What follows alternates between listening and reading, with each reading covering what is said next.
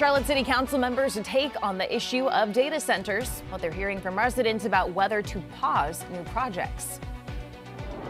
This is about the Constitution of the United States. This is about our democracy. South Carolina's redistricting push fails in the state Senate. What lawmakers and the congressmen targeted in the measure are now saying about the next steps. And the South Carolina governor's debate covering everything from redistricting to Silfab and Alec Murdoch. The key takeaways as the state's election season gets underway.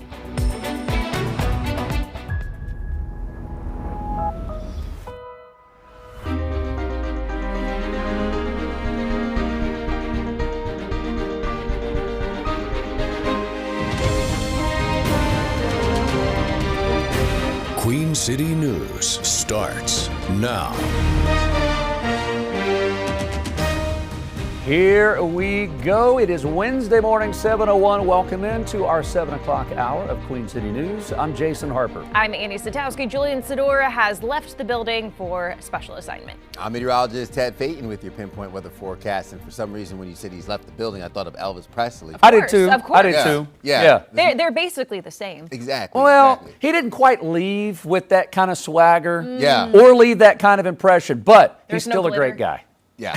No trail of glitter leaving. No, not so much. no trail Not of so glitter. much. I'll say Mother Nature's got us all shook up with all the rain chances. Oh, that's boy. coming in and out. And I like it. we are again looking at those showers that's going to be rolling in here for the afternoon. Peak heating hours of the day. Be on the lookout for a few pop-up showers and storms, but mostly dry, some patchy fog, and mostly cloudy skies kicking off this morning as we look around the crown. Temperature-wise, we're still in the upper 60s, near 70 degrees. Winds are calm. Really haven't budged all morning long with those temperatures and dew points. The fog has not been a major issue, which is good news. Upper 60s, low 70s around the Queen City with low 60s Boone and Jefferson. Ramping up into what will be the mid to upper 70s, near 80 degrees towards your early afternoon hours. Peak heating hours of the day will get us into the mid 80s. I'm looking at your 2 to 4 o'clock hour for when those showers and storms could likely impact uptown, maybe sticking around a little bit longer in our mountain counties.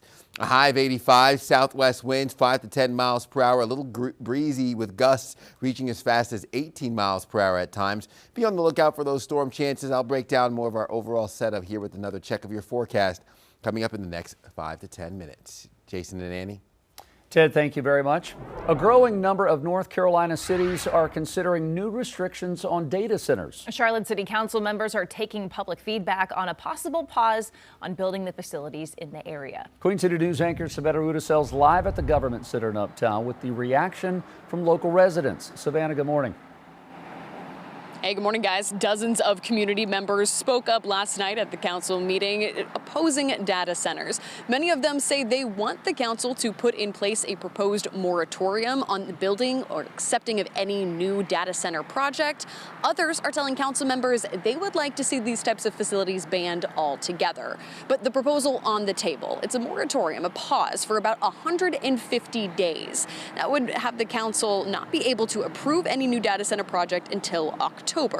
This idea is to allow for more time to develop and research some of the impacts on the surrounding communities, the environment, the energy grid, among other concerns. Data centers remain a hot button issue, and it drew a crowd that filled the meeting chamber. The majority of speakers say they want to put a stop to the developments, but others did caution council members against restricting the city's growth. These impacts are not placed on our most protected communities. They're often placed in Black and brown and low-income communities, not just once, but repeatedly. Charlotte cannot continue building the city that we aspire to be while stepping backward on the infrastructure that supports modern business, education, and innovation. And council members did not take a vote on the action here last night. That is going to be saved for about a week and a half. Council members are scheduled to vote on the proposed moratorium on June 8th. Reporting live in Uptown, Savannah Rudisell, Queen City News. All right, Savannah, thank you. Charlotte leaders are beginning the process of finding an interim mayor. Mayor Vi Lyles is resigning from the city's top elected post on June 30th. Last night, City Council members approved a plan to open the application process for 7 days, starting on June 2nd. They would then hold a public forum on the candidates June 18th before voting to appoint someone June 22nd. The interim mayor would be sworn in on July 1st. President Trump's push to get South Carolina Republicans to redraw the state's congressional district is effectively dead. Yesterday, senators rejected a proposal to split apart the only Democratic district in the state. The decision came the same day early voting began for the state's June 9th primary. Queen City News reporter David Schuman spoke with longtime lawmaker Jim Clyburn, who serves South Carolina's 6th district, about the results. South Carolina Republican Governor Henry McMaster called a special session to pass a new congressional map that would have broken up Jim Clyburn's district, the state's lone Democrat representative. But Tuesday, enough Republicans in the state Senate voted against the redistricting effort, for now, including one who'd previously supported it. South Carolina citizens are going to the polls today. And neither my conscience nor my common sense will allow me to stop an election that is already underway. After casting his vote earlier Tuesday, Clyburn spent the evening in Charlotte promoting his new book at a fireside chat with former Mayor Harvey Gantt. Clyburn told reporters South Carolinians didn't want a new map. Well, why were we doing this? The Constitution didn't dictate it. Nobody in South Carolina asked for it. One person sitting in Washington said, to heck with the Constitution. This is what I want. The South Carolina Republican Party chair called the vote an incredible missed opportunity. In a statement, Governor McMaster said, "I'm confident that one day South Carolina's congressional delegation will be completely Republican. I'm disappointed that day has not yet come." State Representative Jordan Pace, a redistricting supporter, says there's a fairly strong chance they'll try again by 2028. I think it's good for the state to have as many conservative voices in Congress as possible, because conservative policies are helpful for everybody. Clyburn pushed back on efforts around the country to break up minority districts. These people are trying to turn the clock back. They are trying to destroy this democracy. David Schuman, Queen City News. Redistricting was one of the topics South Carolina's Republican candidates for governor touched on in their Spartanburg debate last night. They were upset state senators did not pass the plan to redraw congressional maps. This was a Supreme Court decision in Alabama that determined that we could not draw lines based on race. And this was an opportunity for our state to right the wrongs of the past. Where are all these politicians? They've been around for 50 years. They wait for presidential leadership to all jump to social media and say, yes, I'm for it and I'm for it. Then they can't get it done. The fireworks in the debate came when the candidates discussed business incentives. York County Congressman Ralph Norman attacked Attorney General Alan Wilson for lack of oversight on the Scout Motors project. That led to attacks between Wilson, Norman, and Reddy over Silfab and the Alec Murdaugh murder case. I've been talking about the boondoggles since it occurred. Obviously, we talked about the fact that they didn't have DNR there for the environmental mitigation. I mean, Ralph, you want to talk about boondoggles? You were out there advocating for Silfab, and that place is on fire up in your congressional district, so don't lecture me about Scout Motors. Alan, you're lying again. Silfab was a company that came into a vacant building. I had nothing. He's lying about that I own land. The money on the Murdaugh trial, he's costing all these taxpayers, having to retry it. It's not right. 2 people were brutally murdered. They deserve justice, and I will spend whatever it takes to deliver them justice. Alan Wilson is right about this guy in Silfab. It's a disaster. Another governor candidate, Lieutenant Governor Pamela Yvette, had to skip last night's debate for a North Myrtle Beach rally. She addressed the Senate's decision on redistricting, saying lawmakers who voted against it will pay a political price. I was very disappointed today with the Senate vote, but like I said, you know, if what I'm hearing is the sampling of what, you know, constituents all across the state want, then those senators will, you know, be asked to answer for that at the ballot box in 2 years. Yvette is encouraging Republican voters to come to the polls on June 9th and, of course, in the November general election to make a difference. Iran is threatening to retaliate after U.S. forces carried out what it called defensive strikes on Iranian mine-laying boats and missile sites earlier this week. It comes after 7 weeks of failed negotiations between the two countries and Israel to come to an agreement to end the war in Iran, as well as the country's nuclear program. Despite the recent strikes, both sides still want to find a way to get a deal done. The Iranian delegation went ahead with another day of talks with mediators in Qatar. As far as the terms, President Trump wants any deal to include an expansion of the Abraham Accords to normalize relations between Israel and other countries in the region. The president originally had planned to hold a rare private cabinet meeting at Camp David today, where the Iran war is expected to dominate the agenda. That, however, will now be happening at the White House due to inclement weather. And as far as our weather in the Queen City, you may have gotten caught up in a downpour yesterday. Meteorologist Ted Payton says that still may happen, but it's not as widespread, right, Ted? Yeah, not as widespread. Lower chances for today. Just some scattered showers over our mountain counties. Outside of that, we're dry on radar, not seeing too much activity as we continue to keep most of that moisture well off to our south. That will make its way into our area heading into this afternoon. Drought conditions continue. We'll get an update here in just about 24 hours. So not going to see as much red, hopefully, as we head into your Thursday late morning, getting an update from our drought conditions, but water vapor satellite imagery still aimed towards the Carolinas, playing into those rain and storm chances heading into the second half of the day. That's going to give us some pop-up showers, isolated storms, heavier rain over eastern Texas from Dallas into Houston. Stationary front pushing that warm air further north, helping us get into the mid-80s today. Flood concerns from eastern Texas into Louisiana. We still have that moisture traveling up into the mid-Atlantic here close to home. I'll break down more of what those rain chances look like for your Wednesday coming up with another check in the next few minutes. Jason. All right, thank you very much. I appreciate that, Ted. We are officially in rush hour, started at the top of the 7 o'clock hour, so we've got a couple of incidents that weren't here 20 minutes ago when we gave you our last traffic report. A little bit of volume coming up from the south, up 77 between Fort Mill and the 485 interchange. We'll keep an eye on that. Let's go and give you a quick snapshot of some traffic. This is outside our studios in West Charlotte. That's 85 traffic, north and south. Northbound coming at us, the headlights coming up from Gaston County. No reports of any accidents between Gastonia and 485, which is good news. A little bit of volume, though. We do have a new accident coming down 77 up in the Mooresville, Cornelius area. So we've got a lane closed, which is only going to give you one lane unless you're a toll lane user. So that's really going to slow you down this morning. So be aware of that. Here's some drive times, whether you're coming in from Gaston County, coming down from Mooresville, those times are now ticking up. 20 minutes coming up from Rock Hill this morning. So definitely seeing on those three areas really a slowdown. A new accident on the east side of the city, 485 enter. Before you get to Mint Hill and Highway 24, we've got an accident on, like I said, 485 enter. So be aware of that. If you're trying to work your way around from Mint Hill down through Matthews, you're going to be slowed down for just a little while. Coming up Independence Boulevard, traffic's looking good, almost non-existent. It's looking really nice this morning. So here are drive times, whether you're coming down from Concord, in from Albemarle, or up 74 from Monroe. Don't be distracted with the cell phone. We will give you another look at your traffic coming up in about 20 minutes. Annie?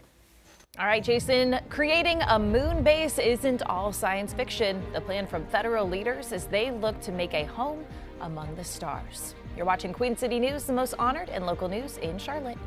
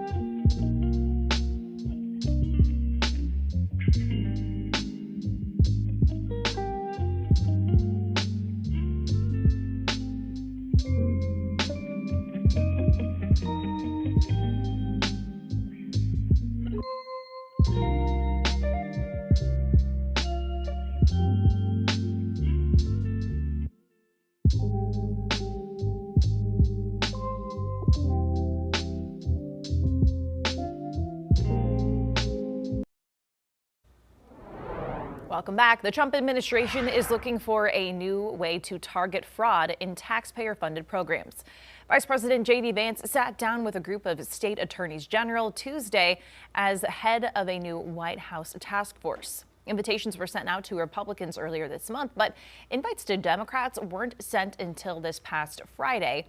More than a dozen Republican attorneys general were expected to attend, with the goal of turning the White House crackdown into a state-by-state fight. The list includes AGs from 15 states for a closed-door session. The message from the White House is simple. Fraud is not just a federal problem. Many benefit programs like Medicaid and some healthcare-run programs are through the states. The administration wants the AGs to talk about what Washington has done and what states are doing and how they can better work together. The task force was created after reports of fraud cases in Minnesota. Last week, Amy Block, the former head of the Minnesota nonprofit Feeding Our Future, was sentenced to more than 41 years in prison. Prosecutors said she helped orchestrate a $250 million fraud scheme involving federal child nutrition money during the pandemic. It was one of the largest COVID-era fraud cases in the country.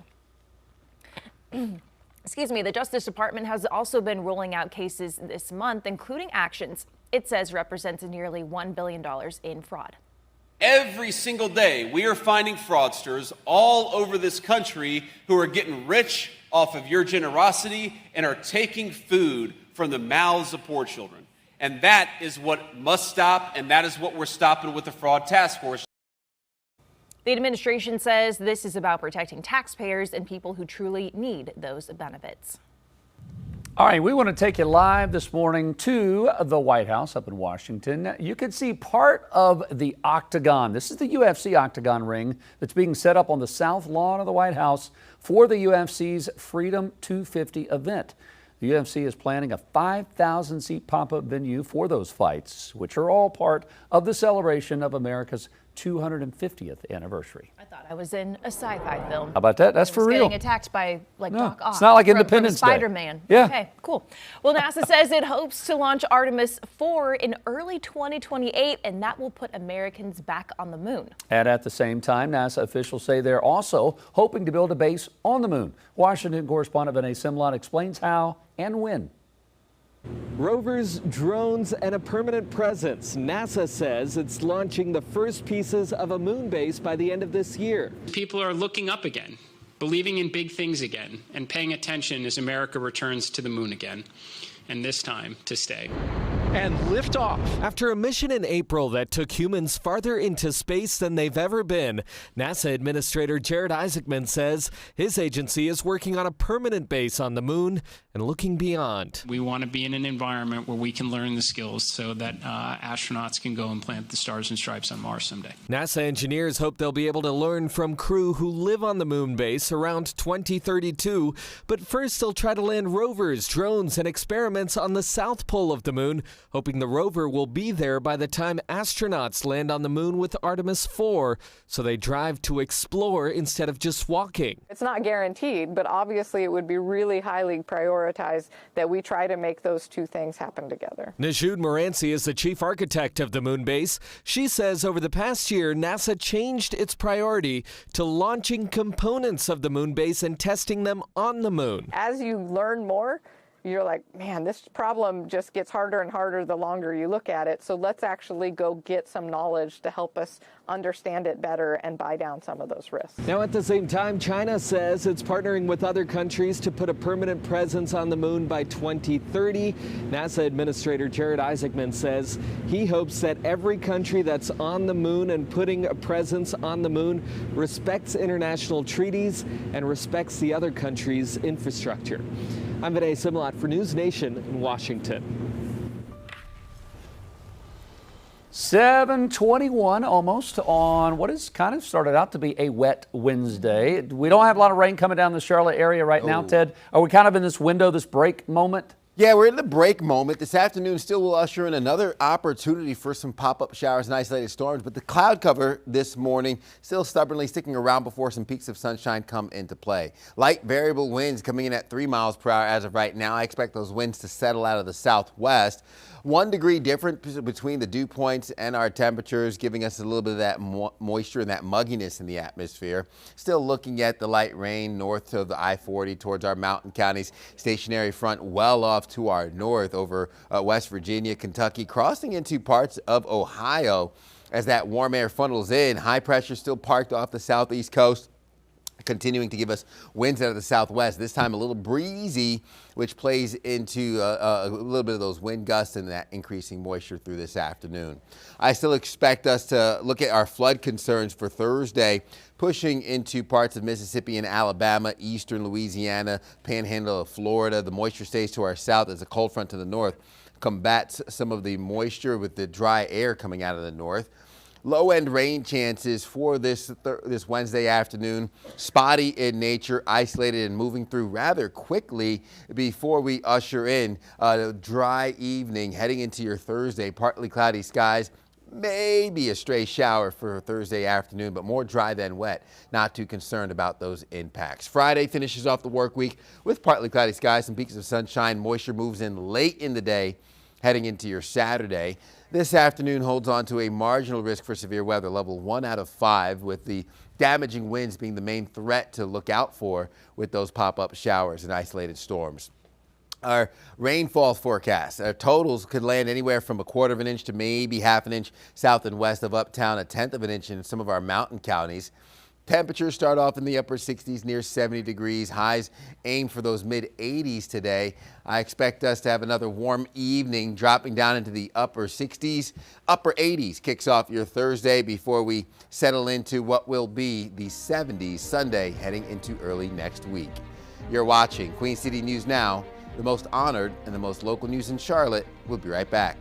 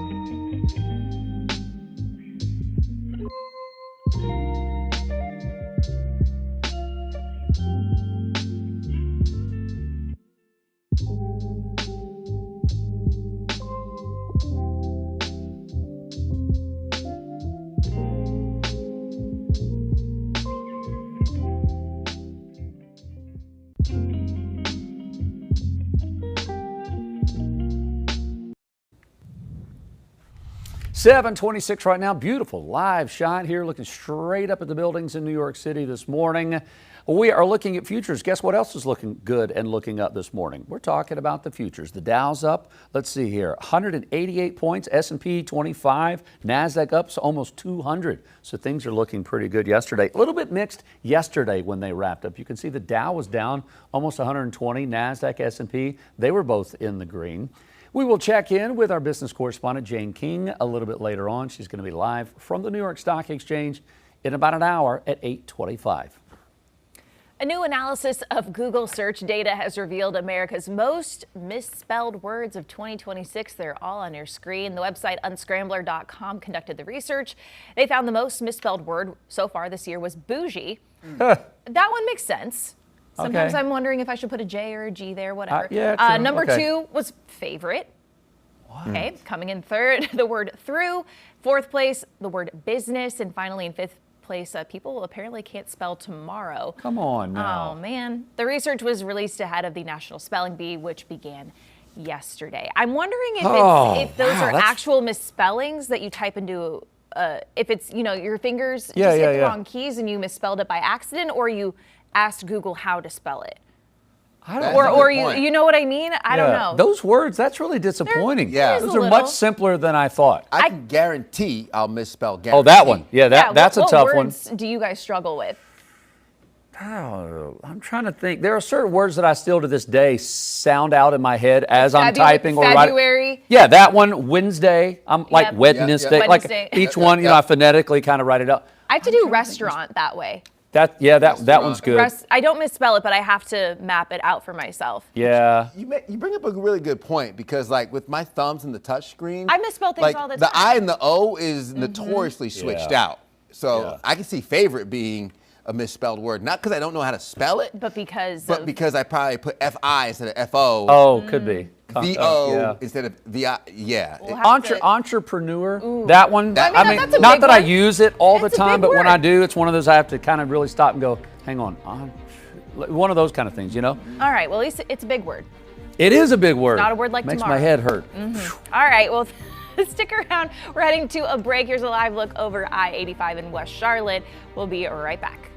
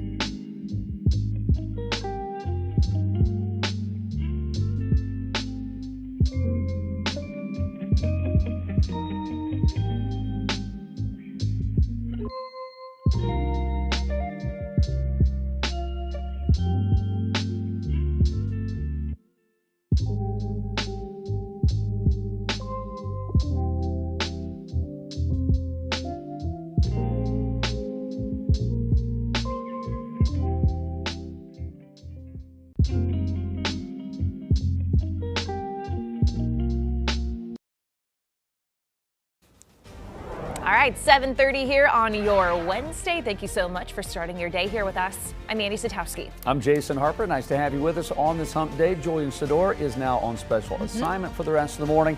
And so is meteorologist Ted Fee. I mean, trying to bring the sunny skies anytime you can. Good looking shot looking down on Bank of America Stadium as Panthers are getting ready for their OTAs. A new season right around the corner, Ted. Oh, it's coming. It already feels like summer. It feels like training camp weather out there. So we are holding on to some of that heat that's going to ramp us up into the upper 80s come Thursday. But today, mostly cloudy as we take a look out towards uptown Bank of America Stadium. Quiet as of right now, but we could see some of the rain, the showers move in later on this afternoon and into your evening. As of right now, mostly dry. Winds are light and variable, coming in at about 3 miles per hour. 1 degree difference between our temperatures and dew points. 69 degrees out of West Charlotte, 70 degrees for Charlotte.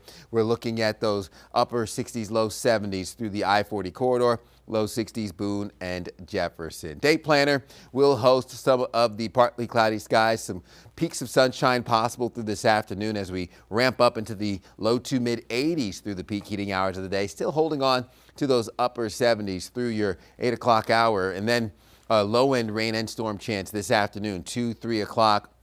I'm looking up those pop-up showers and the chances of the rain moving through. A high of 85 degrees, southwest winds will be breezy at times. I'm looking at 5 to 10 miles per hour, maybe getting to the 18 mile per hour wind gust here and there.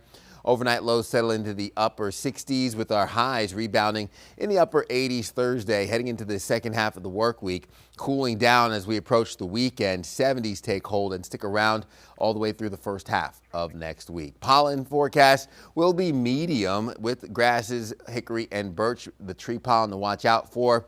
70s on tap for the rest of the work week in our mountain counties. Overnight lows in the 60s. I'll break down more of what those rain chances look like here with another check coming up in the next 10 minutes. Jason? All right, Ted, thank you very much. Appreciate that. 7:33. Let's step outside for pinpoint traffic. It is getting busier by the minute. More and more volume. I mean, look at I-77 coming up from the bottom of your screen from Fort Mill. That whole stretch is almost yellow all the way through 45 into Uptown. No reports of any accidents, but just volume everywhere. Let's go ahead and take you outside our studios in West Charlotte. Good looking shot here of I-85 north and south traffic. This is one of the busiest interchanges in the entire state of North Carolina. They're working on road construction. You can see those vehicles there to the right. That's going to be going on for the next couple of years. Traffic to the left, though, the headlights coming up from Gaston County. That is a slow stretch, but it is still moving. We're grateful for that. A new accident about 35 minutes ago coming down from the Mooresville area. 77 southbound, one of the lanes blocked near Langtree. Just south at Langtree Road. It's got you backed up to Brawley School Road.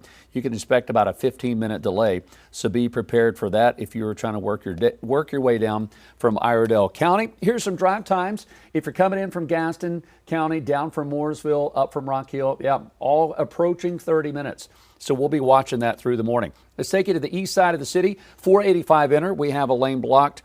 This is right at NC 218, which is Fairview Road. You're backed up to Blair Road, which is NC 51. So that's going to slow you down about 10 minutes if you're working your way around the inside of the loop trying to get to Matthews this morning. Here's Independence Boulevard. Volume is picking up, but it's still moving at a nice about 60, 65 miles an hour. We will take that this morning. Here's some drive times. Down 85 from Concord, in from Albemarle, up 74 from Monroe. You guys are all looking good. Quickly, if you're headed to the airport, here's your drive times. If you're in Uptown coming up from Rock Hill or down from Cornelius, not too bad. Certainly slow as you're coming up from Rock Hill. We'll keep an eye on that. You keep an eye on your speed. We'll have more coming up at 8. Annie? Dozens of Charlotte residents are calling for city leaders to put a pause on data centers. Many of them shared their concerns last night during a city council public hearing. Right now, the council is considering a 150-day moratorium on data centers. It would stop members from approving projects and accepting new applications until they have a better idea of the impacts. It would also allow time for them to create more regulations surrounding the approval process. Last night, it was a very packed house for that public hearing. The vast majority of the crowd was anti-data center, but there were a few not in favor of a moratorium. These impacts are not placed on our most protected communities.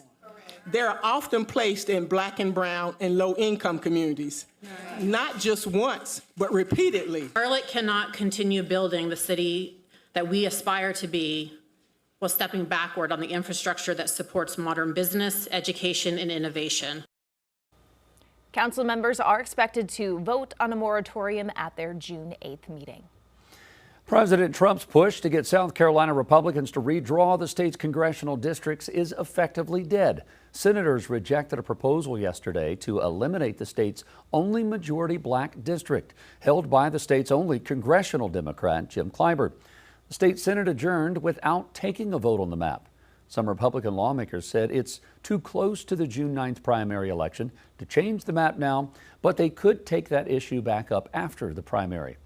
Others brought up concerns that the move could backfire on Republican lawmakers by making some districts more competitive. A York County judge is set to issue a ruling on Silfam Solar's future. Members of the business and the county zoning board laid out their cases yesterday. A previous decision ruled manufacturing was not permitted under the zoning for the site, which is light industrial. But Silfam says it's confident and believes the court will agree that the previous decision should be reversed. No word when a decision is expected. A suspect is finally in custody, charged with Concord's Sundrop murders case. The high-profile double homicide was cold for nearly 2 decades. Queen City News reporter Jen Cardone outlines how they found a suspect.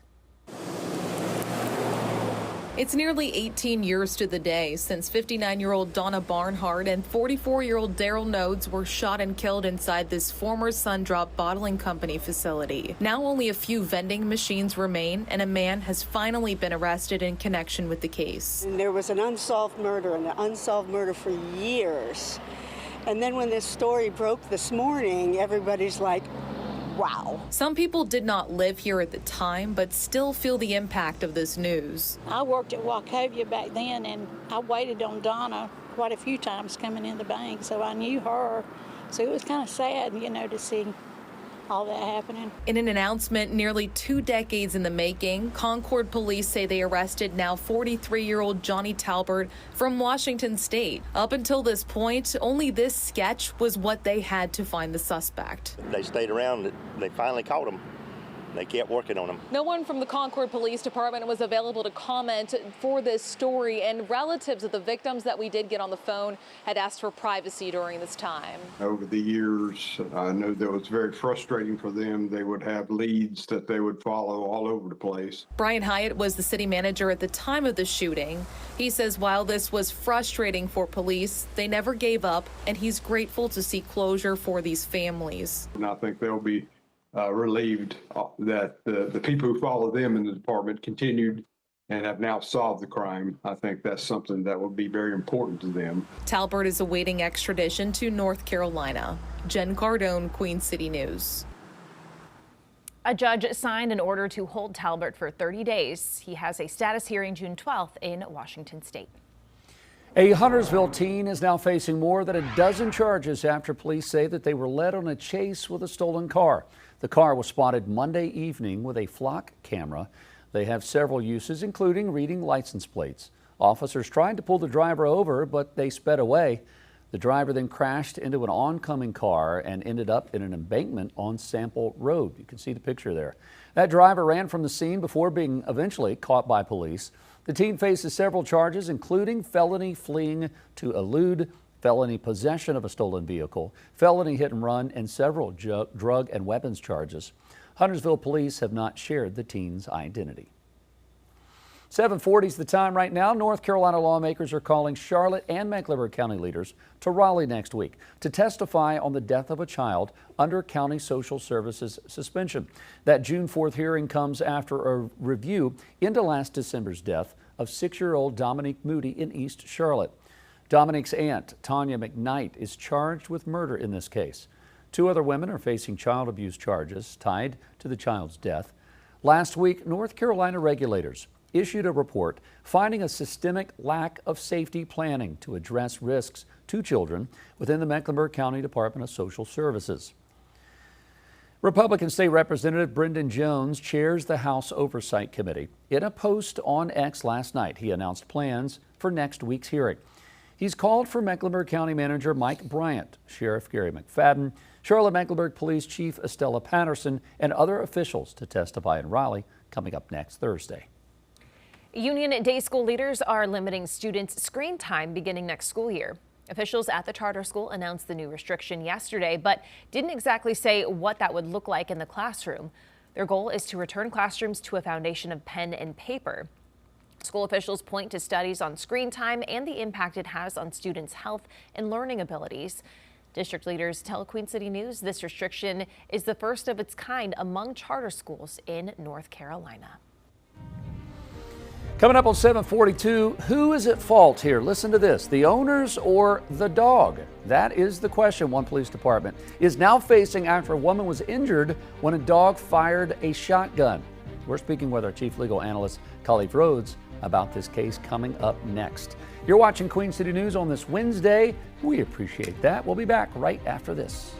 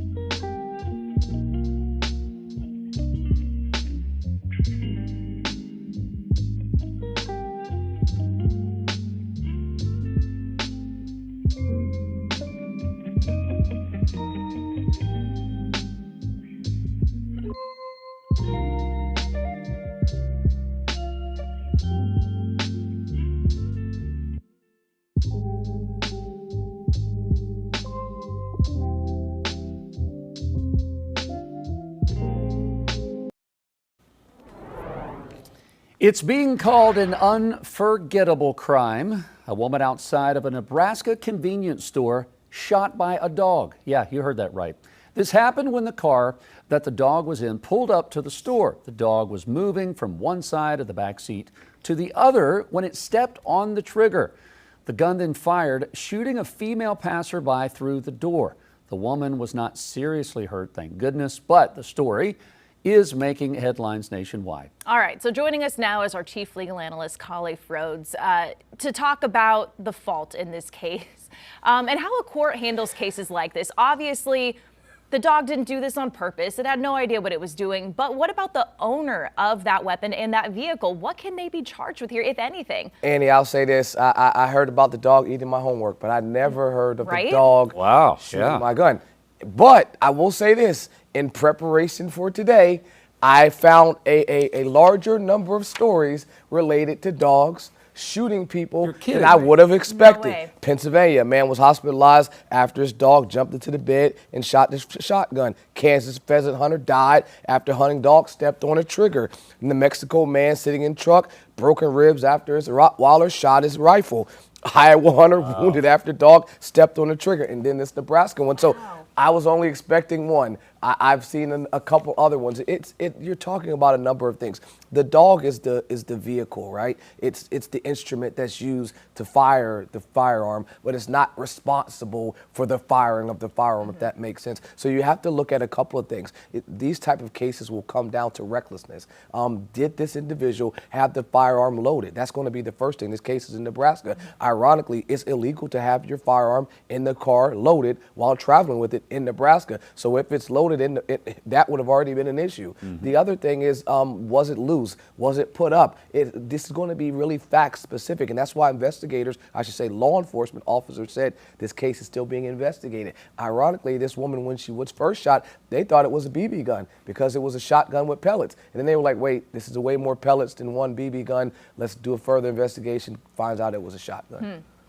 Okay, so I'm trying to, for those of us here that realize this is Nebraska, but what lesson can we take for those of us that are watching here in the Carolinas, right? So I see that under NC, this is NC Law 14-315. Who doesn't know that one, right? Khalif knows it. I know you do, Khalifa. Basically, it just states it's a misdemeanor to leave a loaded, unsecured firearm for an unsupervised minor, especially if it leads to shooting something. All right, so what do we need to learn from this story, which sounds, we kind of chuckle a little bit because it sounds so surreal, but this could happen. It all has to do with leaving loaded or unloaded the storage of firearms. 100%. I mean, anyone that's ever taken a fire safety course recognizes that most of these things are created around it. The safety around it is ensuring that someone doesn't get hurt with your firearm, specifically some child gets hurt with your firearm or someone else gets access to your firearm that shouldn't have it. And so they talk about proper storage. They talk about making sure that you keep your firearm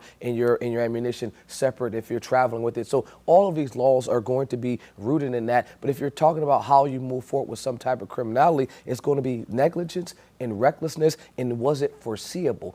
Did you put this person, animal, someone else in a situation where you could have avoided this by a foreseeable risk? Having your firearm sitting on a chair, not tied down, not secured, and loaded when you have an animal rolling around would fall into that category of a foreseeable risk. So now that can lead into criminality. I think you get closer and closer and closer to charges with the more foreseeable the risks are and the more negligent you were and reckless that you were with those risks. Do you see a civil case here as well in addition to criminal?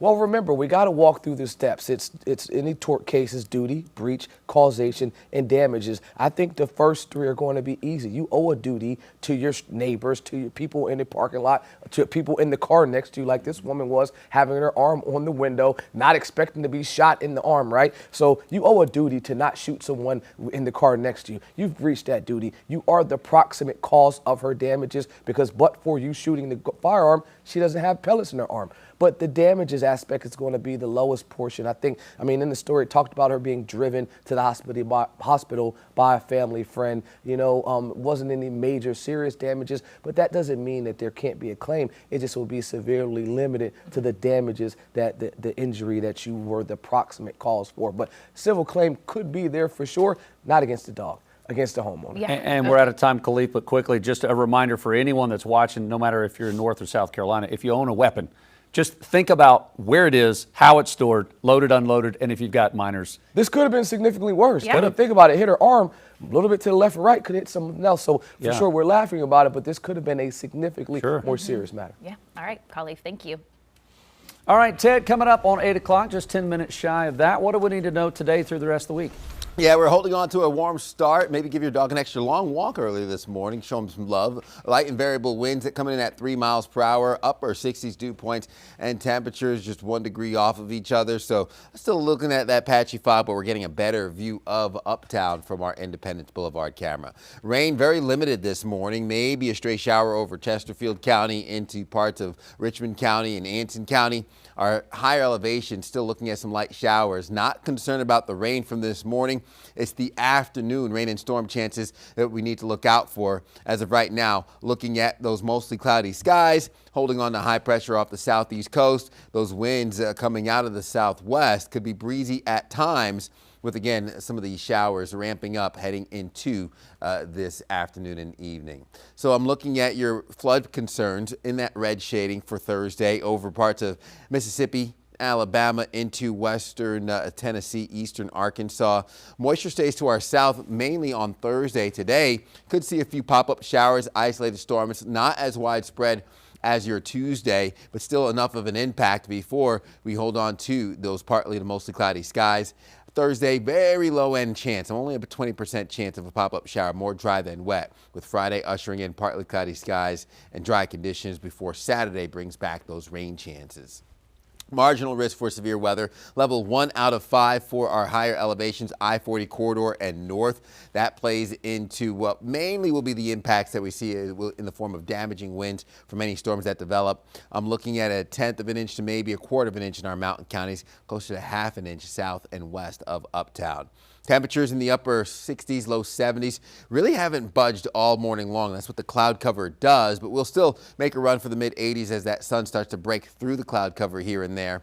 Upper 60s, low 70s overnight heading into your Thursday morning. We'll rebound into the upper 80s Thursday, still holding on to those 70s end of the weekend, heading into early next week. You're watching Queen City News Now, the most honored and the most local news in Charlotte. We'll be right back.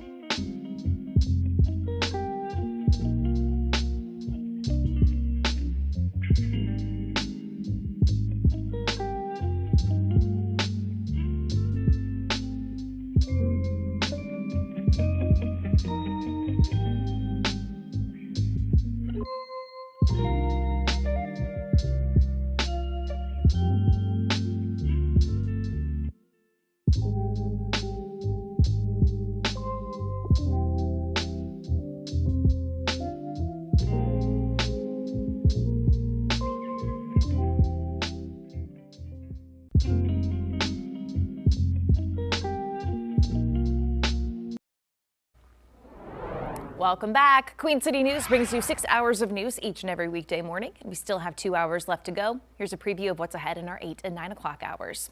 Who will replace Charlotte Mayor Vi Lyles, who is, of course, stepping down next month? Coming up in our next hour, Queen City News anchor Savannah Rudisell looks at the process of choosing a new mayor, interim mayor, and when leaders are expected to make their decision. Plus, another one bites the dust. A live report from Washington, D.C., taking a closer look at what went down in Texas as a second Republican senator is voted out of office. And can you believe it's already time to start talking about football? The Panthers would take the field for OTAs, and it brought both vets and rookies onto the field. Coach Canales sets the expectations for all the team's new players. You're watching Queen City News, the most honored and local news in Charlotte.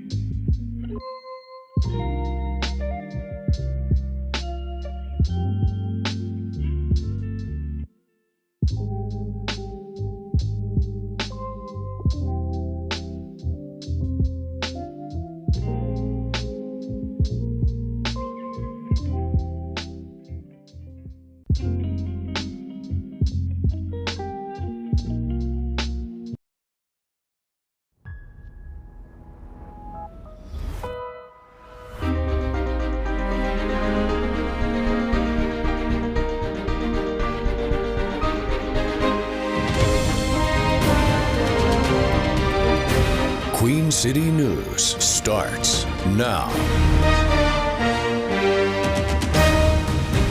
Good Wednesday morning, everyone. Welcome into the almost 8 o'clock hour of Queen City News. We are starting right now. I'm Jason Harper. I'm Annie Satowski. Julian Sador leaving us for a special assignment. I'm meteorologist Ted Payton with your pinpoint weather forecast, and we're going to be looking at a warm start, mostly on the very warm side this afternoon, and just a few pop-up showers here and there, an isolated storm or two. We are feeling the humidity. So what's the humidity percentage right now? Yeah, so 130. What's the dew point, I should say? Dew points are at 68 degrees, just 1 degree off of the temperatures. Okay. Humidity's at about 96%. Yeah, I believe it. I believe that. Yesterday, it was so weird because as it was raining, the sun was shining. Yeah. Oh. And then as soon as the rain stopped, you could see the steam coming off the pavement. And it just felt sticky. Least favorite weather. Now, quick breakdown. The humidity is the amount of moisture in the atmosphere. The dew point is at the point in which that moisture condenses. And right now, both are high.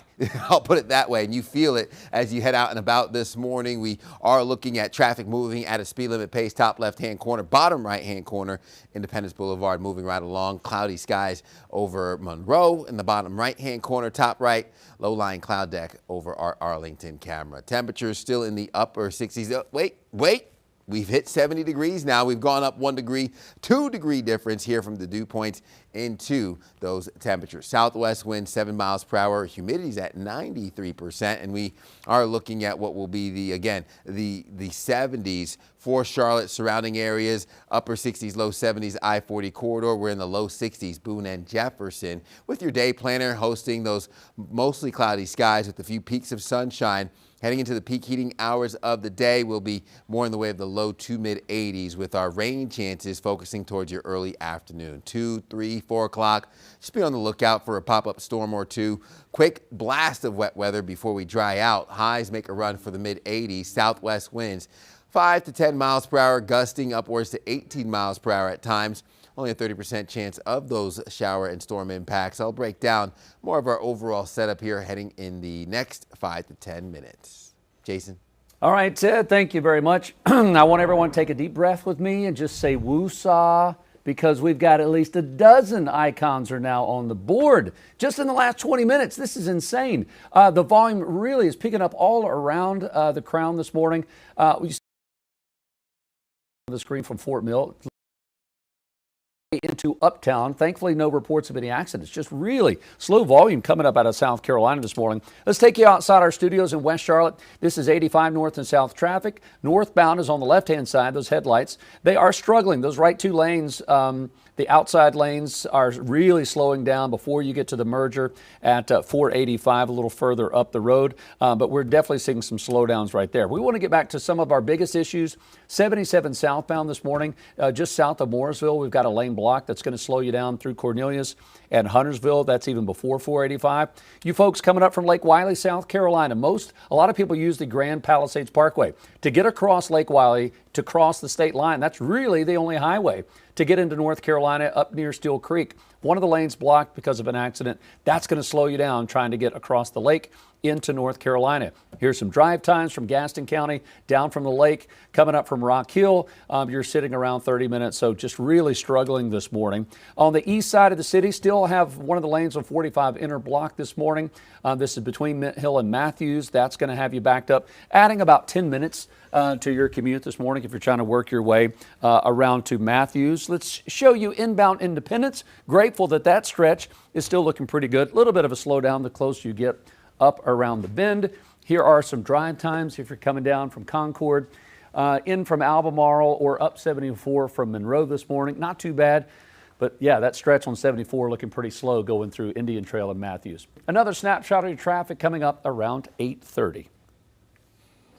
Charlotte City Council members have a little more than a month to select a replacement in the interim for Mayor Vi Lyles. The second longest tenured mayor in the city's history will be stepping down at the end of June. Queen City News anchor Savannah Rudisell is live at the Government Center with the latest information on that search for someone to fill that role. Savannah?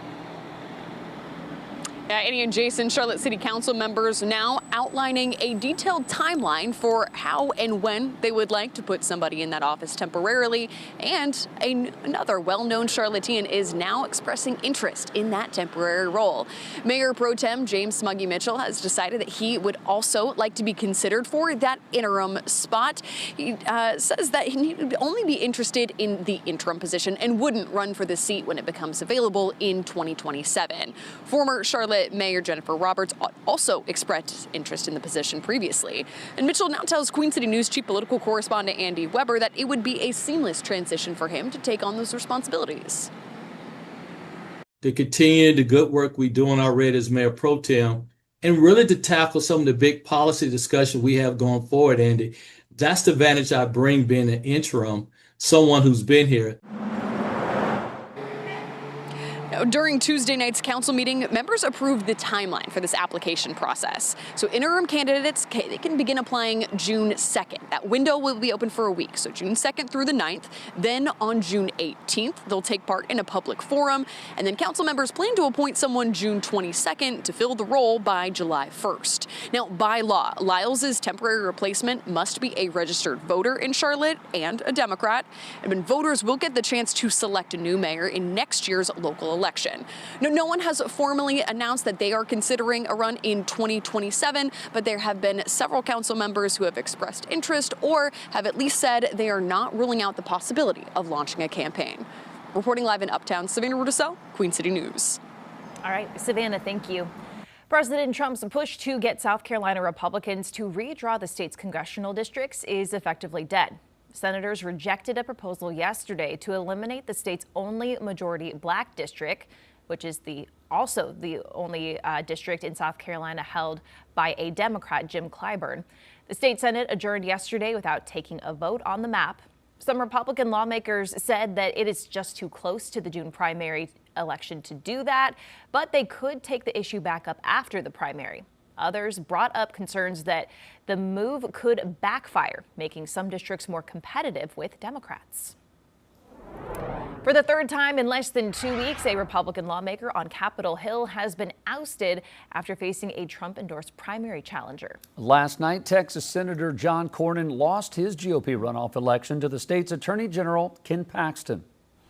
News Nation's Washington correspondent Kristen Eskow joining us live with the latest. Kristen, good morning. What are some of the reactions that you're seeing so far this morning?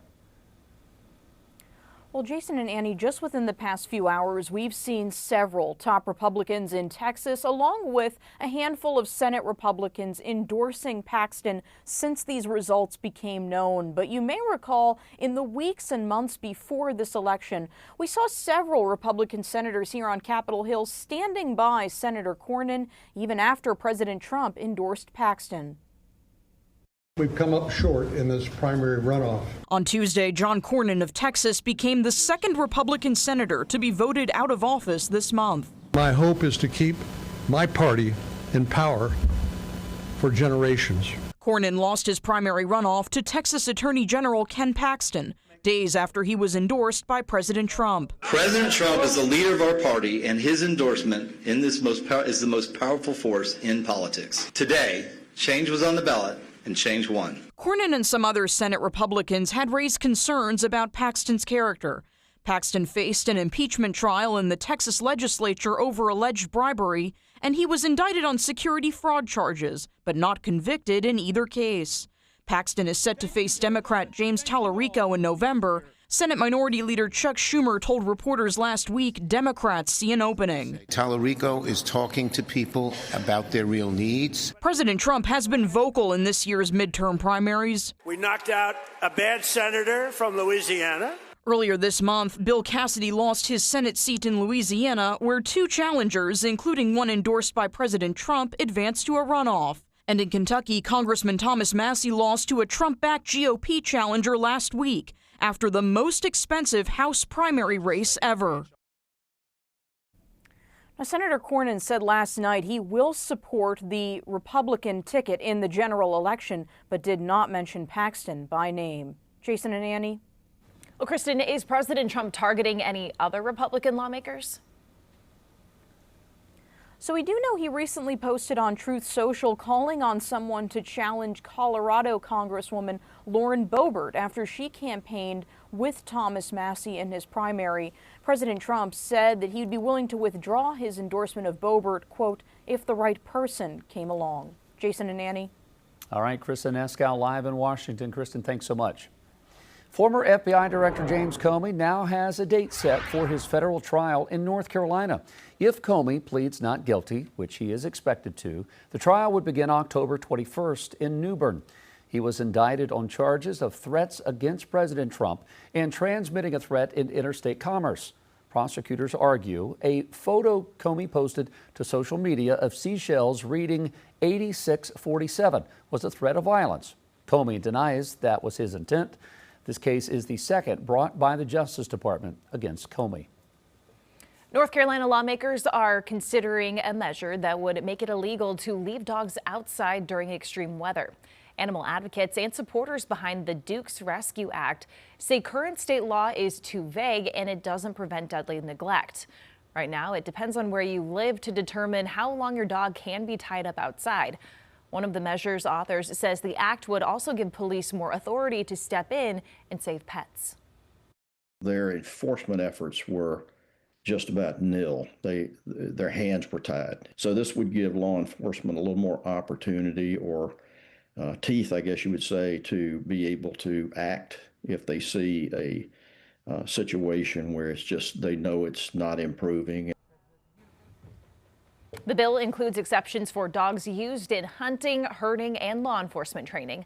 Sponsors say they added the exceptions after getting some pushback from hunting groups. Charlotte's Metropolitan Transit Commission will meet today to discuss creating a more modern system for paying fares. The public will also be able to give their comments on the plan. CATS is looking to introduce new ways to pay as well as requiring proof of payment. The new pay structure would see payment move to only 3 categories from 5. Those would be community shuttles, local service, and regional express bus services. That meeting gets underway at 5:30 this afternoon. Charlotte officials will be breaking ground today on the city's new Firehouse 47 on the grounds of Charlotte Douglas International Airport. The new facility will support the airfield's expansion and is funded through the $1 billion project to build a new runway. The Firehouse will open in the fall of 2027. The ceremony is at 11:30 this morning. Ted, what do we need to know coming up? Yeah, we are holding on to that moisture in the atmosphere. You could feel it once you walk out the door. With that stationary front dissipating to our north, we are holding on to some rain chances before we warm up even further heading into your Thursday. We'll break it all down for you with a look at that forecast coming up in just a few moments. But first, taking you live outside over Independence Boulevard, the most honored and the most local news in Charlotte. We'll be right back.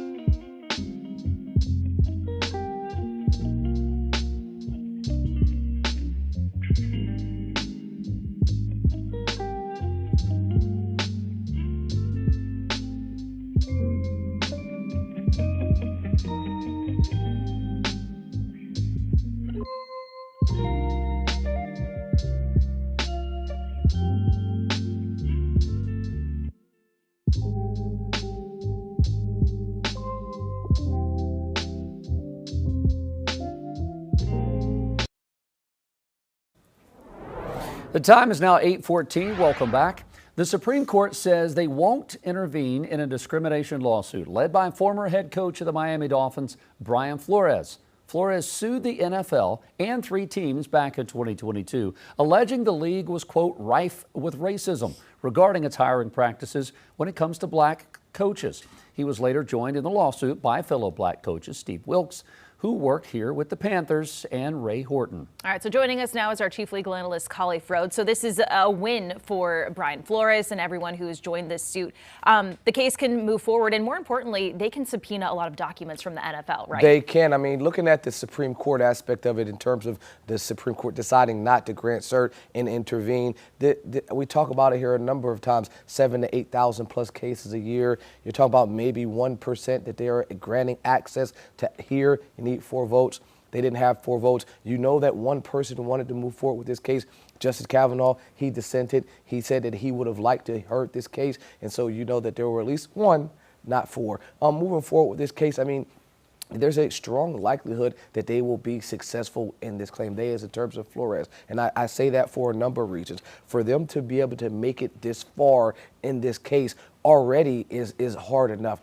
To make it past motion for summary judgment, to survive all of these motions to dismiss that they've done so far, 70, 80% of cases don't make it past that point. And so for them to make it this far, they need to be able to prove in what they've alleged is a number of things, but the biggest thing they've alleged is a violation of USC 1981. That's basically saying that if you discriminate against someone based on race regarding making performance, modification, or termination of contracts in an employment status, then that's a violation of that statute, and then they should be compensated. That is the argument that they're making here. West Charlotte's own Steve Wilkes is a part of this claim. I believe that they have the legs for this to go forward because they've already proven that they can defend a number of things where cases would fail.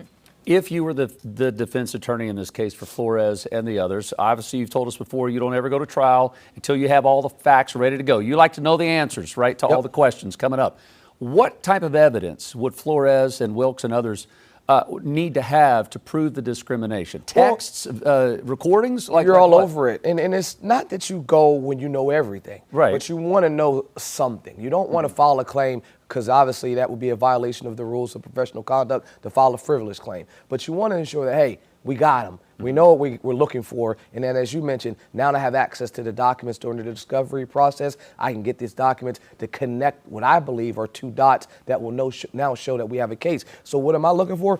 Emails, internal text messages, interview timelines, candidate scoring sheets. Remember in one scenario, the coach called him and said, hey, congratulations on you getting the job. And he hadn't even had his interview yet, and they had already decided to give it to someone else. Those are the types of things when you know, hey, I'm scheduled to have this interview, but I'm only getting this interview so they can do it from a performance base. It's not really an actual shot for me to get this job because someone else has already been hired. Those are the types of things, well, you scheduled it on a Monday, but you hired this guy last Friday. I want to know that timeline because now that I can prove that I actually had no chance of getting this. The details like that are going to be key in this case, and they seem pretty damning for the NFL. But is it still a David and Goliath situation, even though you have some well-respected coaches who have had a solid career so far? Is it still going to be hard to take on the NFL? Do they go to trial, or do they just kind of make this go away? Well, I mean, this is, first of all, David versus Goliath is an understatement. I mean, you're going against a billion-dollar industry, and you have individuals that at some point the resources will run out for litigation. And so there's always that aspect. But their defense team, or I should say their team, is doing an excellent job in terms of plaintiffs, making sure that they attack each motion to dismiss that has been thrown against them. I have to overemphasize how important that is. Most cases die there. You try to state a claim. Other side's going to say, hey, you haven't connected your claim to the case law, and because of that, Your Honor, we need this to be dismissed.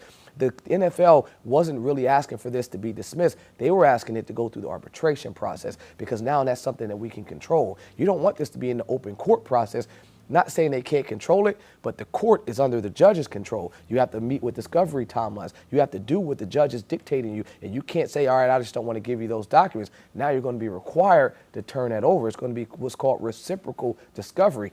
You can ask for things, and I can ask for things. I'm looking for things like those emails, those text messages, those timelines. That's going to hurt your case. That's why you want an arbitration. All right, we'll continue to be following this case for sure, as we have been for years. Khalif, thank you very much.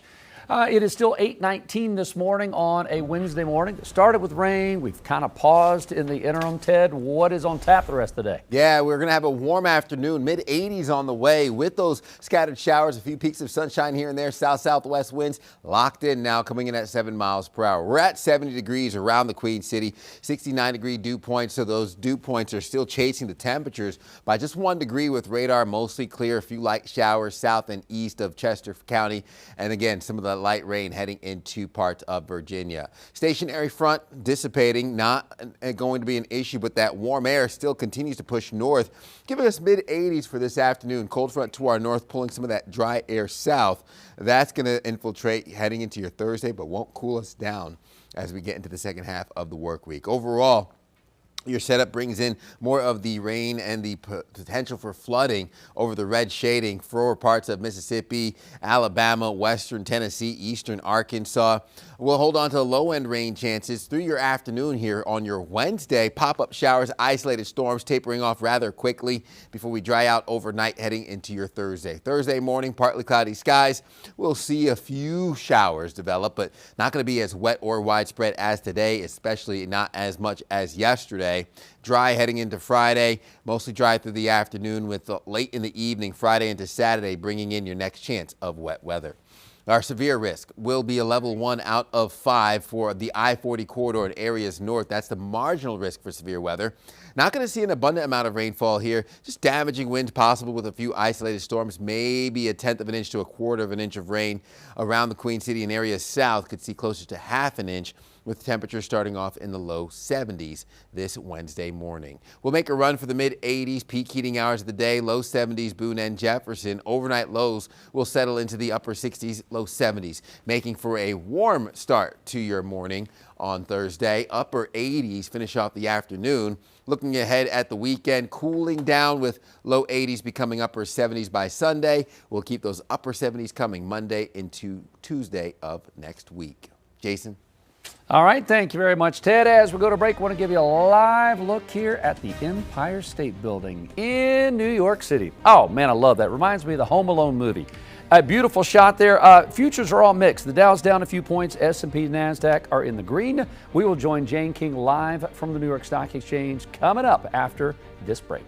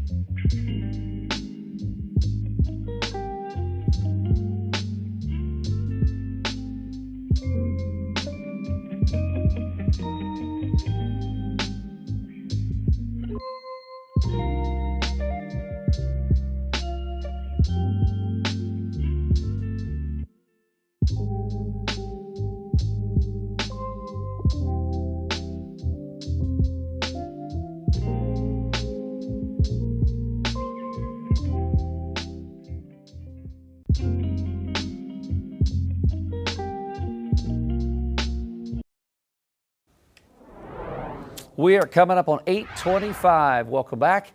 Wells Fargo says it will finance 3D printed homes. And a leader in AI backtracks now on job losses. Jane King's live at the New York Stock Exchange with those stories and more. Jane, good Wednesday morning. Happy Wednesday to you too, Jason. And futures pointing higher again. We could see some more record highs today. We ended up mixed yesterday as investors seem to kind of try to figure out what's going on with the Iran war. But those chip stocks remain just on fire and led the tech companies higher. Well, OpenAI CEO Sam Altman said the rapid development and adoption of AI would not lead to a global jobs apocalypse. And the technology had not claimed as many white-collar jobs as he had feared. He admits he was wrong on AI's near-term social and economic impact. He adds human interaction in many roles limits how far AI can replace workers. And Wells Fargo will write mortgages on homes built with Icon's 3D printing technology. So basically it'll take 0.5% off the mortgage. Now Wells Fargo says it believes the 3D technology can build the homes faster and cheaper. Historically, lenders had concerns about the viability of 3D printing for real estate, the potential value appreciation of the homes, and the ability to both sell and insure those loans. Jason, back to you. That just sounded like a futuristic thing that I heard years ago, a 3D printed home. And now this is a for real legit thing. Have you ever seen one in person? I never have. I know. I have. So I was actually at the home show in Orlando earlier this year, and they had a 3D printer there that was building a home or like, you know, and it small looks house. and feels. So it's pretty amazing to watch. Looks real? Yeah. Wow. It does. I mean, it's got kind of a layered look to it. It's a little different than a normal home, but. Okay. Hey, different could work, yeah. I guess they're okay to live in. There you go. I mean, mortgage is saying, hey, we'll back it, so it must be legit. All right, the future is here. Jane, thank you very much. Our time is out. We will join you, though, coming up at 9:30 after the opening bell. Appreciate that. You're watching Queen City News on this Wednesday morning, and we appreciate that. We'll be back.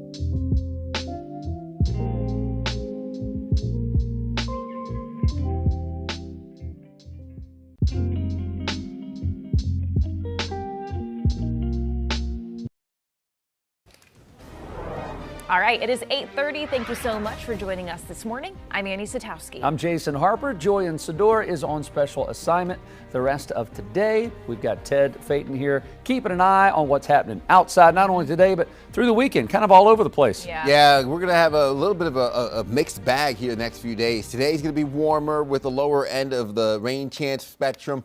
And then we're going to even bring that down more for Thursday as the temperatures ramp up. Then cooling down into the weekend, rain chances come back. Oh boy. There's a lot going You on. got to stay ready. Yeah, stay That's ready. So you don't have to get ready. Keep that thing on you. We're talking about the umbrella. And of course, keep an eye to the sky. Download the Pinpoint Weather app too. That's a great app to use as it will give you a heads up of any rain, lightning detected in your area. It's got your back. Taking a look from our tower camera out of West Charlotte, typically we can see the Queen City in the distance. Today, not so much. We have some of that patchy fog, temperatures, dew points just 1 degree off of each other, still holding on to those 70s and even in the upper 60s when it comes to the dew points. Winds out of the southwest at 8 miles per hour, starting to pick up a little bit. I do expect to see wind gusts upwards of 18 miles per hour at times, with a little bit of a breezy day on the way. Low 70s around the Queen City. We're in the mid 60s towards Boone, low 60s Jefferson, upper 60s Chester into Shelby. So holding on to a relatively warm start to your day. We'll ramp up into the upper 70s through lunchtime, mid 80s on tap, second half of the afternoon. Mostly cloudy skies makes way for some peaks of sunshine with the low end rain and storm chance moving through midday. I'm thinking 2 to 3 to 4 o'clock is where you want to keep an eye to the sky to make sure no showers develop overhead. Our winds will be mainly out of the southwest, 5 to 10 miles per hour, could be breezy at times. And I'm looking at a 30% chance of those showers that move through this afternoon and evening. Tonight, bottoms out in the upper 60s. We'll hold on to partly cloudy skies with those temperatures rebounding heading into the second half of the work week. More on what to expect with another check coming up here in the next 10 minutes. Jason.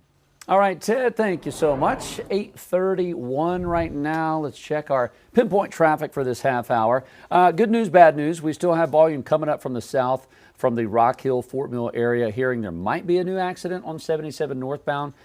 Near Gold Hill. We'll keep an eye on that, but you can tell it's slow in that section before you get to 485. But a couple of other ones have cleared. The one coming down 77 from Mooresville has cleared. 45 inner out near Mint Hill. That one is cleared. So there's some good news to be had. Let's take you outside our studios in West Charlotte. Our tower camera looking down on 85 north and south. North is on the left-hand side. Headlights coming up from Gaston County. That stretch looking good. Drive times, whether you're coming in from Gaston County, down from the Lake Norman area, still a little slow, but that's to be expected. Coming up from Rock Hill around 24 minutes.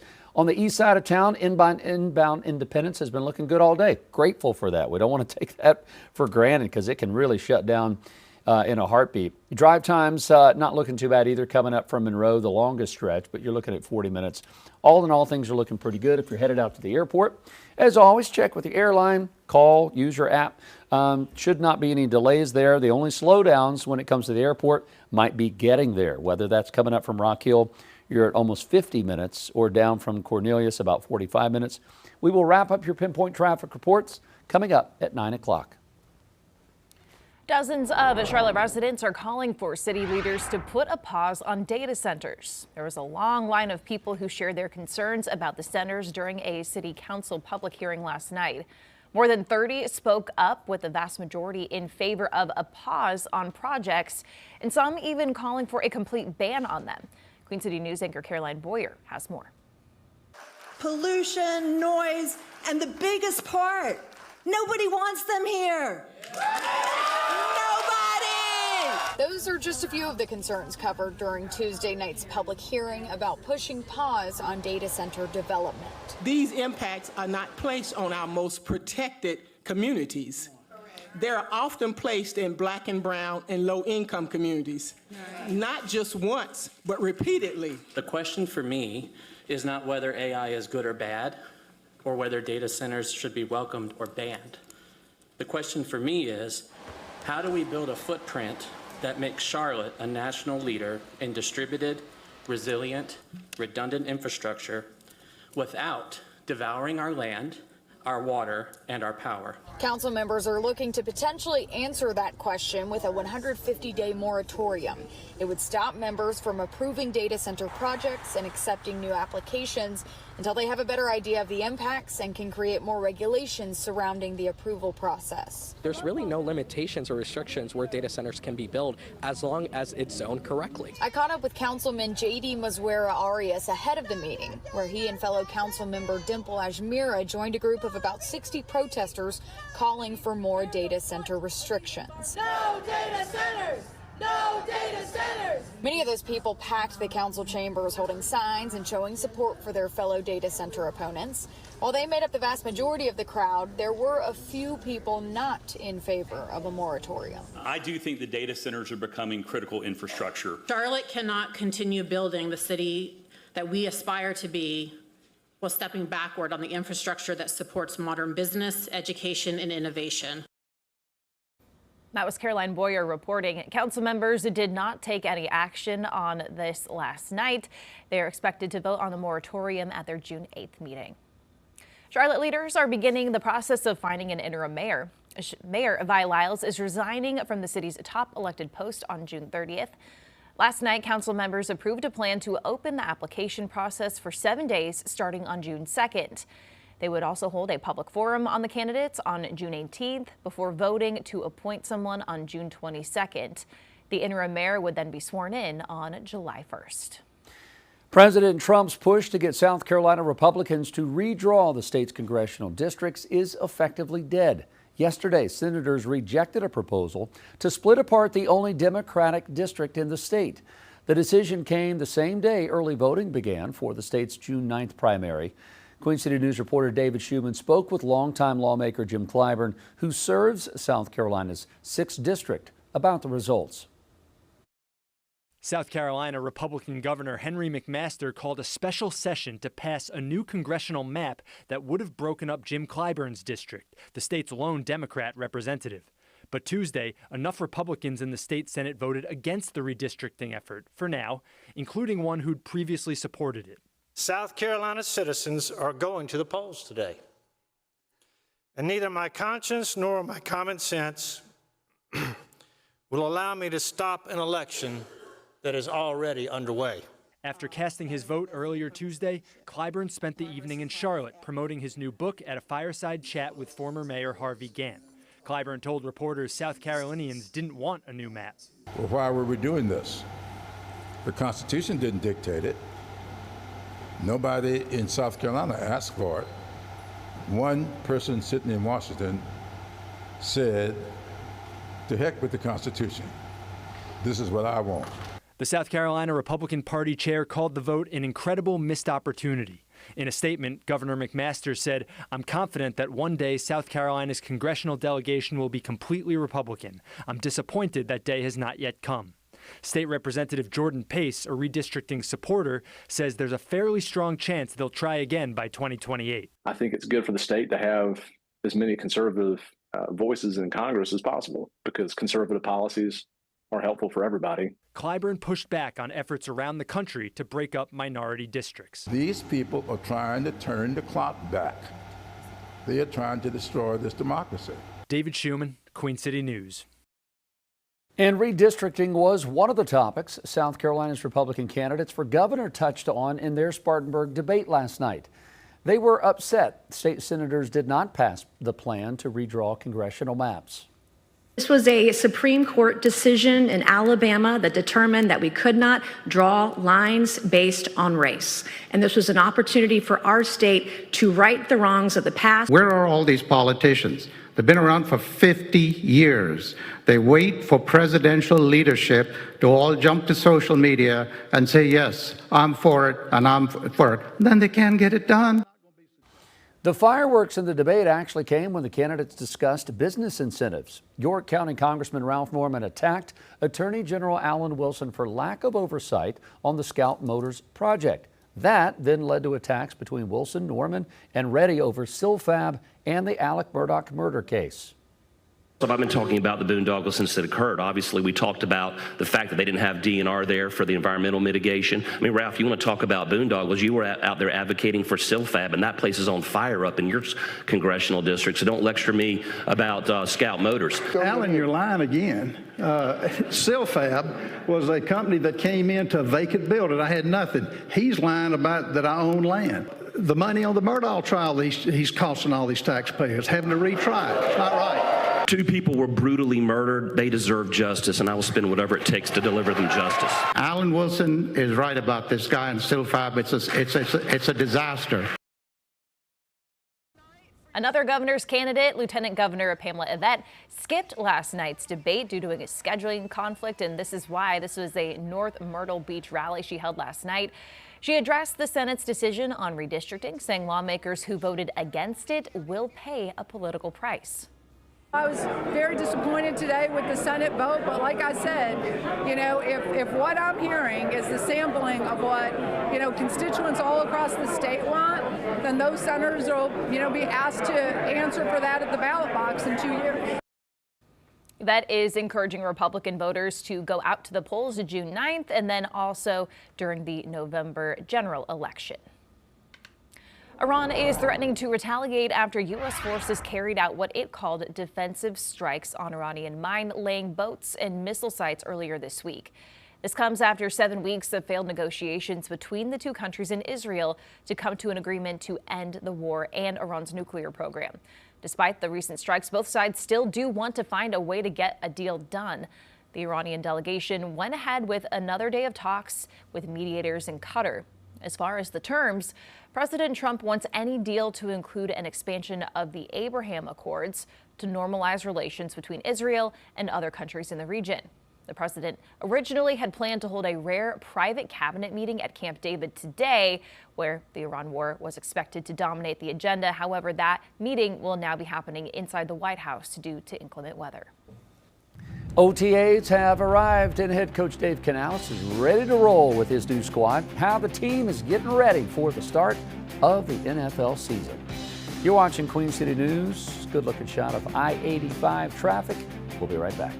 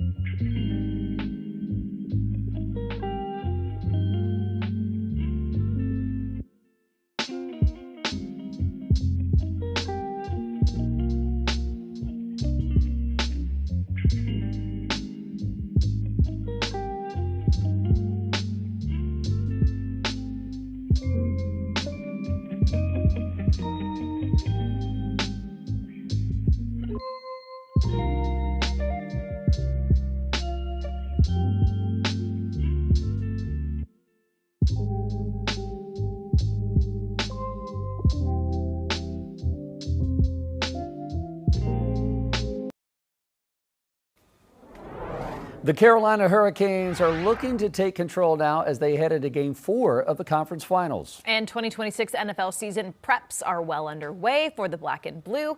Carolina Sports Live's Gabe McDonald has those stories in your morning sports.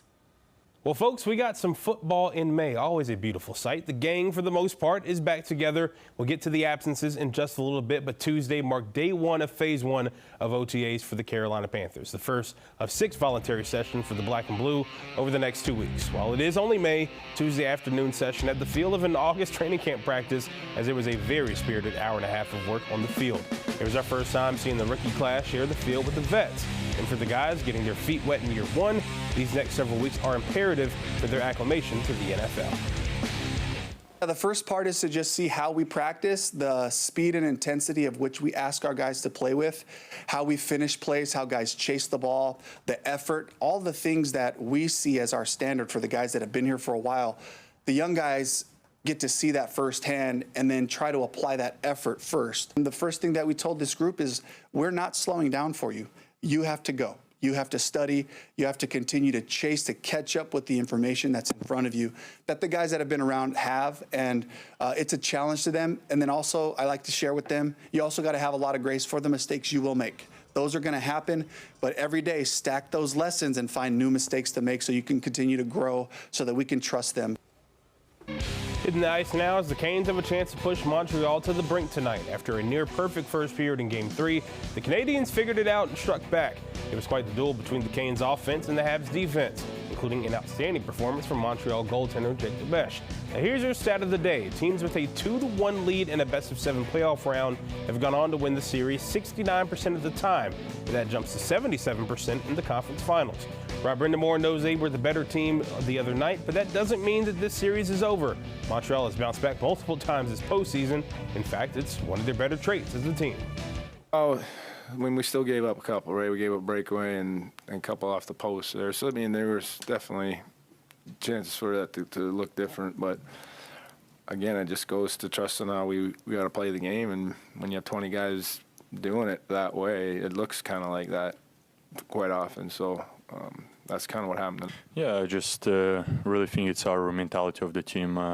You know, we love tight games every time. We love that, and we love staying above them and don't give them lots of chances. And I think that's why we won that in overtime. Now talk about a heel turn. Matt Abel says he's withdrawing from the NBA draft next month and instead transferring to North Carolina. The former NC State guard did say he was going to go to UNC if he didn't feel like the NBA draft would go his way. He did attend the Combine and impressed while there 2 weeks ago. Abel will be a sophomore next season with Coach Michael Malone. He averaged just under 9 points per game off the bench for the Wolfpack last season. And while the Hornets start welcoming in potential draft picks, a former second-rounder in his own right is speaking today. Center Moussa Diabate is expected to be in Charlotte later today to accept his NBA Hustle Award. Moose is the first Hornet to ever win the award since its inception in 2016. It's given to the player who makes effort plays that do not often appear in the traditional box score, but impact winning. He did just that in his record-setting year, 63.1% shooting with 8.7 rebounds per game. Moose also had 20 double-doubles for the first time in his NBA career. So we'll have a lot more from Moose later tonight on Carolina Sports Live. Plus, we'll have Game 4 of the Eastern Conference Finals between the Canes and the Canadiens, and also hear from some of Carolina's 8 miles per hour. Dew points in the upper 60s, holding on to that 1 degree difference between temperatures and dew points with winds coming out of the southwest at 8 miles per hour. Traffic moving at a speed limit pace over Independence Boulevard, tapering off when it comes to the showers. That's east towards Southern Pines.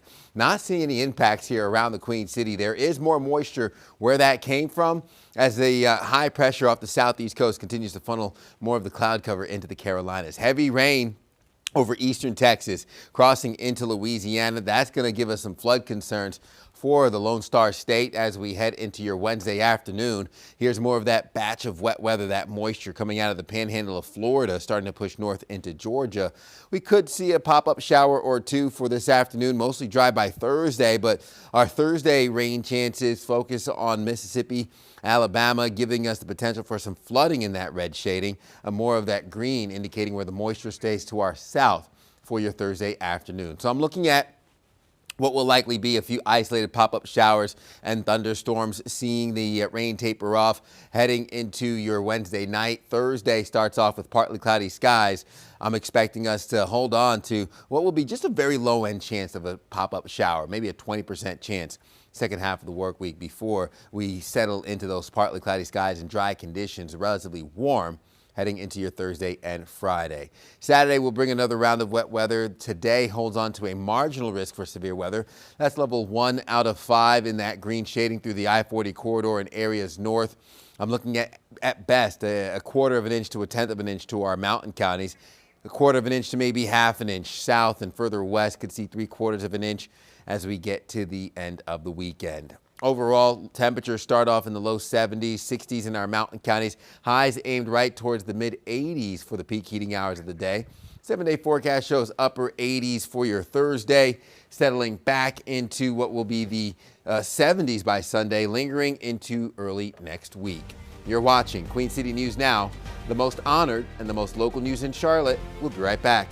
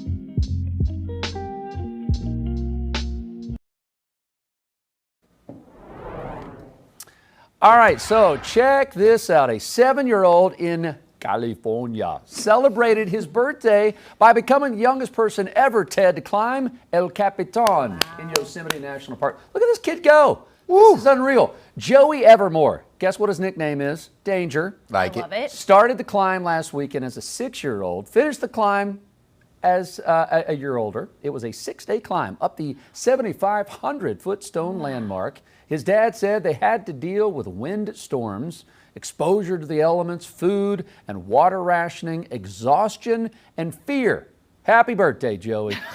He did the climb with his dad, his 2 older brothers, along with a documentary crew, which is why this looks so good. When it was all over with, Joey said, quote, "I summited at 6'7". Oh, of course. Get it? You get it? All the young kids doing the 6'7", 6'7". 6'7". I mean, That's unreal. I love it. I'm here for it. Some life lessons in El Capitan. Have you guys seen Have you guys been to Yosemite? No, I have not seen it in person. I have it show up on my desktop almost every day. Yeah, Mac. one of those it comes rotating up as the pictures. screensaver. It's pretty awe-inspiring. I can't imagine. It's massive. So, Yeah. I mean, our national parks, no matter where you go, fantastic. But I don't know many 6, 7-year-olds who would choose to do that for their birthday. So, well done, Danger. One's nicknamed Danger, yeah. Yeah, I guess That's so. fantastic. Well, okay, but how do you, like, now I'm sitting here going, okay, how do you top it? You know, what do you do for Right? your 10th birthday, Have you- your 16th, your 21st? Like, Have you peaked at 7? I see what you did there. You see it? Oh, yeah. But Yeah, see, yeah. I mean, now you got like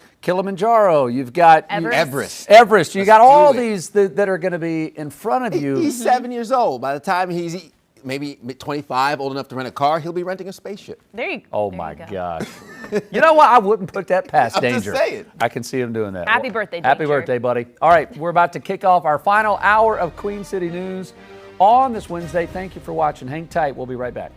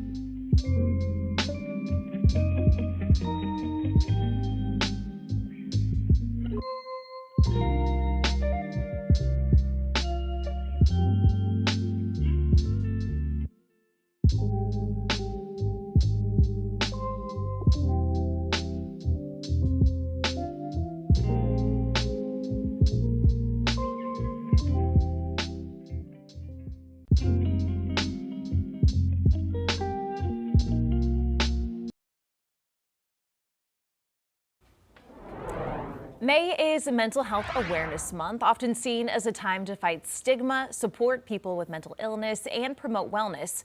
So one company is focusing right now on high school student athletes. Some teams are turning to Newsport. It's a mental health app that tracks how players are feeling each day. In 2023, the CDC found 4 in 10 students had persistent feelings of sadness or hopelessness. With the help of new exercises and changed habits, the app is meant to help kids get into a better state of mind. We are at Newsport setting up programs for athletes and coaches. A part of that is what can our athletes do daily to create better habits. We want coaches just to be able to say, hey, I noticed you're feeling low for a few days. Do you need to check in with a counselor? Do we need to chat?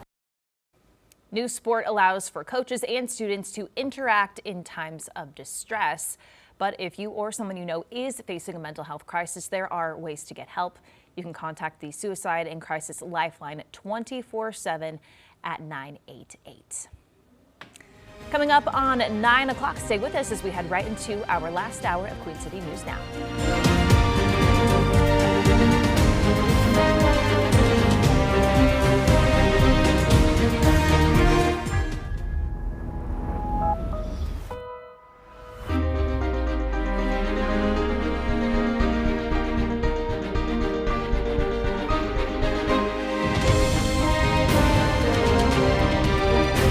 Queen City News starts now.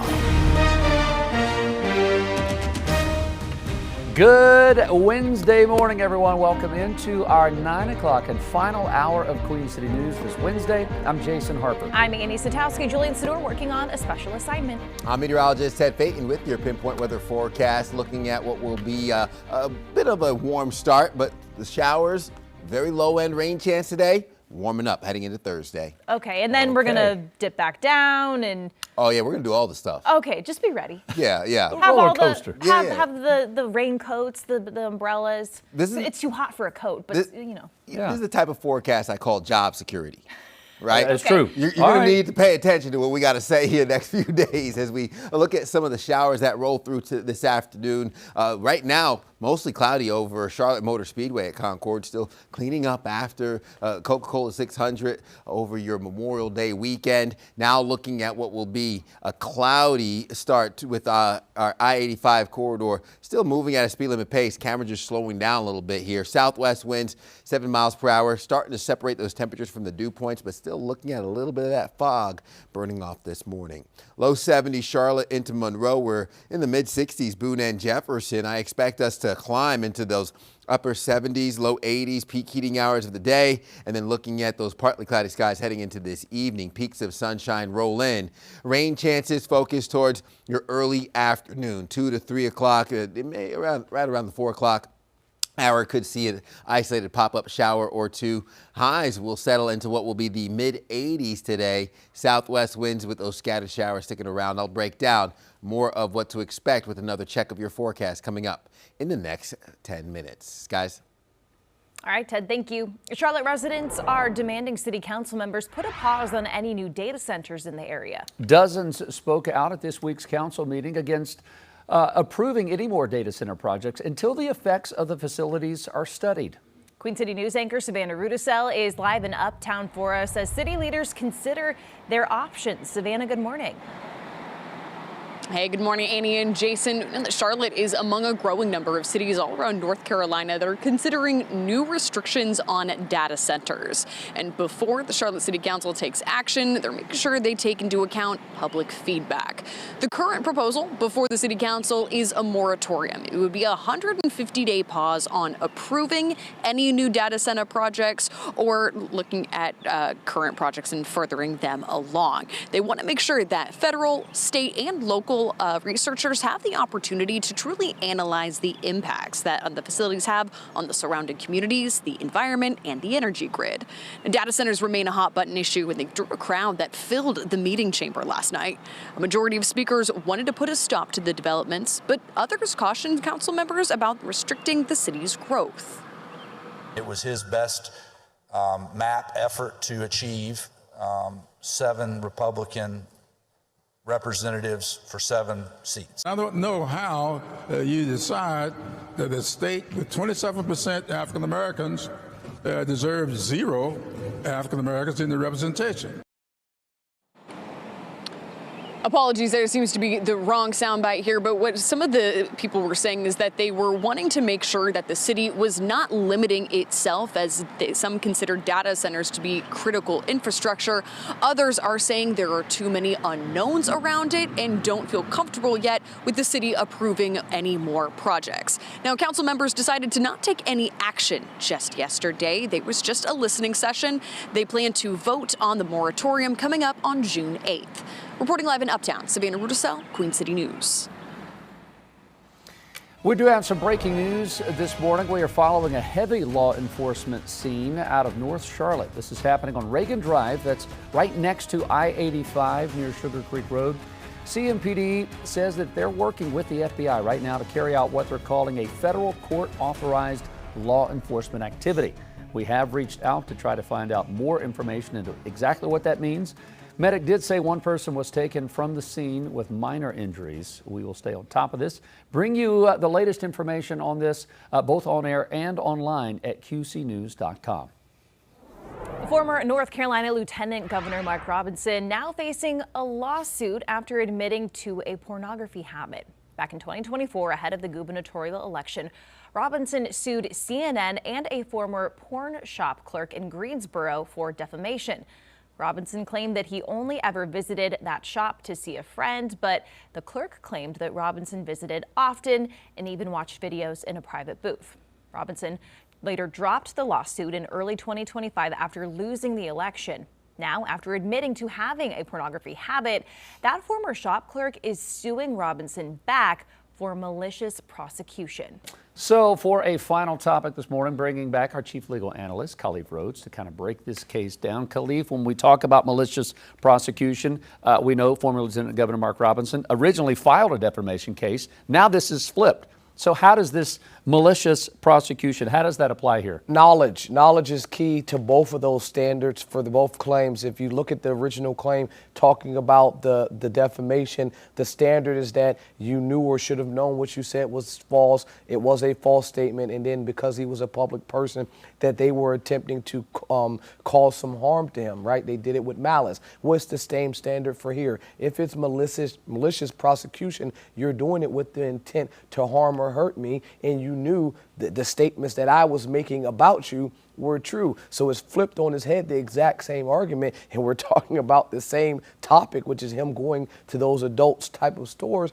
Yeah, you're saying you knew what I made at that time, back when you were running for lieutenant governor, was an accurate statement. Now you've attempted to go after me and cause me some financial harm in the tune of attorney fees, litigation expenses, and I want to recover that from you.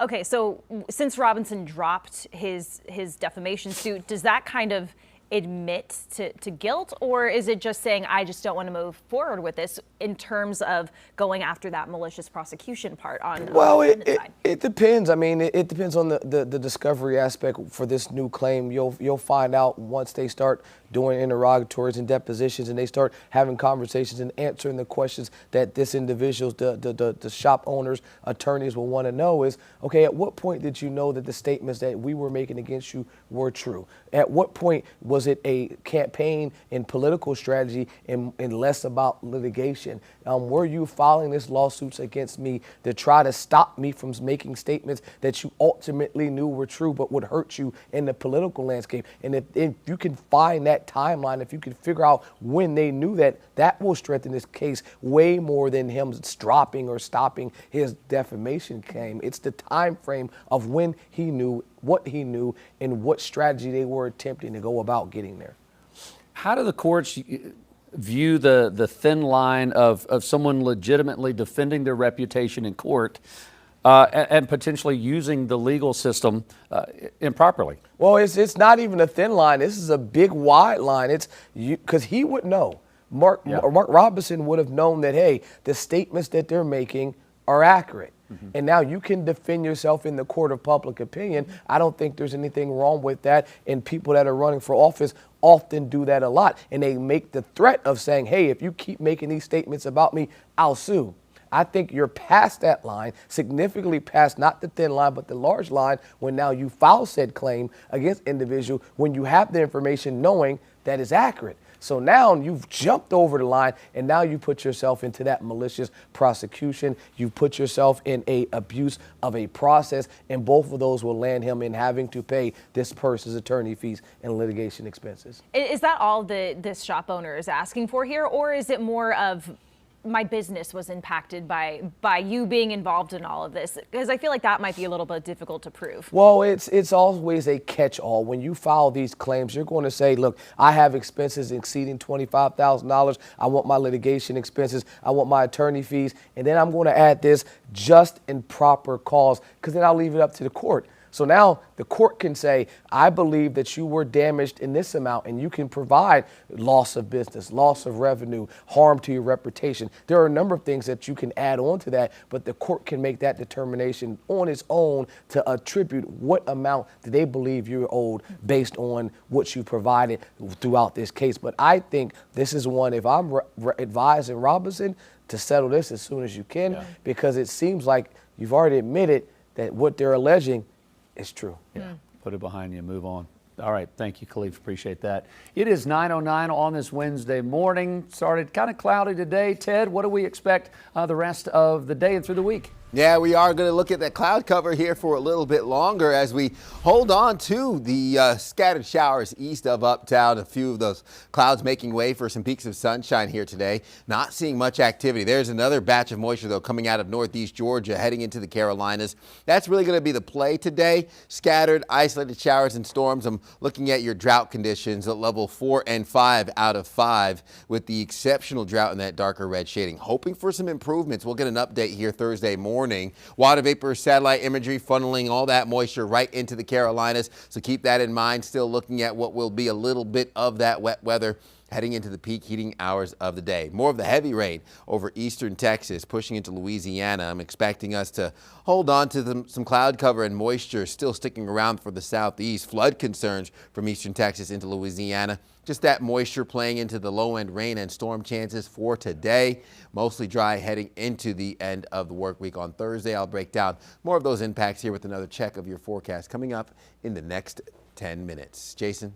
All right, Ted, thank you very much. Let's go ahead and wrap up our pinpoint traffic reports for the day. About 10 minutes after the 9 o'clock hour, volume definitely decreasing. I mean, we had yellow and red, orange all over the city. Now it's down to just a couple of key areas. So that is some good news as we're on the back end of rush hour. Let's take you outside our studios in West Charlotte. Here's I-85 north and south. We've been watching this construction is going to be going on, widening of the 485-85 interchange. It's going to be happening for a couple of years. But at least traffic is moving well, so that is some good news. We do have a newer incident just north of Fort Mill before you get to the Carowinds Boulevard exit. We've got one of the lanes blocked northbound, so it's going to slow you down a little bit, but thankfully volume is lighter. Had this happened 2 hours ago, it would be a parking lot. Here's some drive times coming in from Gaston County, down from the Lake Norman area, up from Rock Hill. Not too bad. Definitely half the time as it was an hour ago. Inbound Independence, the 3 lanes on the right, going under Sharon Amita Road. That stretch looking good all the way around the bend. Let's give you drive times down from Concord, in from Albemarle, up from Monroe. You guys are all in good shape. Here's the drive times to get to the airport. If you're headed to Charlotte Douglas International from uptown, 17 minutes. A little over 40 coming up from Rock Hill, 36 down from the Lake Norman area. Just put the phone away until you get to where you're going. That way you are as safe as possible behind the wheel. Annie?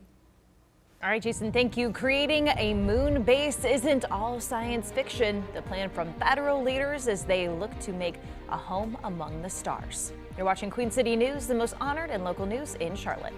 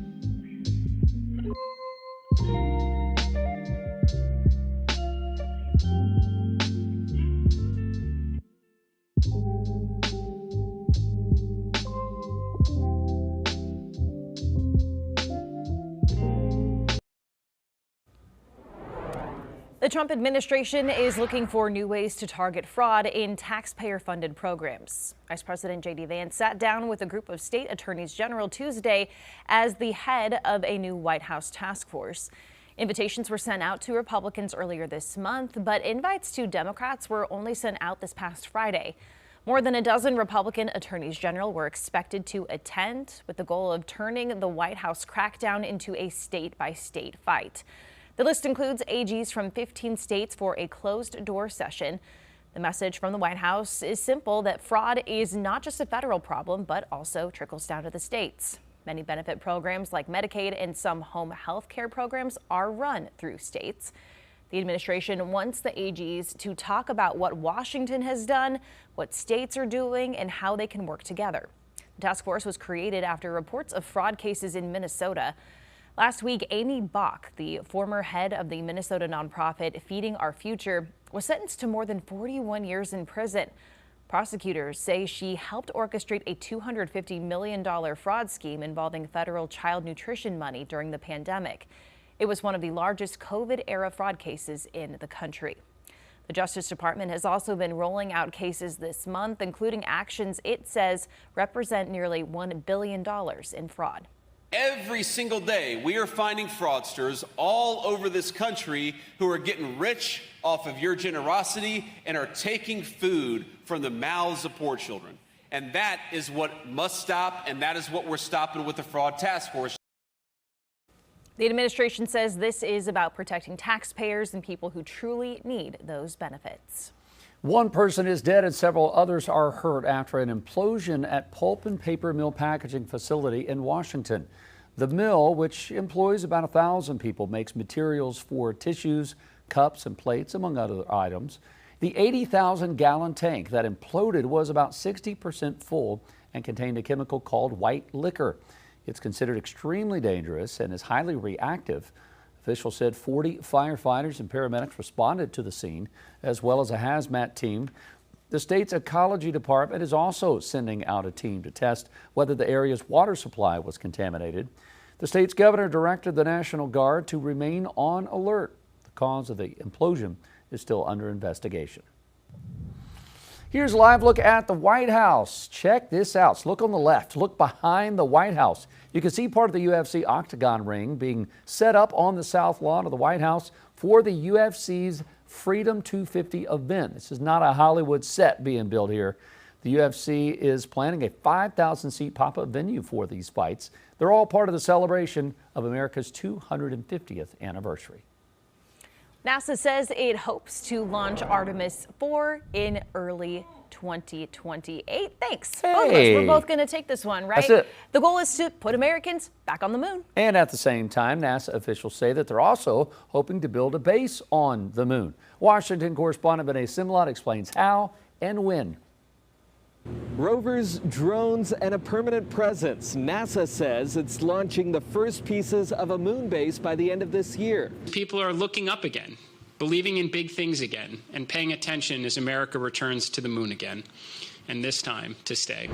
And liftoff. After a mission in April that took humans farther into space than they've ever been, NASA Administrator Jared Isaacman says his agency is working on a permanent base on the moon and looking beyond. We want to be in an environment where we can learn the skills so that astronauts can go and plant the stars and stripes on Mars someday. NASA engineers hope they'll be able to learn from crew who live on the moon base around 2032, but first they'll try to land rovers, drones, and experiments on the south pole of the moon, hoping the rover will be there by the time astronauts land on the moon with Artemis 4, so they drive to explore instead of just walking. It's not guaranteed, but obviously it would be really highly prioritized that we try to make those two things happen together. Najud Moranci is the chief architect of the moon base. She says over the past year, NASA changed its priority to launching components of the moon base and testing them on the moon. As you learn more, you're like, man, this problem just gets harder and harder the longer you look at it. So let's actually go get some knowledge to help us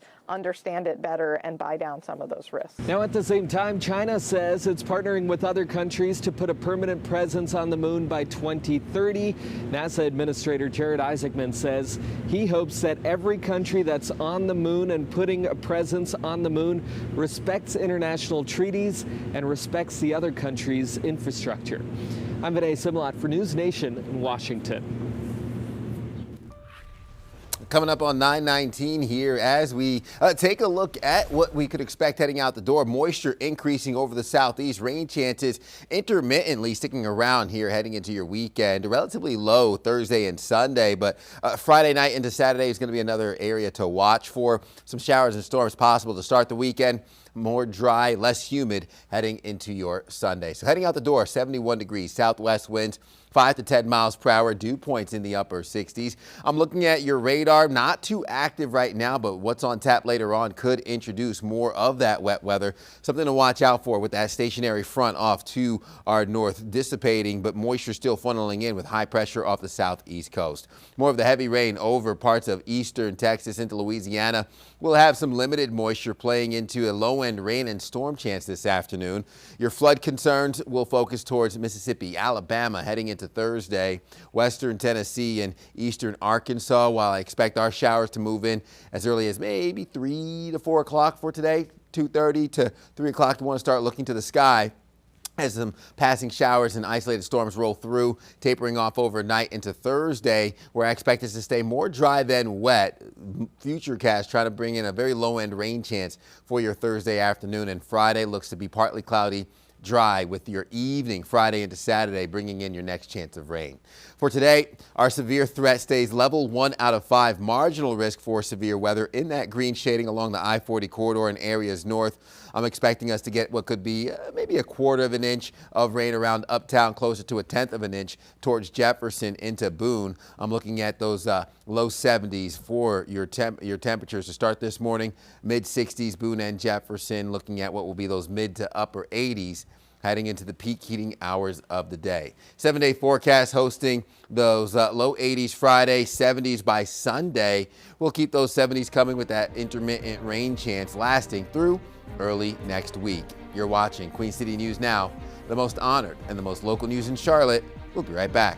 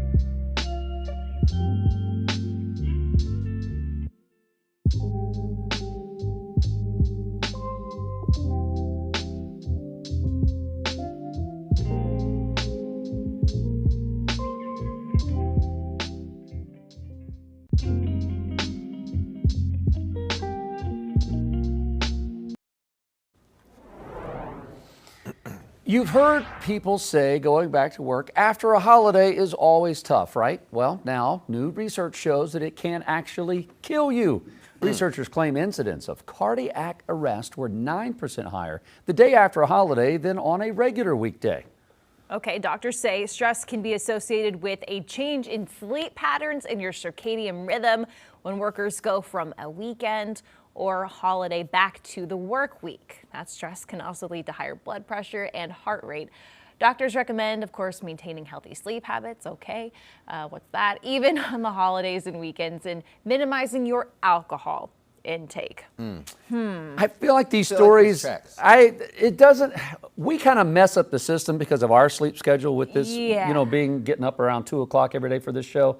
But for most people, you've talked about this, even like twice a year when we have the daylight saving time adjustments, there can be even health problems with a day or two of messed up and rearranged sleep. Our bodies have an internal clock and it knows what we're supposed to do. Yeah. We don't always listen to it. No. And that's where the we're hitting snooze.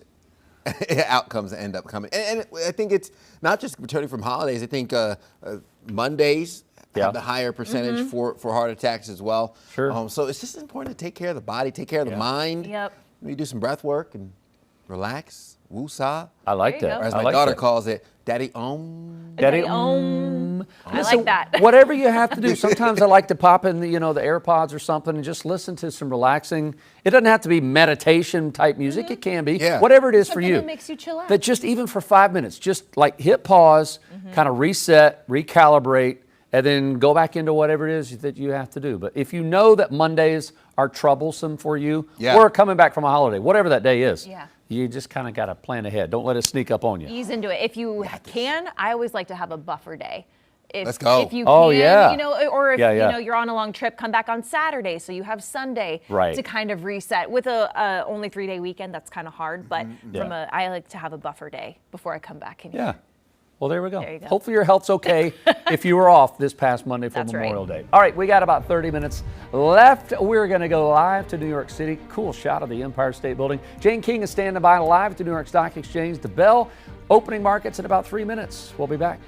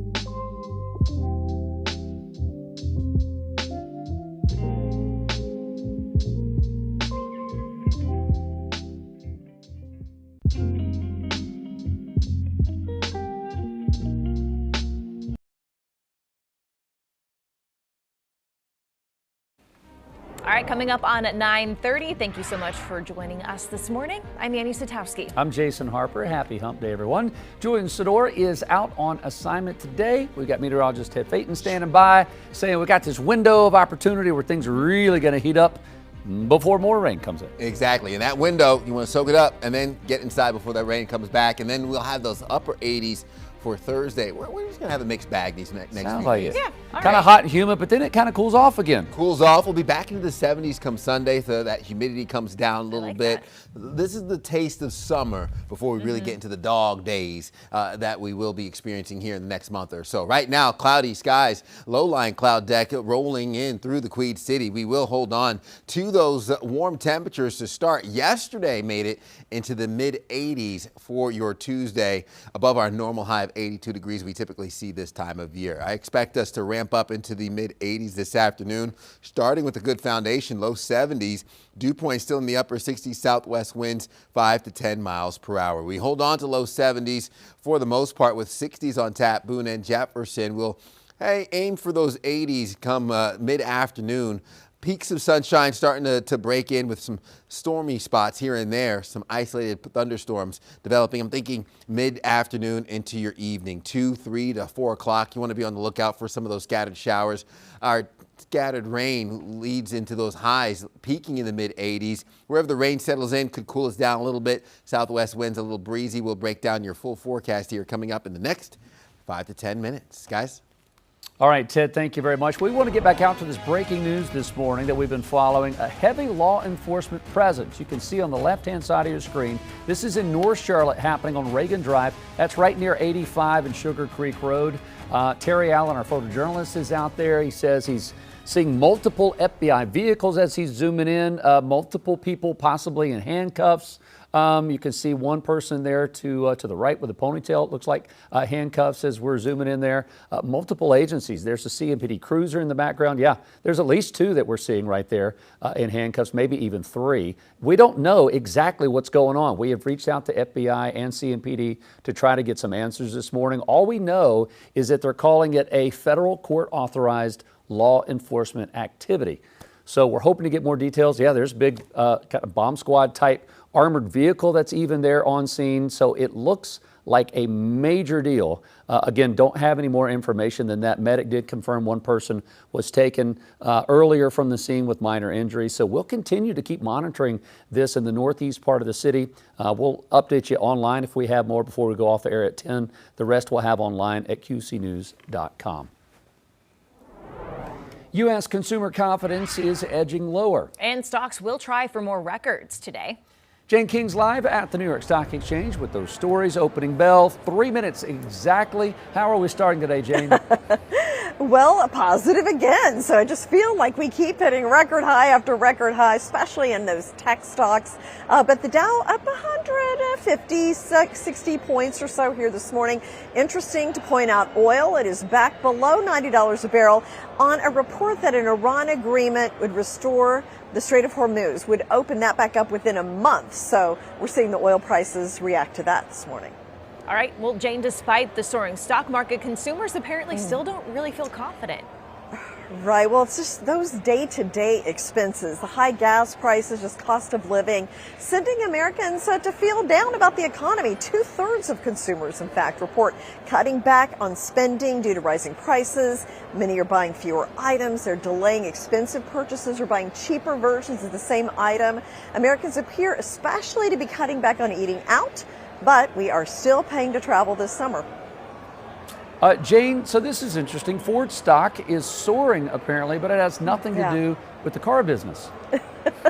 So it has an energy storage business, which can be used in the AI boom. Now, the division, Ford Energy, is taking those batteries that were once destined for electric vehicles, which Ford lost billions on, and using them instead for stationary energy storage systems for AI data centers.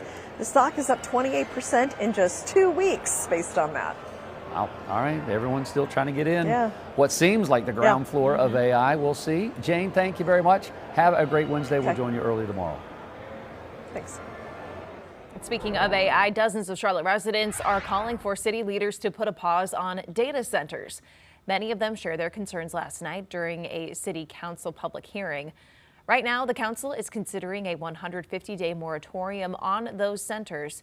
It would stop members from approving projects and accepting new applications until they have a better idea of the impacts. It would also allow time for them to create more regulations surrounding the approval process. Last night, it was a packed house for that public hearing. The vast majority of the crowd was anti-data center, but there were a few people not in favor of a moratorium. These impacts are not placed on our most protected communities. They're often placed in Black and brown and low-income communities, not just once, but repeatedly. Charlotte cannot continue building the city that we aspire to be while stepping backward on the infrastructure that supports modern business, education, and innovation.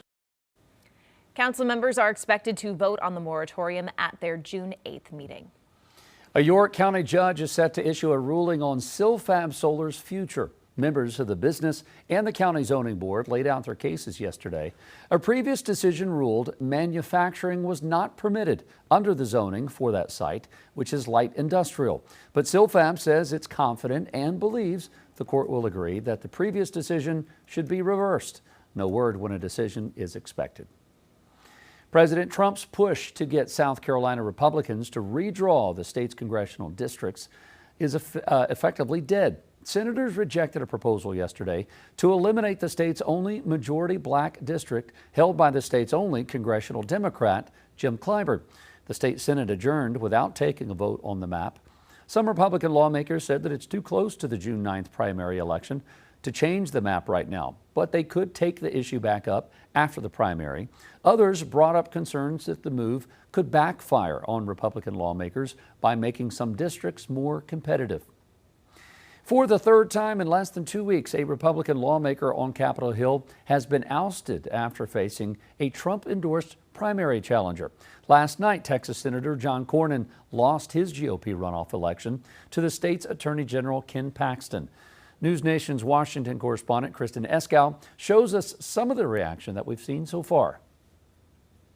Within the past few hours, we've seen Republican leaders in Texas and a handful of Senate Republicans endorse Ken Paxton after the results of this race. But keep in mind, several Senate Republicans said they were standing by their endorsement of Cornyn even after President Trump endorsed Paxton. We've come up short in this primary runoff. On Tuesday, John Cornyn of Texas became the second Republican senator to be voted out of office this month. My hope is to keep my party in power for generations. Cornyn lost his primary runoff to Texas Attorney General Ken Paxton, days after he was endorsed by President Trump. President Trump is the leader of our party, and his endorsement in this is the most powerful force in politics. Today, change was on the ballot, and change won. Cornyn and some other Senate Republicans had raised concerns about Paxton's character.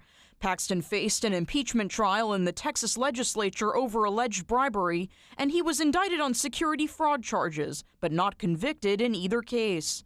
Paxton is set to face Democrat James Tallarico in November. Senate Minority Leader Chuck Schumer told reporters last week Democrats see an opening. Tallarico is talking to people about their real needs. President Trump has been vocal in this year's midterm primaries. We knocked out a bad senator from Louisiana. Earlier this month, Bill Cassidy lost his Senate seat in Louisiana, where two challengers, including one endorsed by President Trump, advanced to a runoff.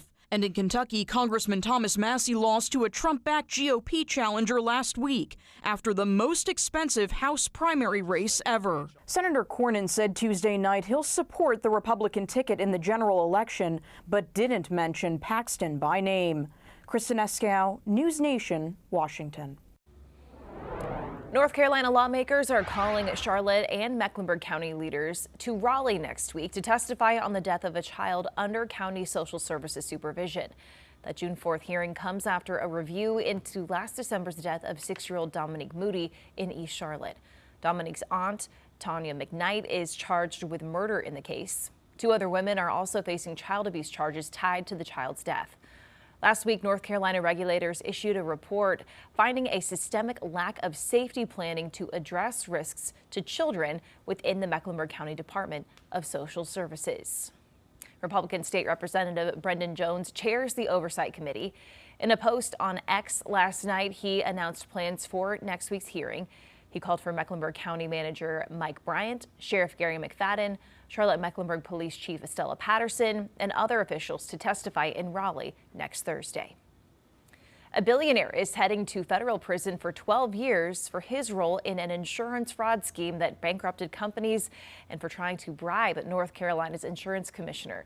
In May 2024, a jury found 56-year-old Greg Lindbergh guilty on charges of wire fraud and bribery conspiracy. Later that same year, Lindbergh pleaded guilty to money laundering and conspiracy charges. Prosecutors say he and others stole billions from his insurance companies and policyholders to fund his lavish lifestyle. Lindbergh then tried to bribe State Insurance Commissioner Mike Causey when regulators started investigating the thefts. He's been ordered to pay more than $1 billion in restitution. Union Day school leaders are limiting students' screen time beginning next school year. Officials at the charter school announced the new restriction yesterday, but they didn't say what that looks like in the classroom. Their goal is to return classrooms to a foundation of pen and paper. School officials point to studies on screen time and the impact that it has on students' health and learning abilities. District leaders tell Queen City News this restriction is the first of its kind among charter schools in North Carolina. Coming up, there's no hidden treasure, but there is history sitting below the Lincoln Memorial. How crews in Washington are helping people honor the country in a new way on its 250th birthday. You're watching Queen City News.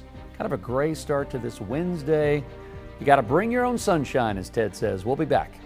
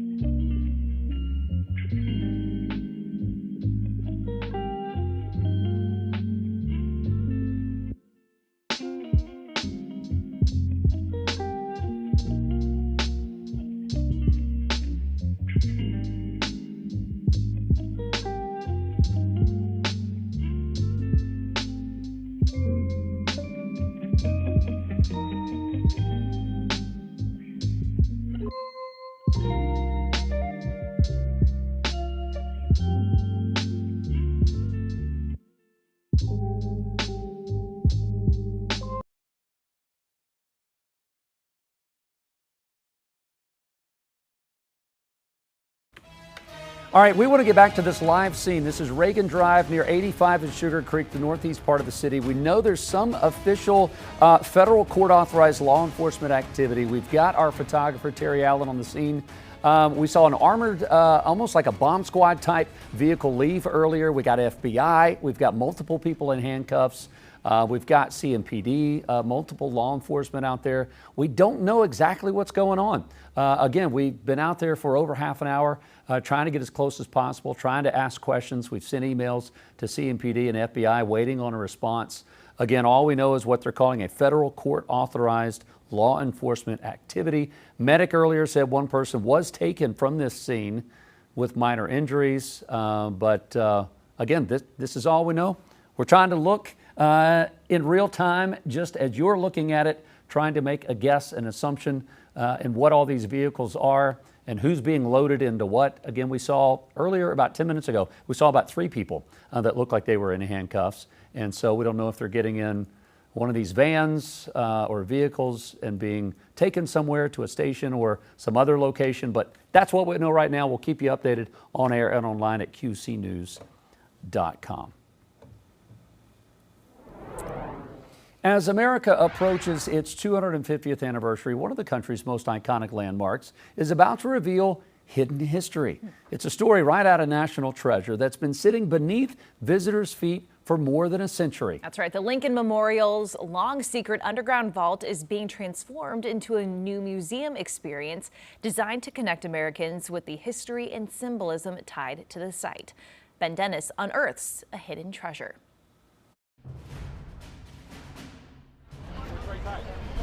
As American as the smell of apple pie, the site of the Lincoln Memorial, towering over the National Mall, serves as an iconic representation of our country's history.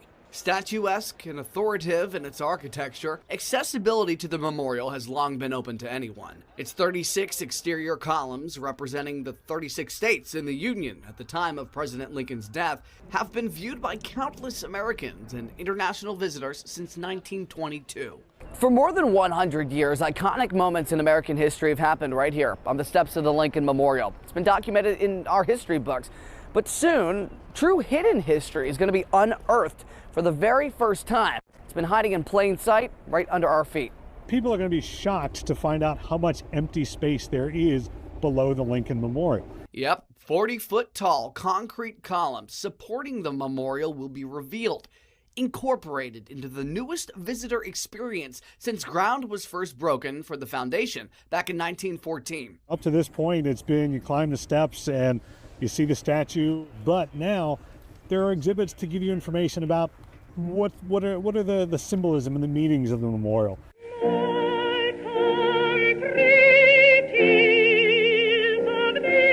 Like the memorial's columns, the site has supported numerous First Amendment acts of protest and perseverance. African-American opera singer Marian Anderson stood tall, singing for a crowd of 75,000 on the steps after being denied by the Daughters of the Revolution to perform at Constitution Hall because she was black.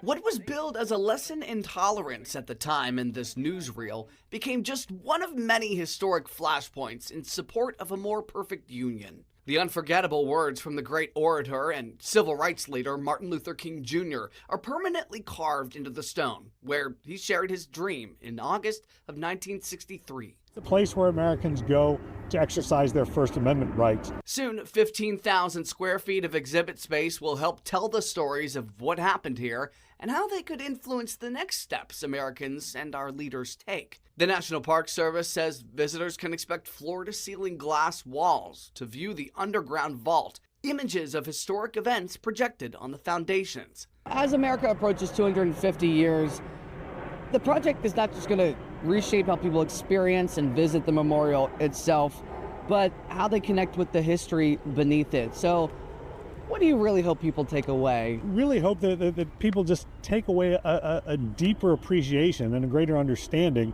of the Lincoln Memorial and how a grateful nation decided to honor one of its greatest presidents. You walk up today, you look at the statue, you look at the speeches, but you don't understand the symbolism unless you have a really good guidebook with you or take the time. Now with the museum, we're going to point those features out. 250 years into the American experiment, what lies below the memorial may help visitors better understand the foundation America still stands on today. Because beneath the marble, the speeches, and the symbolism remains a reminder of Abraham Lincoln's warning that A house divided against itself cannot stand. Coming up on 9:49 here, approaching 9:50 with those temperatures still locked in the low 70s. Southwest winds 7 miles per hour, upper 60s dew points with mostly cloudy skies, and again, that traffic moving here at a speed limit pace on Independence Boulevard. Some light showers tapering off over Greensboro, Asheboro, and again, looking at more dry than wet conditions here for your Wednesday. Moisture still funneling in. Heavy rain over eastern Texas, Louisiana, where I expect to see more of the flood concerns for today. High pressure off the southeast coast giving us those southwest winds. Breezy at times, and we will hold on to your flood potential heading into parts of Mississippi, Alabama, even western Tennessee and eastern Arkansas heading into your Thursday. So closer to home, zooming in. We have a low-end rain chance around 3, 4 o'clock this afternoon. Scattered showers tapering off, and then we'll have more in the way of those partly cloudy skies lingering for your Thursday. Maybe a pop-up shower, but again, only a 20% chance. I'm thinking we stay dry through the end of the week on Friday with some sunshine breaking through the clouds. Late Friday into Saturday overnight could bring in some rain chances for the start of the weekend. Marginal risk for severe weather. That's going to be level 1 out of 5 along the I-40 corridor in areas north. That plays into the 1/10 of an inch to maybe 1/4 of an inch of rain that we see around the Queen City, 1/4 of an inch to closer to 1/2 an inch, maybe 3/4 of an inch by the time we get to the end of the weekend. Our temperatures start off in the low 70s. We'll climb into the 80s this afternoon, upper 60s for Boone and Jefferson. We'll only be limited to the low 70s, mountain counties, low 80s, I-40 corridor, but mid to upper 80s around Charlotte, into Monroe, Wadesboro, Rockingham, 87 degrees. Feeling a little bit of that heat today before another warm evening moves in. Upper 60s near 70 degrees overnight into your early morning hours. Low 60s, Boone and Jefferson. And again, our 7-day forecast will hold on to those 80s through the remainder of the work week. 70s on Sunday. More in the way of those spotty showers and storm chances rolling through Saturday. And again, early Monday into Tuesday of next week. You're watching Queen City News Now, the most honored and the most local news in Charlotte. We'll be right back.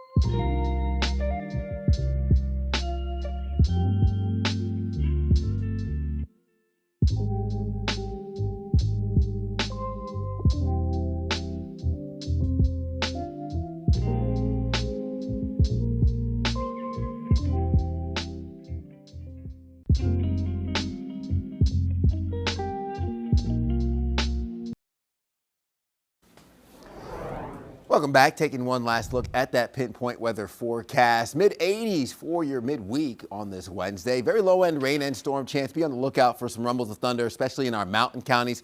Could see a marginal risk for severe weather, level 1 out of 5. But holding on to that warm-up. Thursday, upper 80s. Will be drier, will be hot. And again, those rain chances come down second half of the work week. Friday into Saturday brings another round of wet weather before we have those 70s on tap Sunday into early next week. Speaking of 70s, reminds me of that 70s song, Roller Coaster. Hey. That's what the forecast looks like over the next 7 days. All right, look at this. Police in California came to the rescue of a puppy left on the side of the road. Ventura County Sheriff's deputies say they rescued the 9-week-old pit bull terrier who had been hiding underneath a vehicle. My gosh. Witnesses, look at that face. Witnesses say they allegedly saw someone dump the dog out of a car before calling local police.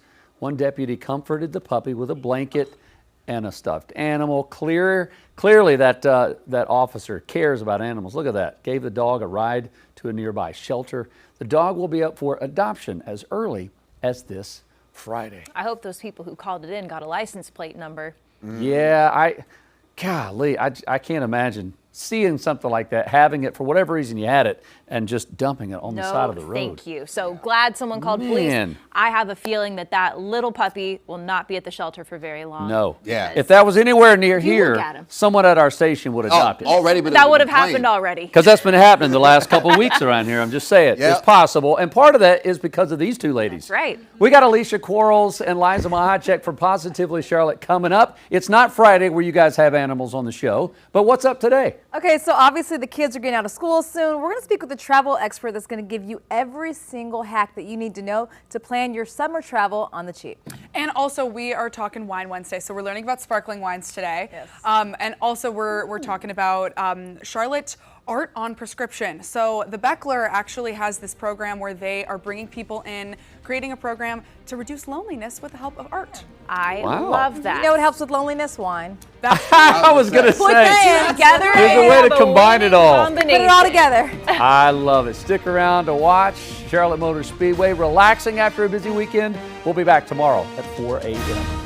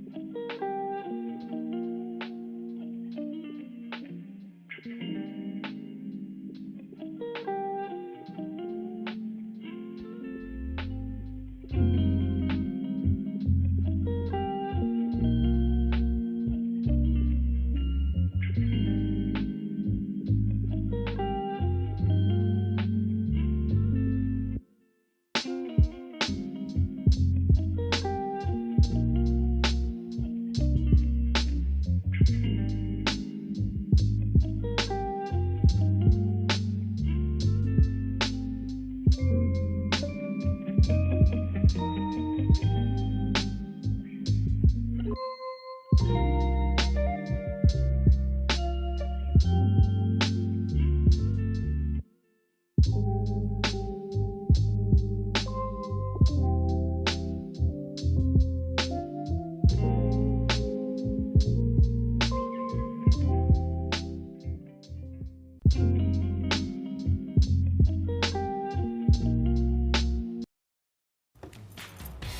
don't want to miss what we have coming up today on Positively Charlotte.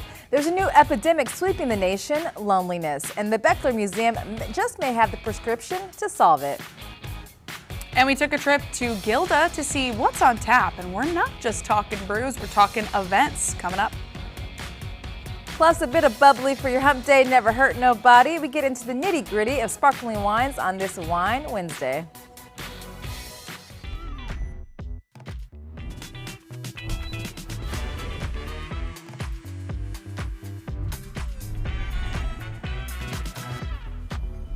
Happy hump day. Welcome to Positively Charlotte. I'm Alicia Quarles. And I'm Liza Mahacek. It's so great to have you here joining us halfway through your week. That's and right. I feel like especially whenever you got a day off, then the whole week is kind of thrown. Like, I can't believe that it's already Wednesday. I keep thinking today is Tuesday, so I was looking at like our rundown for today. I'm like, I'm not even in the right day. But you know what, Liza? Pour it up, cheers. That's right. All right, guys. Dunkin' is bringing purpose to pouring iced coffee with the return of Dunkin' Iced Coffee Day. It is today.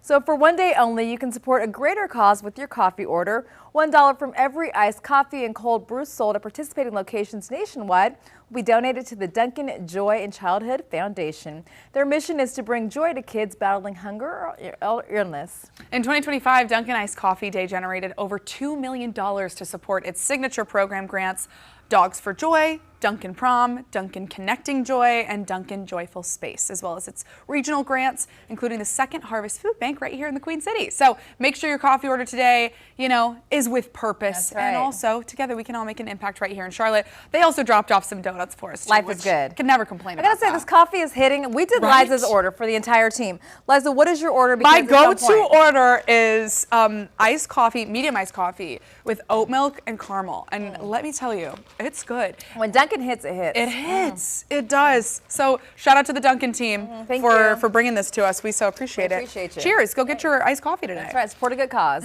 Well, let's talk Charlotte news, because Alicia and I, of course, are both transplants to the Queen City, and we've loved and appreciated how welcoming everyone has been. That's right. But it looks like we're not the only new faces, as Charlotte is set to hit 1 million residents very soon. Axios detailed how those of us who are settling into our Charlottine ways and those who are somewhat native to the QC are uniting behind a very bold banner saying, quote, "We are full." Okay, so yeah, Liza, the latest census data reveals despite growth slowing down in most metro areas in the country, Charlotte, we are chugging ahead. We're currently placed at 14th in the country for total population, right behind Houston, Texas. Now, if we can just get our infrastructure up to date, we can handle the population demand. But the reaction to this has been mixed, obviously, with some people showing pride for the city's desirabilities and others lamenting that the elephant in the room, the traffic. Yeah, it's so true. You hear this every single time Yep. you're in a Lyft or an Uber as well. But one former New Yorker is quoted as saying, "I traded I-495 for I-485." It's the same movie with different accents. So it's safe to say it'll be interesting to see what's next for our Queen City in the coming years. But every single time that I've been driving, to and from the airport, people, the driver will ask, "Oh, do you live here?" And I'm like, "Oh yeah." And then they start talking about the traffic. It's like the number one thing. I feel it every day. When I'm on Yeah. 77, I'm like, get me off of here. It is, and they talk about it, especially since they're on the roads. They're like, it's just, we've grown so much, but the streets have not. They have So, it's We're especially where full. we're heading. We're full. We're full. Just kidding. Well, a brewery in Charlotte is celebrating a major milestone. Liza took a trip to Gilda Brewery to learn more about the history of their authentic German brewing heritage. We all know that Charlotte is known as the brewery town, so everybody knows quite a bit about beer, but especially here at Guild Brewing, they know quite a bit about beer. We've got someone here who can tell us even more. Willie Wallstab is here to tell us a little bit about some guy who's quite the expert. So tell us about the celebration that's going on and who it's for.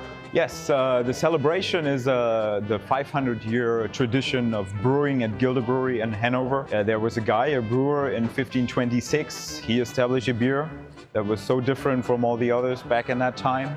It was very pale, it had a different taste, it was a wheat beer, a sweet wheat beer, and there's not really recipes left over, but descriptions that it mentioned it was even with a little bit of a wine character. And so what was this guy's name? It was Cord? Yes. Braun? Cord Broyhan. Cord Broyhan. Broyhan. Okay, so you said that he's really heavily influenced, of course, our beers nowadays here in the U.S., but particularly for Guild, how does he really tie into the history and the significance of this brewery? Yes, so the brewery itself was founded 20 years later after his establishment of the beer. But back in the time, it was so well perceived, and the people of Hanover liked it so much that the brewers united as in a collaboration and were founding the Guild Brewery. You guys also have a special beer for the occasion because, I mean, 500 years, that's a pretty big deal. That's true, that's true. And we tried to brew our own version of the Broyhan beer. Yeah. Since there's no recipe, just a few descriptions of it, and we're gonna release it on that day with a special keg tap. So in Germany it used to be of course put in wooden barrels like that, and was served from that. Wow. And it's a very great tradition and a ceremony that they even do at Oktoberfest. If we were gonna do the keg tap Yes. ceremony, how do we start? Because So- I'm excited, I think I'm gonna do it today. Of course, yeah. You have a beer set up in a wooden barrel, just like that. This is the most important one. Okay. The tap in general, All it right. goes into the keg, and of course you need something to force it into. And Okay. if you want to have the honor for All that. right, so what do I do with this? Do I just hit it? Yeah, you hit it. Not as hard as you Okay, want, but okay, I'm gentle, so yes. you know you don't have to worry Take too much. take your Okay, time. So do I? Yeah, try it again. Oh! One Wait, more did I- time. one more time? Is it good? Is it good now? Hang on.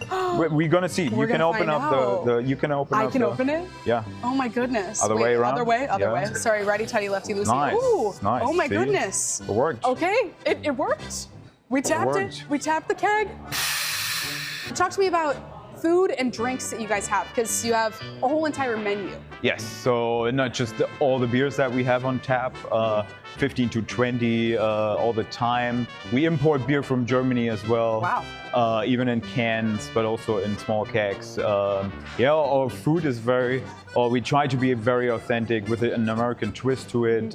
We have schnitzel, we have Leberkäse, we have the pretzels, we have Oberzer, the special type of cheese that you enjoy with a pretzel.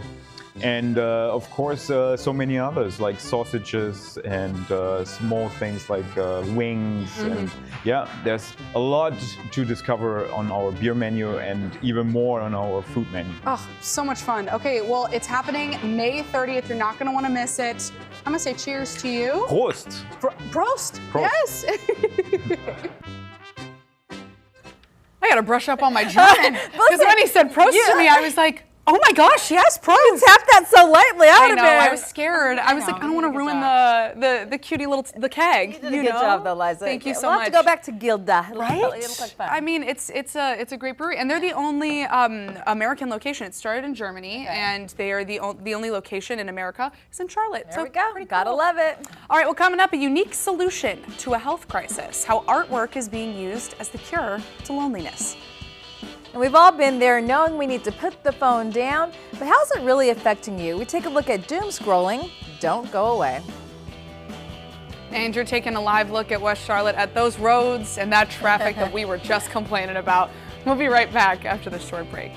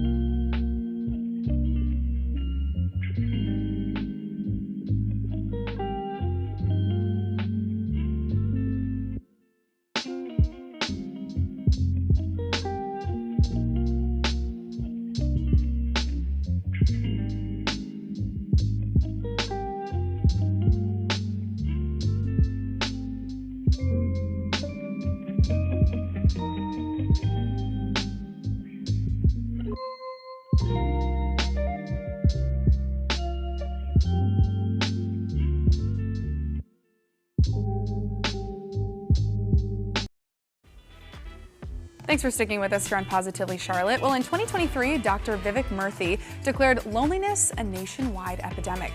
And these warnings inspired the Beckler Museum to find an antidote. Executive Director Todd Smith is here to tell us about Charlotte Art on Prescription. And this is such a cool concept. Can you kind of explain how this works? Because people are actually getting prescribed a visit to the Beckler. Yeah, so thanks for having us on. Of course. This program launched about a year and a half ago with Novant Health, and so individuals who are under the care of Novant psychiatrists are prescribed art as medicine. Wow. So instead of going to the pharmacy, they come to us, and they get a year's worth of arts programming across Charlotte for free. Man, so it's you guys, and then you have a couple other locations that people can go visit, So right? we work with the Charlotte Ballet, Three Bone Theater, and Clayworks. So individuals have a chance to go and see performances as well as make art. Man, so then people they're going in small groups as well. So it's the opportunity to meet people while experiencing artwork. Right, it gives people a way to make friends and get out of a shell on something that is a sort of a neutral playing ground. So the arts are something that people can always connect to. They can ask questions about, they can be curious about, they can let their guard down with. And also I think that people a lot of times kind of lose touch with creativity as you get older, and it's something that is so valuable. So why is art able to unite people in this way? I think it breaks down these barriers. I think people are allowed to be themselves, to ask themselves questions about who they are and what their place in the world is without any value judgment.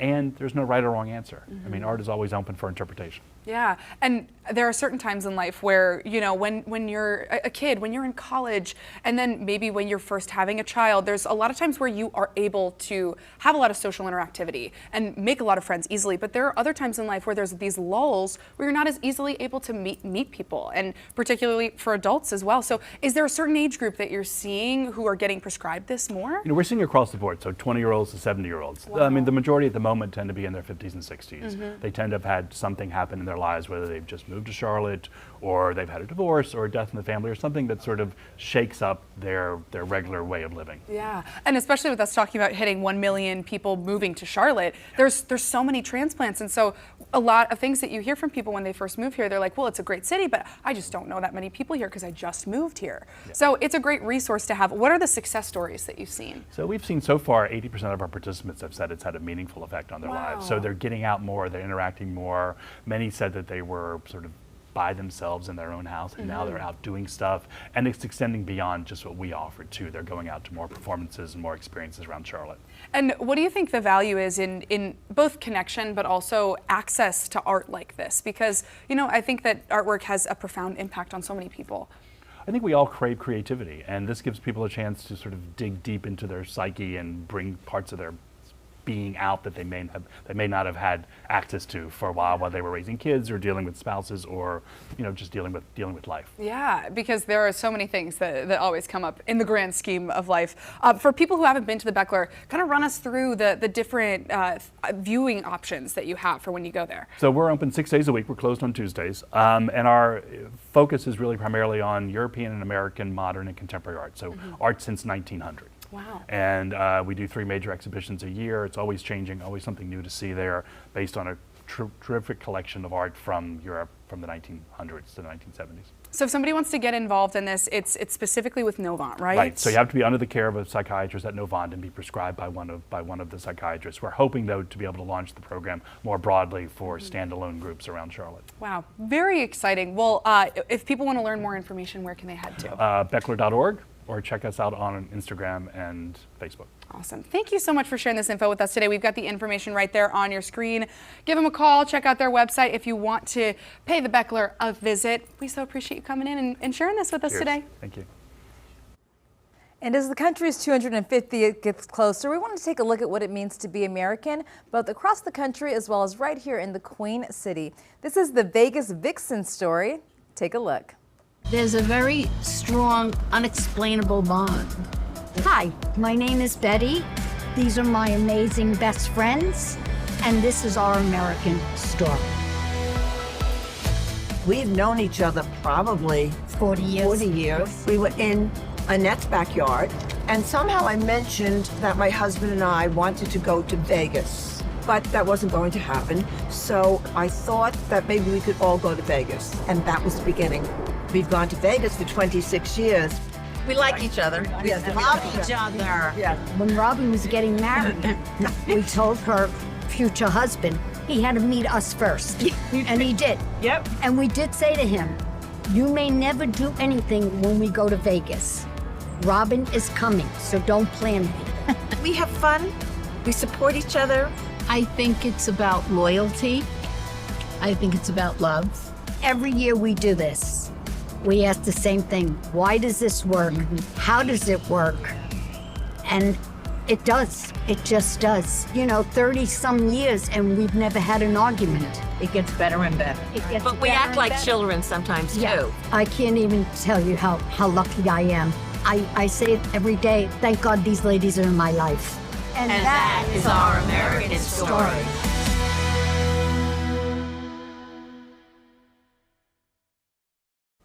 And be sure to join us every Monday and Wednesday leading up to the 4th of July for more stories about community, greatness, and pride. And be sure to check out our own QCN exclusive show, Stars of Service, hosted by Brian Christensen. I love that story. That was really sweet. I know, loved getting to see those ladies. That's right. Okay, guys, when we come back, we've got a story of resilience, strength, and courage, all before 4th grade. You won't want to miss this. This little guy is incredible. And you're taking a live look at Uptown on this foggy Wednesday. You're watching Positively Charlotte. We'll be right back.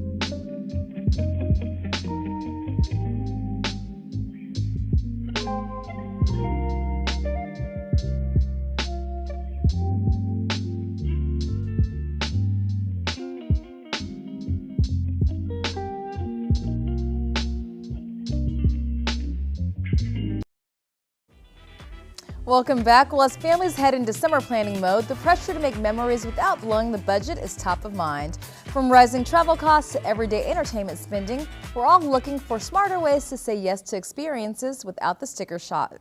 Lisa Cecchio is the Chief Commercial Officer at EBG and is here to share timely practical insights for summer travel. Welcome to the show. Thank you so much for having me, Alicia. So for those who don't know what EBG is and your role, tell us about it. Sure. So EBG is one of the largest employee perks platforms in the country. So for many of you who work at companies, big or small, you probably work with us. We have platforms like Tickets at Work or Working Advantage, Plum Benefits. And our goal is to deliver just amazing discounts and perks on everyday items to once-in-a-lifetime events just through your employer. We also work with a lot of large membership groups and warehouse clubs that you all might be a part of, from auto clubs. And it just allows you to have special offers that are not available on the open market. Well, tell us about planning holiday travel with Perks first. Sure. I mean, I think, like all of us, I'm a mom of 3 boys. I think any moms who are out there who are trying to look at summer right now and thinking about camps and thinking about where they're going to be taking their kids, it can be a little daunting to think about how to make those memories and have a summer of fun without breaking the bank. And luckily, there are a lot of smart ways that you can have an amazing summer and make those memories with your kids, but doing it on a budget. And we like to, I'm sorry, go ahead. No, you go ahead.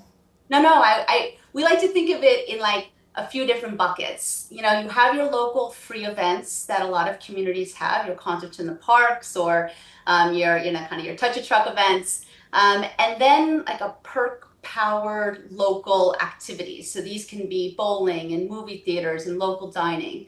And then you can sprinkle in like a few hero days. So you go to that big theme park or water park. And the mix of them together really help you to, kind of always have something fun to do with the kids, but doing it on a budget. And these platforms that I talked about that we offer, really help you to find those perk powered discounts that really help you to be able to do all you want to do with your family. You kind of hit on my next question, because summer camp can be so expensive, especially if you've got more than one child. So what's your advice for building on a smarter summer mix to keep your kids entertained? Again, I think it helps to do a little bit of planning. I think, we always know our kids are going to ask us to want to do something if it's a sunny day or even if it's a rainy day and they can't go to camp. And knowing where to be able to find the best discounts, or really being able to think about that mix. Because I think the beauty of planning a summer with the kids is that they're just happy to be with you and to be experiencing something new. In our platforms today, I just was looking this morning before I came on. We're selling discounted movie tickets and concession prices, concession bundles for up to 25% off if you were to just show up at the movie theater. Same for even local attractions, mini golf, and other little things that you would like to do right in your community. You don't have to drive too far. Saving upwards of 40–50%. And so a little bit of planning can go a long way, and kind of keeping them in the back of your mind of activities that your kids may want to do, or if you're able to carve out time in a morning or on a weekend, if you have a little bit more time and you even want to take an overnight trip, just a little bit of planning goes a long way, because the discounts are there to find if you're looking for them. Perfect, Lisa. So thank you for that advice. A little bit of planning using the savings platforms. We can all have an amazing summer. We appreciate you. That's right. Thank you so much. Enjoy your summer. You too. Bye-bye. Well, speaking of getting out there and having an adventure, a boy from Colorado that you're seeing right there, he made history at Yosemite National Park on his 7th birthday. Joey Evermore just became the youngest person ever to climb the top of El Capitan, one of the world's most famous climbing landmarks. Joey started the climb with his dad and his brothers when he was just 6 years old. They reached the 7,500-foot summit 6 days later on Thursday. Joey actually beat his own brother to set the record. Prior to last week, Sam Evermore was the youngest to climb El Capitan at the age of 8. That is so cool, and as a mom, so scary. Oh my gosh, oh my gosh, I'd be losing my mind. Losing my mind. Seeing this little kid on the side of the mountain, that's awesome, but ooh, that is some stress. I know, seriously, but like with this, like with mountain climbing and things like that, I would be scared for myself, much less my child. I would be losing my mind. That mom, they've got God bless, different strokes for different folks. My goodness. Okay, so Gen Z apparently loves to catch some rays, but not in a very safe way. The American Academy of Dermatology found that only 25% of people ages 18 to 29 reportedly are concerned about developing skin cancer. 20% said that getting a tan was more important than preventing cancer, compared with the 14% of the general population. Oh my goodness, y'all. Okay, doctors say that they're worried that young people seem to be ignoring cancer dangers, and they blame misinformation promoted on social media. Regardless of if you want to get that bronze goddess look, please remember that your health always comes first. And I thought that now we would be getting into more of this like sunscreen forward kind of thing, because in recent years skincare has become so prevalent for younger kids, and so the number one thing that everybody says, they're like, you need to use sunscreen. So like it's just kind of like surprising to me that young people aren't worried about this. I think in your 20s you feel invincible. That's and then you start so hitting your true. 30s and your 40s and you see people get sick and you're like, I don't want any parts of that. So then you start being, yeah, we all got to do better. Exactly. Keep this in mind, young peoples. Well, continuing on with things that young people need to stop doing, more and more teens need to put down their phones and stop doom scrolling on school nights. New research in JAMA Pediatrics finds that more than half of teenagers are spending an hour or more on their devices between 10 p.m. and 6 a.m. So that's cutting into crucial sleep time that experts say, can really disrupt and impair learning, memory, and mental health. It can also impair stimulation, and notifications from social media apps can also, of course, interrupt your sleep quality. So researchers suggest families develop device-free times and keep phones out of the bedroom to promote healthier screen behavior. Now, it's a hard habit to break, but if you do, there can be a better night's sleep ahead. I think the issue is a lot of us use our phones for our alarms. I know. So it's hard to not, but I think you have to keep them across the room so that you have to physically True, that's get what up. I do. Yeah. But also, when I was growing up, my mom had everybody had to leave their phones on the first floor. We went to bed on the second floor. Right. She said, you keep your chargers down here. That's where you're right, keeping your Kathy. phone." Tell the kids. Okay, guys, Ferrari has introduced its first electric car. This is the Luce, and this is the Italian word for light. It has 4 electric motors and is Ferrari's first ever 5-seater. Now it can reach 62 miles an hour in 2.5 seconds and 124 miles an hour in just under 7 seconds. So the Luce has a touchscreen in the front and one in the back, and the EV was co-designed by former Apple design guru Jony Ive. And some critics say that it kind of looks like the fancy version of the Nissan Leaf. So the Luce arrives in the States next spring with a price tag of about, nothing much, just $640,000. This was getting dragged online because it does look just like that Nissan. People were like, why would you pay that when you could pay this? That's very true, and you don't have to wait a year. That part. All right, well, coming up, cheers to Wine Wednesday. Come pour up some fun with us after this short break.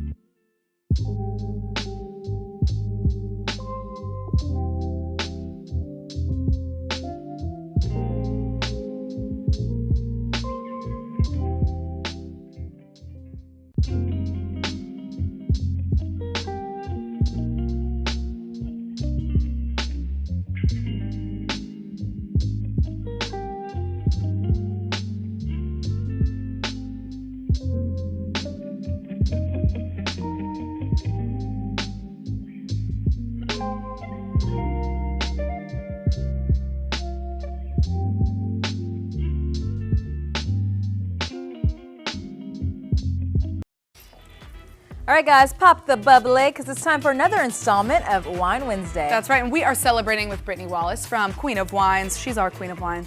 So this week you're teaching us all about sparkling wines, and you know we all know champagne, but not every sparkling wine is champagne, right? Correct. So these are all sparkling wines. However, we only have one champagne here. And that is because Champagne is a protected geographic region. I have my maps. Yes, Look at you. Yes, I know. Matt. We're gonna go to Miss France Geography. here. Okay. And then we got some Prosecco, we got Cava from Spain, and then we're gonna go into everything else. Okay. But here in France, we got this teeny region in the northeast part of France. That is the Champagne region. That is the only place where the sparkling wine can be made that we call it Champagne. It's got its own traditional method, but that method can be used in other parts of the world, but we can only call it Champagne coming from this little itty bitty region here. So that's why one true Champagne here. This is a great example of what I was talking about. It can't be from anywhere else. We're going to go all the way down here to Bordeaux. Also in France. Yes. Yes, but we have a sparkling wine from here, but it's called a Cremant. Oh. See how close we What's are? the difference in the taste? So grapes are going to be different for Champagne. There's going to be 3 main grapes. We got some Chardonnay, Pinot Noir, and Pinot Meunier. It's kind of a third grape kind of slid in there. Sparkling wines from other places are going to be made with different grapes. Okay. This one is called a Semillon grape, which is found in the region of Bordeaux. Okay. Bubbles are going to be the same, nice, fine, nice and elegant for you. But then we can make our way. We're going to go to Italy. Oh, let's go to Italia. So with Italy as well, it's a protected area with the Prosecco, and we're going to be up here in the northern part as well. This is where you're going to find a lot of Prosecco wines are made. This is made in a completely different method. We call it the Charmant method, which is where the wine is aged in tanks, and then the fermentation's added there, filtered out under pressure, and then the wine is bottled under that pressurized air, and it gets in the bottle, throw the cap on, or throw the cork in, the cage on, and then we send it out for us. Is Prosecco typically sweeter than a champagne? Like, what's the taste difference? Yeah, it'll be more fresh, bit more citrusy. Champagne's gonna be aged on what we call lees. As we get into wine, we get really nerdy. Lees is also dead yeast cells, which creates a beautiful brioche kind of nuttiness flavor. You're like a secret nerd. I love it. Wine gets very nerdy as we get into I it. think it's great. I'm like, we got 5 minutes. How nerdy can we get with this? But so you're gonna get more of elegant, controlled bubble here. Prosecco is gonna be for those introductory bubble drinkers. Something fresh, something clean. Very easy drink and very approachable, and doesn't have the price tag of champagne. This is what you'll find your Hugo Spritzes in, your Aperol Spritz. Prosecco helps liven up those cordials and liqueurs that like bartenders, mixologists get kind of crazy with. Now, in terms of carbonation, I know that you said that there's one, you explained one of the ways to get those bubbles. Is there another way and another few steps to get the bubbly? Yes, so 3 ways. So we got the champagne method, the traditional method, which, so all sparkling wines are made into a still wine at first, just as any other normal wine. The bubbles come from the different methods. So we are gonna have the wine here in a kind of large vat. They're gonna throw all the wines into, they're gonna ferment into wine. Then they're gonna throw the champagne into the bottle, throw some sugar and yeast into the bottle to create the CO2, what happens. And then they're gonna put a little crown cap on like this. It's gonna go into kind of a cage like this. Each winemaker is gonna go in every day and spin this champagne bottle around and around and around till it gets, there's aging requirements champagne, we don't have to get into that, but that yeast and sugar will collect here at the top when the wine is ready to be released. They will freeze the cap, shoot that cork cap off, and then that kind of cap of sugar and yeast will come out. They will throw the cork in, throw the cage on, and then send it out. Oh, we went to school. Okay, we've got so much more to learn. Yes. So you're going to come back. We got to wait a month, though. Next I month you'll know, be here. I know. Next month you'll be here. But thank you so much for this so much to learn education. about. Just much sparkling to- wines yeah. alone. Yeah. I know. It's amazing. So if you want to learn more, you can head on over and find her at queenofwines.com. Check out their social media as well. Brittany, thank you so Queen. Thank you. Thank you. Well, the American Music Awards I know, are there's still so much- creating big buzz. Here's Melvin Robert with your entertainment report and all the details. We are recapping the biggest moments from Monday night's 52nd annual American Music Awards. No surprise here, Taylor Swift led the pack in nominations, followed by Sabrina Carpenter, Olivia Dean, and Somber. But the big Artist of the Year trophy went to... And the American Music Award goes to my homeboys, BTS! BTS! Thank you. It's an honor to have this precious award once again after everybody done their military service. Like the legendary Busta Rhymes said, it's a fan-voted award, so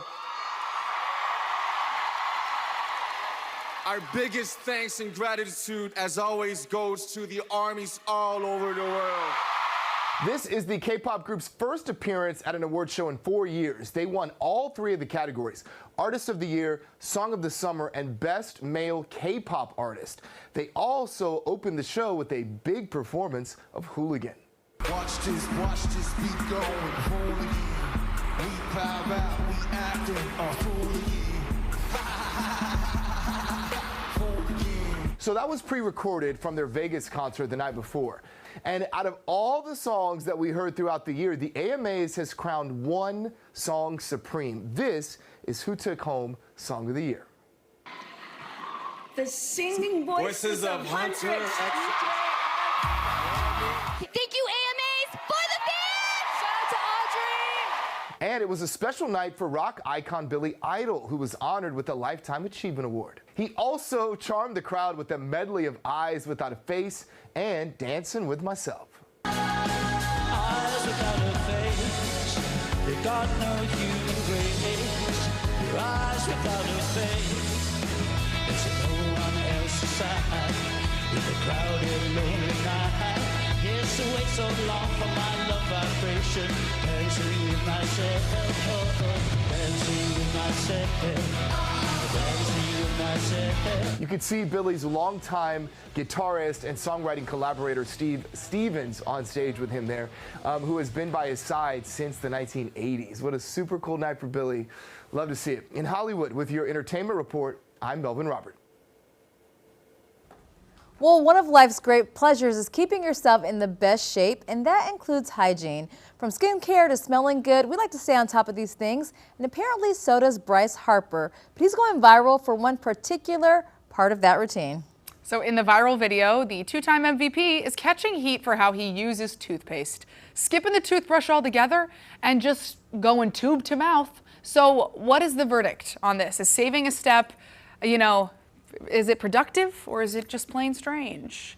Look, as long as the toothpaste ended up in the mouth, he's brushing his teeth. I'll give him that. You do you. I think this is so funny because the things that you do in terms of like when you're getting ready for bed, when you're getting ready in the morning, when other people aren't witnessing it, I think it's really up to the person. And so I'm like, someone's gonna discover this. The other day, I was like, my toothpaste smells so weird, tastes weird. Girl, I was so tired I put my face wash on my toothpaste. Stop. But it was a bomb combination. Girl. No, you guys. I think I discovered something new. What do you mean?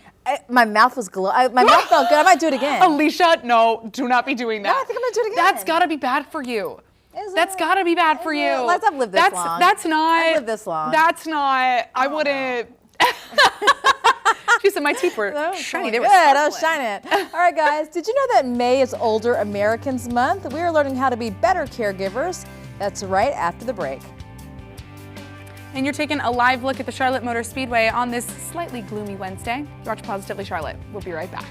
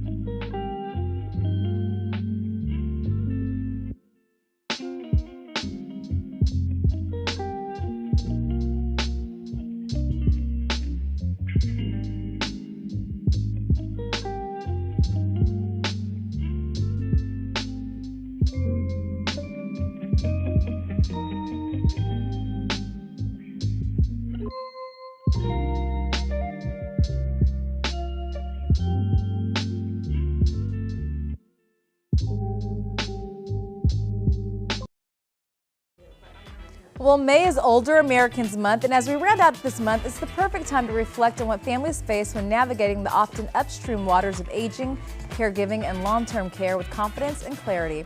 Here to tell us more is Jennifer Sakai, who's the founder and CEO of Caregiving Corner. First of all, what is Caregiving Corner? So it's a care management firm that I started 21 years ago, and we are experts in aging well, and we help families and older adults navigate everything having to do with the long-term care system and make decisions about caregiving and aging.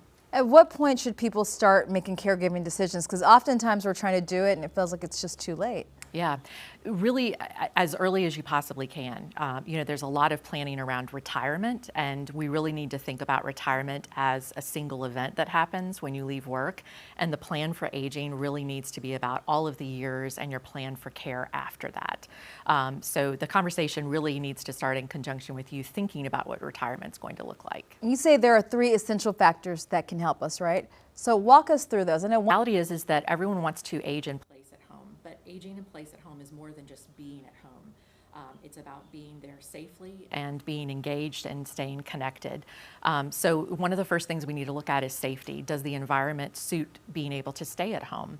And that's a really big factor. And easy safety things from throw rugs and checking to make sure that there aren't cords in the way, things that are easy trip hazards, all the way to thinking about, is your bed the right height? Is your toilet the right height? So there's lots of planning and changes and tweaks that can be made to make sure that the environment is as safe as possible for an older adult. Another one is preventing medical mistakes. People take a lot of pills sometimes. People can get confused, right?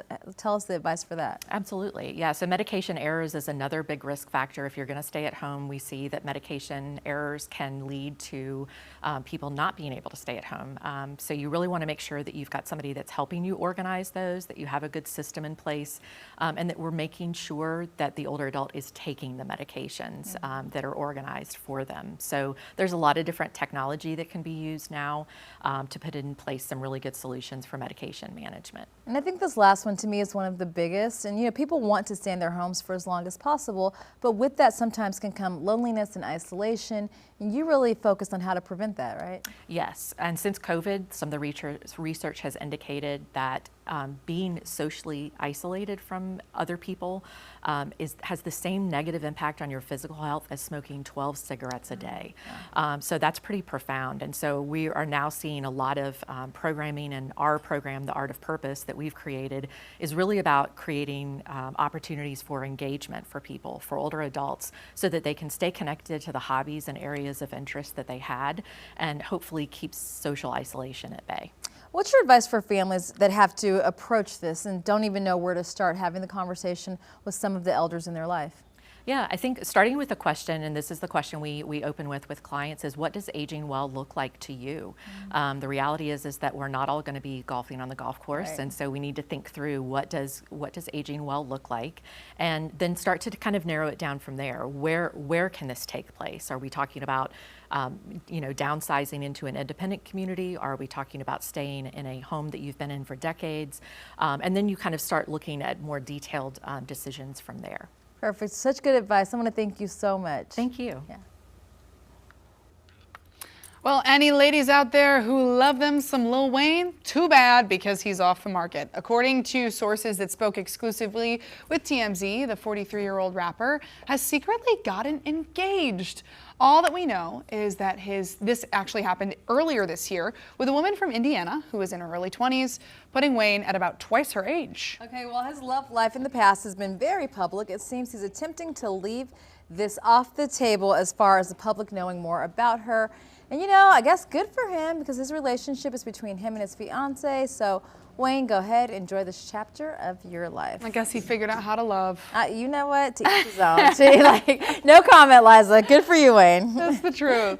All right. Well, switching gears, the Inside the NBA crew had a couple of unusual guests on their show. Take a look at this.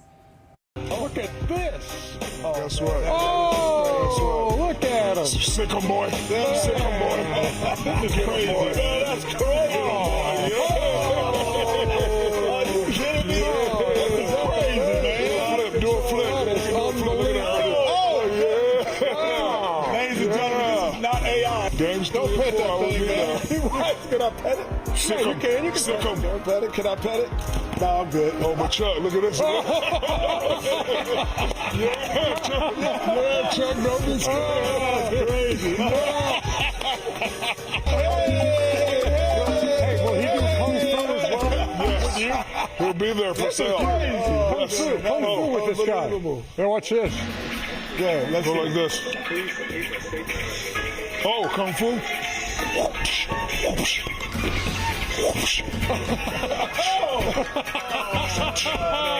That was part of Shaq promoting his latest investment in a tech store called See You Tomorrow. This show is so funny. I love Shaquille O'Neal and Charles Barkley. Like, Eliza was dying laughing. I had to take her read. She's laughing so hard. Like, this is pretty funny. The way that Charles Barkley was reacting to those robots is the exact way that I feel. Look, he scared. looked so scared. He looked scared. And oh honestly, me too. When that robot got on its back legs, and when it jumped, it's like a grasshopper. I can't. That's like an insect that when you think it's a spider and then it starts jumping. That's like a roach when you think it's dead and it comes back. All right, guys, there's so many positivity coming your way, including a tip on how to stay cool this summer from a very unlikely source. Get a big bear.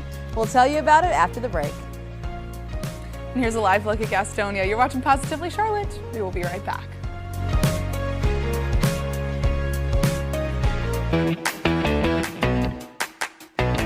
Welcome to Epic Discounts by BestReviews.com. I'm Melissa Bergamini. And I'm Ashley Howard. Scan the QR code on your screen to get ready to save big. Today we're featuring products designed to bring more fun, convenience, and value into your everyday life. And we're starting with a favorite for frozen treats. The Ninja Slushie frozen drink machine makes it easy to create delicious frozen drinks right at home. Whether you love classic slushies, frozen lemonade, milkshakes, or icy party drinks, this machine helps you make them fast and easy. Plus, making your favorite drinks at home can really help save you money compared to buying specialty drinks on the go. That's right. Now next up, the Tossy Flying Disc.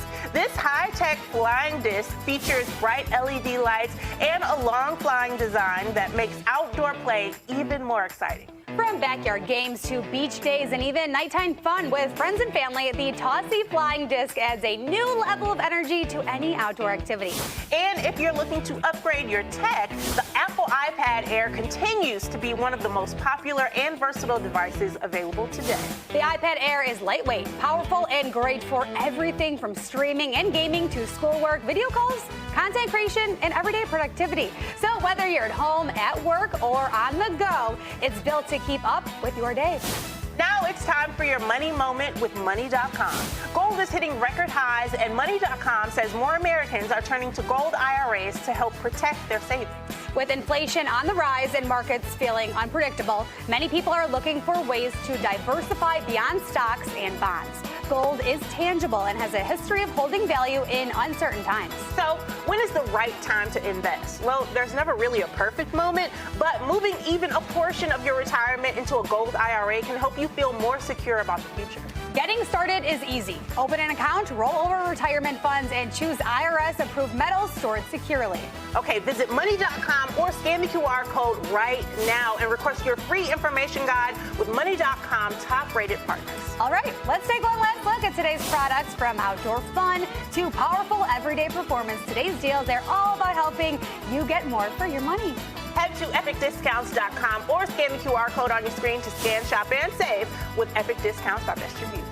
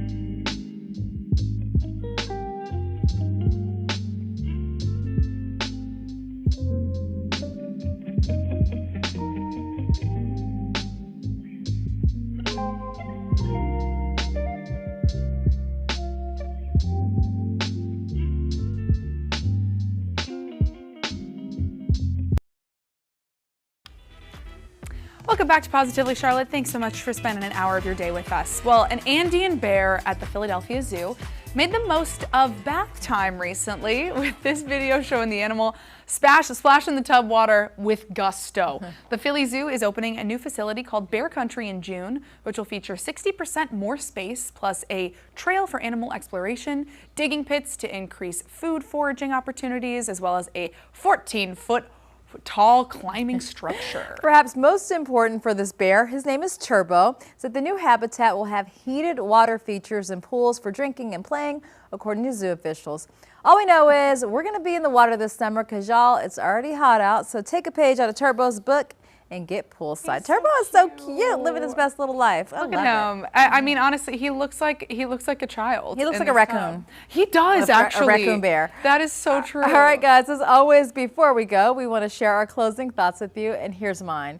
2 rules to live by. Don't hate on nobody and don't wait on nobody. And that's from Shakira Robbins. In other words, don't be a hater. And if there's something that you want in life, go out and get it. Okay? Sharika Robbins. Thank you so much. That's the truth. Yes. Okay, here's my quote.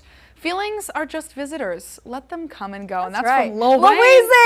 Lil Wayne. Look, He's dropping got that knowledge. Exactly. He's dropping knowledge on us. But it's very true. Yeah. You know, when sadness or anger shows up, it will always come and go. But the same thing with joy. So enjoy it while you are experiencing it. That's right. You know, Don't they'll be come and controlled go. by your emotions, according to Wheezy F Baby. I love that, Liza. That's the truth, All guys. right? We'll see you here tomorrow at 10 a.m. on Positively Charlotte. Stay dry out there. We look like Christmas. We do look like Christmas. You know, we're almost to Christmas in July. You're my gift, Liza. Yeah, You're my exactly. gift. That's right. That's the truth. Our director said it looked like a picnic. Thanks, Evan. People like picnics. That's the truth. They do. All right. You're taking a live look over Charlotte right now. We will be back here tomorrow at 10 a.m. Same time, same place. Thanks so much for joining us today.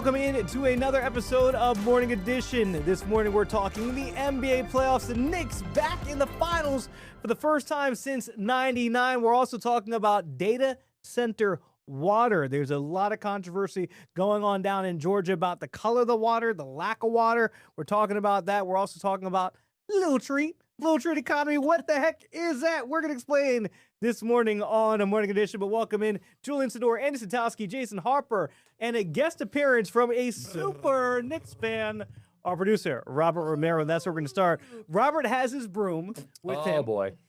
We've been told by his girlfriend this is the only time that he has found the broom.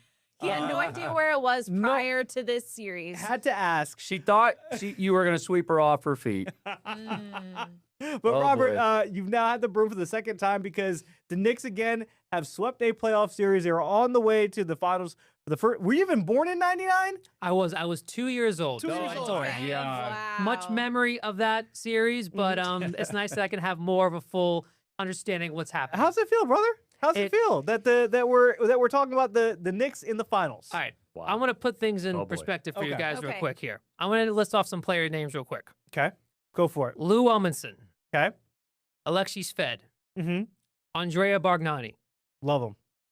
Langston Galloway. Okay. Do you guys know who those are? Yes. Nope. Do you, as an NBA fan, I'm sure you do. Do you guys know who those players are? I do not. Exactly. Those are players that were in the starting hockey players.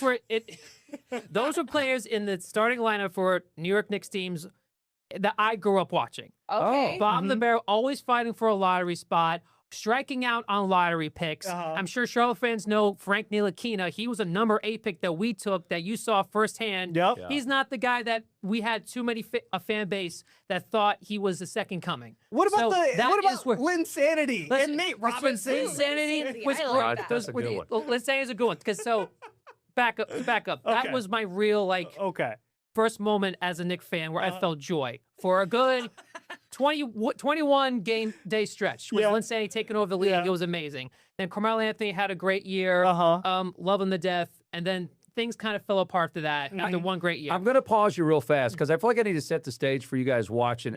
And I want your blood pressure to come down just a little bit. So every morning, listen, every morning when we come in, Robert's already been here a good hour or two, all right, as most of our producers are. And we have a section on our dry erase whiteboard wall that says Robert's Rants. Every day, there's something that Robert is wound up about. We call him Roberto. So he's all wound up, and it doesn't take a lot for him to just start spewing off. Something's driving him crazy. But I'm glad for your sake and our sake that the Knicks are doing well. Because we hear about the struggles with the Mets and the Jets. Right? Those are you're fans. Those are three. Yes. You're fans of those other sports teams. So I'm glad for your sake that the Knicks are doing well. Now proceed. What is it? What's the best thing about being a Knicks fan? So is this run because what I know seriously. So here's the thing.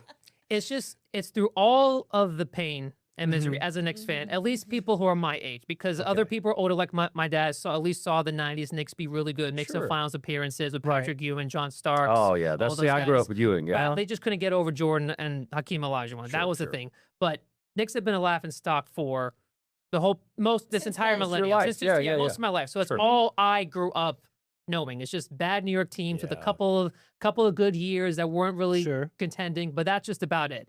But now, because of Jalen Brunson, who's came to this team that we stole away from the Dallas Mavericks in 2022, changed the course of this franchise forever. For Chris got him, that was the start of it. We can go a whole long history. I can go all day about that. But into this moment, when we got into the Knicks since 2022, the Knicks have not lost a first-round playoff series in 4 years. And we've just gotten better every year. Made the conference finals last year. It was a bad ending. But this year, they have looked like, not even just looks like, statistically, they have been the best team out of an 11-game stretch in NBA history. Wow. And the numbers. Like better than any of the Steph Curry Warriors, Jordan Bulls, LeBron Heat teams. Wow. Like from an analytics standpoint, if you're an NBA fan, you're going to hear analytics a lot. Yeah. You're right.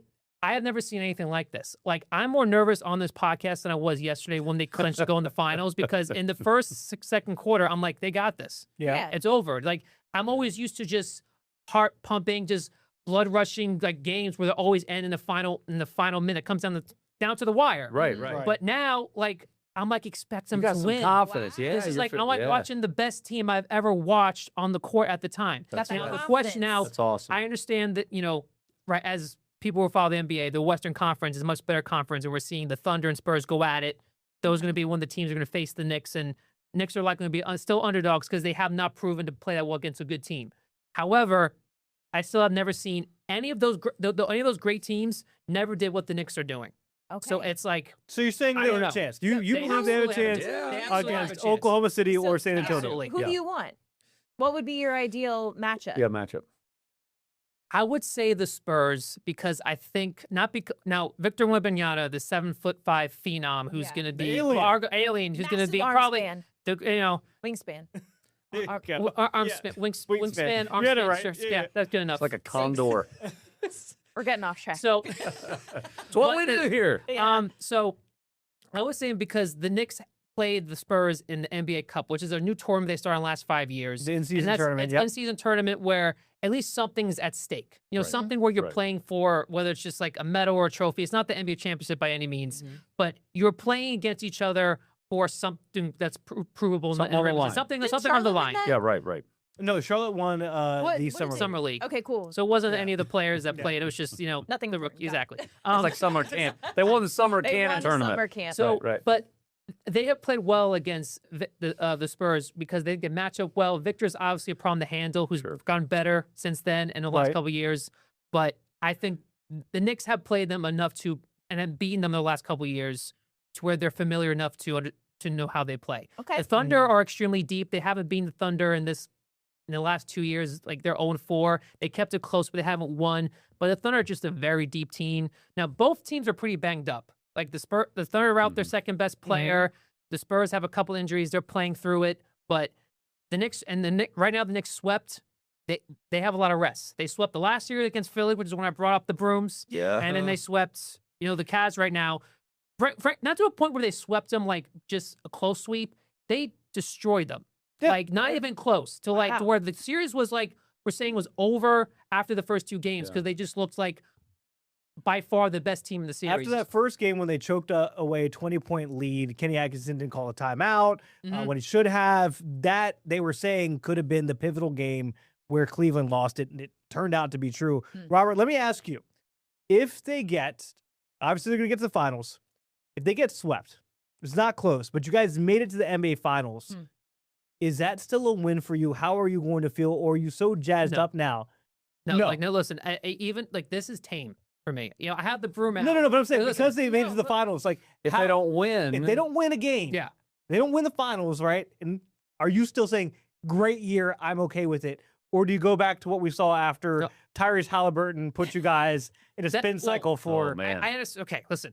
First off, the 22-point thing in this game one made up for it. It kind of like exercise the demons. Exercise demon. That literally what game one was. I was actually nervous. I already immediately said, "Oh, this game's over." They didn't have it tonight. They had 9 games off. It was rusty, whatever. And then they kept making shot after shot. Jalen Brunson kept going off. They kept pinning shots, and I'm like, "Oh my God!" They keep switching on Harden. They can't believe they're letting this happen. And then I'm like, they did it, and it wasn't even close toward the end. And then they did it, and then they just walked off like nothing just happened.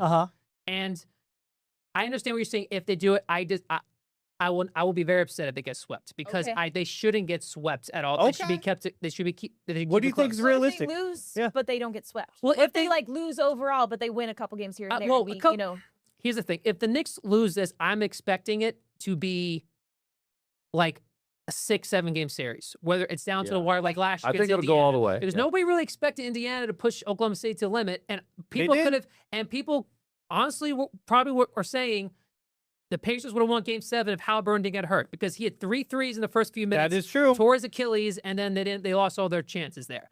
Now the Knicks are healthy, still healthy going in, have an extra 9 days off until the finals start next week. These two teams have to play at least 2 more games to battle out. Who knows if they get more injuries. In a grueling series. Yes. So things right now are lining up in the Knicks' favor to where I will be shocked. At this point, I will be shocked if they get swept. This is the point where we're saying, I understand if you want to say they're still the underdog, fine.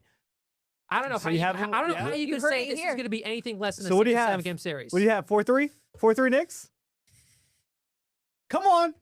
Come on, Roberto. 4-3 Knicks? What you got? 4-2 Knicks? Put it on the table. I'm going to go Knicks in 7.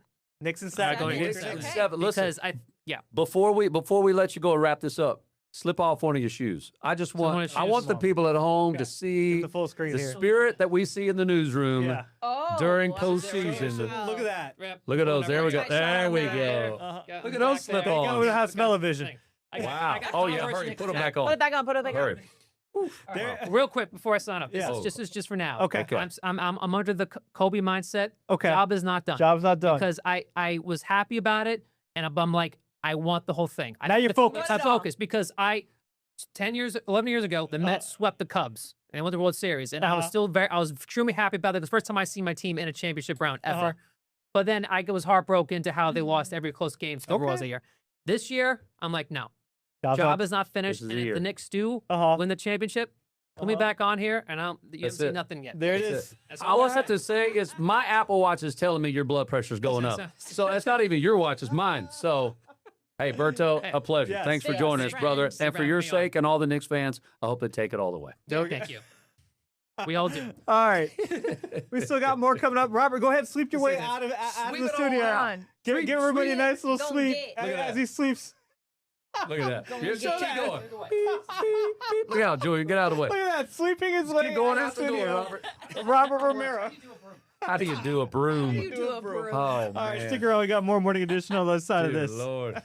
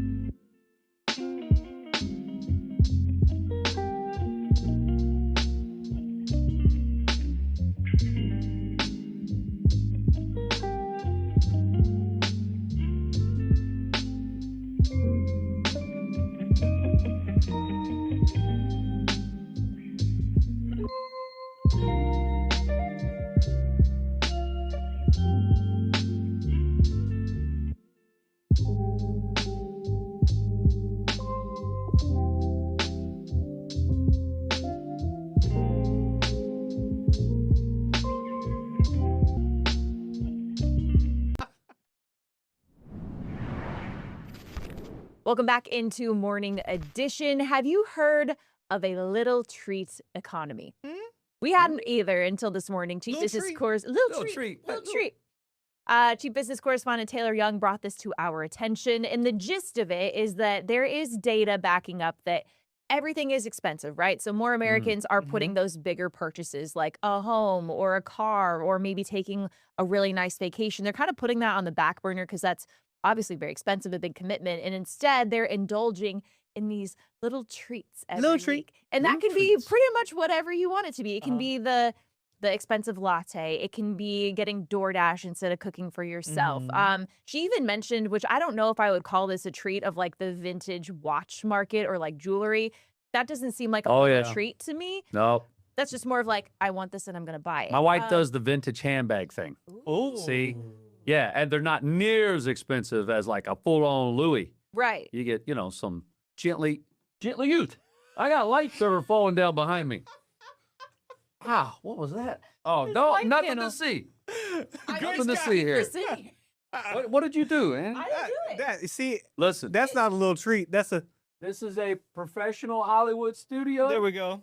The show must go on. Okay, you just tape it. Look at that. That's secure. That is some high quality polyurethane. Polyurethane. Okay. All right. Okay. Small, tiny treats. Is that what Tiny treats. That's what we were saying. Treats. Economy. What are your treats? Do you guys do this? You skinking over.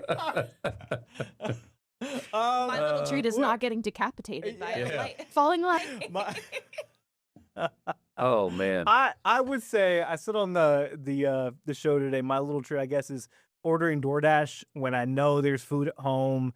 I don't want to feel like cooking, so it's like, okay, I'll treat myself and we'll get sushi or something like that. I say that might be my little treat. I don't know if golf counts as a little treat, but it can be whatever you want. It could be. Maybe you could. I mean, who's to say what the threshold is? Right. Once you go over 1,000, now that may be a little. That's kind of little like indulgent. It's like, okay, a tea time here. It's like, okay, could we be saving for something else? But I like to golf. Golf makes me happy. So little treat. And it's good for your mental health. Like that's a hobby. I wouldn't call that a treat. Like that's a hobby. So DoorDash. Harp, you said yours is ice cream? My wife and I lately have been really enjoying these little treats. Yeah. And almost to the where. So we go to this Waxhaw Creamery, right, in downtown Waxhaw where we live, and I have now asked the owner to just not look at us when we walk in. Because on multiple occasions, it's like, oh, hey, Jason and Angie again. You guys are here again. And then a stranger the other day goes, oh, you guys come here a lot? And the lady goes, yeah, yesterday. They were here yesterday. And I'm like, hey. So now mind I'm your just, business. I'm like, What? just don't look at us when we come in. But yeah, and so we probably could have gone, maybe to an island in the Caribbean by now had we not had as many trips. That little treat budget. But no, those are little indulgences. And my thing is, obviously maybe $1,000 to someone that is doing very, very well. Maybe that is a small little splurge to them. It just depends, right? On all of us. I think whatever your goal is, if it's to save for a house, a car, your child's college education, whatever the goal thing is, as long as these little steps along the way don't deter you or put you further in debt or something like that, then I don't think there's anything wrong with it. Here's the part that I caution people is when we have generations say, I deserve. I think that word, you got to be careful because I don't think you start crossing the line into entitlement. If we all got what we deserve, I don't know that we'd really want that, right? So, I mean, we all work hard, okay? And so if you want to take something, then say, listen, I worked hard. Maybe I earned it. I like earning. I've earned it more than I deserve. I don't know that everyone deserves it. And like I would add on to the be careful with I deserve it. I need this. Yeah. You need water. Yeah. You need true. air. You need some sustenance. Stuff shouldn't be in the need category. Yeah, for sure. My parents used to get Do on you me want and it I or said, need it? I need this. You don't need a toy. You want the toy. Yeah. But everybody else you don't need it. It's You basic. want it. It's basic budgeting, right? And kind of managing your money. My little treat is that sometimes, and I have this debate with myself in the car because there are 2 Starbucks on my way home. 2 of them. 2 of them. Oh, I know what the drink is. Is a vanilla sweet cream nitro boost. Oh, girl, I love that. I love that drink. So Low good, calorie too. right? Yeah. It's lower calorie. I didn't even check the sugar part on it, but I've never taken Adderall before. But for me, sometimes when I get home and instead of taking a nap, I'll finish my work and I see all these different things. So and it makes you more productive. You get it makes you a better mother. It does make me a better That's mother. what you're saying. Okay. I would say you so need that's this. my excuse. It but sounds the- like a but tool the- for I motherhood. do need it, but I do. The debate with myself is you've got K-cups at home. Oh yeah. But do they hit the same way? It's not the same. Absolutely It's not the same. So I have little treats more often. That one's in a separate bank account. Oh. The card that's on my phone. Nice. A separate bank the hubby account can't for see it? nitros. He's as bad of a Starbucks consumer as I am, so we can't even.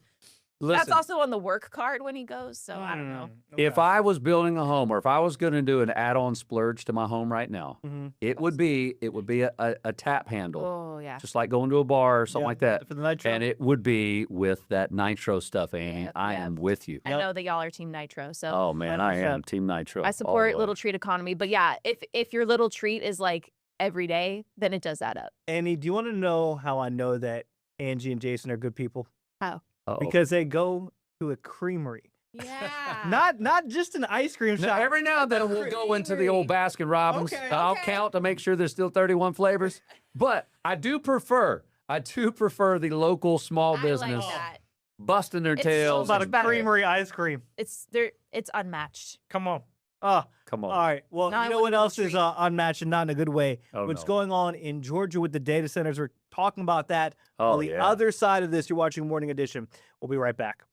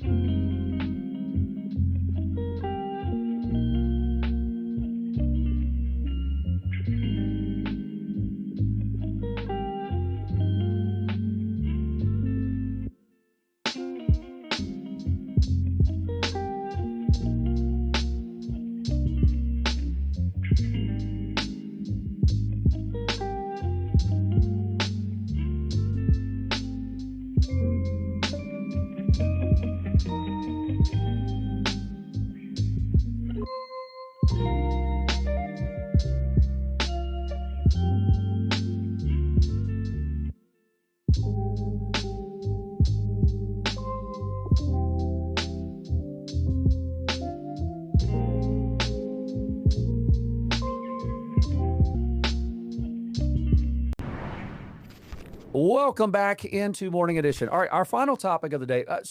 Data centers is becoming the topic of a lot of city and county councils all across the country. We know with AI, more data processing is needed, and these huge tens of thousands of square foot data centers are already popping up all around the country. No one seems to want them near them. Like it's this whole battle of we think they're necessary, we don't know enough yet, but no one wants it near a farm, no one wants it near a school. And so you're having objections pop up all over town. Matter of fact, recently in Charlotte, they said, hey, we're going to table this for more than 100 days. We need to do some more checking before we can even accept any applications for data centers. The problem, though, and the reason we're talking about the water here is we're hearing reports from people that say there are data centers near them, and then now their water, they feel like it's changing. The color, the smell, the taste. What do you guys think about this? Well, Julian brought this up, and you can talk about the video, but the whole part about water is that it takes so much water and electricity to run these, right? Because they have all these servers and they have to cool them. And so that's a big pushback from people in their community, wondering whether or not this is going to change. And AOC brought in an example of what some people are saying, like their water looks like, right? Looks like Dookie. Like talk. It's really brown. So when That you was show, that when brown you show water. this to us Yeah. on set, it was this big old jar, like this. Where's my other hand? There we go. This big, and it was brown. It was not water that you wouldn't want to touch it, let alone drink it. Oh man. I feel like it looks similar for people who are familiar with local news to when we had some contaminants get into like the well water in Western North Carolina, and they were just pumping out brown water out of their wells, and they had a problem with that. And It's like some of the sediment leaked in it somehow. You know, some of the. And so this is going on. Where AOC brought this from was from Morgan County, Georgia, and it's a huge data center that's done by Meta, and they say it's made the water undrinkable. They have to get bottled water in to use to shower, to flush the toilets. Yikes. Some families are even having water shipped to their homes for it. The data center officially uses 10% of the county's total water use for just that one data center. And the rates there, this is according to our parent company, News Nation, they're saying it's going to use water rates in the county are set to increase by 33% because of this data center. Wow. So your water rates are going to go up, water usage, and they're even showing like their showers, the water pressure is all the way down. It's hard not to be concerned, right, guys? Like we know data centers are part of it. They're not going anywhere, but it's hard not to be They're concerned. necessary, right? And because everyone loves Grok and Claude and chat. And so when you have the disconnect, I think people don't think about it until it's coming to their area. Right.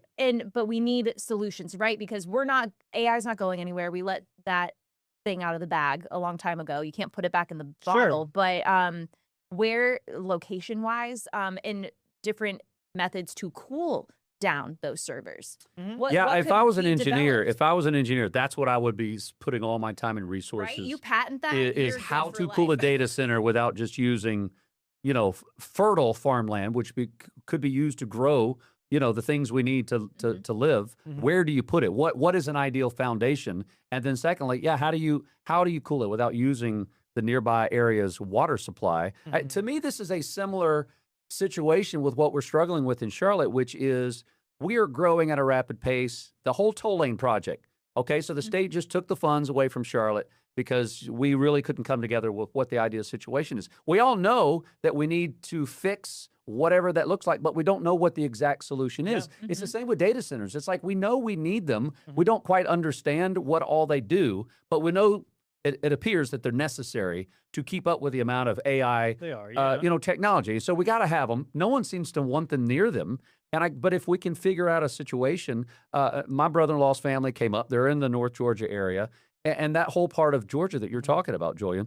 They're frustrated because they're like, why can't if I had a map of the U.S., I would need to talk to like an agriculture expert or some type of civil engineer that could say, these would be let's draw some circles. These are the ideal areas where you could put these without it interfering too much with the nearby land. But then do you have to have a data center within so many miles of a population like Atlanta? Right. It's got to go somewhere. Right. I think that, and I think you make a really good comparison with the I-77 expansion project, because the reason why this ultimately didn't get passed is because everybody got together and said, you know what, we're going to vote. This isn't the right project. It isn't the right way to do it.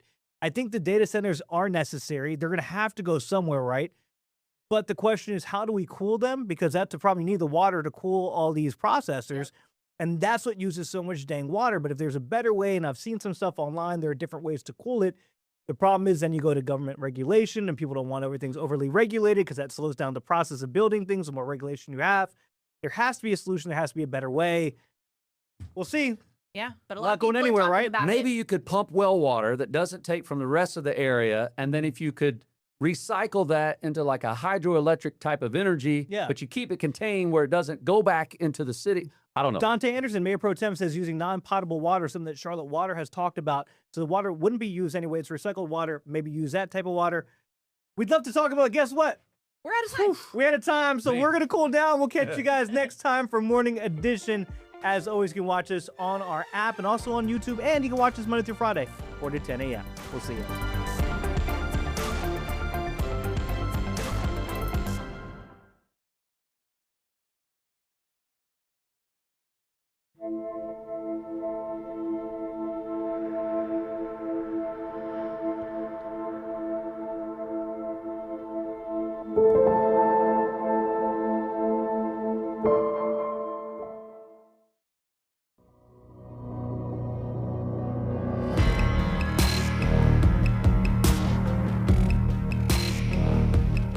Welcome to Queen City News Plus in Order in the Court again. Brian Blakely here. And I'm Chief Legal Analyst Khalif Rose. Khalif, we're going to get into it right now because this is one story that is really just burning up in North Carolina. And you and I across the country. A lot of people are chiming in on it. And his Mallard Creek track was that move right there. They lost their track championship because he celebrated right before with a hand up. Disappointed. Let's be clear. That is my son's school. Yes. I did not even know that was Mallard Creek at first. I saw the video on Outrage. And I was like, yes, wait. You did. You knew that was Mallard Creek all along. Then I said, wait, these colors, they look familiar. Wait, that's the creek. This does not look good. Let me figure out what's happening. Right. I'm so disappointed. That championship, that relay race right there would have won them the state championship. But as you can see, right as he crossed the finish line, he celebrated with the hand up. 5. Mm-hmm.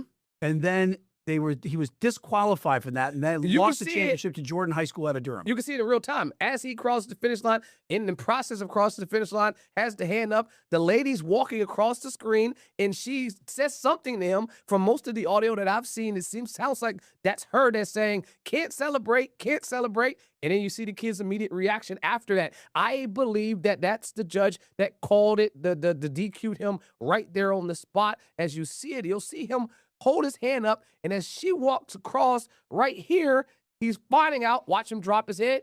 Oh, wow. Okay, now I didn't win the state championship. So it's a couple of things. Again, I'll say this. I'm disturbed by this. We definitely don't want to take the fun out of fun. You don't want to take the fun out of sports. This type of scenario is one that I just think is bad. Let's look at what the rules say. North Carolina. Yeah, let's look at the rules here first. North Carolina High School Athletics Association. Who have declined to say that they're going to do anything about this. Right, but they have what's called a sportsmanship policies emphasize zero tolerance for bad sportsmanship. And I would want that and empower officials, this is key, to strictly enforce behavioral standards. The NCHSAA public policy states that judgment decisions made by meet officials are final and are under the national standards. So the expectations regarding unsportsmanlike conduct. This language helps them a number of ways.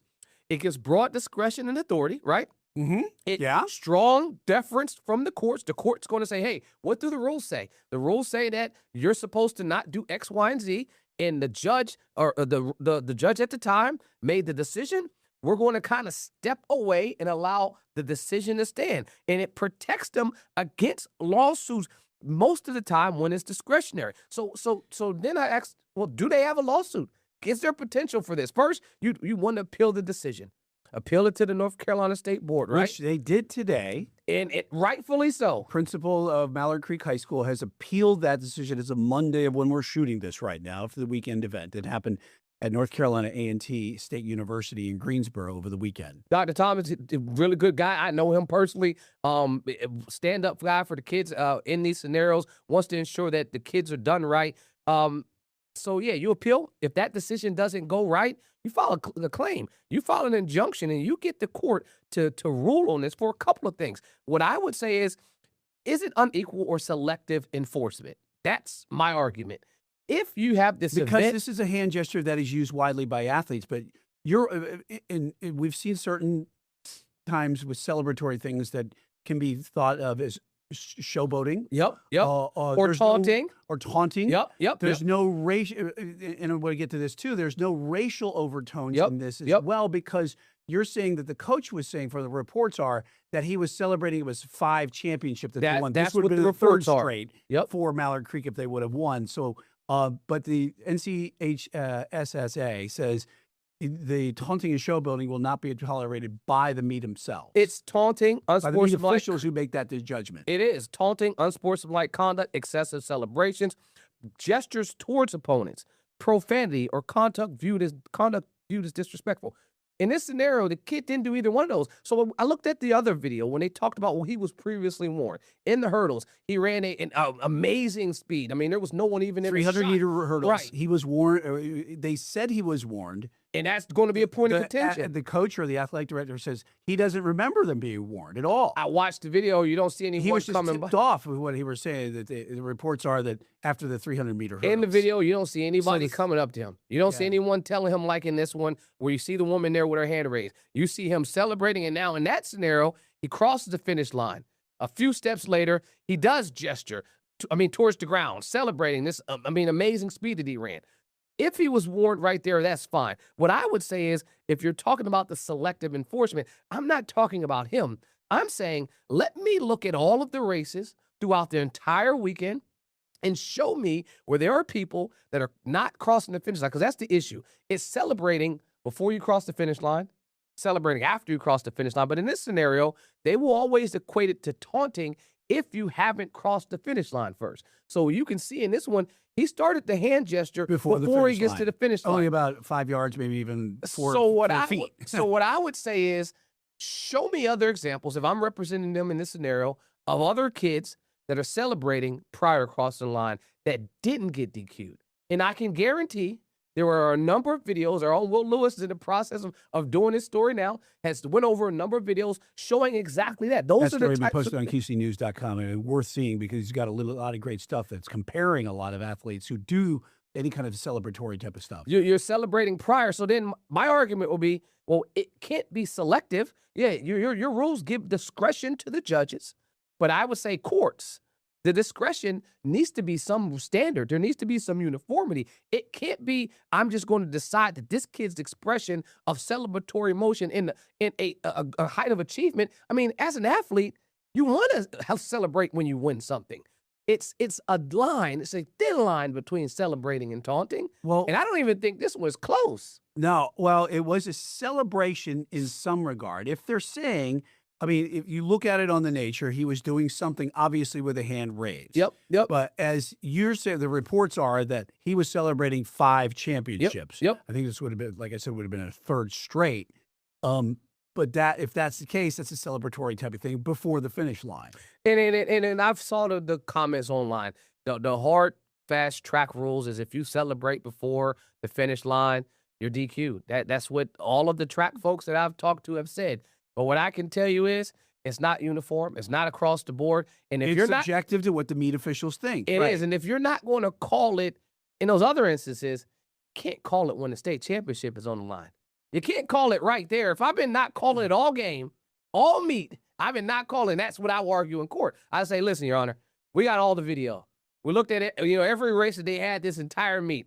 And there were, say 100 instances of them not DQing someone for celebrating.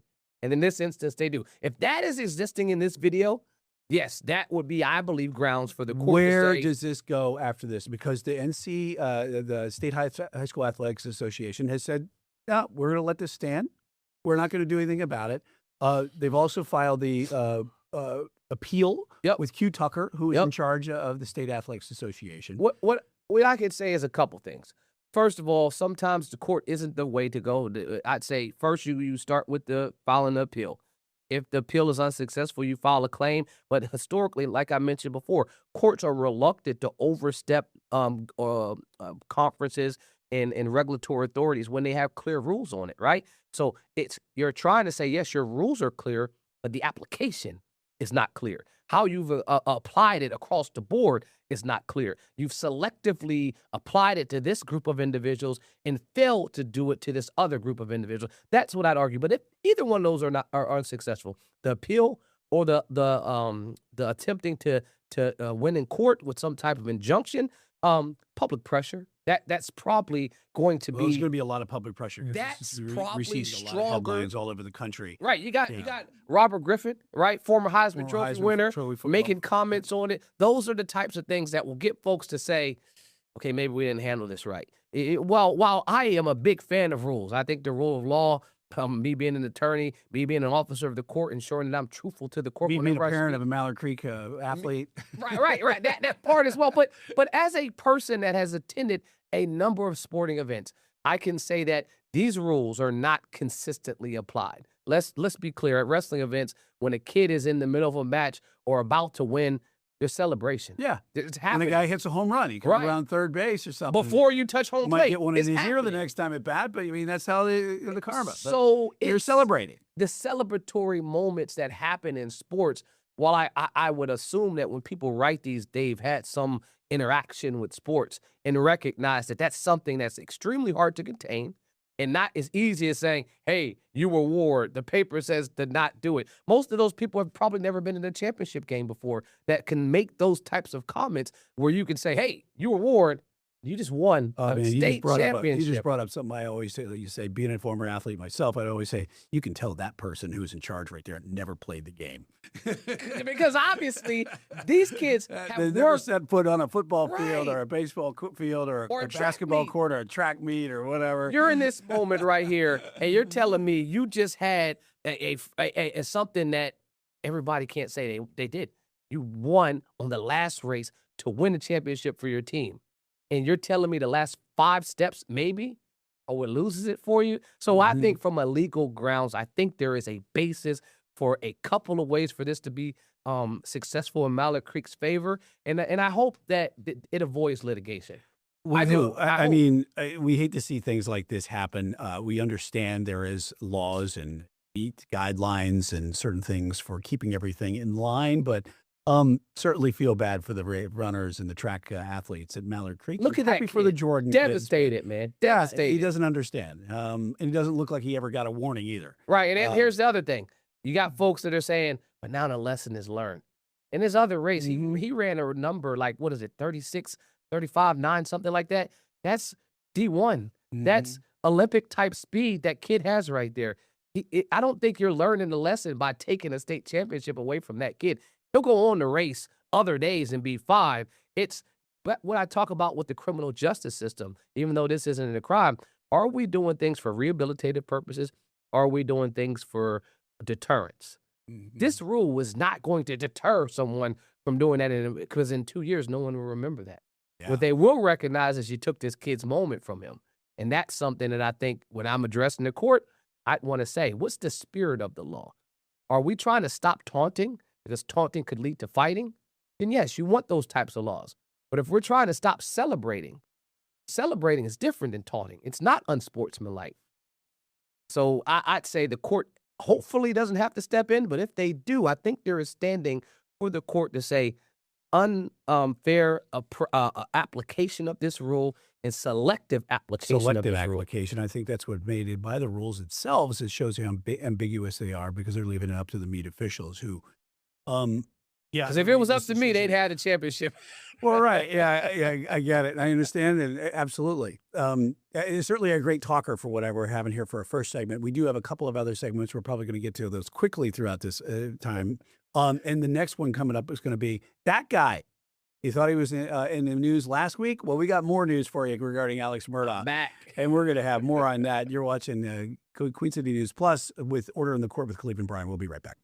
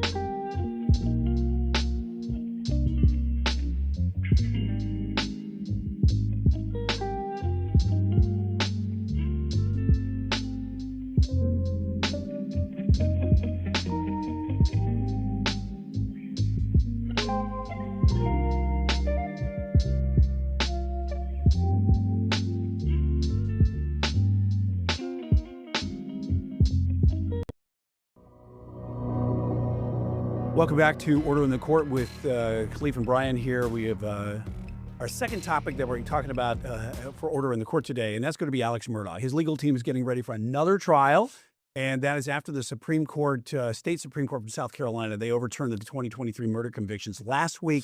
Well, now we understand that Murdaugh's attorneys announced another lawsuit against former Colleton County court clerk there, Becky Hill, and questioned why she is not being charged, and also hinted the fact that now with the new prosecution, there might be a death penalty coming up in the second trial. So what exactly are all these legal civil proceedings here? Because Murdaugh's attorneys is suing Becky Hill here. We got a lot of going on today. I mean, they start the press conference, Harpootlian and the rest of the legal defense for Alex Murdaugh by saying, look, I wanted to talk about our lawsuit only, but I have to address Alan Wilson's statement that they're going to go forward with the death penalty. So he says, listen, you had an opportunity to go forward with the death penalty 5 years ago or 3 years ago when this case first came out, and you decided not to. And so at some point, is this vindictive because this case was overturned? Now you want to have an opportunity to take the stakes up. And he also made some political jabs at him saying this had nothing to do with the law. Harpootlian, being a well-seasoned attorney, made sure to give respect and deference to the attorneys in the office, saying, look, he has some extremely well knowledgeable attorneys in his office, making the distinction between Wilson and the attorneys in the office, but also says he should listen to them because they recognize that you should not attempt to bring this death penalty case. But he said this was more politically motivated because he's running for governor. So that was the jab that he took. But he said, listen, I don't think there is a legal standing for him to bring this. And the courts have held that if you don't have a grounds to bring it that's other than vindictive, it won't be able to go forward.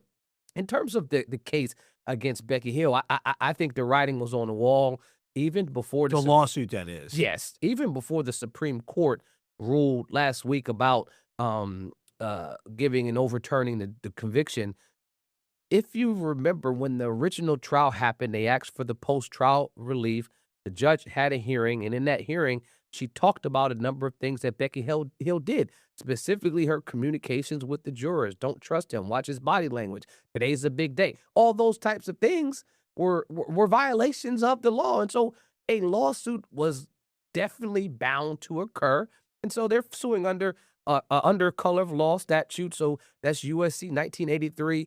That's saying that Becky Hill was working within her official capacity. And in her official capacity, she did a number of things to contribute to his conviction. That state's typical standard for a color of law claim. Was a person in their official capacity? Did they use their official capacity to do something that now deprived you of your rights? His right, which would be a right to a fair and impartial jury trial. So I think this is a pretty cut and dry example. Are they going to get money from her, subsequent book and podcasts or whatever they had after that? It's not much. Is this going to be a settlement type of thing? No. The Harpootlian and his team, I mean, they asked him today, would your client be ever willing to plead to the case? And he adamantly said, no, never. So in terms of this, I don't think so. They're looking to recoup those legal costs. So you talk about would he be able to get the money from her book deal? She only got $600,000 in profit from the book, and she received 65% of that. So $65,000. They're asking for $600,000.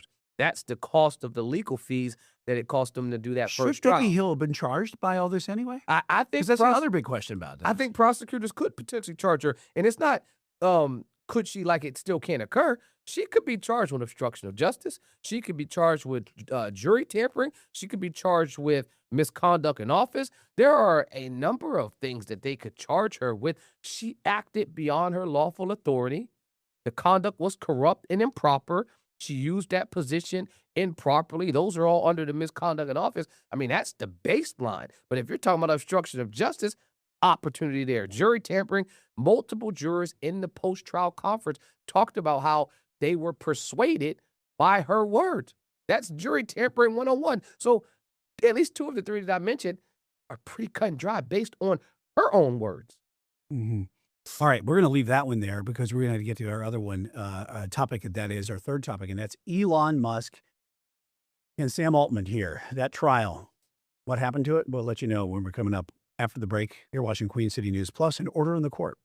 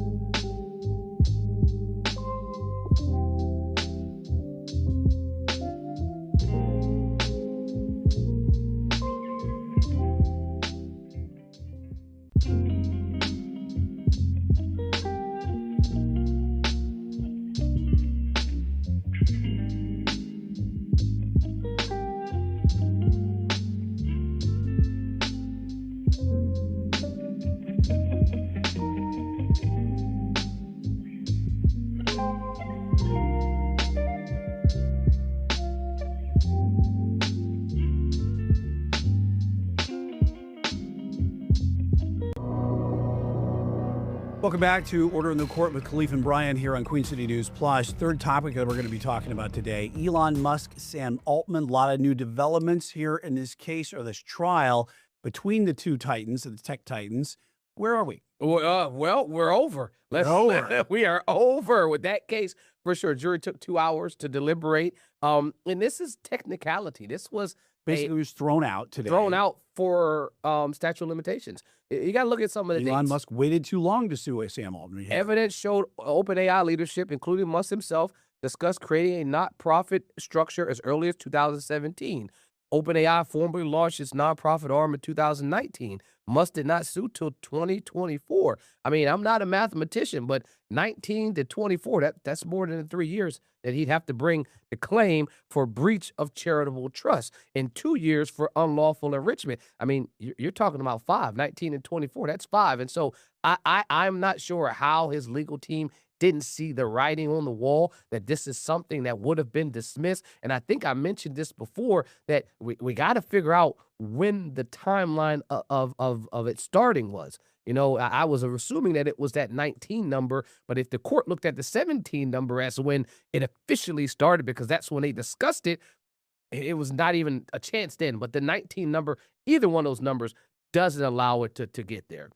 You know, the other thing, too, is that the jury also rejected Musk's claim that Microsoft abetted Altman here in alleging the breach of duty to OpenAI. So they're out of it, and that's good news for Satya Nadella. Oh, yeah, Microsoft, I mean, I thought they were a long stretch with this claim anyway. And let's be clear, Sam Altman and the folks that testified during this trial mentioned a number of times that the idea to go for profit was something that Elon Musk himself even wanted. That the only reason that he left, started his own AI, was because he wanted to seize complete control of OpenAI, and the board rejected him. And so there were a number of red flags during this trial that led me to believe that the jury would rule in favor of OpenAI and Sam Altman. I just was thinking that it would be a technical, and it was, based on the time frame. I mean, you can't beat the numbers. I've had cases where you have a statute of limitations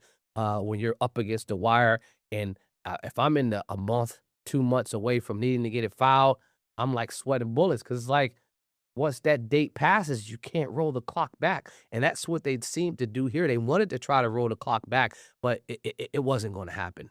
So, yeah, this opens the thing up for OpenAI, their big IPO coming up. Oh, yeah. And so that's going to be a big money thing. And XAI, Musk deal, they're kind of behind the times here as far as being not as technically advanced as OpenAI with what they're going forward with. I mean, the goal with a lot of this was to slow down the process of OpenAI. Remember, as I mentioned, and you just mentioned, Elon Musk comes out once that he leaves OpenAI and starts this XAI, a for-profit model, not a non-profit model. And so if he could slow down the for-profit generating model that OpenAI was already doing, then that would give him an opportunity to be able to speed this up. And those are things that Sam Altman and his team alleged during the trial, that this has nothing to do with us having a nonprofit arm, has more to do with wanting to slow down our for-profit model that is revving up and about to do an IPO for record numbers. Right. And a lot of folks are wanting to know if they should get in on that. That is a good financial question you can ask your financial advisor. Right. Is this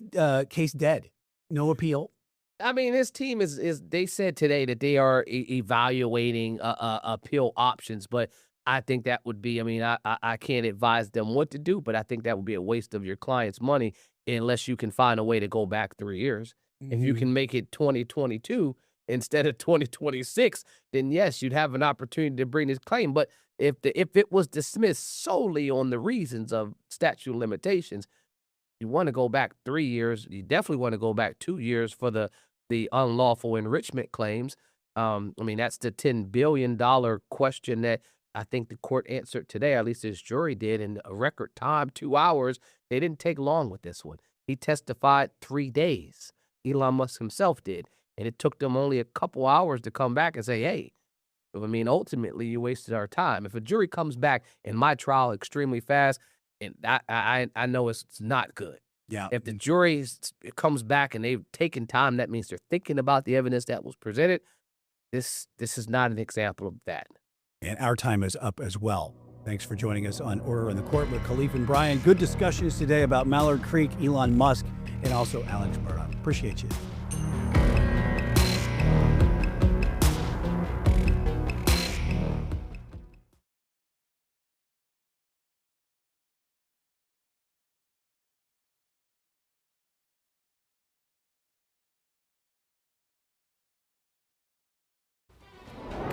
Now at noon, Mecklenburg County leaders summoned to the state's capital to why the death of a 6-year-old girl is at the center of the upcoming hearing. Brandon.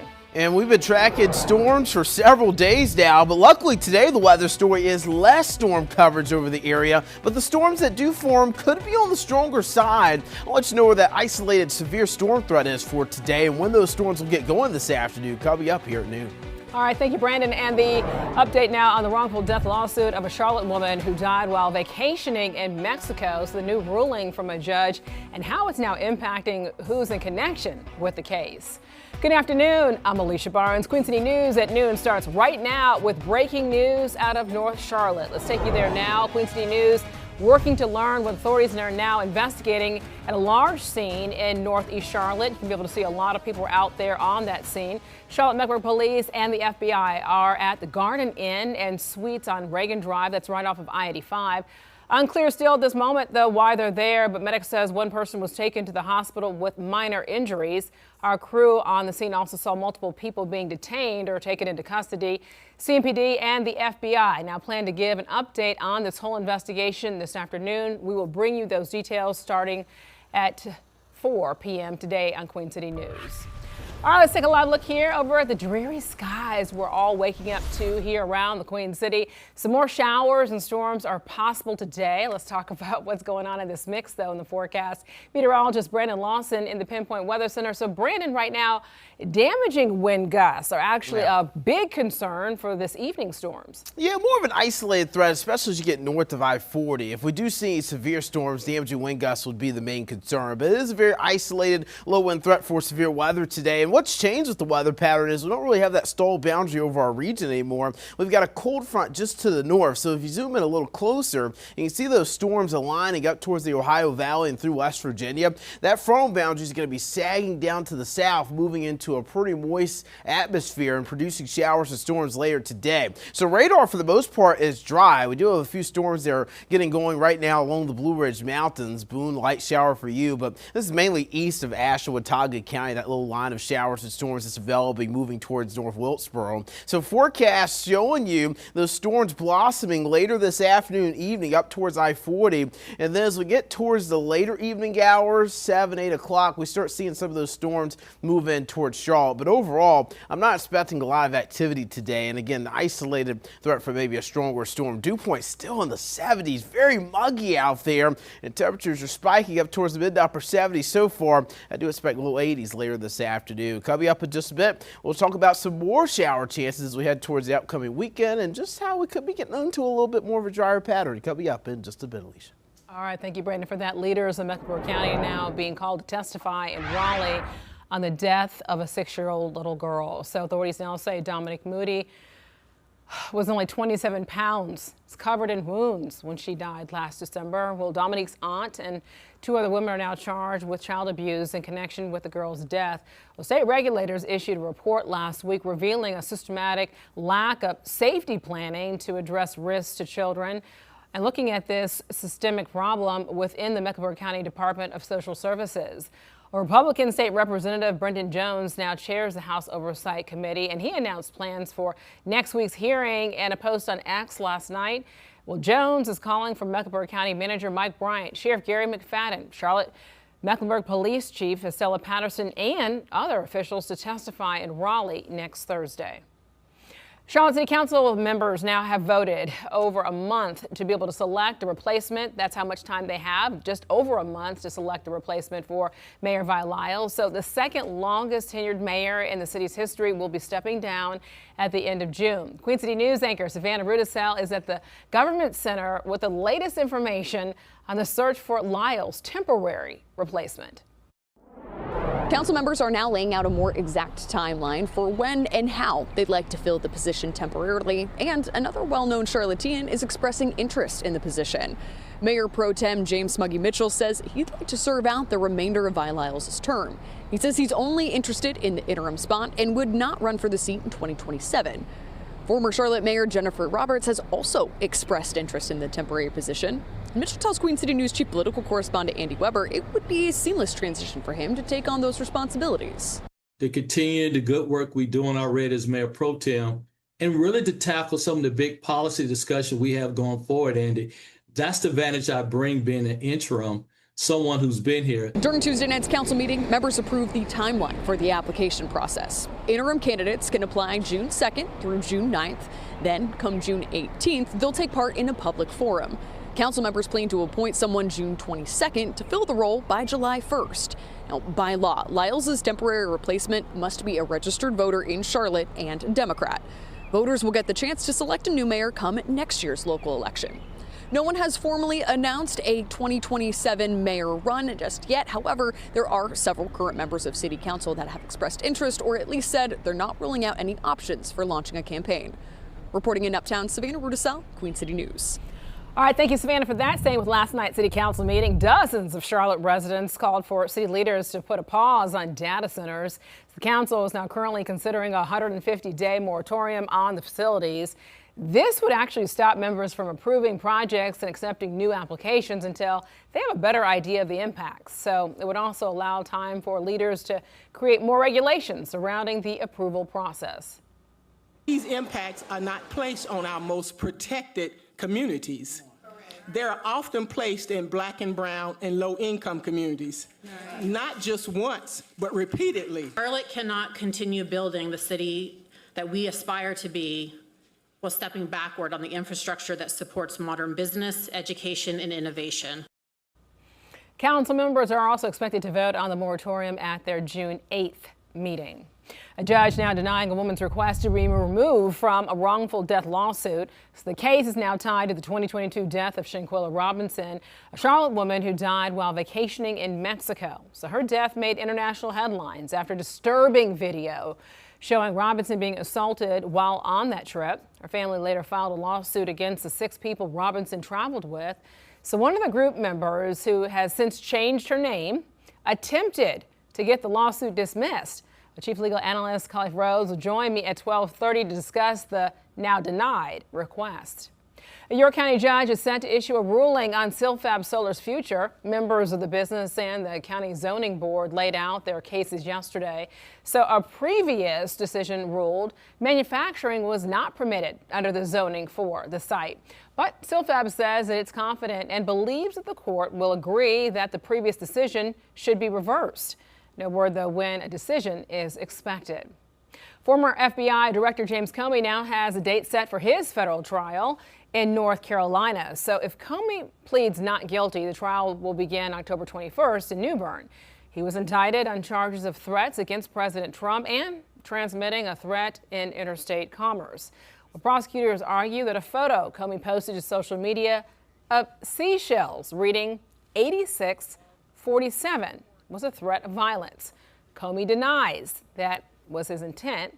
The case is now the second that is brought by the Justice Department against Comey. Well, why were we doing this? The Constitution didn't dictate it. Nobody in South Carolina asked for it.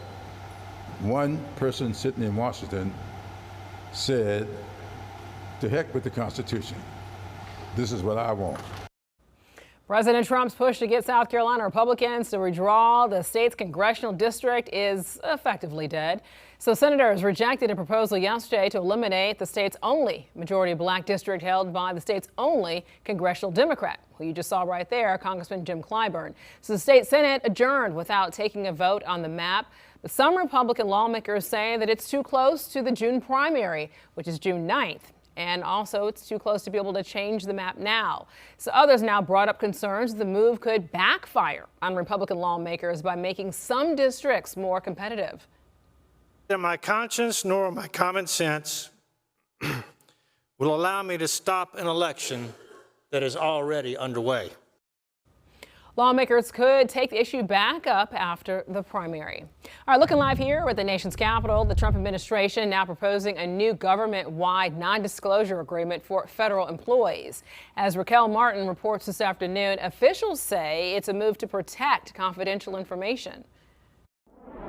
The Trump administration says this initiative is aimed at preventing unauthorized leaks, and they're pointing to information related to immigration enforcement plans or operational details. The draft notice is published online right now for public comment. Under the agreement, the Trump administration could pursue civil or criminal penalties against employees who share what it defines as confidential information without authorization. One section of the draft reads, quote, federal employees do not have the discretion to disclose confidential government information. The administration says this push comes after a series of high-profile leaks referencing reporting by the New York Times and Washington Post about the U.S. operation in Venezuela targeting Nicolas Maduro earlier this year. TheHill.com also reports the administration highlighting leaks involving DHS and FBI employees related to ICE operations. The OPM argues some of these disclosures to the media have put troops, intelligence agencies, and government operations at risk. Now, critics say it could hinder reporters from developing sources inside the government and getting information out to the public. Last fall, dozens of Pentagon reporters gave up their press badges rather than agree to new reporting restrictions imposed by the Department of War. This proposal now goes into a 30-day public comment window. Signing the NDA is voluntary, but not doing so could result in job loss. For now in Washington, Raquel Martin, News Nation. Thank you, Raquel. A candid confession puts North Carolina's former lieutenant governor in hot water. Why Mark Robinson is now facing a new lawsuit after a recent podcast appearance. And former President Joe Biden taking on the Department of Justice, why he's accusing the Trump administration of violating his privacy. Brandon. And also a final assignment for parents of Charlotte-Mecklenburg School students. So how you can help district officials address concerns with changing the school choice program. Now let's go to Brandon. Yeah, we've been getting a lot of text messages here at the Pinport Weather Center, at least myself, about when's the rain going to end and when can I get out on the grill. I think you should be able to get out on the grill, at least in Charlotte and point south of Charlotte later this evening, maybe get some meal prep again for the rest of the week, but that doesn't mean there aren't going to be storms around. I'll time out the storm chances for later today and also talk about the threat that comes with some of those storms coming up in just a minute. All right, now you got me hungry. A grilled salmon just sounds so good right now at noon for lunch. You're watching Queen City News at noon. You're watching the most honored and the most local news right here in the Queen City.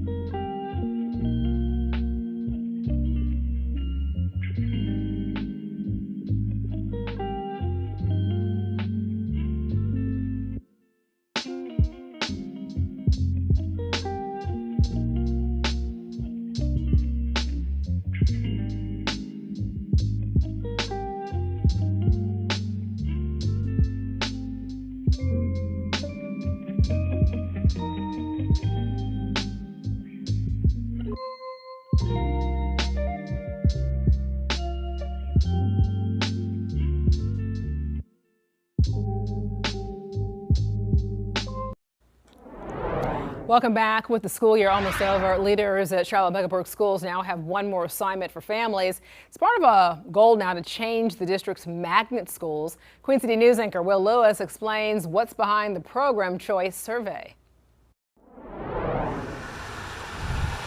Choosing a school in the Charlotte-Mecklenburg School District is a hot topic, and before a final decision is made on program choice, the district wants more feedback. We want to make sure that we have awareness in our community for all of our families. We have about 22,000 families that choose program choice, but we believe we're the best option in Mecklenburg County, Charlotte-Mecklenburg schools. There's concerns like transportation and the lottery system for families trying to get one of the limited seats. The new plan will eliminate programming at some schools and add it to others. That's why CMS launched a feedback form and review process. As families submit questions, we work really hard to make sure that within 24 to 48 hours, those questions are responded to. We like to see ourselves as the air traffic controllers for youth engagement, and so it's just really important for us to make sure that we get youth to the space that they want to be in and not necessarily the space they're told to be in. Meetings will be held at businesses and with the help of nonprofits like My Brother's Keeper in Charlotte. District officials are hopeful this will help get families to complete the survey. I'm really big on youth ownership and youth voice and choice, and so making sure that we give our young people the opportunity to not only say what they want to do, but guide them and aid them along the way to getting there is extremely important. The survey ends in a couple of weeks, and another public comment session in front of the school board will be later this summer. Will Lewis, Queen City News.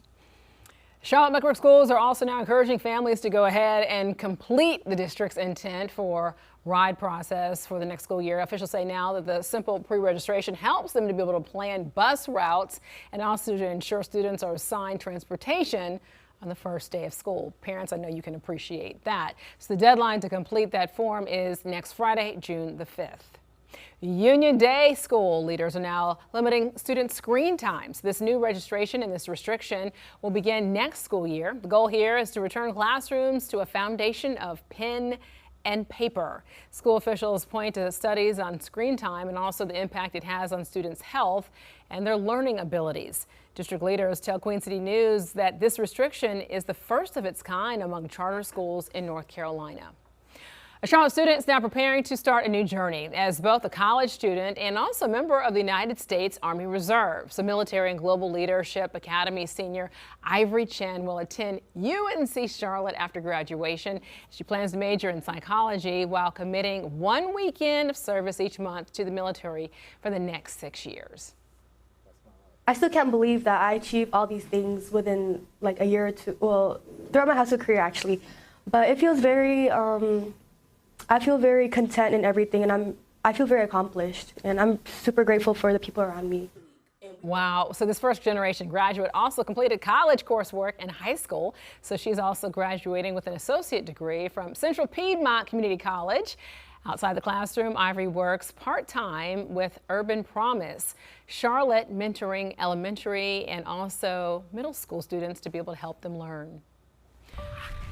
Let's take a live look now over at Monroe. We know it's 73 degrees outside of the Queen City, time 12:18. Still muggy, dreary conditions. Very warm outside though. Let's bring in meteorologist Braden Lawson. Yeah, we're dealing with the mugginess and the, like you said, the warm air just still in place. And luckily for the most part today, we're mainly dry. So we've had several days of just constant rounds of showers and storms. And we're honestly kind of drying out a bit. I know we still have a lot of rain chances here on our rain chance graph here, but it's really only 20 to 40% chances of rain here through Tuesday. You got to remember, we're in an area that we're going weeks without any rainfall at all. And now we're at least getting into more of a summery pattern where we have at least some isolated scattered showers and storms each day. The difference today, you know, we had that stall boundary over the area over the last few days, but now we've just got a front to our north. So as this front drifts slowly but surely down to the south, out ahead of the front, we're going to see scattered showers and storms develop. We're already seeing that across the Ohio Valley and up through the Washington, D.C. area. And when you look at the severe risk today, it's very isolated for most of the area. The higher risk for severe storms up towards Washington, D.C., Charlottesville, down through Lynchburg. For us, though, we're just looking at an isolated risk for maybe some stronger wind gusts along and north of I-40. I doubt the severe weather threat will make it down to Charlotte because by the time those storms get down here to Charlotte, it's going to be later in the evening. The sun's going to be setting and we're going to be losing the instability of the day. So here's radar right now. Again, you can see those storms up in the mountains developing, but overall, most of our area is still pretty dry. Here's the storms later this evening. 5 o'clock, we've got a little scattered line of showers and storms approaching I-40. Again, this could be on the stronger side. So overall, around 8, 9 o'clock, we're going to see a few showers, maybe some claps of thunder around Charlotte. And I do expect those storms to be weakening before we dry things out overnight. Could be a few spotty showers tomorrow morning up in the mountains and foothills. We'll be dry in Charlotte tomorrow morning. And then this is tomorrow afternoon, only isolated storm coverage. I only have about a 20% chance of rain tomorrow. I think most of the area actually stays dry. That front will be south of us and high pressure will be just to the north. Now let's talk about the weekend. The weekend forecast has kind of been changing throughout the week here. We've got a stalled boundary that's going to be down to our south on Friday. That'll keep us dry for Friday, and with the exception of maybe an isolated shower. But notice how the stalled boundary lifts north, and we've got another cold front kind of drifting down to the south, almost running into each other a little bit there by Saturday morning. But it's all going to be dependent about where the stall boundary sets up. If it sets up further south, which most models are indicating, notice where most of the storms will be, further south, down towards the Midlands of South Carolina. But for us here in Charlotte, we'd be mainly dry for Saturday if we can get that stall boundary further south. And I believe that's what's going to happen. When you look at the next 5 days, about a half an inch of rain likely south of I-85, but further north, only looking at about a quarter of an inch. So if that happens, yes, some good rain for our friends in the Sand Hills and down towards Columbia. But for us, it would be mainly dry for Saturday. At least a good time to get some outdoor plans in. Mid to upper 70s right now. We'll get low 80s this afternoon. But man, look at your dew point. Still in the 70s. It's still very muggy out there. Lows tonight dropping into the 60s. And then tomorrow's highs with less rain chances. Upper 80s for much of the region with mid to upper 70s in the mountains. We've got a few more showers to storage track on Saturday, mainly south of the region. And then we'll be a little less humid as we close out the weekend with maybe a few more storms by early next week, Alicia.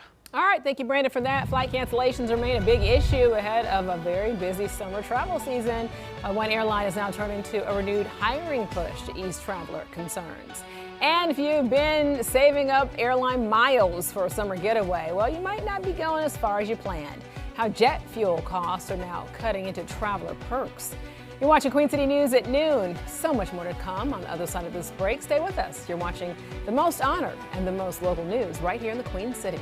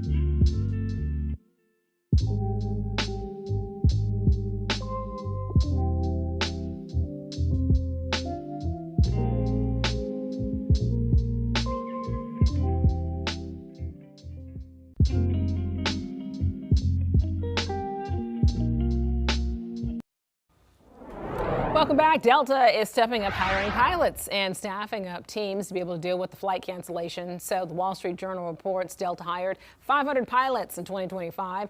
The company is also asking more of its pilots to stay available to fly short notice. Delta's domestic flight cancellation rate has been higher than the industry average this year, and the airline canceled hundreds of flights the first weekend of May due to the weather, also a few flights over the Memorial Day weekend. So if you've been saving up airline miles for a summer getaway, well, your points may not stretch as far this year. Experts say right now rising jet fuel costs and also strong travel demands are driving up airfare and also baggage fees. So that means flights booked with points now require more miles to be able to go somewhere, right? Airlines also use dynamic pricing, which means reward flights can change in cost based on demand. And some carriers have also raised checked bag fees this summer. Be careful. Oil giant BP now dismissing its chairman. Albert Manifold served in the position for less than a year. The company cited serious concerns about governance standards and also oversight and conduct concerns. The board's decision, though, was unanimous. BP has appointed an interim chair and is also now looking for a permanent replacement. A new report now shows consumer confidence is actually dipping, and higher gas prices has something to do with it. So the Consumer Confidence Index fell this month after 3 months of gains. The index is the result of a survey on Americans' consumer optimism and economic health. So 2/3 of the people surveyed say that they were cutting back because of the rising prices on gas, food, and other needs. Shoppers saw inflation jump to 3.8% in April, the highest it has been in 3 years. The NBA is honoring a hard-working Hornet basketball player in the Queen City today. It's the recipient of this year's Hustle Award. You're watching Queen City News at noon, the most honored and the most local news right here in the Queen City.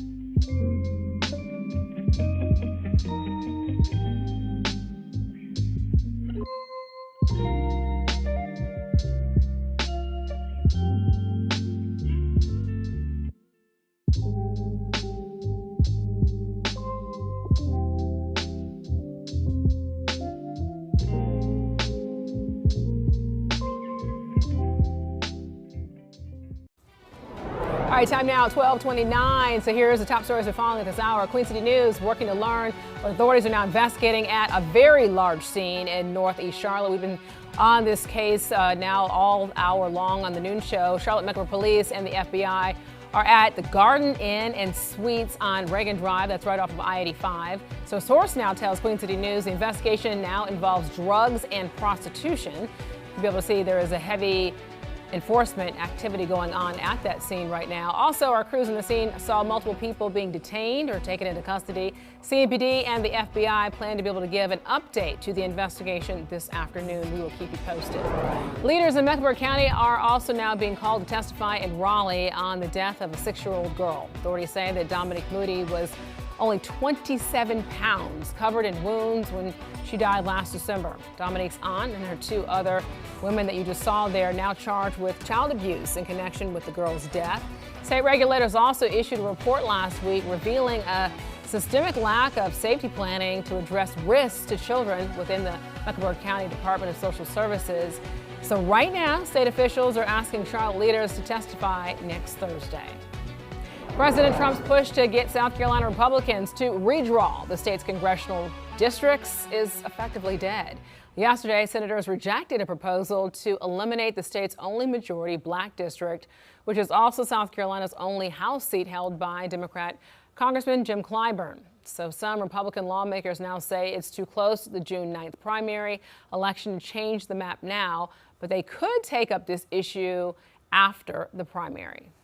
All right, let's take a live look here over Independence Boulevard. Talk about this dreary weather we all woke up to today.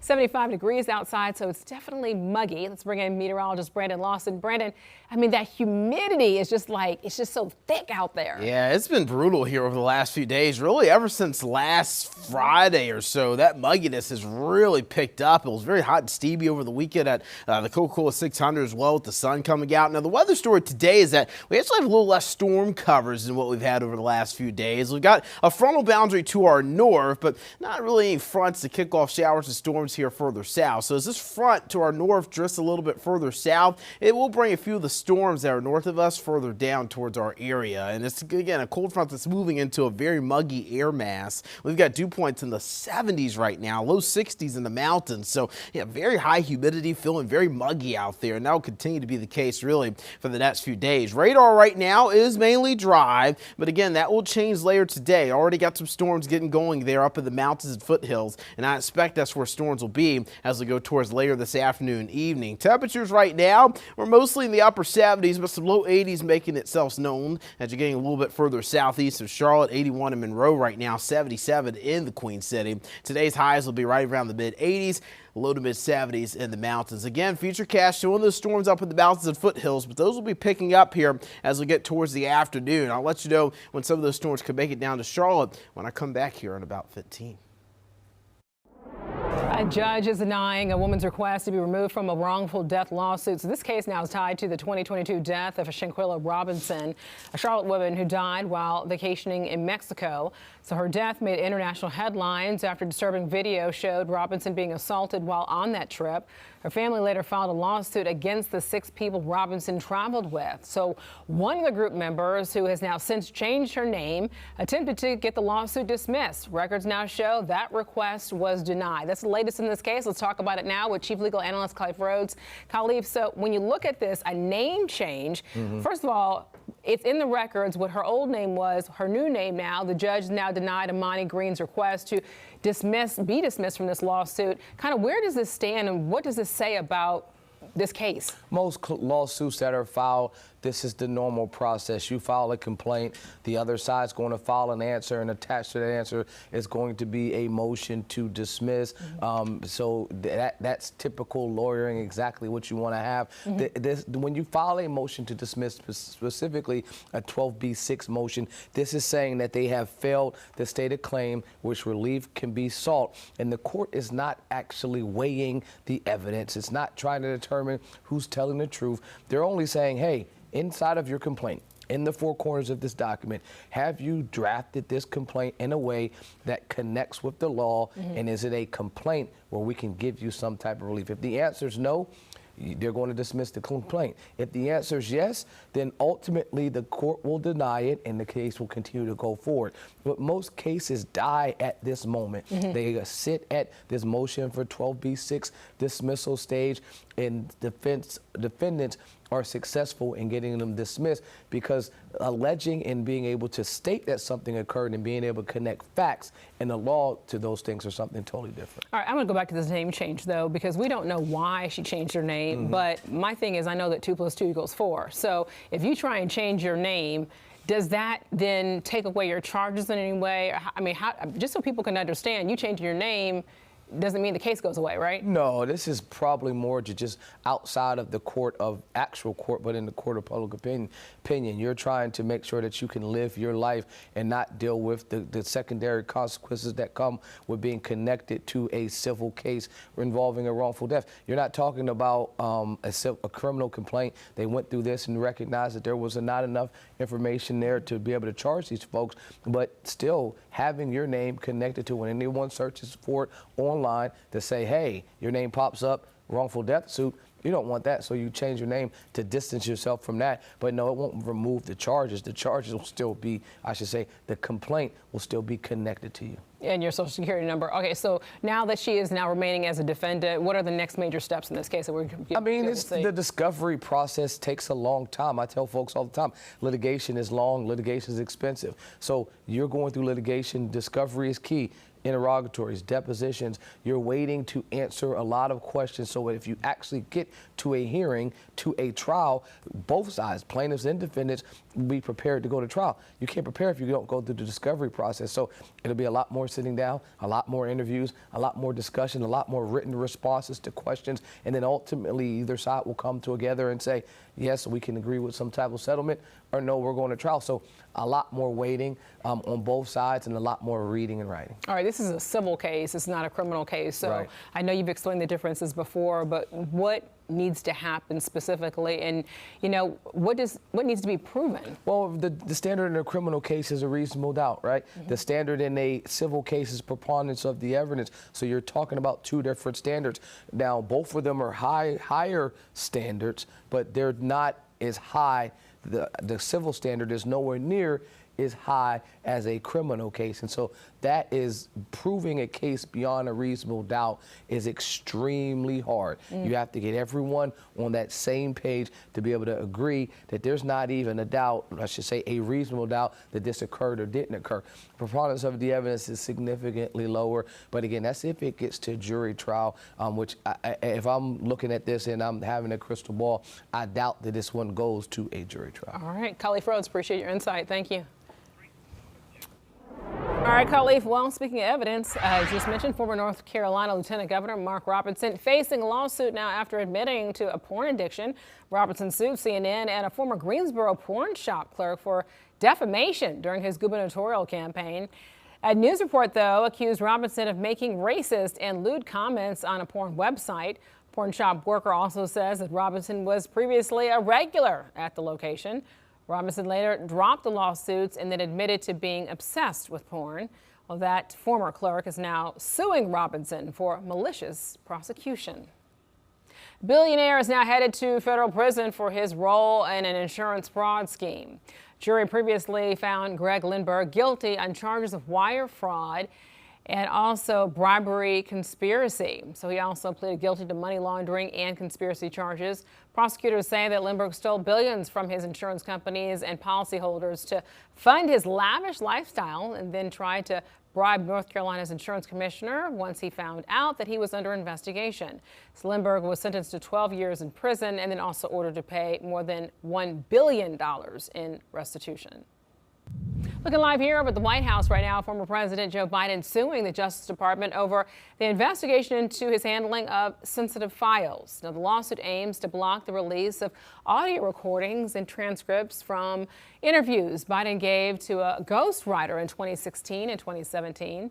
Biden's attorneys say that releasing the material would violate his privacy. The recordings were reviewed during special counsel Robert Hur's investigation into classified documents found at Biden's home and office. So Hur ultimately recommended no criminal charges, but his report raised questions about Biden's memory and age. Thousands around the world watch online one North Carolina family as they now tee up at mini golf. Look at that. We're going to take you for a little lesson as the group gains popularity throughout the state. You're watching Queen City News at noon. Here's a live look over Gaston County right now. 75 degrees here in the Queen City. Your time now is 12:39, and you're watching the most honor and the most local news in Charlotte. Welcome to Epic Discounts by BestReviews.com. I'm Melissa Bergamini. And I'm Ashley Howard. Scan the QR code on your screen to get ready to save big. Today we're featuring products designed to bring more fun, convenience, and value into your everyday life. And we're starting with a favorite for frozen treats. The Ninja Slushie frozen drink machine makes it easy to create delicious frozen drinks right at home. Whether you love classic slushies, frozen lemonade, milkshakes, or icy party energy drinks, this machine helps you make them fast and easy. Plus, making your favorite drinks at home can really help save you money compared to buying specialty drinks on the go. That's right. Now, next up, the Tossy Flying Disc. This high-tech flying disc features bright LED lights and a long flying design that makes outdoor play even more exciting. From backyard games to beach days and even nighttime fun with friends and family, the Tossy Flying Disc adds a new level of energy to any outdoor activity. And if you're looking to upgrade your tech, the Apple iPad Air continues to be one of the most popular and versatile devices available today. The iPad Air is lightweight, powerful, and great for everything from streaming and gaming to schoolwork, video calls, content creation, and everyday productivity. So whether you're at home, at work, or on the go, it's built to keep up with your day. Now it's time for your money moment with Money.com. Gold is hitting record highs, and Money.com says more Americans are turning to gold IRAs to help protect their savings. With inflation on the rise and markets feeling unpredictable, many people are looking for ways to diversify beyond stocks and bonds. Gold is tangible and has a history of holding value in uncertain times. So, when is the right time to invest? Well, there's never really a perfect moment, but moving even a portion of your retirement into a gold IRA can help you feel more secure about the future. Getting started is easy. Open an account, roll over retirement funds, and choose IRS-approved metals stored securely. Okay, visit Money.com or scan the QR code right now and request your free information guide with Money.com top-rated partners. All right, let's take one last look at today's products. From outdoor fun to powerful everyday performance, today's deals, they're all about helping you get more for your money. Head to epicdiscounts.com or scan the QR code on your screen to scan, shop, and save with Epic Discounts by Best Reviews.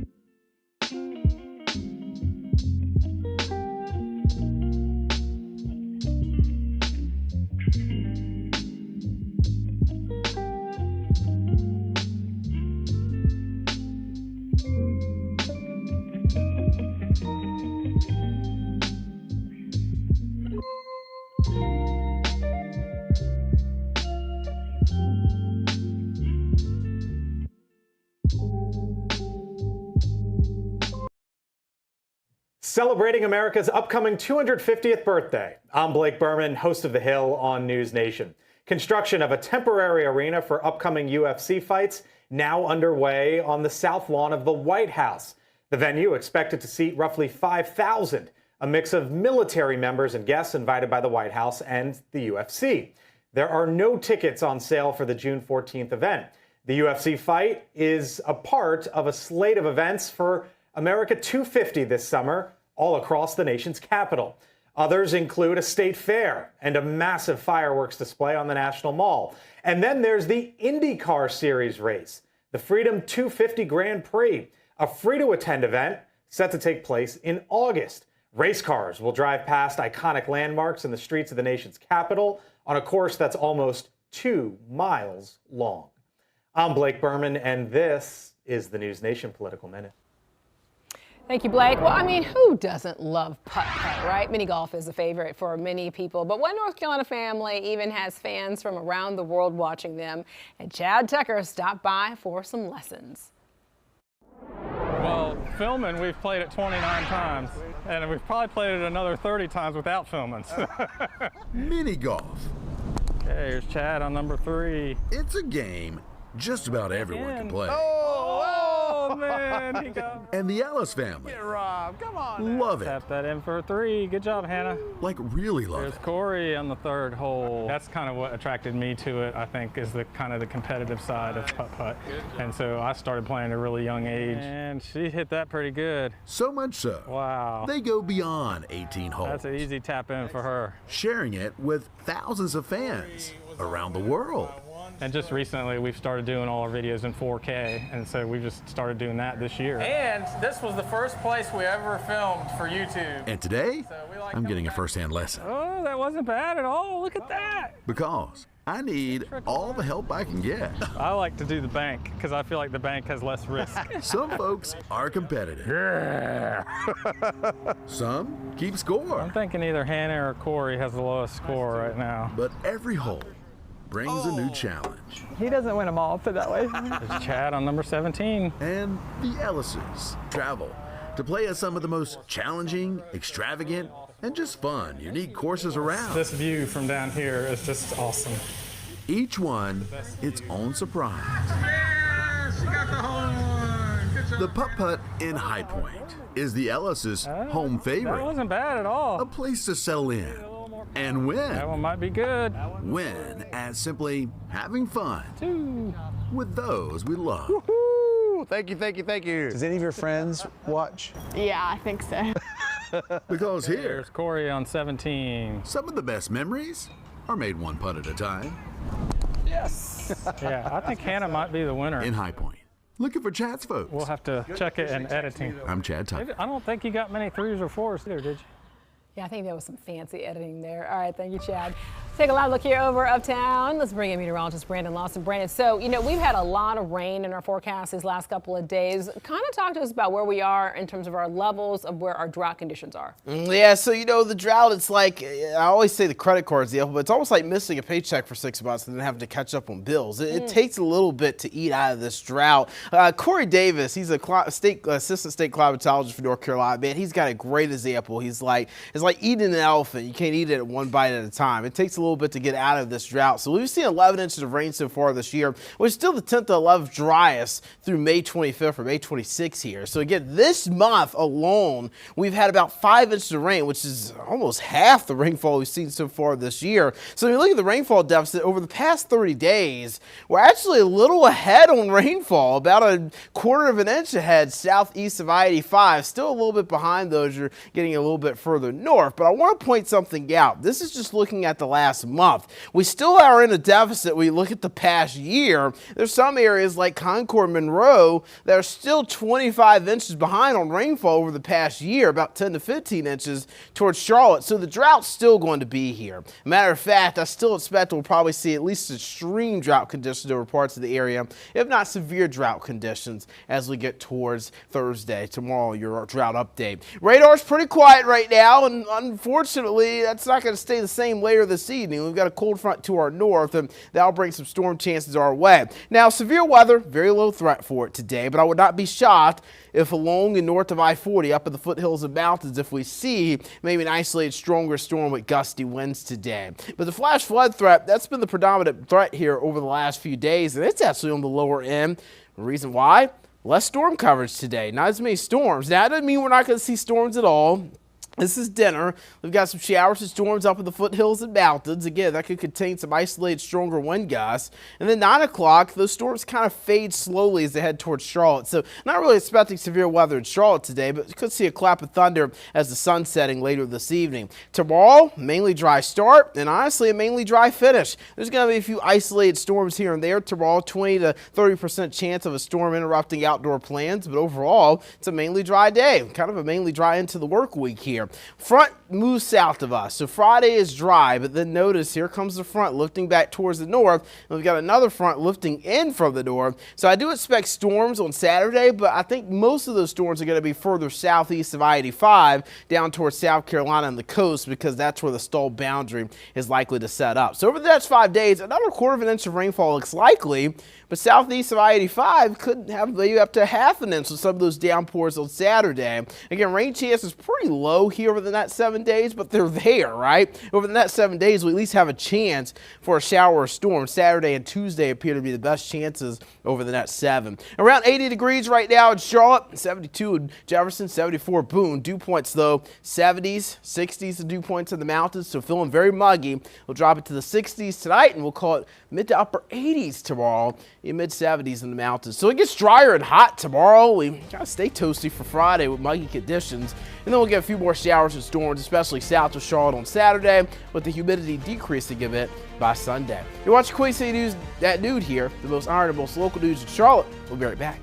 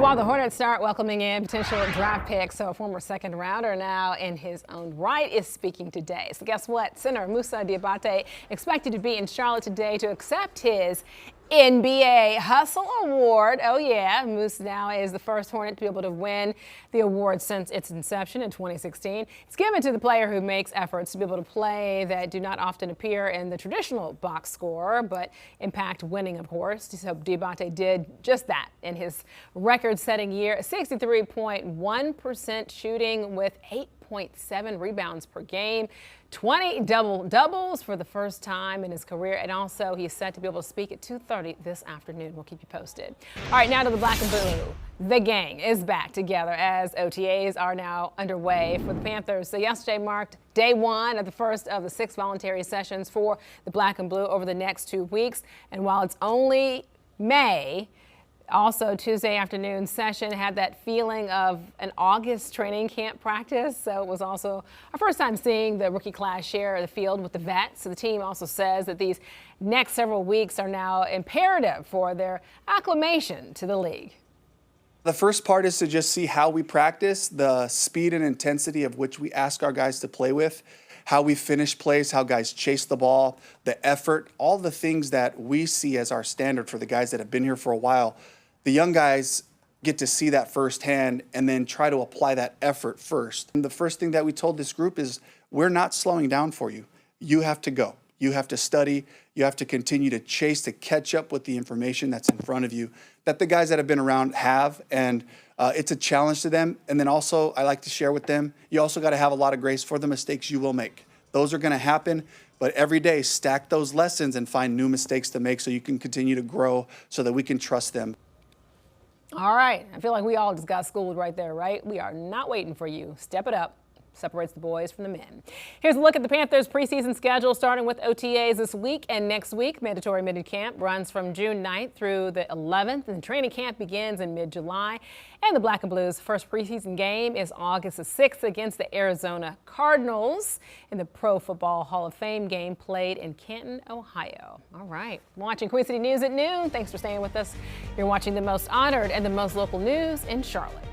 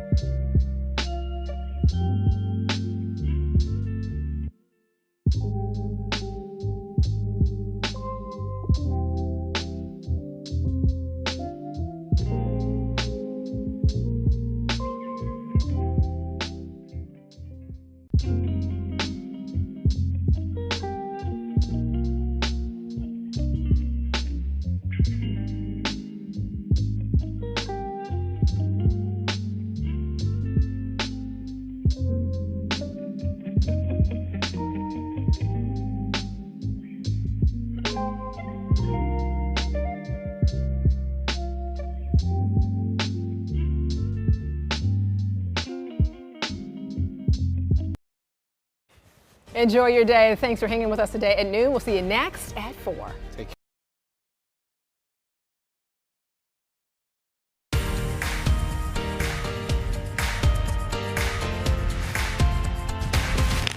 That motion failed? Yes. The motion has failed.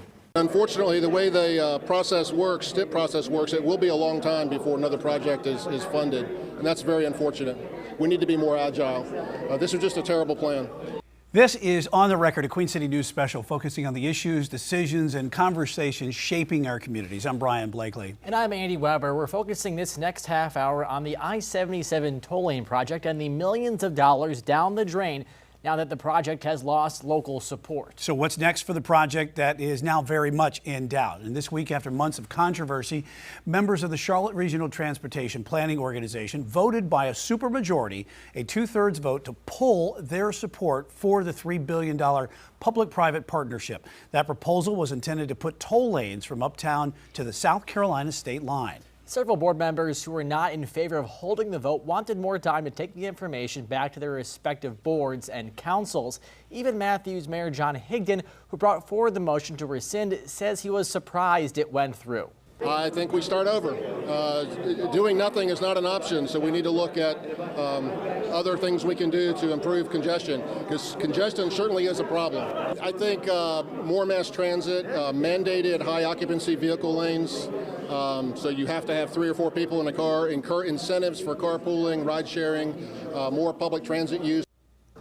That urgency from the mayor is stemming from reports that a Charlotte City Council member was trying to convince another council member to flip their vote. Charlotte City Council had voted 6-5 earlier this month to rescind support and in turn rescind support as a member of the CRTPO, of which Charlotte controls 41% of the board's voting power.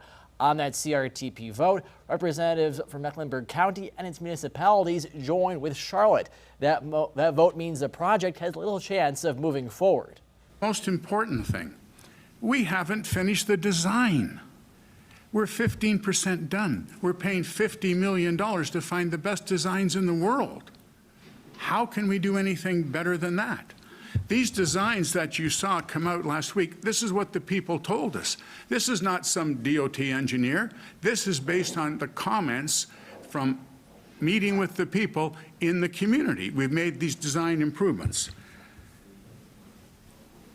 I would beg you, literally, let us finish the design. You'll have lots of time if you don't want the project to continue.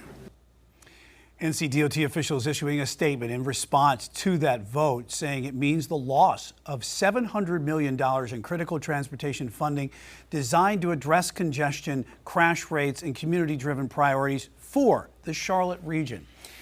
Well, this debate isn't anything new. The proposal for the toll lanes on I-77 between Uptown and the South Carolina state line have been discussed for more than a decade. The Regional Planning Organization submitted the project to North Carolina transportation officials back in 2014. The group voted to move it forward in late 2024, setting up a public-private partnership to pay for the expansion, expected to cost at least $3.2 billion. NCDOT introduced its proposal for the elevated toll lanes last year. That led to community complaints about the project cutting into neighborhoods, including historically black communities. There were also pollution concerns and calls for more equity in who used the lanes. Now, the one thing the project hasn't lacked from the beginning is vocal opponents. One of the loudest has been Sustain Charlotte. Following the vote, they issued a statement saying it sends a clear message that our region is ready for a better vision for mobility, connectivity, and growth. We were misled in many ways. Our city council was told by a council member Driggs, there would be opportunities for the city council to weigh in on this and rescind their support or not move forward back in 2024. Those opportunities never came. And so when we finally saw what this would look like and the harms that it would cause people that live here in our community, we were told it's too late. Our city council was told it's too late. Question remains, Andy, what happens now? Well, in a letter sent to Mayor Vi Lyles, NCDOT Secretary Daniel Johnson said the city will lose hundreds of millions of dollars in state funding if the I-77 widening project does not move forward. And we know that the state has already spent $50 million on that planning and design, and now the money will likely be reallocated to other road projects across the state, not Charlotte. This project could now go, it can go anywhere. It could go into the hands of the General Assembly. They control everything in the state. That's our constitutional structure. We don't know what they're going to do. We don't know what NCDOT might do. So there are so many unknowns. We will have conversation about what those next steps look like. How do we find an alternative that meets communities' needs as well as addresses the underlying issue, which is the congestion and safety. Yeah, and Brian, it seems the two sides can't agree over whether or not this money is still in play or if it's totally gone after these votes we've seen. I know that there are still a lot of people that are wanting something to go forward because everyone agrees that congestion is a real problem. Still ahead, the vote is over, but the controversy is not. I sit down with the president and CEO of the Charlotte Regional Business Alliance to hear their thoughts on that contentious vote and what needs to happen now. We're back in a moment. You're watching On the Record.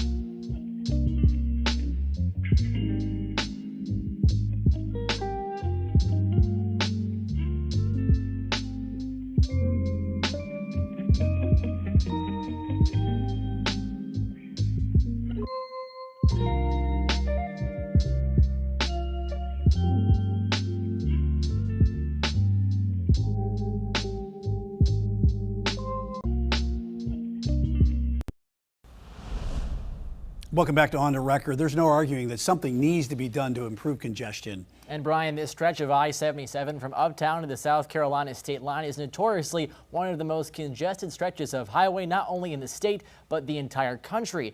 And with growth surging in Charlotte, 157 people moving here every day, it's only going to get worse. Yeah, I-77 also necessary for interstate commerce. Trucking companies need the highway to transport much needed goods on time. I sat down with CEO of the Charlotte Regional Business Alliance, Robert McCutcheon, to talk about the ramifications of the no vote pulling support of the freeway expansion. Robert McCutcheon, CEO of the Charlotte Regional Business Alliance. Thanks for being with us on the record. Thank you for having me. Great to be here today. First off, I want to get your take right now what Charlotte transportation leaders did, voting to end their support of I-77 expansion. Your thoughts? Yeah, it's disappointing, but I think it's also a big lesson for us in the community around how quickly we can bring up some of the challenges of the past, some of the distrust of the past, and how quickly we need to make sure we're listening to the community and making the necessary adjustments to a project that's going to be successful. That said, I think we had a really good project on the plate here. And what's disappointing to us in the business community is that I think we had plenty of opportunity to listen to the community and to get this project to a better place, to be able to take. Is that why you think this went south so fast? Is the lack of trust over the years and not listening to the community? Yeah, I think initially when the project was rolled out, there were maps that were delivered to the community that were initial engineering maps in a very long-term project. And those maps were quickly evolved to have much less impact.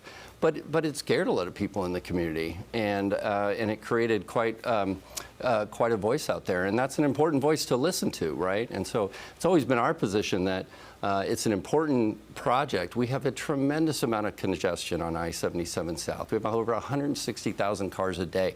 We have a need because of the growth, 157 people a day moving to this area. That adds about 36,000 cars a year. And so whereas we want to try to get more cars off the road with transit options, we also need to work on reducing congestion. And so I don't think we have an option. We need investment here. But we need to partner and make sure the project is not an or, but an and, that it helps to relieve congestion, but also listens to the community and delivers for the community what we need for the future. You talk about growth. I can remember 15 years ago, 20 years ago, when we were talking about completing I-485 and the loop around Charlotte and how important that was.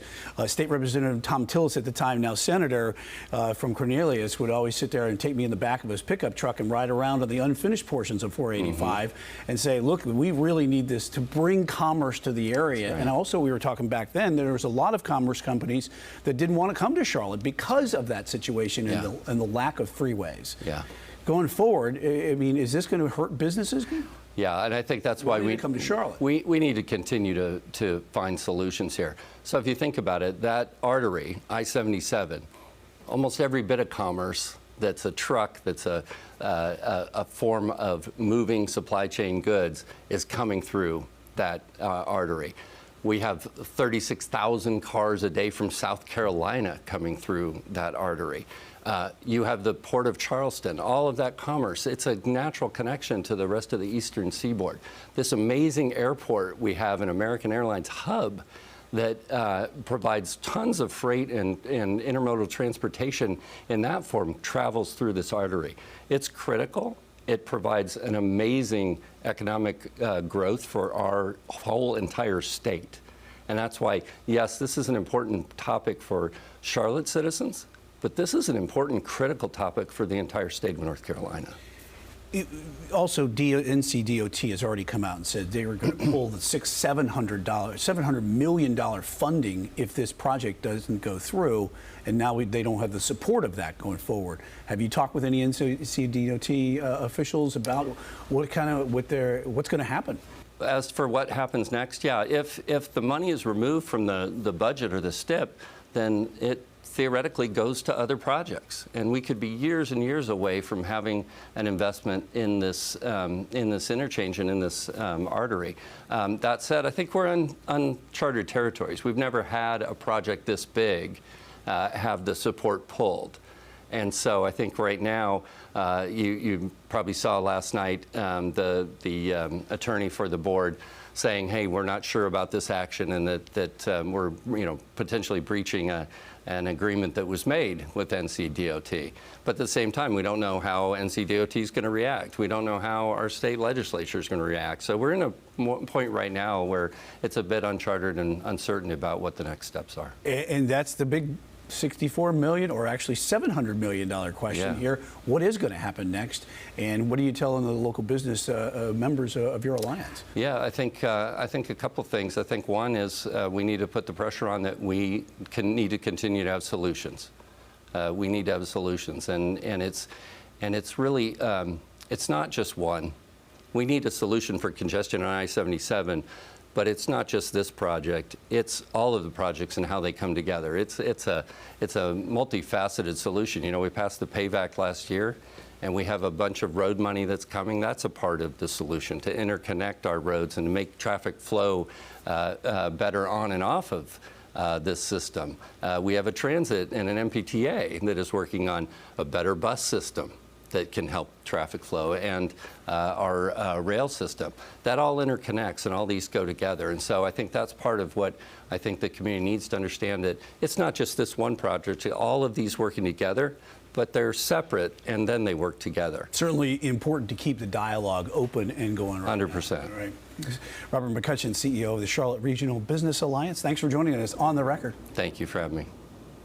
Robert tells me that project is a more than a $3.5 billion investment, including hundreds of millions in state funding and community improvement money. Beyond just the traffic relief, the project was also seen as a chance to reconnect the neighborhoods that are long divided by the interstate. And just last week, Brian, NCDOT released conceptual renderings showing what some of those community connections could look like. They included a park around 5th Street that would be sandwiched between the highway levels. They say these are not actual designs for the project, just a look at what could have been a part of it. And it's interesting to say, you go back to that one comment there by the DOT guy, we said that there was just 15% done.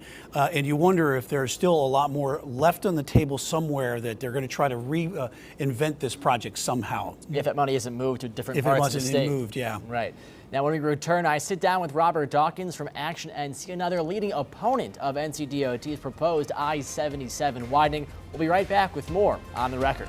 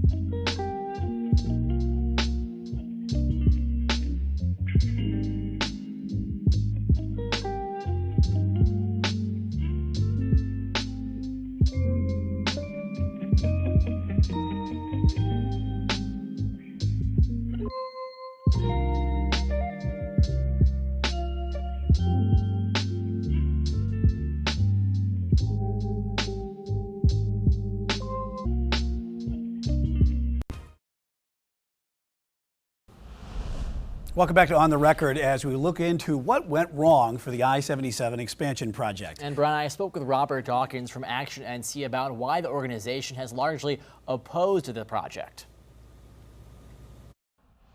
When you talk to those neighborhood associations, you're going to hear keeping their neighborhoods intact, specifically from the history of them being divided by freeways, interstates, public transportation in general.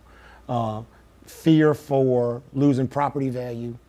Yeah, when we talk about Wilmore, fear of losing your home, noise, pollution, all of the main things that you would want to work to save your neighborhood on. And when we look in Charlotte, plenty of times we see larger fights from the very beginning over not having a Harris Teeter built in their neighborhood or things like that. So we said, you know, we don't want to interrupt what the neighborhoods are doing, but we want to draw attention. And we started out trying to gather information and spread information. And eventually a few weeks ago, maybe about 3 weeks ago, we said there's nothing salvageable to us in this plan, and we need to start over from the beginning. There have been warnings from the NCDOT board, the NCDOT secretary, and now the Regional Business Alliance, all saying the city will be out some $700 million if we don't, or if we shelve this project.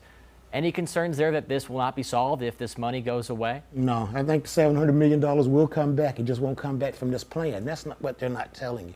They're making it sound like this is a relationship-based deal, that if we do not agree to these terms, then the NCDOT is going to get mad at us and we're not going to get the money anymore. It's merit-based. And if the governor and NCDOT says this is the worst stretch of track in the land, then it merits to be looked at again. And we've already been vetted, so it goes back to the top of the list. And, you know, before they were saying, oh, it's not a Charlotte decision, it's a Cartpo decision. Well, now that they see that there's probably the votes from Cartpo to cancel it, they're just trying to throw out anything that they can. I think that the CRBA is invested in this because I think that they worked with the organizations that do the tolling, and that they have a vested interest in this going forward being a P3 toll project instead of it being funded straight from the But of course, the Alliance has interest in the fact that their membership have employees that drive that road every day, from low income to high income. Right. So what would you say to someone who is on that street every day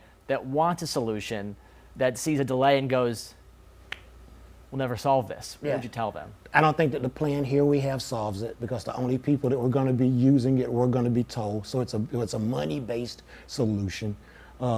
Secondly, I don't think that it benefits you and your neighborhoods. Like us, we're talking about low to moderate income neighborhoods. They're not going to see any benefit from it. They're not going to use it to get on and go 2 or 3 lanes and get off. So I do not think that this is a solution for the problem. I think we need to figure out what the problems are and base the solution on that, not a plan that they came up with in 2014 that since then, NCDOT admits will not fix congestion.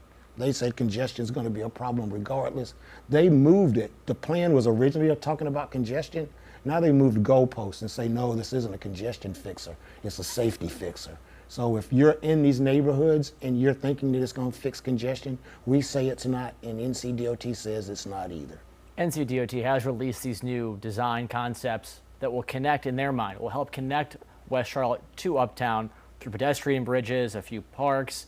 Is that an improvement, you think, or is it just a distraction? What do you make of it? Yeah. So, you know, all of these were things that they were trying to do for community benefit. And I do applaud them from listening to the community and the community saying the community benefit they wanted to see was a tunnel, and on top of the tunnel, things connecting it. They say they can't afford to do it. So we have these little spot things we're going to do. We're going to have a little park here, and we're going to have an underground pathway there. You know, again, that is not a solution. They're little patch jobs that just telling the community, I heard you, we can't give you what you want. What do you want to see from NCDOT on the next I-77 project? I want people to use modern day solutions to the problem. So one of the things that I heard and I really liked that Councilwoman Watlington said is that now you reverse engineer things to fix problems. You know, that's what she's got a doctorate in. What are the things you're trying to accomplish? You feed them in, and then you find the solution. You don't try to just say this round hole we're going to fit things in. And I think that's what the NCDOT is doing now. They're looking at what they thought was a great idea in 2014, and they're trying to use it for a solution now that it doesn't fix. And that was Robert Dawkins with Action NC. When we return, final thoughts on what we've heard from leaders about this project so far. You're watching On the Record.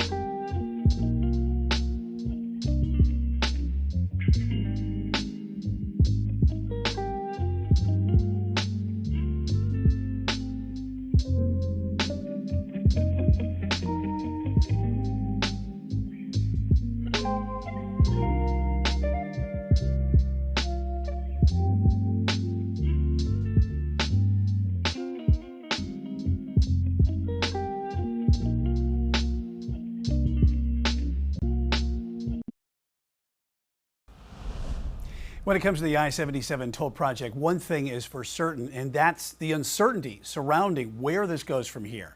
For more information on the project, you can go to our website, qcnews.com. I'm Andy Weber. And I'm Brian Blakely. Thanks for joining us for this edition of On the Record.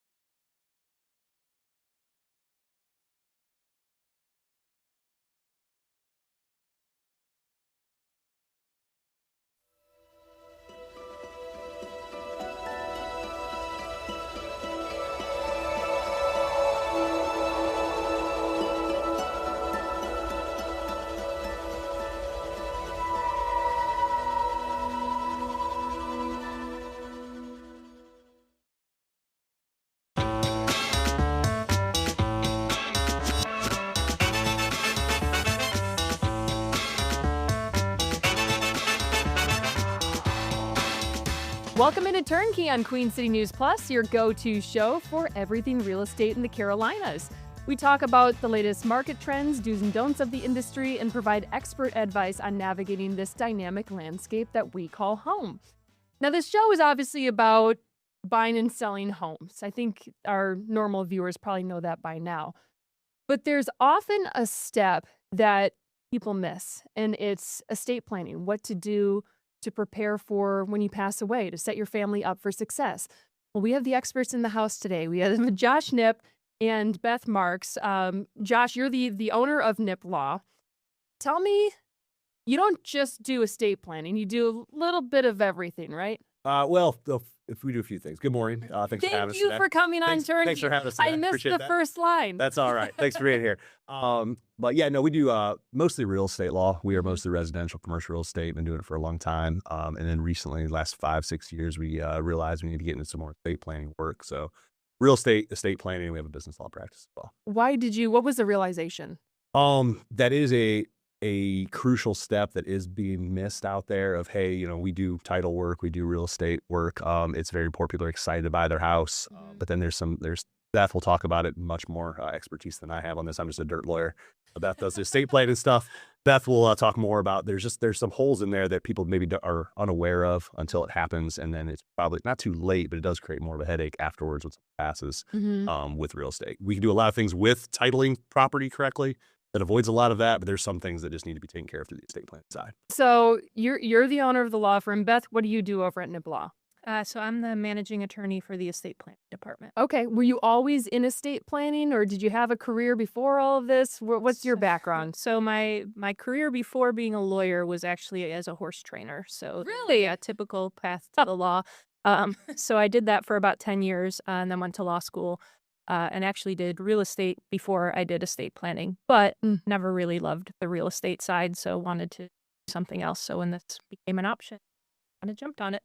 I'm curious what you didn't like about the real estate side of things that you do like about the legal side of all of it. So what I do like about estate planning is people are generally happy to kind of get it done. They're thrilled to get it off their to-do list. It's something people tend to put off for a long time. So they are generally happy clients. On the real estate side, sometimes they're a little grumpy because they've had, lender problems, maybe realtor problems, maybe their moving truck was late, who knows. But they just, it seems to be a little happier clientele on the estate planning side and feel like we're really, accomplishing something and getting a big thing off their list. It's a stressful thing. Yes, very stressful. Yeah. Buying or selling real estate. There are emotions involved and there are a lot of parties involved. And I think a lot of times the parties are just trying to keep everyone from panicking, hitting the panic button. We got yelled at one time for it raining on closing day. And yes, I understand it was very stressful. So yes, and we just raining on closing day. Smiled and nodded, and that was our lot in life. We're sorry we made that happen for you. Yes. I will say though, it's always better to rain when you're getting your inspection done. Yeah, okay, yes. You want it to pour because then you know where all the leaks are. Closing day is kind of, Yes. You can't, and in North Carolina, you can't move in typically on closing day unless it's recorded that day. You have to wait until it gets recorded. South Carolina is a little different, right? Correct. That's correct. Yep. So let's jump right in. And we're going to really dumb it down here for everyone. We'll start with the easiest question. What is estate planning? What does it all involve? As I said, I'm going to turn to Beth on Yeah. Okay. this. So planning for what happens to your stuff when you die is probably the easiest way to put it. It can also be planning for incapacity. Who's going to make decisions for me if I'm still living and can't make them? Probably the biggest, most important part and what we would be focused on with real estate is what happens to this when I pass away. How is this going to work for my family, my kids, things like that. So could I just we hear about these stories. I think there was like a singer or an actress at one point that she had multiple wills, and one of them was a handwritten note that they found stuffed between two couch cushions, and they were trying to validate it, and they said, yes, this is the one that's valid. This is the one that counts. Is it that easy? Can someone just write what they want to happen to their possessions, including their home, on a piece of paper? I know your answer. And why is it no? Technically, legally, yes. North Carolina does recognize handwritten wills. They're called holographic wills. But what we tell people is that's like I am stuck in an elevator and I think it's gonna fall. So this is my only option. It's definitely not the best option. So yeah, I mean having a signed, notarized legal plan in place is the better alternative. So what are the gaps that you feel like get missed when people go through estate planning? First of all, when it comes to a home, you can treat that differently than there's like a trust, right? You could put your home in a trust. Yeah. What is that, and why not just put in your will, here's what I want to happen to my home? Yeah, I think probably primary issue is a lot of people don't do estate planning at all, will or trust. I think it's, most surveys say like 50% or less of America has any kind of estate plan. I think a lot of people assume that something will happen that won't necessarily happen under the law. Like, my spouse will get everything, so I don't need an estate plan, or my kids will get everything, so I don't need an estate plan. And unfortunately, the North Carolina laws really aren't that intuitive. They do some things differently than you would think. So a will is basically just a written statement of, here's exactly who I want this all to go to. Here's the person I want to handle the process for me, just putting everything down in writing. The downside of a will is that anything that passes through a will goes through probate. That's a big misconception. People think if they have a will, they're not going to, their family won't be dealing with probate, and that's not true. And what is probate? So probate is a court-supervised process of getting assets retitled when someone dies. The court makes sure that your will is followed. There could be probate even without a will, but the court is involved. And the court is also ensuring that creditors get paid before beneficiaries get paid. Varies state by state, but North Carolina, it's not a pleasant process. We tell clients like 9 to 18 months is about how long it typically takes. Series of filings with the probate court, inventories, creditor periods where they have time to come forward and bring claims against the estate. So at minimum, it's a hassle, delay, and probably an expense for family dealing. Well, not only an expense. So here's what I'm thinking as you're explaining this, right? You say court, I'm thinking calendar. So first you got to get on their calendar, which you don't know how busy they are or when their first availability is. You said it takes what, a year to a year and a half? Typically 9 to 18 months. So if you're talking about a house, then you're stuck, unable to do anything with that house while that process is ongoing? So typically you're able to sell during the probate process. There's some title mechanism that can be done through that, like the notice to creditors, and it can jump the line a little bit on that, but still create some issues. It could delay the funds. Okay. It could delay the selling of the house a little bit and then delay the funds. Yeah, Josh would kind of know more from the closing or perspective. the title side. Or really where the problem comes in is where we find out, or more importantly, the seller finds out that, hey, maybe the seller isn't exactly who they think the seller is. There may be some other parties because of previous deaths, previous things that have happened that have now created that. North Carolina, South Carolina, we do real estate in both states. We're licensed in both states. We have offices in both states. We only do real estate planning in North Carolina, but I'll give a great distinction between North and South Carolina. South Carolina, when someone passes, property must be deeded, and it goes to the heirs. You kind of determine that, and there's a process for that. North Carolina is not the same thing. North Carolina, you can basically have someone pass a deed done in 1930. Different folks have passed away, and there's never been another deed in the system, in the chain of title. And you have to kind of go through that process, figure out who's who and who owns the property at that point. Okay. And that's where I know Beth has some good examples, some good fun stories. They weren't fun for anybody involved in the story. It's fun for the listener to say, hey, maybe we need to avoid this. But you find out, hey, actually maybe a child has an interest in this property, or maybe, hey, another spouse, the second spouse has some of this property. The deed may say, my wife and myself, but I pass away, my wife remarries, that spouse now has an interest that isn't on the deed. So Right.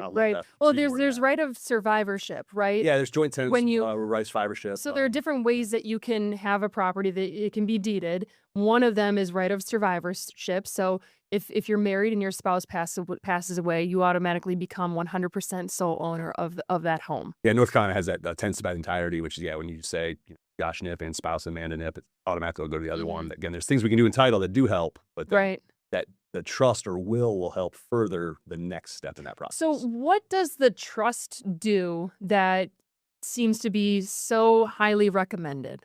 Yep. So what I tell people is wills are just a piece of paper with instructions.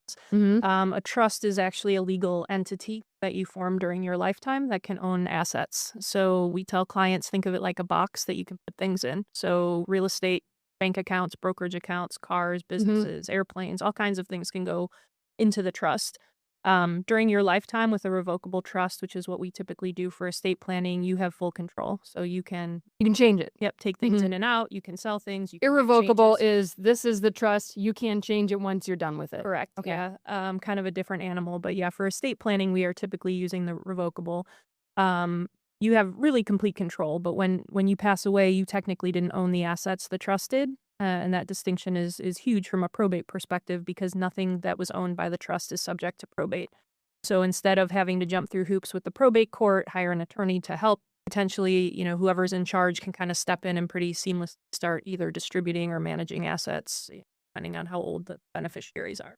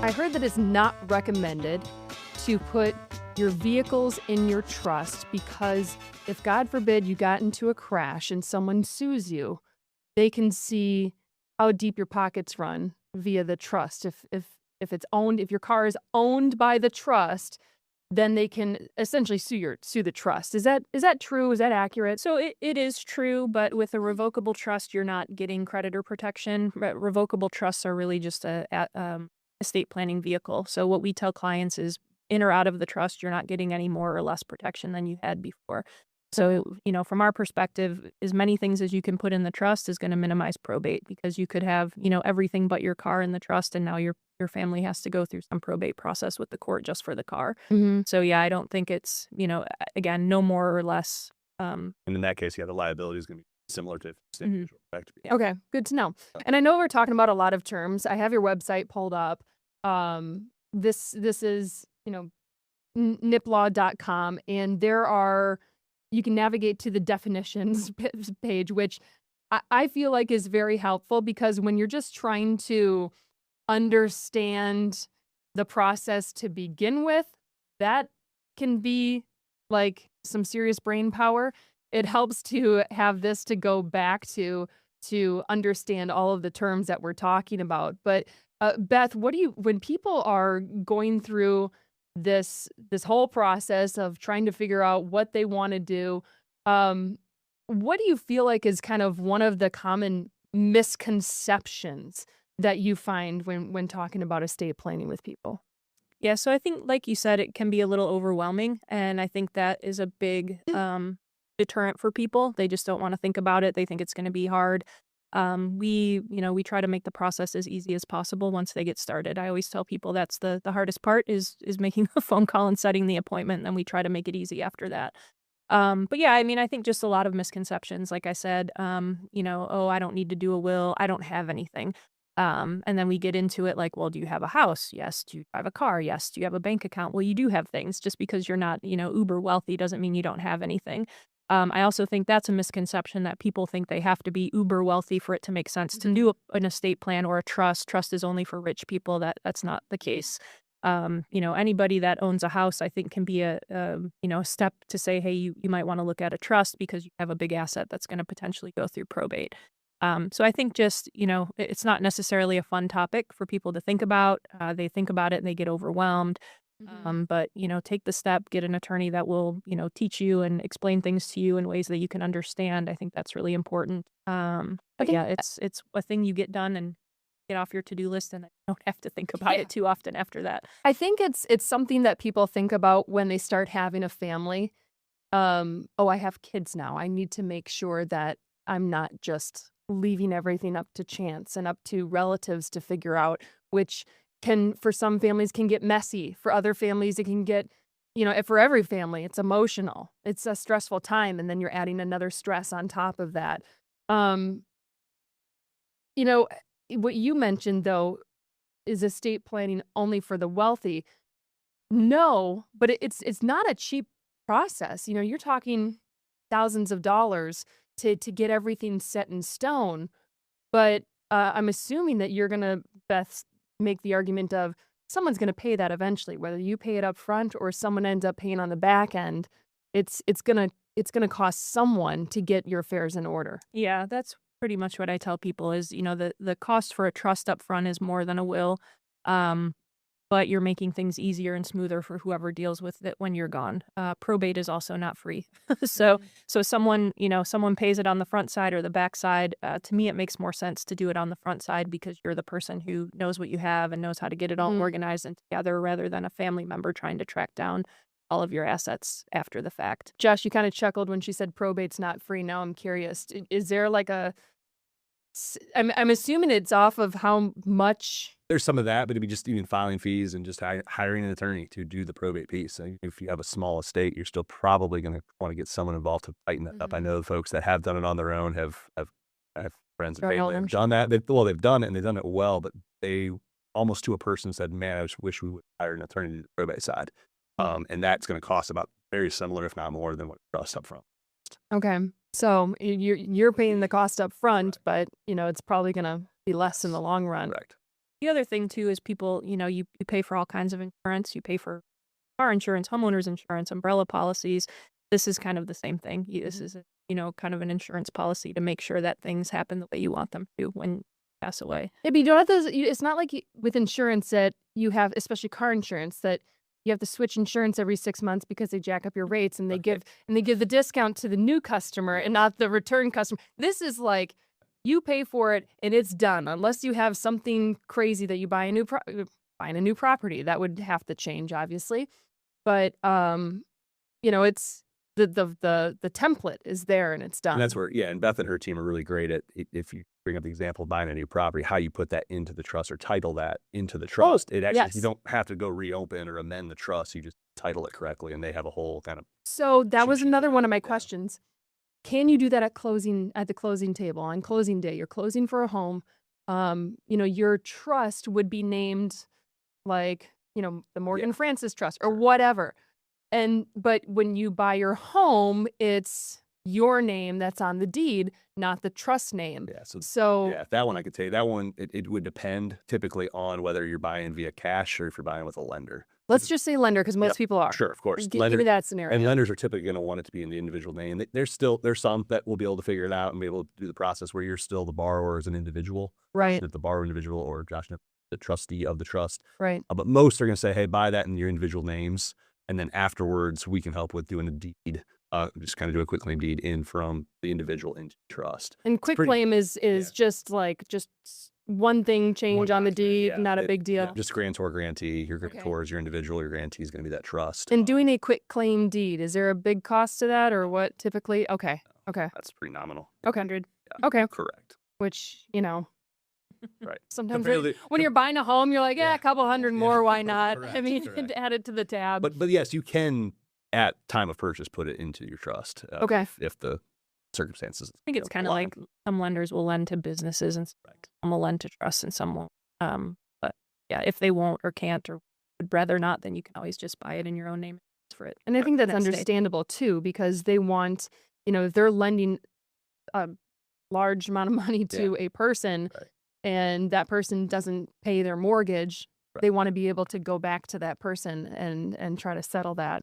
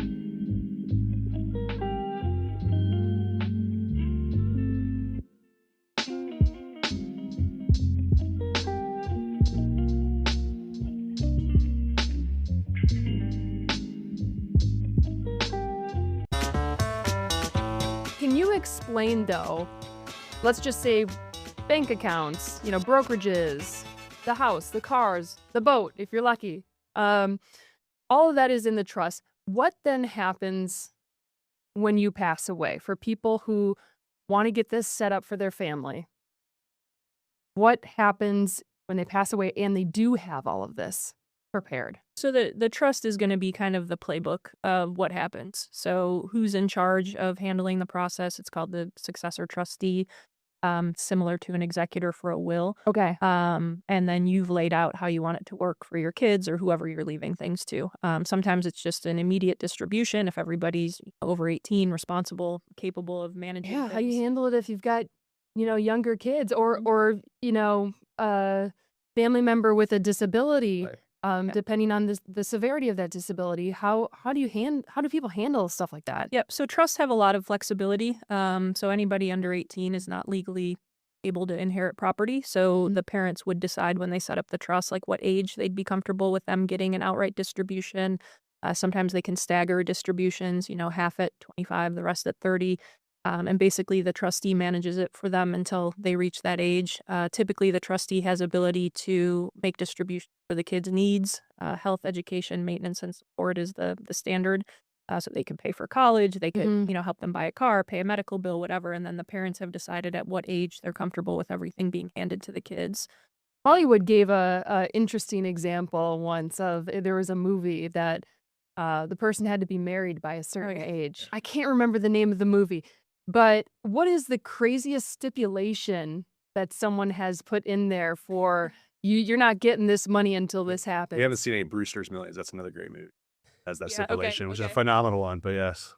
So we try to talk people off the ledge if they get too crazy, but we do have people who want to put stipulations like, upon completion of a 4-year degree or at age 30. So obviously then they're, encouraging their child to go to college sooner. So things like that are pretty typical. Sometimes, again, people want to, we call it ruling from the grave. And that is very accurate. They go a little too far and we try to talk them, off the ledge there, hopefully You want to get the kids to the age where they're going to be responsible, or if they're not going to be responsible, they're going to get up and go back to work the next day or do whatever they were doing before they blew their inheritance. So, but yeah, you can put some stipulations in there. And You do see that. You do see the second you kind of know sometimes when people get their inheritance because all of a sudden they got new cars and a new house. They don't hide And, it well, yeah. sometimes, sometimes it makes sense to put the age limit on there. I guess how well do you know your family members and how much do you want them to, have that work ethic and have that carry them through life versus this big inheritance. And trusts overall give that flexibility, kind of multiple things you can do. Pet trusts, I know, is a big deal to Beth and others in the community. Yeah, kind of having a Yeah, pet we trust can that's put become a thing. stipulations in for animals. Oh, I didn't know that. Okay. Yeah. I thought you said pet trust, but trust, I'm like, am I hearing that incorrectly? I was going to wait for you to say it a couple more times. Yes. Yep. Pets are family members too. Yeah, that's true. Yeah, I always say. Well, horses especially. Yes. I mean, Yes, dogs. We are doing a trust right now for a family with an African gray parrot who's young by African gray parrot standards. They're gonna outlive. Like 7, and they can live to be, almost 100 years old. So they have a stipulation in their trust for that parrot. But yeah, that's a commitment. When you get a parrot like that and you know that they're going to outlive you, I mean, you better like it. Right. I mean, that thing's not going away anytime, unless you have a cat. Then it might go away a little earlier than you expected. We have a couple more minutes left. We've talked a lot about, formulating the trust, but do you ever have people who create the trust and then never put anything in it? Yep, we see that a lot. Really? We do. Unfunded trusts, basically an empty box. Probably weekly, we have someone come in and say, hey, I already did a trust. I'm good.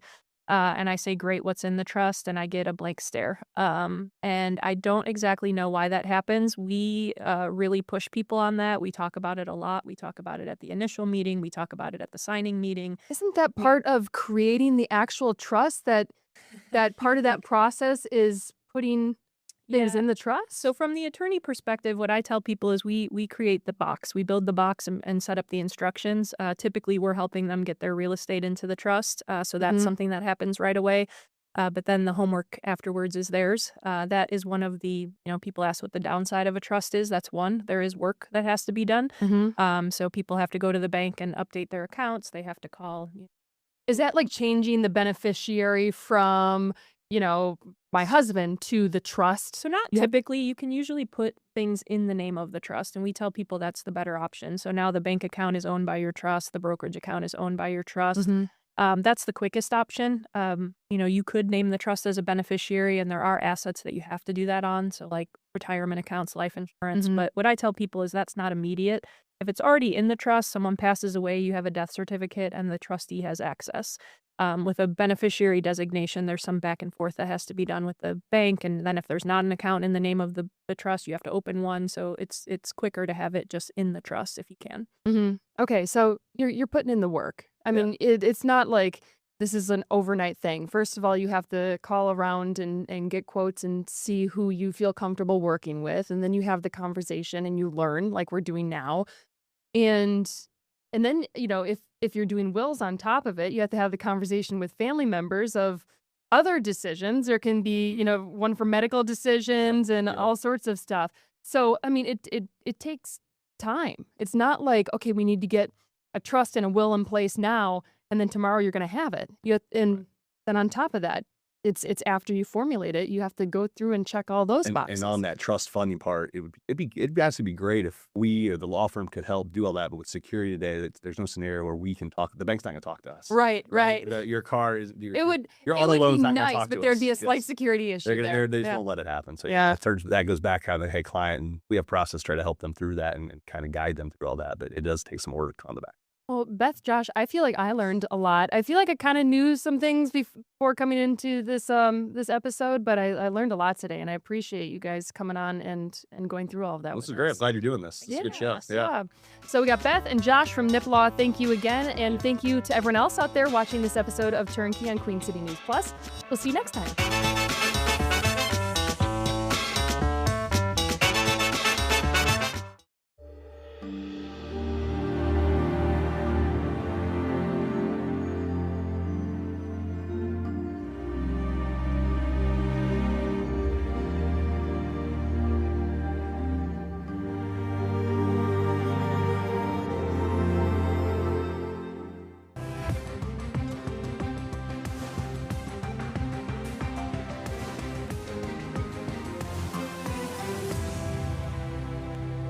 3 o'clock on a Wednesday. This is Queen City News Plus Live. If you're joining us on CW Charlotte, Queen City News Plus app, Facebook, or YouTube, thanks so much for joining us. I'm Derek Dellinger alongside anchor Brian Blakely, meteorologist Brandon Lawson.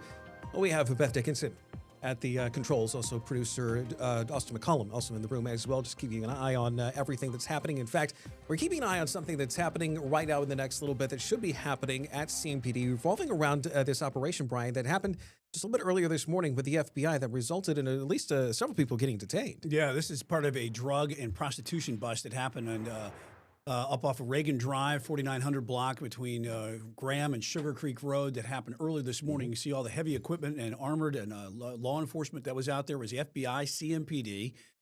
They went into the building around 8:30 a.m. Multiple people came out in handcuffs as officers moved in around the property. But we're also waiting on that press conference to happen at CMPD. It's going to be give us a little bit more information in just the next few minutes as we are just waiting for them to take the podium. And that's a live look at CMPD right now. Federal CMPD, all they're officially saying, at least at this point, is that there was federal court-authorized law enforcement activity. But as you can imagine, this was happening along Interstate 85, so a lot of people saw exactly what was going on. You see, in fact, in that video, just on the left side of your screen, that is Interstate 85. So this happened literally right along one of those frontage roads there. But again, medic also did say that someone was taken to hospital with minor injuries during this incident as well. But as you can imagine, there were a bunch of people that were detained during all this, and you see the FBI on your screen right there too. When that pops up, hopefully we'll be able to take that in just a little bit. So let's get to some other stories that are happening today. President Trump holding a cabinet meeting at the White House. As he is talking about touting his accomplishments over the last few months and talking about the task force to eliminate fraud. Also, small business wins, and then of course you had the foreign policy updates, which much of that are involved with the situation with the war in Iran. Yes, in addition to that, Ebola was also one of the topics as well. President Trump talked for about, or this cabinet meeting, at least the public version of the cabinet meeting was going on for about 90 minutes or so. He also touched on some of the domestic architectural stuff, the Reflecting Pool project, also opposing Russia and China's getting Iran's nuclear stockpile. There was discussion about the status of the Iran deal or what exactly is going on in Iran right now. But President Trump did say that the deal in Iran, in his words here, and I quote, has to be perfect. Has to be perfect. He said that they're waiting on a lot of those deal points, as he had said on Truth Social the other day, that the peace deal was proceeding nicely, and he wanted a good deal or no deal at all. And it's also comes as the war in Iran is growing increasingly unpopular with not only the Democrats, but Republicans as well, and also increasingly with the American public. A real clear politics poll came out the other day, which is the aggregate of all the polls, and shows about 56% of the people are not in favor of what the president is doing right now. It's in particular with the war in Iran. And that could have an effect on the midterms and, in fact, some of the primaries. In fact, last night, Texas had some primaries as well, Texas primary elections. In fact, Texas Attorney General Ken Paxton beat John Cornyn last night in the elections there, at least in the primary election. Cornyn was said to be an incumbent in this case, and the fact that he lost is kind of a big deal, mainly because Ken Paxton, who's the Texas Attorney General, he has, shall we say, he's got some legal issues going on, as well as some personal issues that have been highlighted that might be the subject of the political campaign going into the midterms in November. But in addition to that, he was also endorsed by President Trump. Yeah, a late endorsement by President Trump. But John Cornyn and Ken Paxton, they were seen as neck and neck going in. And then as soon as Trump made that endorsement to Paxton, everything swayed in Paxton's favor. And it was a short night last night as far as that primary goes, as many people in Texas there are very much behind MAGA and President Trump. And so they called Paxton a true MAGA warrior. And for John Cornyn, who's been a longtime senator there for Texas, who has always voted with the president, but he fell out of favor with a couple of things earlier this year. And so it cements President Trump's influence over the party. But what we'll see heading into the primary is going to be a very indicative of what's going to happen coming up in November, because this is going to be one of the most expensive races when you have James Tallarico going up against Ken Paxton, because Democrats are kind of excited about him going up against him because of the peccadillos that he has in his past. And speaking of basically expensive Senate races, and expensive races are going to be going on as well, we've also got the one that's going to be here in North Carolina between Roy Cooper and Michael Whalley. Michael Watley, rather, and that's also due to be one of the most expensive races. One of the big things about it, though, is that there was a lot of money that was spent in this race in Texas, as it was anyway, just on John Cornyn's side. In fact, campaign finance details, he spent $109 million of his own money, or not, well, political campaign money, not necessarily of his own money, but $109 million just to. Well, he did not wind up successful, at least in this operation, and a large part of it has to do with President Trump's continuing influence, at least on the base of the Republican Party. But there are questions, especially going into the midterms, as to whether or not that base will be enough to offset some of the, shall we say, the other side on this when it comes to the midterms. That's going to be really fascinating to see what happens in November. Oh, it's going to be fascinating. It's going to be fascinating to see how the political ads are going to be running too, because we thought $33 million was a lot that they spent in Kentucky with Thomas Massey, and this paled in comparison to what happened in Texas. And with as much money as going to be going into these races, not only Texas, North Carolina as well. First off, you're going to be seeing a lot of that on your TV screens, A, but also B, just imagine like how, at this point, how cutthroat it's probably going to be, at least in some states. I'm not exactly sure if it's going to be that way here in North Carolina, but you can bet it's going to be that way in Texas. Yeah, and Texas already came out. Tallarico was coming out firing last night as far as against Paxton. Paxton's calling Tallarico, calling him a vegan, so they're already started the mudslinging of shorts, and we'll see plenty more of that for sure. Derek, let's talk a little bit about data centers, as that's always a big story around here. And Charlotte put a moratorium. They put a moratorium on data centers for right now. Is what they're looking at. So there's a lot of folks, especially in Charlotte City Council, kind of concerned about where the energy use is with the data centers. Yeah, you saw that image just a moment ago on your screen there regarding some of the crowd that was at Charlotte City Council's meeting last night regarding data centers. There were about 30 people that talked, or 30 people that were in attendance, mainly basically saying they either want data center moratorium, or they just want them to be done with altogether. They just don't want any in Charlotte, a complete ban, as it were. In fact, council right now, they are looking at a 150-day moratorium, which basically means for essentially the next 6 months or 6 months, they're not going to be able to take a look at any of this stuff, or at least they're not going to be considering them. But it's also going to be giving them essentially a better chance during this moratorium to have a better look at basically what this would look like, even if it was to be approved. There are still a lot of people who just don't want this, though, mainly because of the water usage concerns, as well as the noise concerns, as well as the traffic that's going to be around those areas. Noise concerns are kind of important mainly because of the construction and the extensive size of these things. And it's a real thing. Charlotte has about 40 data centers existing right now. Many of those are older closed loop systems. These new data centers are these gigantic mega data centers, like the one that's going in the Lake Wiley area. That's about 5 million square feet. So that uses a tremendous amount of water to cool the systems that they have. And that's one of the things is where that energy is going to come from. Is it going to be a closed loop system? I know when I was talking with City Councilwoman Dante Anderson, in which she was talking about how they're monitoring a lot of the existing data centers they have now, but it's going forward.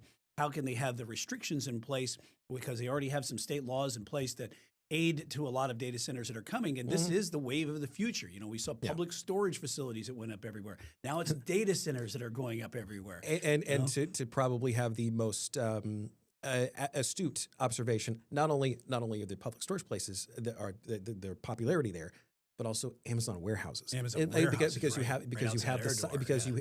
you're thinking about size concerns, at least as of right now, just have to think of it that way. In fact, these data centers, if I'm not mistaken, are going to be bigger. They're bigger. They're much bigger. 5 million square feet. Just kind of wrap your head around that. So, you know, another thing to look at are considerations for frequent water quality testing, the electricity rate protection for the residents. And those are the big concerns that they want to take a look at. That council, they're going to make that decision on the moratorium coming up on June 8th. Yes.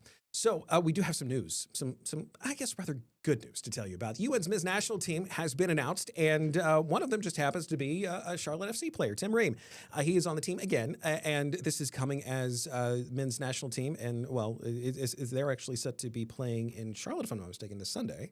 They are. They're going to be playing this Sunday. Bank of America will be playing against Senegal. It's one of two friendlies that they're going to be doing before they start the World Cup. The first friendly here, Bank of America Stadium, that's going to be a big deal. There are going to be a lot of folks out there.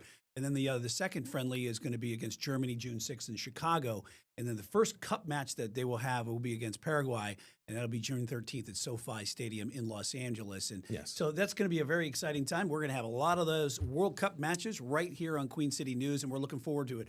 CSL is going to be turned into World Cup Central, so we're going to be having a lot of the soccer matches, Soccer Central, to report on everything that's happened all around the World Cup that's going to be held here in North America, because it's going to be in Canada, it's going to be in the United States, and it's also going to be in Mexico too. Yes, the World Cup. I've actually been looking at the World Cup schedule because You're going to try to get tickets to go to one? No, actually, no. I'm one of the people who's behind the scenes here trying to make sure everything gets on the air that needs to be on the air here at Queen City News Plus. You do that. That's right. And some of that is just depending on like all the scheduling here. So everything starts Thursday, June 11th, and it's going to be affecting some of our newscasts. Some of our newscasts will be on streaming. However, we will be here regardless either way. And not only that, we're going to be having some extra CSL shows just to keep in mind with everything that's going on with these World Cup matches, so you can stay in the loop pretty much the entire time, not only on Queen City News Plus, as well as QC News. It's very exciting too, because it brings people from all over the world here, and it's going to start here in Charlotte this weekend, and they're going up against Senegal, and Tim Ream playing in his home field there, Charlotte FC, a guy. So that's going to be a wonderful day when we have all these people coming in town. Yes.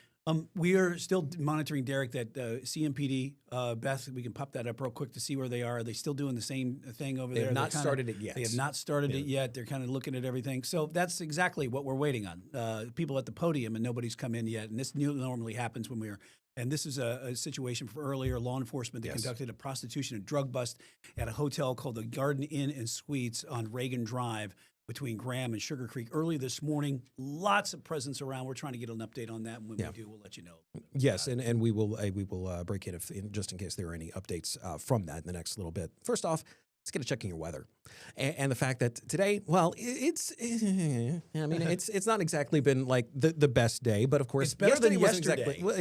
True, but glass half full over here. But we do need to say this, as the lower third graphic says, if it's not the heat, it's the humidity that gets you. And yes, that is indeed the case. If you step outside, it's a little muggy. Yeah, before you guys hit on that press conference, thought obviously we were going to come out on the soccer stuff, and I did have the U.S. men's national team forecast up for Sunday. A little right turn Clyde in there. Yeah, definitely looks a little overcast, Sunday, but that should make it a little bit more comfortable out there. Less humidity on Sunday too. So Derek, if you are going to go out there, you said you sound like you wanted to look at the U.S. men's national team. I'd be interested in going, to be honest with you. Yeah, yeah, it does look comfortable. Temperatures in the 70s, and it does look a little bit better out there for Sunday. Now, again, we are tracking showers and storm chances. Again, we've got radar right now, mainly dry over the area. But again, as you zoom in a little bit closer to the foothills and mountains, we do have a few storms developing there. Some heavier downpours, too, lifting down towards Caldwell County and Burke County. Luckily, not seeing anything severe. And when you pull this out a little bit more, you can see a cold front to our north that's sagging down to the south here. And that is actually going to be likely producing more storms as the evening goes on. And there is that chance for maybe an isolated strong to severe storm up along I-40 and points north of I-40 in the mountains and foothills. So if we do see storms develop today, that would likely be where you'd have the chance for maybe a severe storm or two, with damaging wind gusts being the main concern. But right now, not seeing that threat really persisting very well. There's not a lot of instability and shear in those locations because they had some storms earlier. But we'll track it for you. Flash flooding, severe storms, low threat today for it, but something we'll monitor. You can see the storms by dinner still lining I-40. These will be sagging down to the south-southeast towards Charlotte. At about 8, 9 o'clock, I expect them to be losing their intensity and weakening as we go through the overnight hours. And then as we go into your Thursday, we're mainly dry to start, but there could be a few isolated storm chances around Thursday afternoon. 20% chance of storms on Thursday. And then the Friday looks dry. It looks like a dry ending to the work week. But then Saturday, that'll be the next question. We've got a frontal boundary that's going to be lifting from the north down to the south, and a stall boundary that's going to be lifting from the south up to the north. And that could produce maybe some storm chances on Saturday, especially for our friends along and southeast of I-85. So, we could see another half an inch of rainfall south of Charlotte as we go into the day on Saturday. Looking at your 7-day forecast, things look pretty good out there when it comes down to drier conditions. Just drier and hot for Thursday, upper 80s. And then by the time we get towards Sunday, less humidity for the U.S. men's national team game as well, guys. which is kind of a good thing, at least right now, because you at least want to be comfortable while you're Oh, outside. you're right on that. While you're for baking. sure. Yeah. Well, you're yelling and screaming and yelling everything in the U.S. You got your vuvuzelas going. And Right. Yeah. Who's going to bring one of those to a game? Still to come, we are keeping an eye on that press conference from CMPD. It still has not started yet, but we're going to be keeping an eye on that and go to it in case it happens. But we also have some incredible video to show you of a rescue that happened in Asia out of a cave there. Well, people were looking for gold, but got stuck there because of some torrential downpours. Actually, before we go to break, a press conference that we were mentioning just a couple moments ago that is about to start right now. Let's go ahead and get to it. Good afternoon, everyone. Thank you for being here today. My name is Crystal Fletcher. I'm the lieutenant with the Charlotte-Mecklenburg Police Department in the Public Affairs Division. You were invited to our Law Enforcement Center today to announce the results of a joint law enforcement operation carried out earlier today at the Garden Inn off of Reagan Drive in the Sugar Creek corridor. Here to speak about this operation during today's press conference are U.S. Attorney for the Western District of North Carolina, Russ Ferguson, Charlotte-Mecklenburg Police Department Chief of Police, Estella Patterson, and Special Agent in charge of the Federal Bureau of Investigation in North Carolina, Reed Davis. After the speakers have completed their remarks, we will conduct a brief question and answer session where we will take questions related to today's announcement. To kick us off is U.S. Attorney Russ Ferguson. Thank you so much. Well, good afternoon. Thank you. I am Russ Ferguson, the U.S. Attorney here in the Western District of North Carolina, and I'm joined here with Chief Patterson and Special Agent in Charge Davis. I'm so glad you all are here because it's really their partnership that brought us here today. This is the culmination of a 6-month investigation and really a lot of crime and a pattern of crime that has been happening for years before that. As a result of that 6-month investigation, my office has federally charged 5 different individuals, 4 of whom were arrested this morning.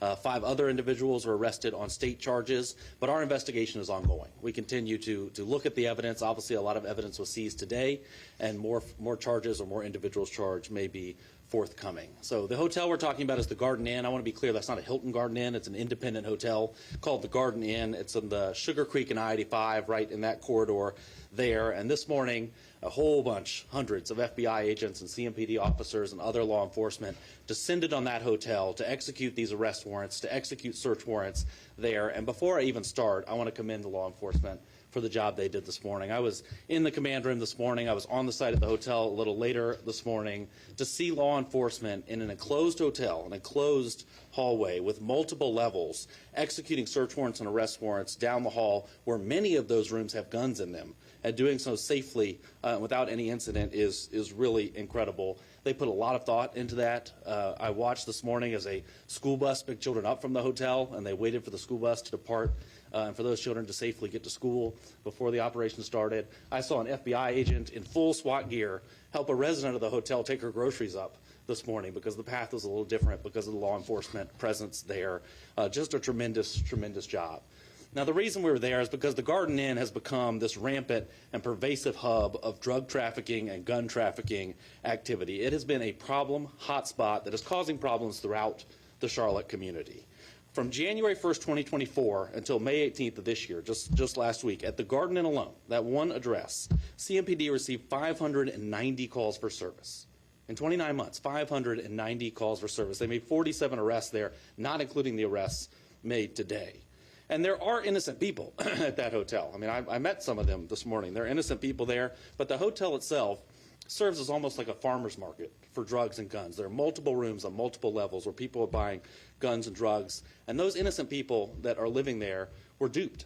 This is a hotel that advertises that they have 24/7 security on the property. They advertise. You go to their Facebook page, we have 24/7 security. And that's important in that area because it's a high crime area in Charlotte.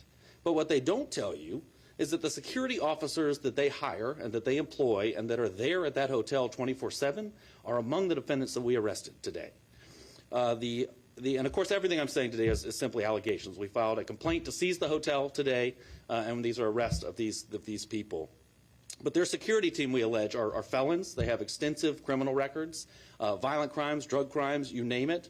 They sell drugs. The security team is selling drugs there. They're selling fentanyl, crack cocaine. They're selling pills that they're telling people are ecstasy, but we tested, and they're actually methamphetamine, and they're selling guns. Their security team is selling guns to people that shouldn't have them out of that hotel. Now, you would think if you owned this hotel, you would want to curtail that. You would think you would not hire these security people. You think you would run background checks on your security people. You would think that you would cooperate with CMPD when they come and say, there's been a shooting at your hotel, can we see your cameras? But that is not what the owner of this hotel, Jessica Woodard, did. CMPD met with her, told her about their security concerns, told her about her security guards. They did not listen. CMPD put guidance out to all the hotels in the area, giving them guidance on how to curtail criminal activity. Things like limit cash transactions for one-night stays. Use public records to verify the identities of people that are checking in. See if they're maybe wanted for a crime. But Jessica Woodard and the Garden Inn did not listen. And because of that, they created the crime there instead of stopping it. And that's why we filed our action today to seize that hotel. And I hope that this is a message to other hotel owners out there, that if you are working on the side of the criminals instead of the side of the police, we are going to use our federal asset forfeiture power to take your hotel.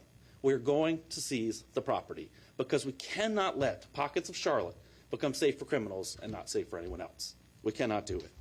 So let me tell you a little bit about the federal indictments this morning, those that were arrested. The first was Marcus Logan. Okay, so that is some rather interesting information that came out of this press conference. By the way, if you want to see the press conference in its entirety, it's playing out right now on our Queen City News Plus live events channel. Really That's the second stream. Details on that. Yes, we were just learning. Yeah, 6 months investigation that took place at the Garden Inn that's just off Interstate 85.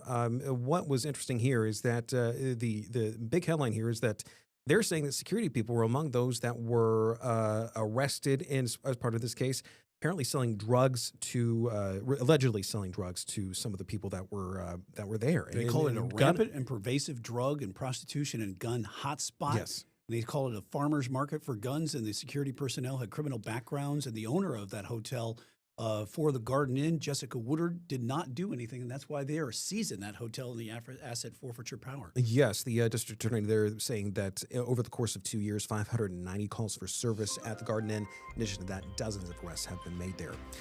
Okay, now we're going to be taking that break, and we have that incredible video to show you out of Asia of that cave rescue of a bunch of people that were basically trapped underground there. That story and more coming up next. This is Queen City News Plus Live.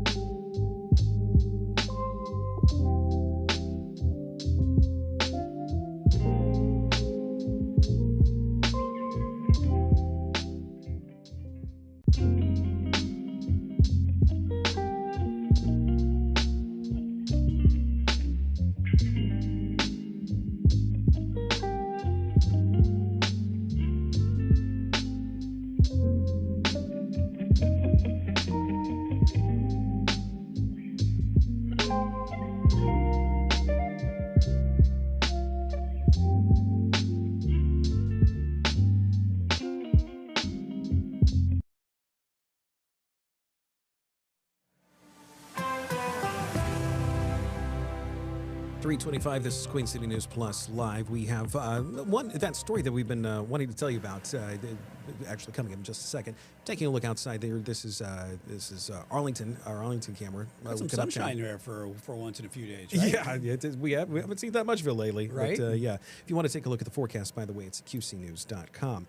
Now to that video out of Laos, and it's the villagers. They were found alive in a cave after about a week there, and they were apparently had gone down in a cave to actually look for gold, even though there were some safety issues there. But they had been basically surrounded by floodwater there for about a week. That's about what's 5 amazing, that story. Yeah. 5 of those 7 were rescued. 2 apparently died, but they were found alive after a week in here when all of a sudden they were trapped by all this flash flooding that happened. But just an incredible story. And also comes after another cave situation they had in Maldives that, where a lot of people, they were experienced divers going in there and they were trapped and died there. But this is great to see that this rescue 5 people were found alive. Yeah, the divers in this case that helped rescue all of these people that were trapped underground. They assisted in another rescue back in 2018 in Thailand. As for why the villagers were there, again, they were apparently looking for gold, but apparently there were some major issues there. But that's the video of them actually being found while they were being surrounded by water. They had the lights on and everything, and so they were still under there, and they were still trying to hoping for rescue, and frankly, they got it. It is incredible to see that kind of story. I can't wait to see the movie that's made about this for these people. Also, we are still following that story from today, Derek, the CMPD, FBI, big bust over on the northeast side of the Garden Inn. We're going to have more on that tonight with Caroline Boyer. She's going to be covering that on Queen City News at 10. Yes, and we'll have a wrap up on what we know at least so far. That's coming up next. This is Queen City News Plus Live.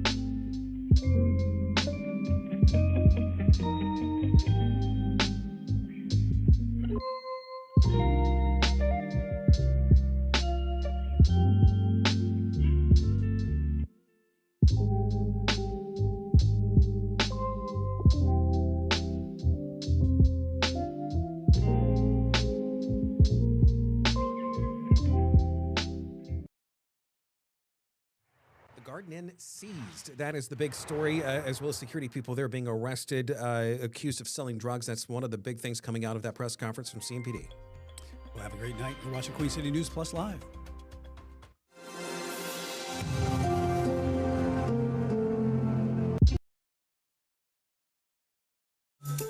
Things are tough in the United States right now, but I'm still horny for life. Here, I'll do it like this. Hello. Hello, hello, gotcha. Welcome to Positively Charlotte. I didn't know I was doing this. And she's dead. Sorry, I'm not allowed to say that one. The man, the myth, the legend. Steve-O, how are you?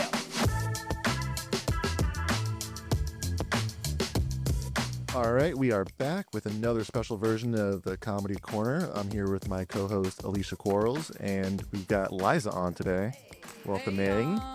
I'm so excited to be joining you on this Comedy Corner. That's Liza, you actually had a special guest for Comedy Corner, right? That's right. So I talked to Alana Glazer. A lot of people know her from the movie Babes or Broad City. Broad City is one of my favorite shows. Fantastic show. It's so good. Show. So you got reintroduced. I'm an OG watcher. When it first came on Comedy Central, it was like must see TV, especially for this New York girl. Yeah, I mean, I was gonna say, what was that like in New York, living there and like watching all of this unfold? Like incredibly relatable. That's what made it so funny. Like obviously it's satire, but like that kind of stuff happens in New York. You're living on top of each other. You're young, trying to figure it out, trying to figure out how we're going to survive in this city, trying to date, trying to do your thing. So it was just so relatable and gave some of like the stress you feel in New York humor. I felt seen. I like that. Well, also, I noticed this when she was sitting there. I asked her, I was like, how are you just sitting in a restaurant, like just sitting here? And she's like, yeah, recognized. This is just New York. Right. So like you just run across people like Alana Glazer just like on the regular. You do. Well, you guys follow my friend Valerie Greenberg on social media.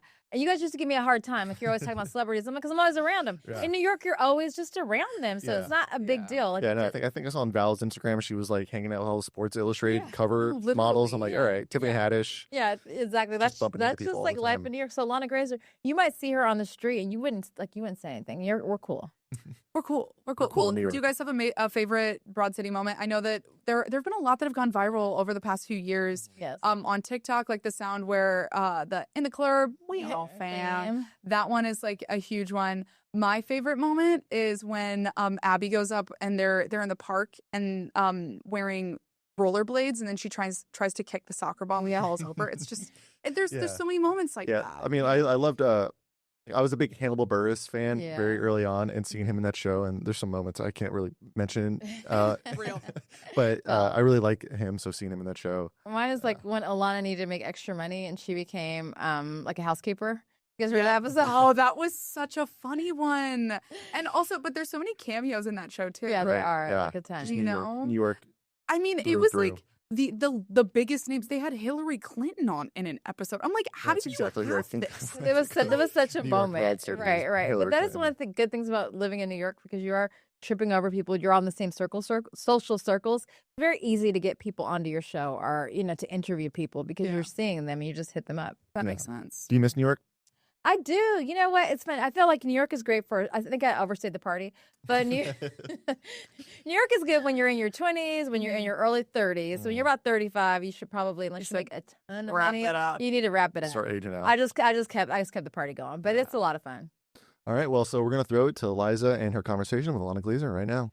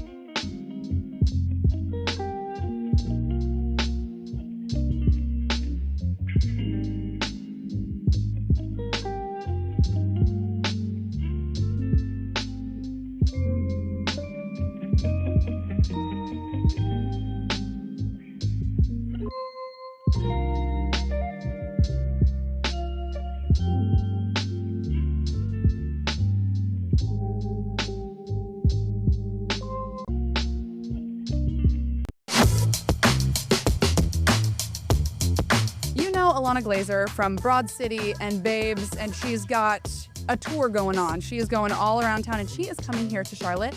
And we've got Miss Girl here with us today. Thank you so much for joining us, Alana. How are you? Thanks for having me. I'm pleased to talk to you today, Liza. I'm so excited to talk to you too. Now, you are busy. You are just all over. I know you've got your podcast going too. It's open with Alana Glazer. You're coming here to Charlotte, and we are so excited to have you. But also, with a lot of people who come through the Charlotte comedy scene, they say that it's a good spot to pass through. Have you been here before? Dude, I forget if I'm doing the same venue, but my last Charlotte show, I was like, whoop. And like, it was so the Southern energy. Like, I'm just such a New York Jew that, I'm like, will they accept me down there? This Jewish whatever. But it was such a blast. It was honestly raucous. And I'm really excited about this new hour. And I am so excited to bring it to y'all. I know. Well, we're excited to have you. So some people who pass through, I know that a lot of comedians kind of like separate politics and humor, but I mean, I know that you just had AOC on your podcast. So where do you see the overlap with comedy and politics and where it kind of has a place in there? When Abby Jacobson and I were making Broad City, the web series, even as long ago as the web series, we saw this article, I'll never forget it, in the Washington Post by a writer named Megan Angelo, and she said, sneak attack feminism. Like, you're laughing, but then suddenly you're realizing, like, oh, I don't really see women be full people with all these different shades of their personalities and whatever. And we were like, feminism. We had like no idea, we really were just making comedy from our lived experience, and others called it feminist. But since then, I've really understood like how political art is, period. If you're not talking about this oppressive system, you're a part of it. If you're talking about it, you don't have to change it and will it and all this stuff. And you don't have to speak to it all the time. Everything is political, how I see it. And like, for me at this point, I'm not talking like two-party system. Personally, I'm not feeling represented by this system altogether. But I think it's this crisis of values we're seeing in our country that's really speaking to me right now. And I think people like receive it as political, but for me, like, I just want to see my fellow Americans have their basic needs met. And I totally get how that's political, but it doesn't feel that way to me, Yeah. So what are you covering in your stand-up set? Because I know it's going to be good. I know there's going to be drama. I know there's going to be chaos. But if you were going to describe it in one sentence, what do you hope people take away from it? Things are tough in the United States right now, but I'm still horny for life. I am so horny for life. I love it. I love people. I'm having so much fun on tour. I've been like prepping it since October in New York, October to January in New York, but started like doing it around the country in different clubs, January until now, practicing and getting it ready. And man, people are way more see eye to eye, way more than the people at the top want us to believe. And people just really, I really get this sense all around the country. People really want their neighbors to have what they need in this life, and it's not such a competition. We're in community with each other.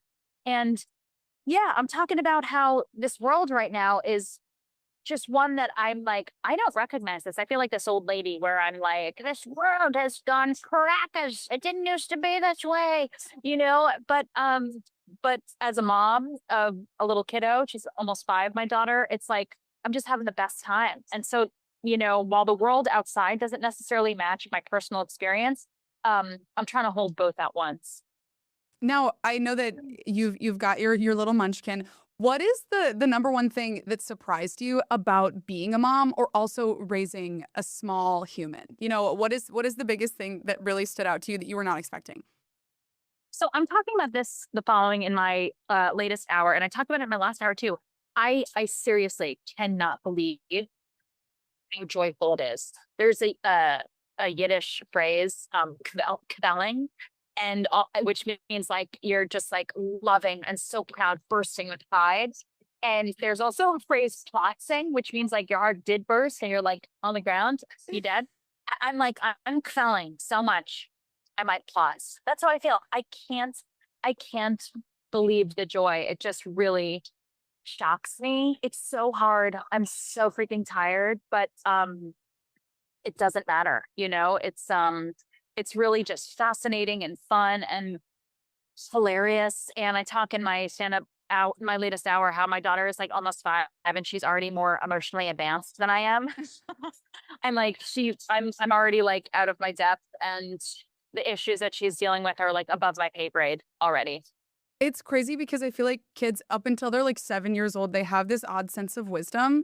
And then like once they hit 10 up until maybe you turn 29, you actually know nothing. Like, but up until they're literally 7. Because that's right. Because this world, like I want to protect my baby from all the, mishigas in the world, all the nonsense, but like it just creeps in and it'll be like child on, and they lose that sense of that like ancient wisdom. They're like little, Yodas or something when they're little kids. And I have this bit in the hour where, my daughter was like having a cry, and this is about a few months ago. And I didn't know what it was about. And I was like, baby, what's wrong? What are you crying for? And she said, feelings are changing. Oh, I don't like when my feelings change. And I was like, that took me 35 years, and years 19 to 34, full brownout.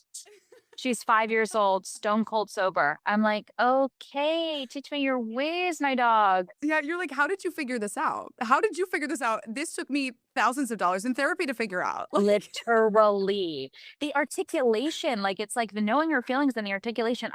I can't believe it. And it's like this world that we live in right now. I mean, there's so much nonsense. It's really reflecting all that nonsense that's piled onto little kids, So I feel so fortunate in my work that I get to be a little kid, like it was just, and I'm just remembering this last Charlotte shows. Oh my God, so fun. I was literally like, I like couldn't believe that, like the laughter and the freaking hooting and hollering. And it was like so much fun. And we do get to be, even though, we get to be kids. Like, again, like I think like political for me, like I just want to share reality. Our reality is so fractured. We're like being sold such stories right now. I just want to be like, this is what's happening, right? And then laugh. And that's really the vibe this hour.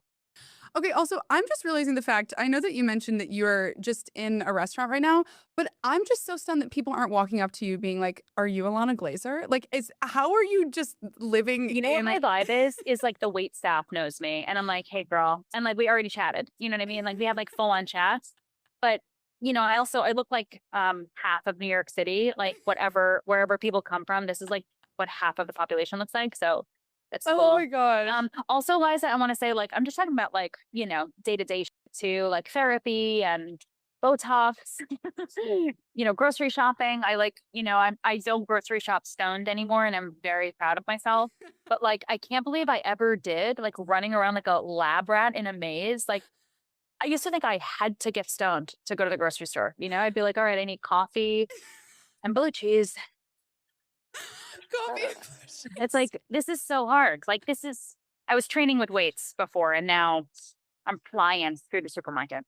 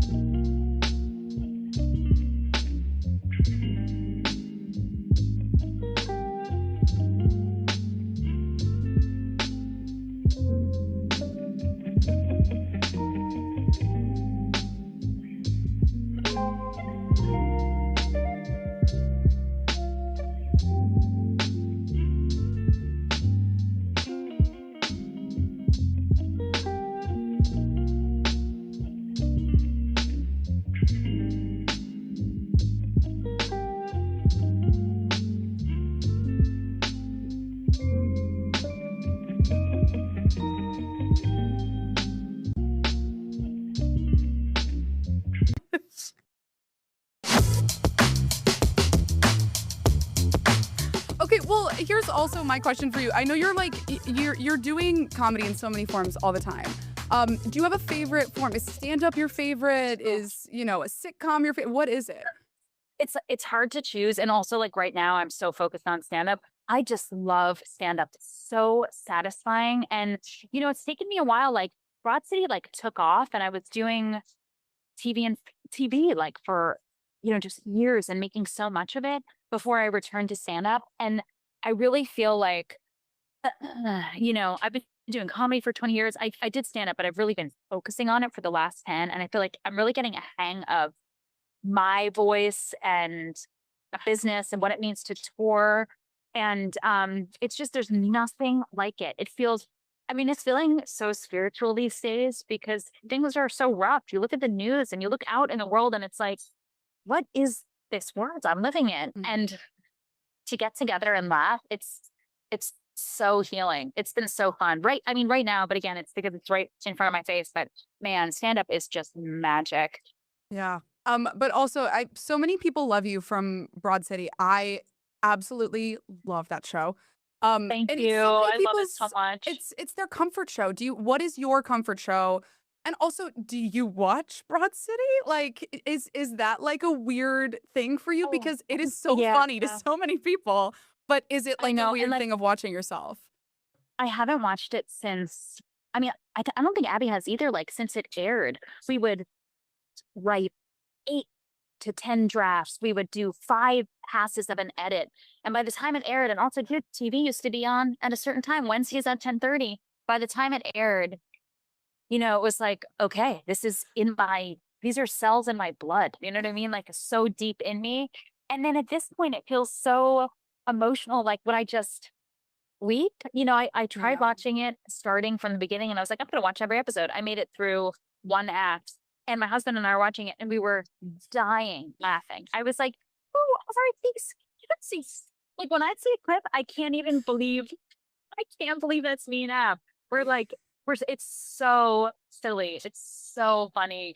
So I haven't watched it, but like, I think about it. I would like to. It's so funny to me. I'm like, this is so nutty.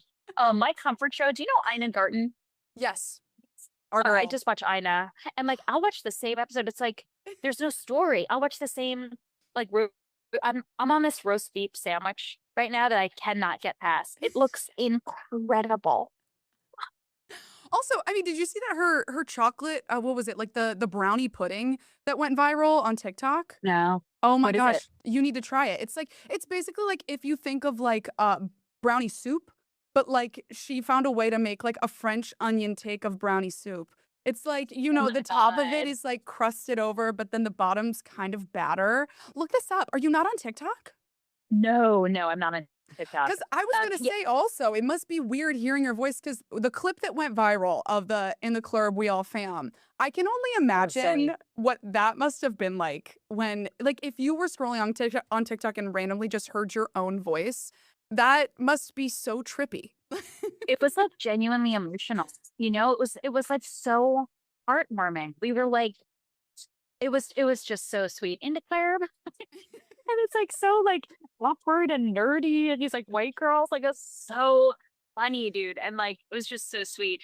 The brownie soup sounds wild. That's crazy. Brownie soup, nuts. You know what I love about Ina Garten too? Like I'm just like I'm just so happy to be a mom. I feel like I'm like clicked into the person I've always been meant to be. But Ina Garten does not want to be a mom. Never has. I love it about her. She's like, no.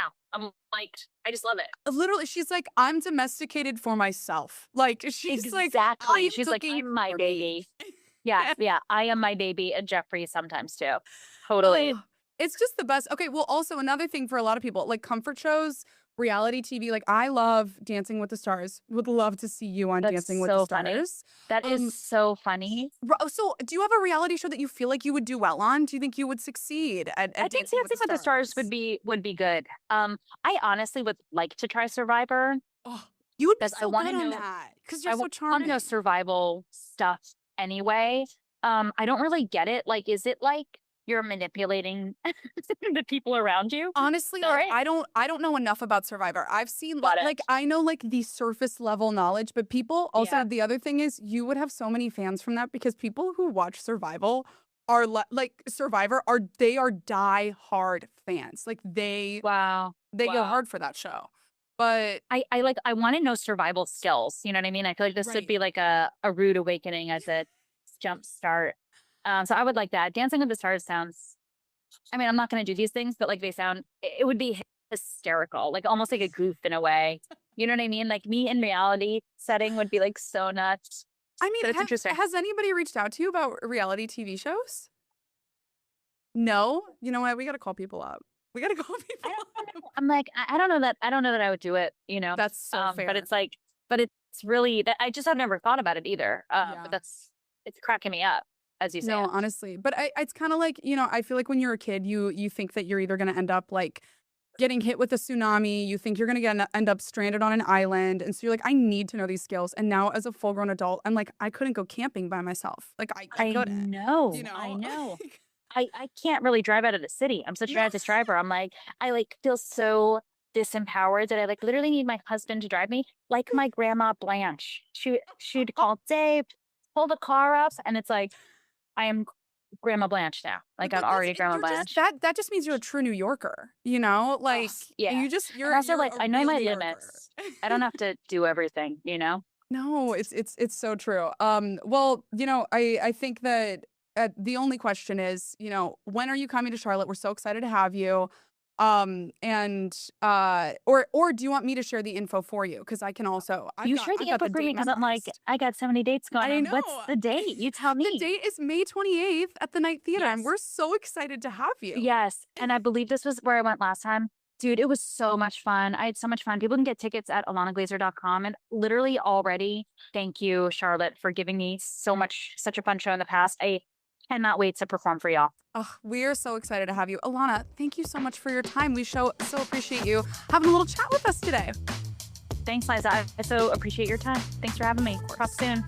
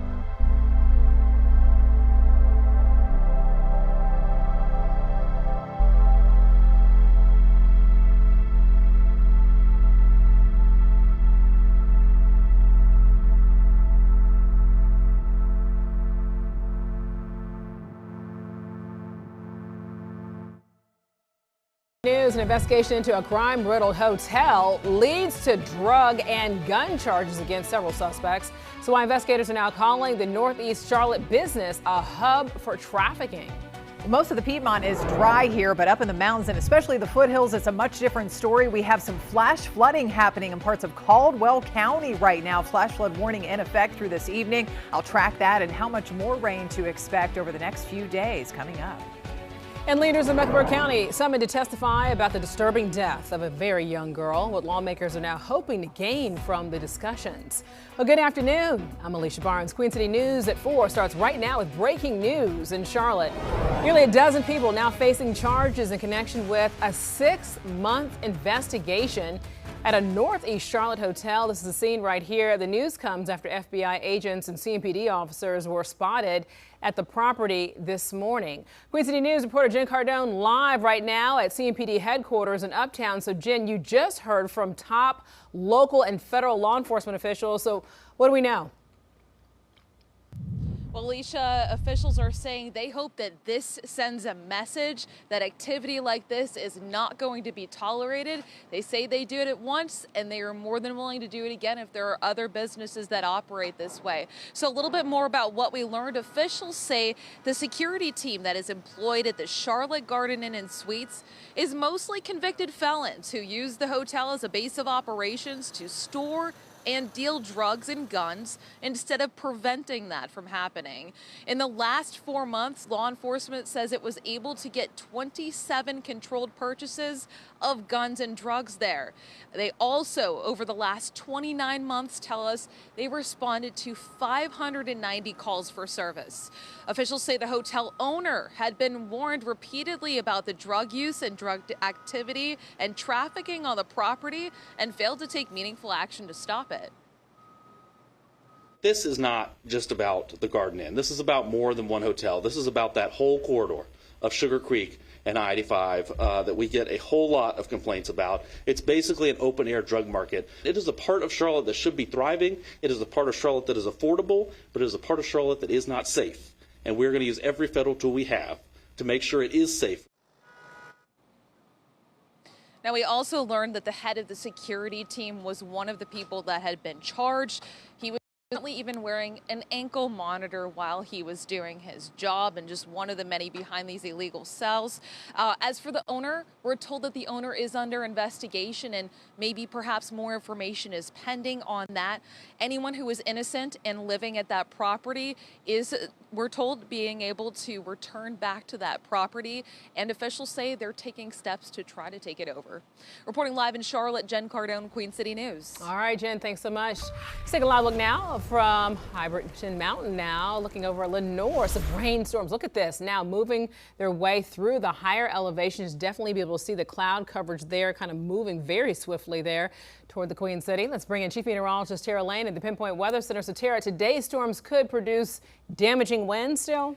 Damaging wind gusts possible. In fact, we actually do have a severe thunderstorm just to the north of you all in Iredell County, and it looks like part of that storm about to move over that northern edge of the county. So Iredell County just here over the past few seconds or so under a severe thunderstorm warning. So we'll check the expiration date on that, but it's due to that storm that's been moving across parts of northern Alexander County and advancing off to the east. So yes, damaging wind gusts is going to be the main threat out of that. Meanwhile, just to the west of there, we have another powerful storm dumping some slow-moving heavy rain here. Flash flood warning is in effect for Caldwell County. This will go until about 9:30. So we're zooming in. This is north of Lenore over the Buffalo Cove community. Watch for rising water levels along some of the streams and creeks, and at least some minor flooding that's quickly taking place here after as much as 2 to even up to 4 inches of rain here recently. Still lots of lightning, so keep it inside. It looks like the heavier rain is starting to move out of the Buffalo Cove community, but advancing off to the east and into part of Alexander County. This line stretches all the way to the south and west. And again, there's that stronger area of storms that's been moving north of Taylorsville and advancing east into northern Iredell County. And heads up, friends, in Morganton, we have another couple rounds. It looks like maybe some heavier rain headed your way moving in from the west. So coming up in my pinpoint weather forecast, I'll show you if this could reach more of the Charlotte metro later on tonight and how much more rain to expect over the next few days. That's ahead in a few minutes. All right. Thank you, Tara, for that. So North Carolina lawmakers now will hear directly from Mecklenburg County leaders next week about the 2025 death of 6-year-old Dominique Moody. Queen City News reporter Matt Stell spoke with a lawmaker and one of the victim's family members who both hope this hearing leads to changes in the Tar Heel state. The home on Gwynn Hill Road in East Charlotte, where police say 6-year-old Dominique Moody endured months of brutal abuse and neglect at the hands of her caretakers, is no longer there. But her uncle tells us he hopes what happened to his innocent niece is never forgotten.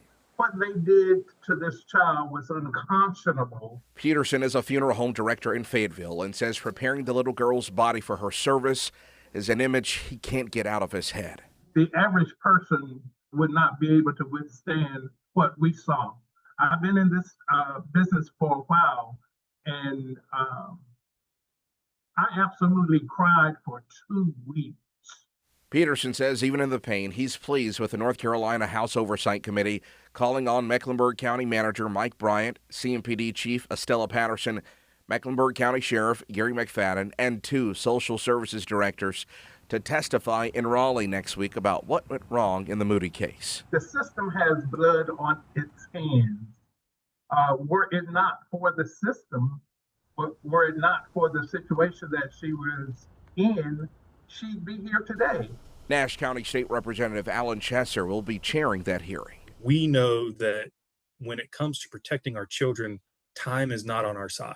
We must act quickly or there will be more victims. There will be more children that fall to tragedy. Chesser claims the hearing won't be political, but will be about getting answers, especially on how glaring signs of abuse before Moody's murder were missed. We just need information so that we can make sure that there is not a larger systematic failure that we can address on a statewide level. A state DHHS investigation into the Moody case found multiple failures by the Mecklenburg County Department of Social Services and is requiring the county to develop a corrective action plan. In Charlotte, Matt Stell, Queen City News. Well, Chesser and Moody's uncle both tell us that they are now in support of the Dominic Moody Safety Act filed by Mecklenburg County State Representative Carla Cunningham. So it now seeks to create new child welfare escalation teams when there are major allegations of abuse. A teen is now facing more than a dozen charges in Huntersville after police say that he crashed a stolen car. Look at this, while trying to be able to get away from officers. Well, investigators also received a flock alert Monday on the stolen vehicle. So officers say the juvenile driver took off, and when they tried to pull him over, well, he crashed into another car on Sample Road while trying to be able to avoid stop sticks. Authorities say the teen ran, but then was eventually captured. Well, he's now facing 14 charges, including possession of a stolen vehicle, drugs, and a gun. A judge is dismissing a woman's request to drop a wrongful death lawsuit. Now, this is all tied to the 2022 death of Shanquella Robinson, the Charlotte woman who died while vacationing in Mexico. So her mother filed a wrongful death suit against the 6 people Robinson traveled with. And one of the group members then tried to get the case tossed by a judge. Well, that request was rejected. Chief Legal Analyst Clive Rhodes spoke about that decision. This is saying that they have failed to state a claim which relief can be sought, and the court is not actually weighing the evidence. It's not trying to determine who's telling the truth. They're only saying, hey, inside of your complaint, in the 4 corners of this document, have you drafted this complaint in a way that connects with the law, and is it a complaint where we can give you some type of relief? If the answer is no, they're going to dismiss the complaint. If the answer is yes, then ultimately the court will deny it and the case will continue to go forward. All right, so that full chat with Khalif is on our website at qcnews.com. I have a little bit more to add to the story. So Robinson's mother is also pushing back against a request to pause any proceedings so the case can be then taken up in Mexico instead. A hearing on that is set for July the 22nd. Charlotte City Council members have a little more than a month to select a replacement for Mayor Vi Lyles. So leaders approved the timeline for the application process during last night's City Council meeting. Now, interim candidates now can apply to fill as the interim mayor from June 2nd through the 9th. Then on June the 18th, they'll take part in a public forum. And then council members plan to appoint someone June the 22nd to get them ready to fill the role by July 1st. So by law, Lyles' temporary replacement must be registered as a voter in Charlotte and also a Democrat. Voters will also get the chance to select a new mayor in the next local election that would happen next year. All right, let's talk about sports now. It's day 2 of OTAs for the Carolina Panthers in Uptown. So the team has 1 more practice this week and then 3 more next week leading into mandatory mini camp. Our Gabe McDonald is here. So Gabe, the offense will look a little different. I mean, when we look at this new season coming ahead. Yeah, absolutely, Alicia. You know, some new faces up front and at the skill positions, but also a new guy calling the shots. Dave Canales' right-hand man for several years. Brad Idzik is now the primary play caller for the Black and Blue. A major opportunity for the 34-year-old coach, with the Panthers coming off their best season in nearly a decade. Now, it's a move that not only allows Canales to have more of a big picture approach, but it also allows for Idzik to strengthen his rapport with Bryce Young, who is entering a contract year in year 4. The former top overall pick is already making headlines in OTAs after using some rather colorful language to get his teammates back going after downpours in the middle of practice. It's that fire and passion that Idzik already knew Bryce had in him as he continues to grow more as a leader since coming into the league. Now it's just a matter of it translating onto the game field for a full season this year as the Panthers look to take another step. Everything he does, he's competitive, and he does it in his own way. That's what we ask every single one of our guys to do when they come in this building. Is we've done the front end work on researching who you are as a competitor and as a contributor to this team. Now do that and be your full personality. And Bryce is showing that. Like, he's got a comfort in our scheme. He's got a comfort in the guys around him, and he's just competing, and he's trying to bring guys along with him. And coming up in our next half hour, we'll flip to the other side of the ball and talk defense for the Carolina Panthers. It's a unit that saw substantial growth in 2025 compared to being dead last in 2024. And it's where the Panthers were able to get 2 of the top free agents on the market. Tara? Well, Gabe, it's dry over the Bank of America Stadium area for now, but I'm tracking some severe weather north and west of the Queen City. We've got a severe storm rumbling toward Harmony and Davie County right now, affecting northern Iredell County. Some flooding happening in parts of the foothills. We'll check that out and how stormy it's looking for the rest of the week. That's next. All right, thank you, Tara. Addressing recruitment and retention at North Carolina's prisons. So the raise is now being proposed for all prison employees all across the state. We'll talk about it next. Also, ready to respond, how officials are increasing the ability to respond to an emergency at Charlotte Douglas International Airport. You're watching Queen City News at 4. Your time now is 4:12, 84 degrees outside. Welcome to Charlotte. Plane landing right now. Watch the most honored and the most local news right here in the Queen City.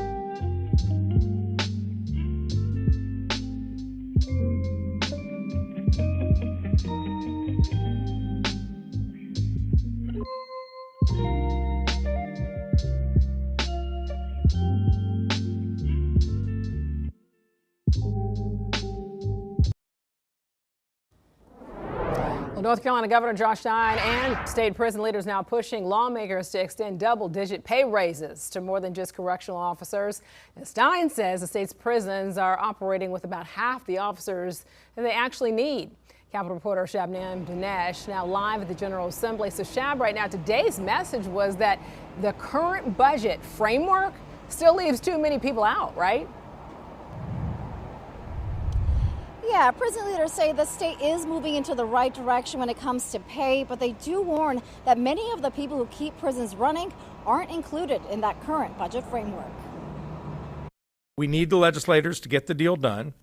Every day without a budget is another day that correctional officers will keep scraping by. State prison leaders say they're losing staff faster than they can replace them. With a 24% turnover rate among correctional officers, retention continues to be our greatest challenge. Republicans in the General Assembly are proposing 15% raises for correctional officers in their budget framework. But the Secretary of Adult Corrections says it doesn't go far enough. Making sure that we have the money to not only ensure that the compression for our sergeants, captains, lieutenants is there, but also for all of our other staff who keep our facilities running every single day. Captain Derek Simmons has worked in corrections for 28 years. 10 years ago, it was routine to have about 28 officers and 5 sergeants on shift. At lineup today, we may see 7 or 8 officers and 3 sergeants on shift. He says staff shortages are making prisons more dangerous. Things that you would not want to go on, they happen. Assaults increase. There's more extortion amongst offenders. In general, violence increases. We are responsible for almost 33,000 incarcerated individuals. That is more than it has been in many, many years. And so just the sheer number of additional individuals causes our operating budget to grow and increase. The state has started a pilot program in 3 prisons to speed up hiring and allow officers to work while they're getting their certifications. But they warn pay still remains the biggest reason that people leave. North Carolina ranks 49th in the country when it comes to starting pay for correctional officers. Live in downtown Raleigh, Shabnam Dinesh, Queen City News. Wow, 49th in the country. All right, thanks, Shab, for that information. Okay, a new fire station is now under construction near Charlotte Douglas International Airport. So,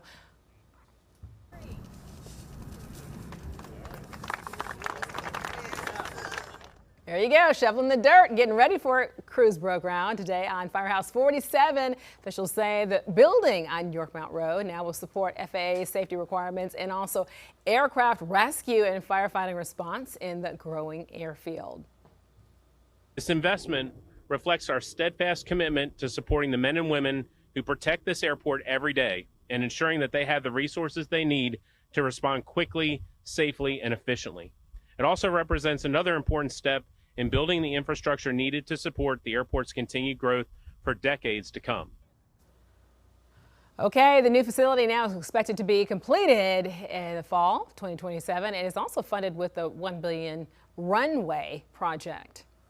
Looking live here over at the Freedom Boat Club. Not a great day to get out on the water, but let's take a look here over at Lake Norman.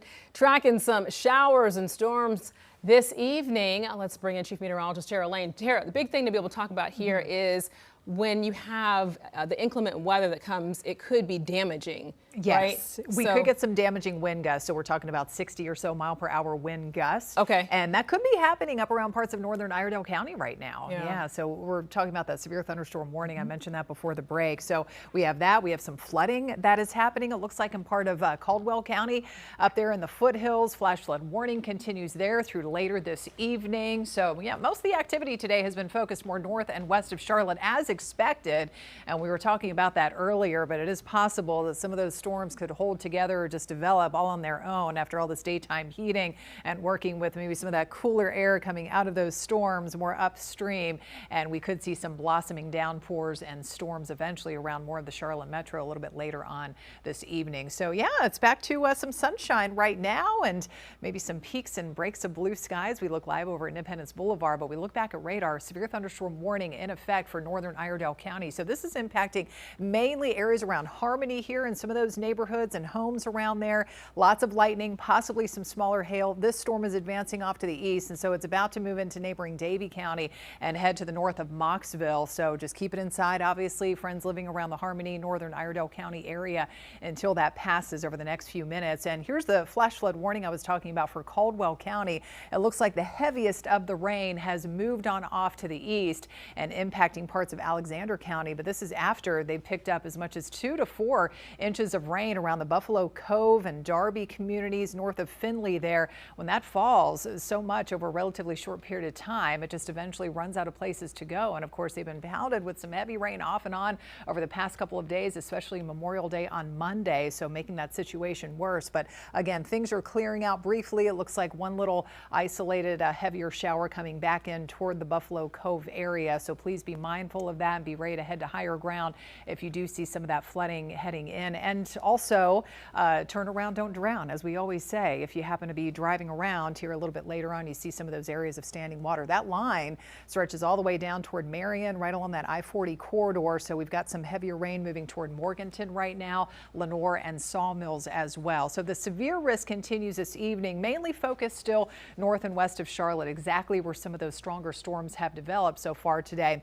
And as I was just talking with Alicia about, damaging wind gusts is the main threat. And notice on Futurecast here, we take it out through about 7 o'clock this evening. It is possible, as I mentioned, that we could see some of those storms dropping down toward parts of, say, northern Mecklenburg County, maybe around Mooresville or more of the Lake Norman area, and sliding on off to the east by 8 to 9 o'clock. So even around Concord or Albemarle, some more rain or a stronger storm still possible for another few hours until, for the most part, everything clears out. Later we get into the night, and again early tomorrow morning back to some dry conditions. It is a warm and muggy 85 degrees right now in the Queen City. Southwest wind at 10. We've got mid 70s up in the mountains, but widespread low to mid 80s in most other neighborhoods. The next couple of days looking less stormy, where the showers and storms will be more fewer and far between.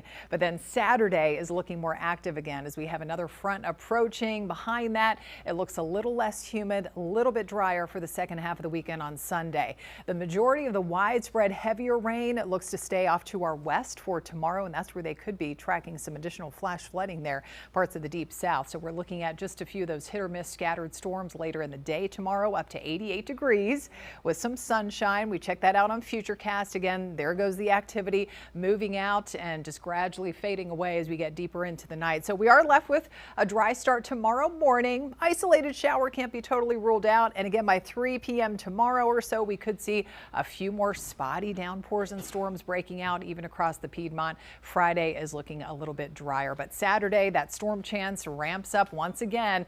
And there's the slightly cooler and less humid air returning for Sunday. We'll stick with that for a few days. High temperatures back in the mid to upper 70s as we head into the first few days of June. All right, Tara, thank you. I'm still shaking my head on this story right here. Parents, they are outraged after children with special needs were left out of a North Carolina high school yearbook. So what they now want the school district to do to make things right. You're watching Queen City News at 4. The most honor and the most local news right here in the Queen City.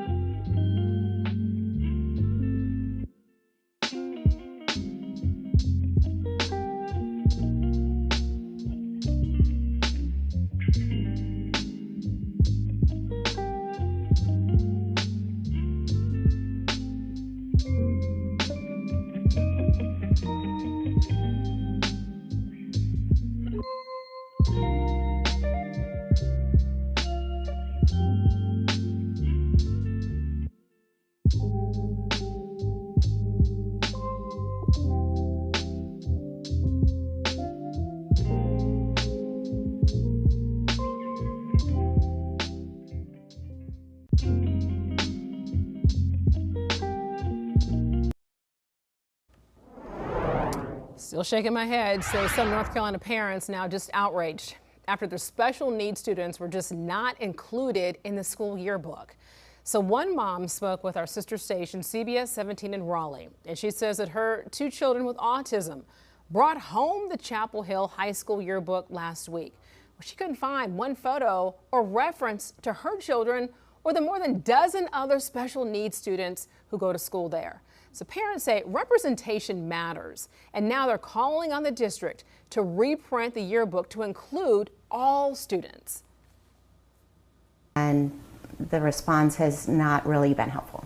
What has the response been? The first response was almost as if it was just a clerical error and they're blaming it on their systems. They said, we did make a mistake. Can we offer peel and stick to put in? And I said that would not be acceptable. District officials now say they're now working on a plan to ensure they make things right for the students and families who were left out of the yearbook. A new ruling in a lawsuit tied to a Charlotte woman's mysterious death in Mexico. So what comes next as one defendant tries to get the case thrown out and another pushes for it to be moved out of the country? And also off-season practices for the Carolina Panthers. So what we're now learning about the new team following changes to the coaching staff and roster.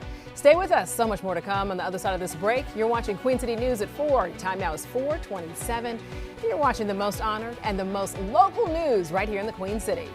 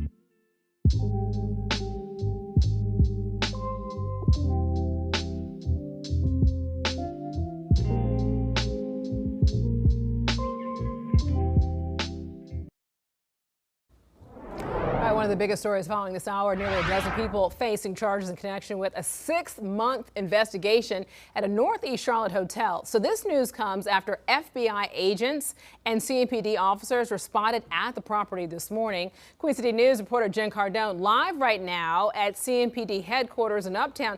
Jen, you just heard from top local and federal law enforcement officials. So what's the latest?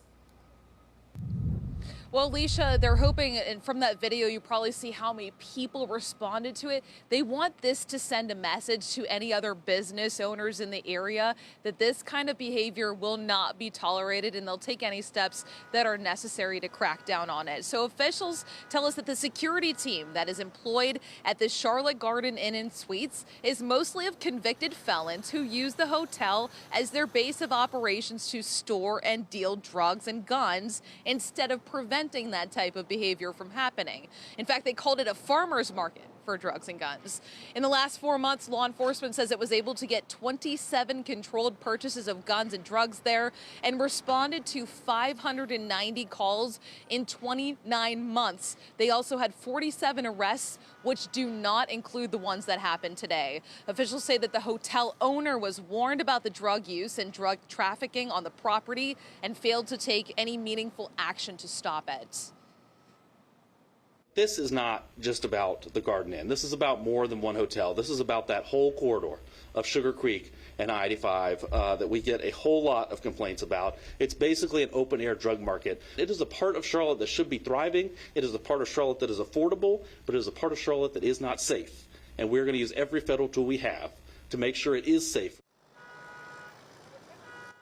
Now, officials tell us that the man who was in charge of security was also a convicted felon and had been wearing an ankle monitor while he was part of all of this going on.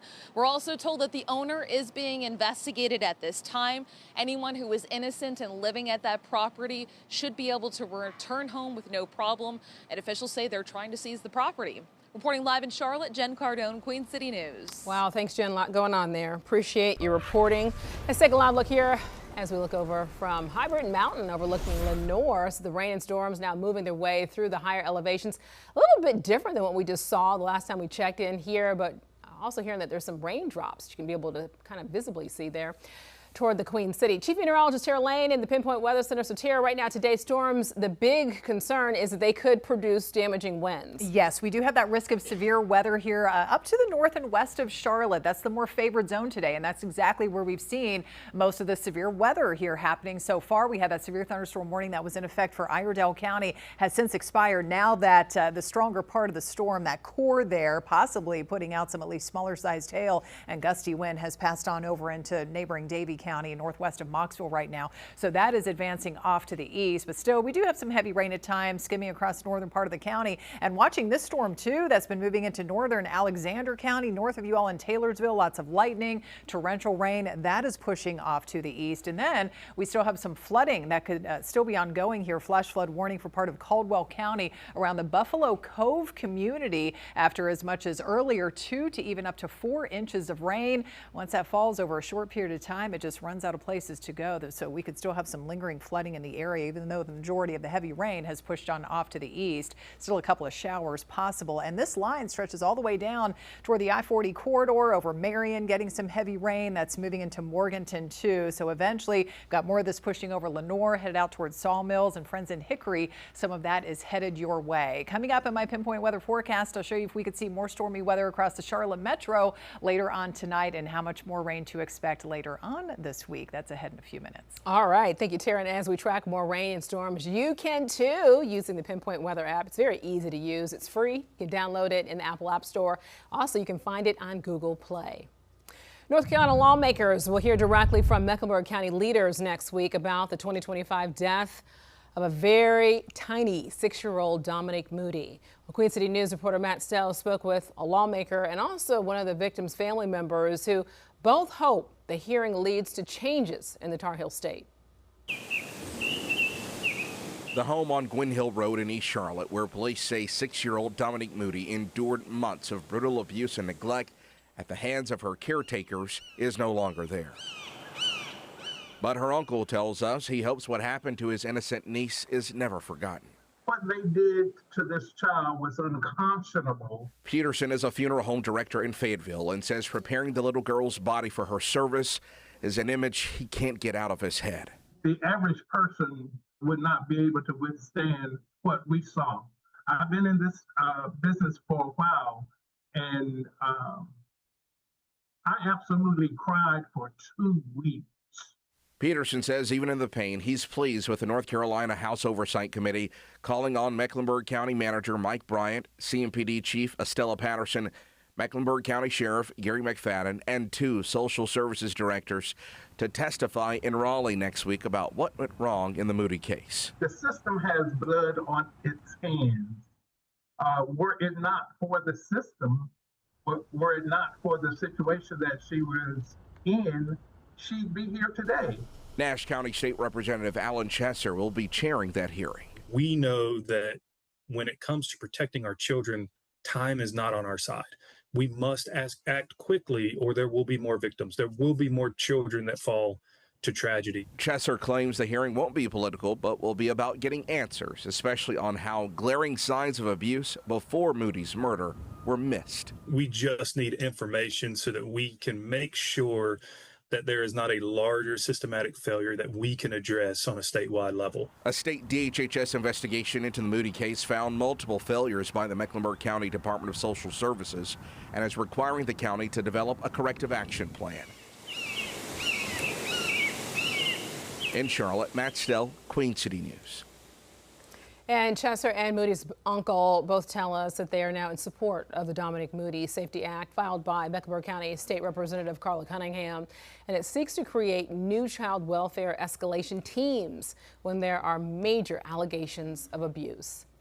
A judge is dismissing a woman's request to drop a wrongful death lawsuit, and it's tied to the 2022 death of Shanquella Robinson, a Charlotte woman who died while vacationing in Mexico. You might remember the story there in Cabo San Lucas. Her mother filed a wrongful death suit against the 6 people Robinson traveled with. So one of the group members tried to get the case tossed, but then the judge rejected the request. Chief Legal Analyst Clive Rhodes spoke about that decision. This is saying that they have failed the stated claim which relief can be sought, and the court is not actually weighing the evidence. It's not trying to determine who's telling the truth. They're only saying, hey, inside of your complaint, in the 4 corners of this document, have you drafted this complaint in a way that connects with the law, and is it a complaint where we can give you some type of relief? If the answer is no, they're going to dismiss the complaint. If the answer is yes, then ultimately the court will deny it and the case will continue to go forward. So this full chat with Khalif is on our website at qcnews.com if you want to check it out. Also, Robinson's mother is also pushing back against the request to pause any proceedings so that the case can then be taken up in Mexico instead. A hearing on that is set for July the 22nd. Charlotte City Council members have little more than a month to select a replacement for current mayor Vi Lyles. So leaders now approve the timeline for the application process. During last night's City Council meeting, interim candidates can apply to fill as the interim mayor from June 2nd through the 9th. Then on June the 18th, they'll then take part in a public forum.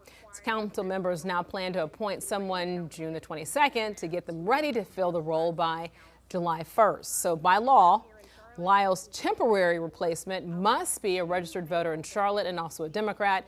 Voters will get the chance to be able to select a new mayor in next year's local election.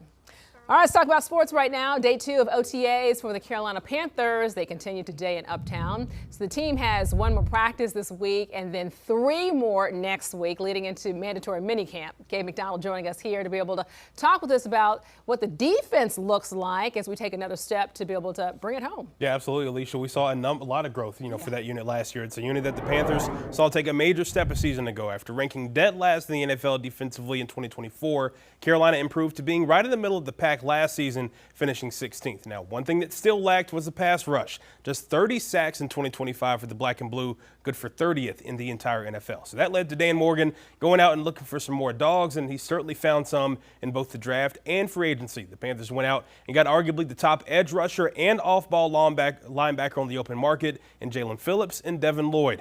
Carolina spending a whopping $165 million to get them both to the QC. With the track record that they bring over their times in the NFL, both are expected to make an immediate impact to bolster the Panthers' pass rush and the defense as a whole. Carolina defensive coordinator Ejiro Evero feels they'll fit right in with who they are on and off the field. There's not a lot of humans in the world that are that big and that can move the way he does. And so, but again, like, the first thing that stands out about him is the football character. When we talk about getting on the grass and doing the fundamental drills and all the work that it takes to kind of refine your techniques and fundamentals, he's A+ in that aspect as well. And so these guys, Devin and Jalen, are great professionals and just with their work habits, and they're great examples for their teammates. Also adding some young talent in the NFL draft as well. Second-round nose tackle Lee Hunter expected to be a key piece up front alongside Derek Brown and company, while Will Lee out of Texas A&M is in quite the battle to get some early playing time at cornerback. We'll have a lot more on the black and blue coming up in our next half hour. Tara? All right, Gabe, we're actually seeing some peaks of Carolina blue sky, maybe up there in some neighborhoods today. Meanwhile, we have a strong line of storms, and in some cases, those storms have been severe, marching through the foothills. Put the track on that. If any of that rain will reach the Charlotte metro later on tonight, and how much more rain we could see over the next several days. That's next. All right. Thank you, Tara. Embattled former North Carolina Lieutenant Governor Mark Robinson being taken to court. How a recent confession on a podcast is getting him sued. We'll talk about it next. You're watching Queen City News, the most honored and the most local news in Charlotte.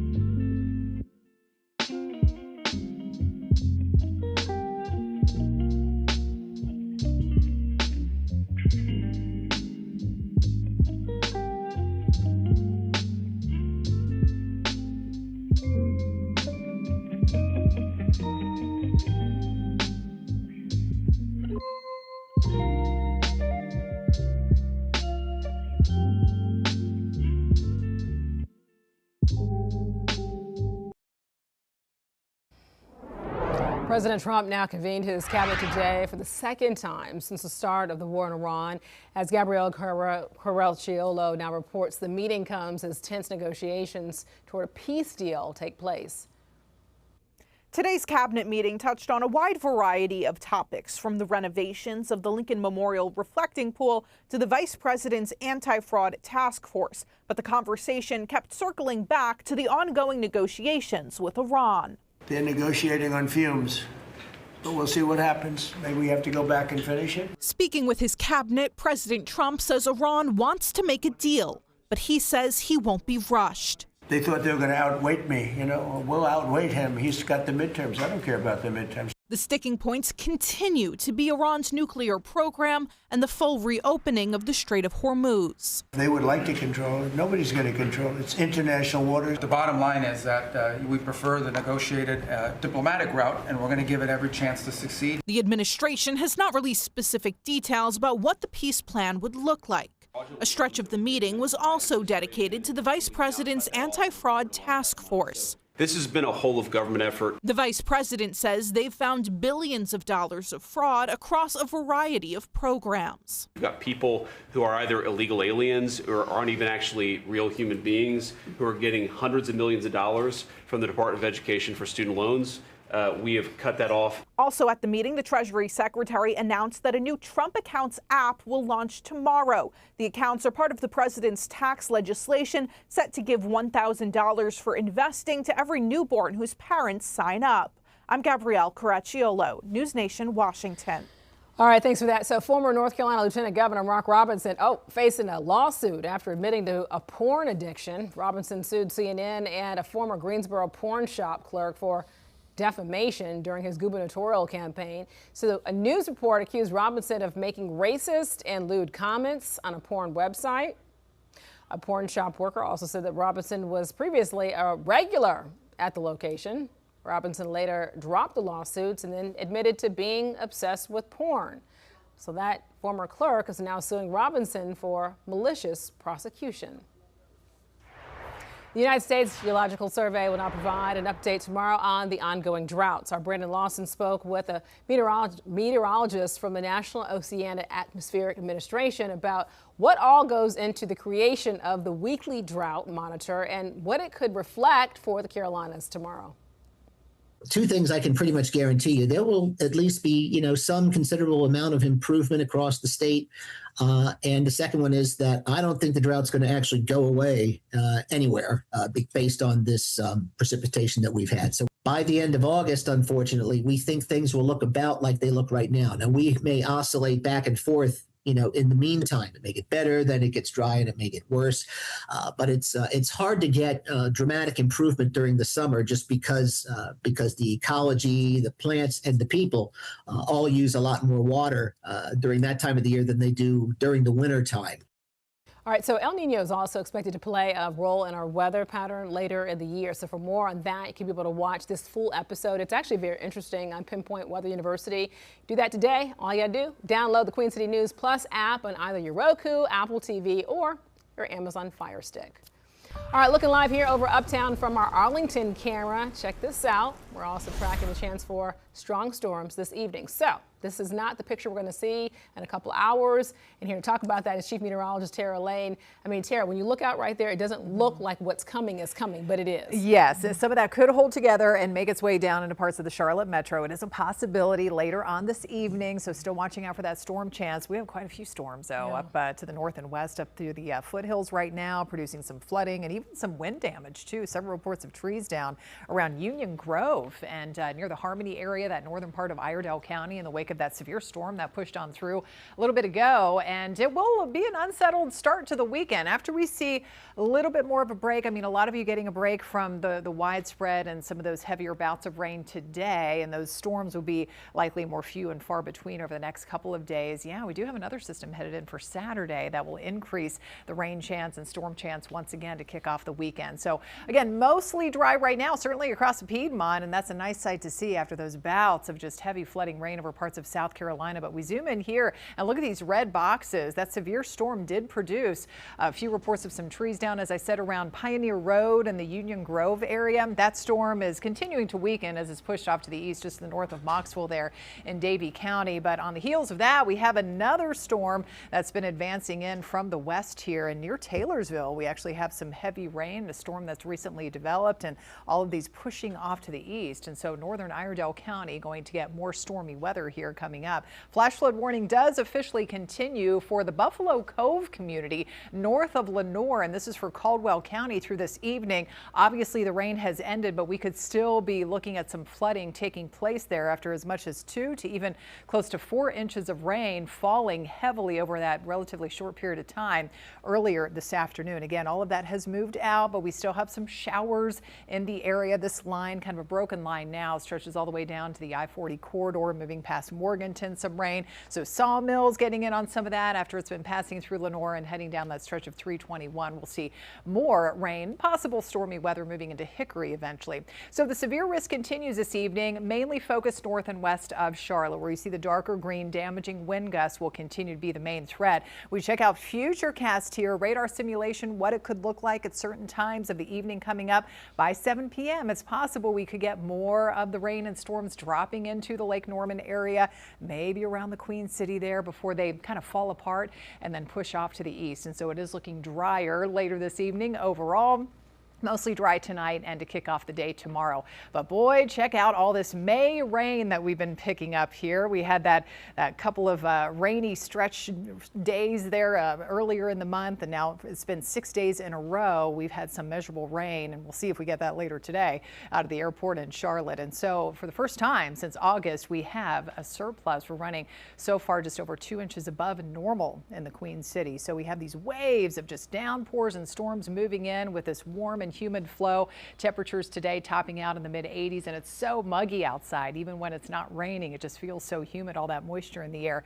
You can see where it's rained. We're down to 77 in Morganton, those 70s up in the mountains. Tomorrow afternoon, we're back in the low and a few spots in the mid 80s with just a few hit or miss showers or storms possible after the morning. So morning mostly dry, then you can see a few blossoming scattered showers or storms possible by late afternoon and evening, but not everywhere. So a lot of you will actually squeeze out a dry day. Friday morning looking dry, and the afternoon is actually looking mostly dry as well. But then there's the rain chance ramping up again as we kick off the weekend. Smaller chance of those spot showers or storms coming up for Sunday into Monday with some slightly lower humidity too. But over the next 5 days, this is a nice sight to see. Instead of additional inches of rain, we're only looking at an additional maybe 1/10 of an inch or even close to 1/2 of an inch or 3/4 of an inch, especially to the south and west with some of those downpours that still could develop over, again, the next 5 days. But overall, some lower humidity coming in for the second half of the weekend, a little bit drier and slightly cooler too as we kick off the new month of June coming up.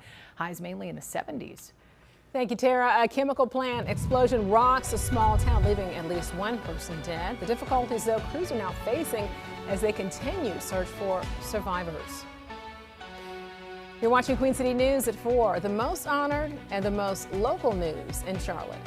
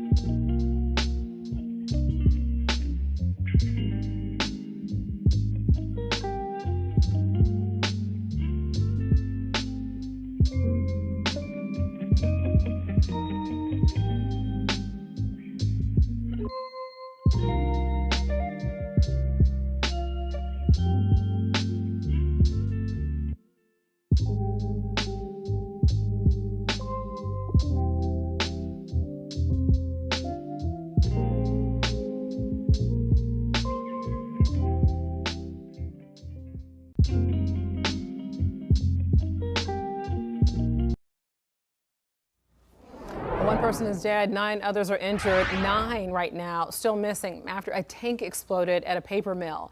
What happened yesterday at Nippon Dynawave Packaging Company in Washington State.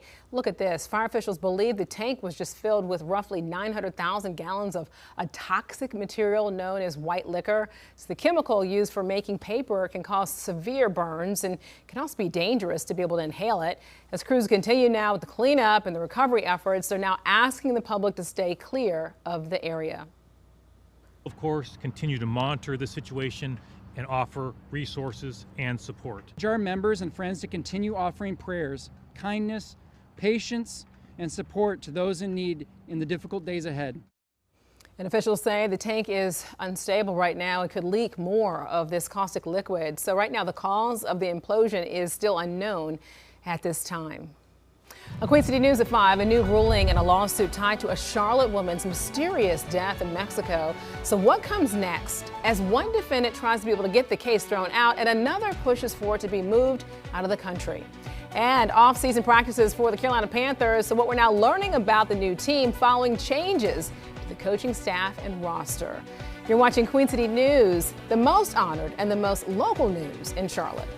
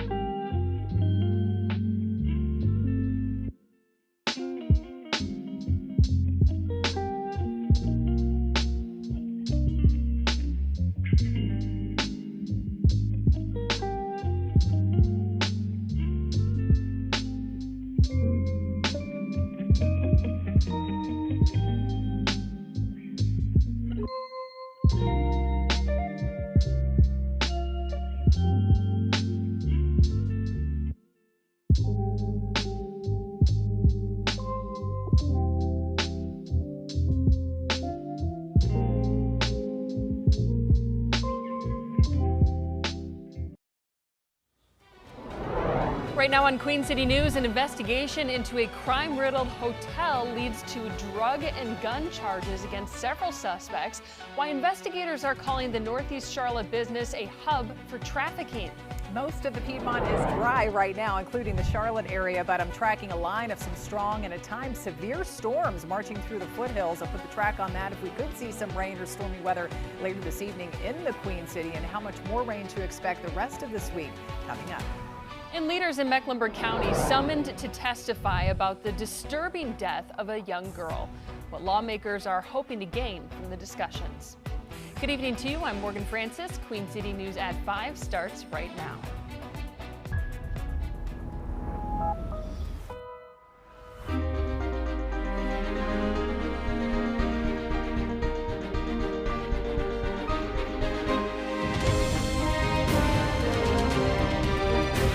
Queen City News starts now.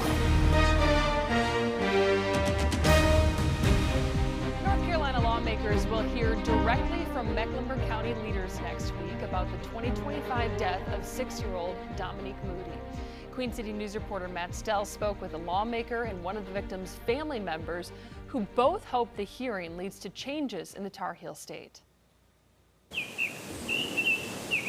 The home on Gwynn Hill Road in East Charlotte, where police say 6-year-old Dominique Moody endured months of brutal abuse and neglect at the hands of her caretakers, is no longer there.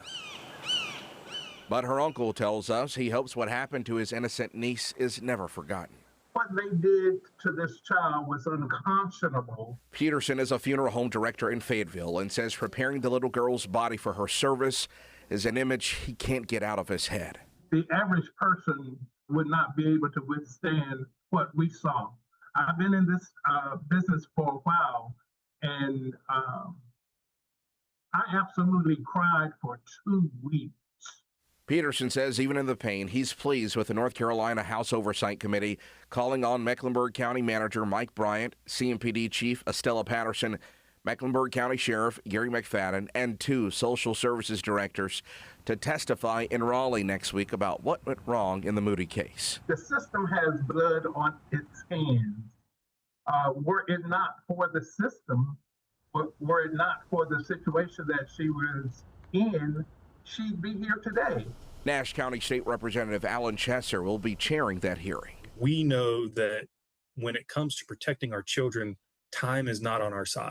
We must act quickly or there will be more victims. There will be more children that fall to tragedy. Chesser claims the hearing won't be political, but will be about getting answers, especially on how glaring signs of abuse before Moody's murder were missed. We just need information so that we can make sure that there is not a larger systematic failure that we can address on a statewide level. A state DHHS investigation into the Moody case found multiple failures by the Mecklenburg County Department of Social Services and is requiring the county to develop a corrective action plan. In Charlotte, Matt Stell, Queen City News.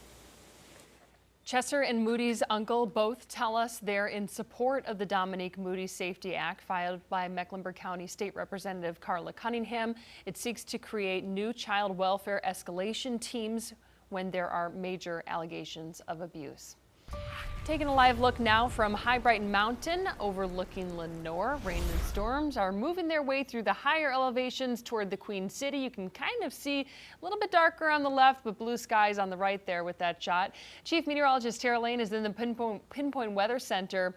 Tara, today's storms, could they produce any sort of damaging winds? What are we looking at here? We have seen it. You got it, Morgan. Damaging wind gusts. That's going to be the main threat with any additional stronger storms that may try and develop here a little more over the next several hours. And we have seen that here today. Some of those storms that went over northern Iredell County around Union Grove did produce some damage. Several reports of trees down around that area. Again, northern Iredell County from that earlier storm that's since moved away. This is a non-severe storm, but we do have more clusters of some occasional lightning, heavy rain moving back into the northern part of Iredell County and trailing off to the south and west of there over the heart of Alexander County. Friends living around Taylorsville seeing the heavy rain right now pushing off to the east. And so if some of that holds together, Statesville starting to see some of that rain here coming up over the next 30 minutes to an hour or so. And we still have some flooding taking place right around the Buffalo Cove community. Reports of rising water along some of the streams and creeks up that way in Caldwell County. Flash flood warning continues there until about 9:30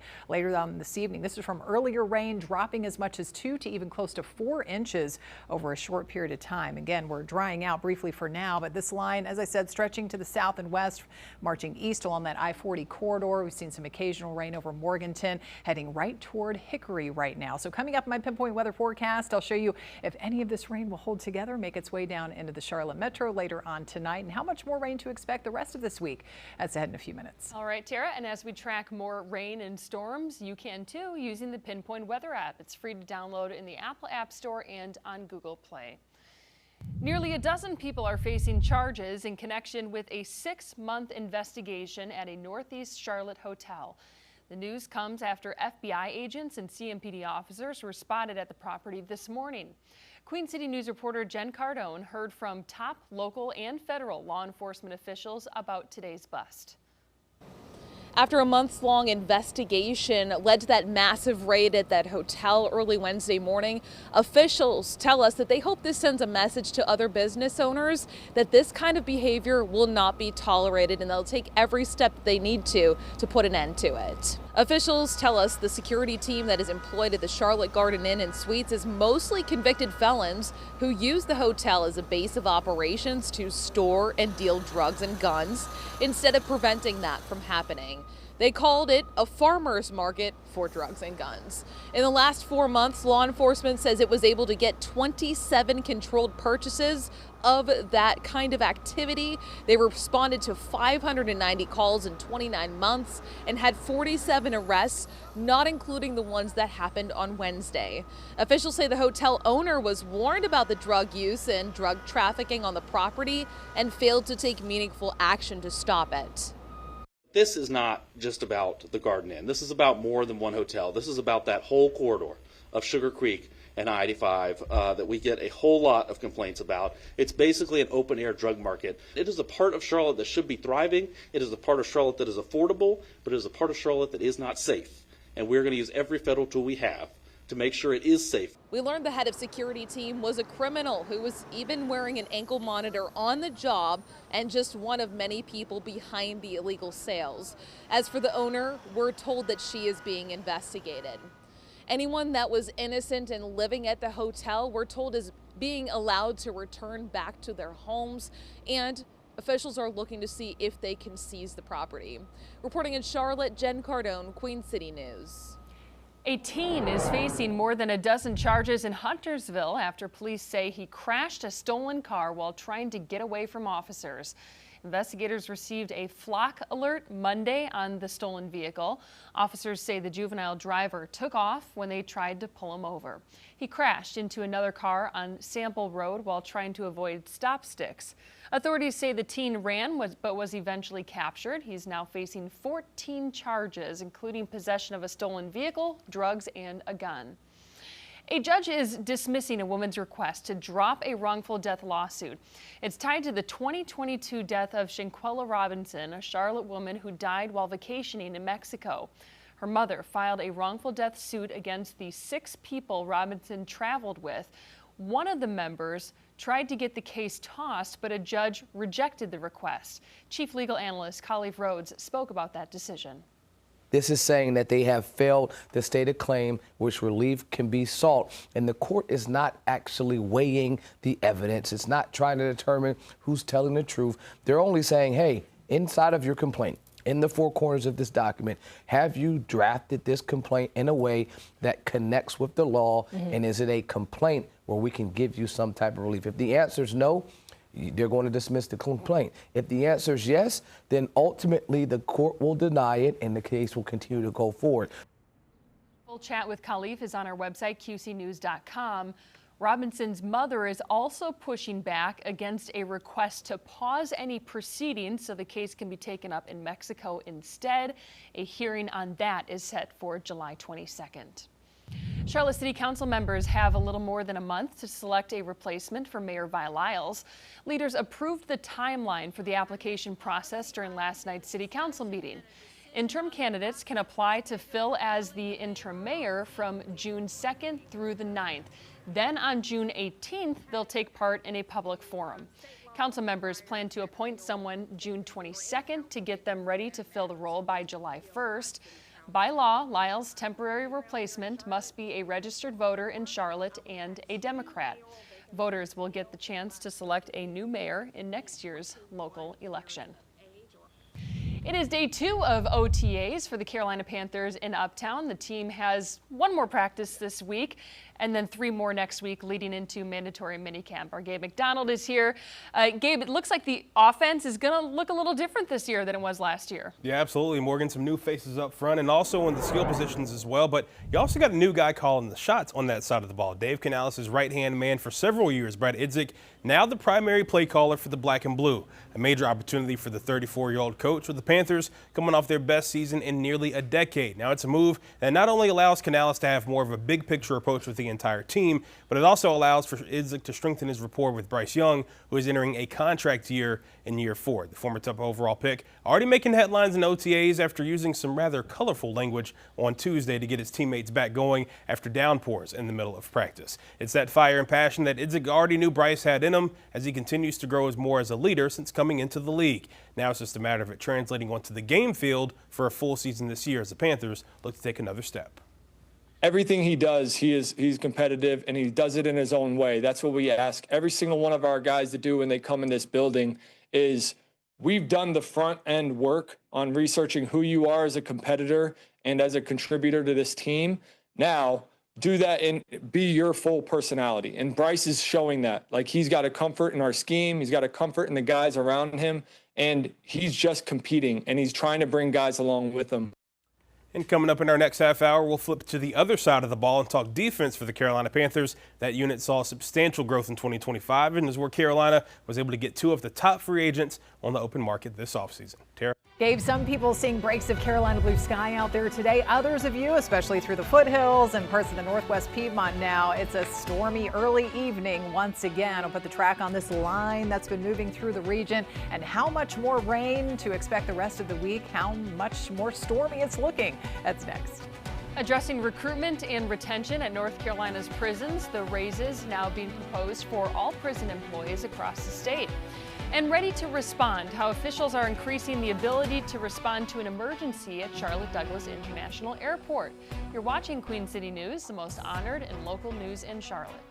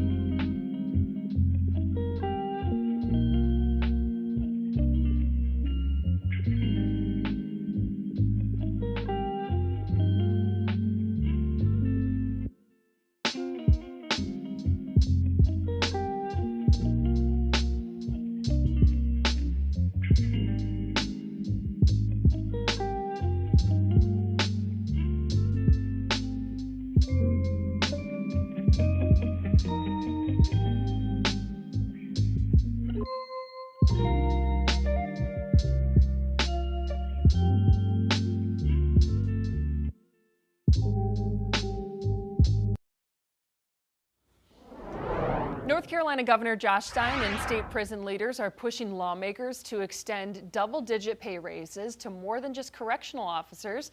Stein says the state's prisons are operating with about half the officers they need. Capitol reporter Shabnan Dinesh is live at the General Assembly tonight. Shab, today's message was that the current budget framework still leaves too many people out.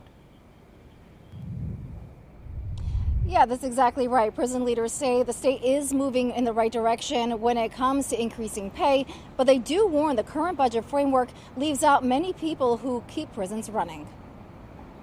We need the legislators to get the deal done. Every day without a budget is another day that correctional officers will keep scraping by. State prison leaders say they're losing staff faster than they can replace them. With a 24% turnover rate among correctional officers, retention continues to be our greatest challenge. Republicans in the General Assembly are proposing 15% raises for correctional officers in their budget framework. But the Secretary of Adult Corrections says it doesn't go far enough. Making sure that we have the money to not only ensure that the compression for our sergeants, captains, lieutenants is there, but also for all of our other staff who keep our facilities running every single day. Captain Derek Simmons has worked in corrections for 28 years. 10 years ago, it was routine to have about 28 officers and 5 sergeants on shift.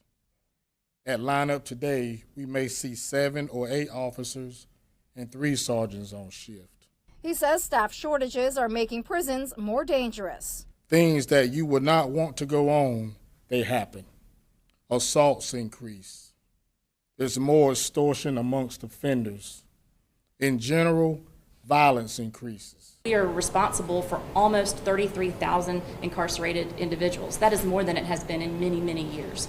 And so just the sheer number of additional individuals causes our operating budget to grow and increase. And the state has created a pilot program in 3 prisons that speeds up hiring. It allows officers to work while they obtain their certifications, but they warn pay remains the biggest reason why people leave. North Carolina is 49th in the country when it comes to starting pay for correctional officers. Live in downtown Raleigh, Shabnam Dinesh, Queen City News. Shep, thanks for that. A Union County deputy is being recognized for her quick actions to save an elderly woman. Deputies responded to a call on Indian Trail for a woman choking. Deputy Brandy Grant was nearby and arrived within minutes. She found the woman on the kitchen floor choking on peaches. Deputy Grant quickly sprang into action, lifting the woman and performing the Heimlich maneuver. The woman was able to cough up the peach and was taken to the hospital for evaluation. A new fire station is under construction near Charlotte Douglas International Airport.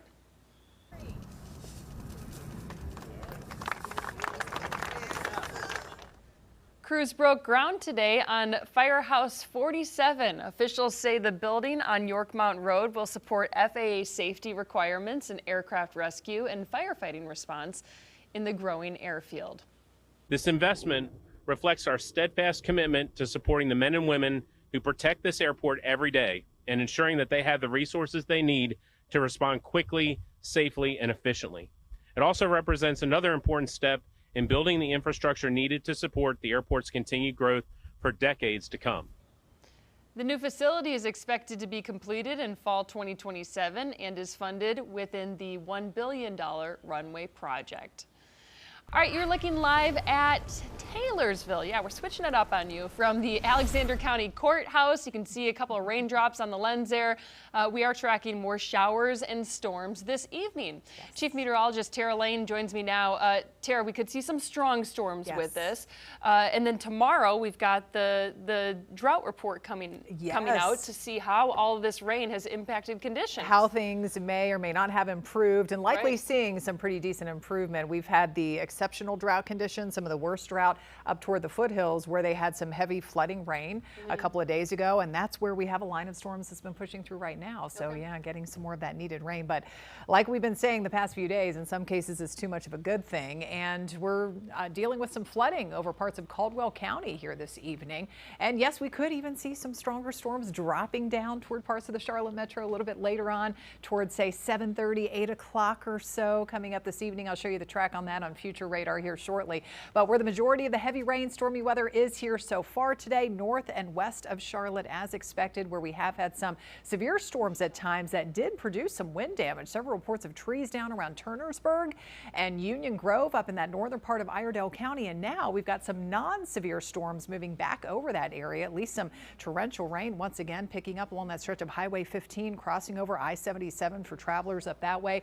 And that's all pushing off to the east. We were just looking there in Alexander County, right over the heart of Taylorsville, where we've had some heavy rain passing through there. You can see those red boxes showing up. That's indicative of some of those storm damage reports and some flooding that's been happening around the Buffalo Cove community of Caldwell County north of Lenoir. So that prompted that flash flood warning after that heavy rain was slowly pushing through that area, dropping as much as 2 to even close to 3-4 inches over a short period of time.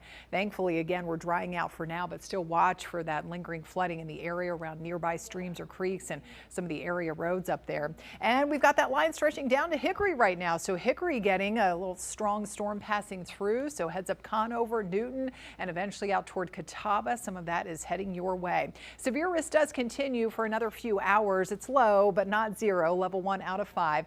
And again, damaging wind gusts will continue to be the main threat. So let's check out Futurecast. As I said, by 8 p.m. or so, we could get more of that rain or an isolated storm dropping down over Lake Norman, maybe parts of Gaston, Lincoln County, closing in on the heart of the Queen City before it just kind of fizzles gradually by 9 to 10 o'clock. Most of that will either move out or just fade away with time. We could get some additional rain closing in on the mountains later on tonight. Otherwise, most of us looking at dry conditions while we're sleeping and waking up to kick off the day on Thursday tomorrow. 85 warm degrees, humid degrees with those dew points still hovering around 70. We've got low and mid 70s up in the mountains and a rain cooled 74 out there in Morganton. So the next couple of days overall looking less stormy, and that's what we've been seeing today. Not as widespread of coverage of the showers and storms, but that will change likely on Saturday as we get another system heading our way. More areas of showers and storms expected, but then Sunday again looking a little bit drier in the wake of that system, a little less humid too.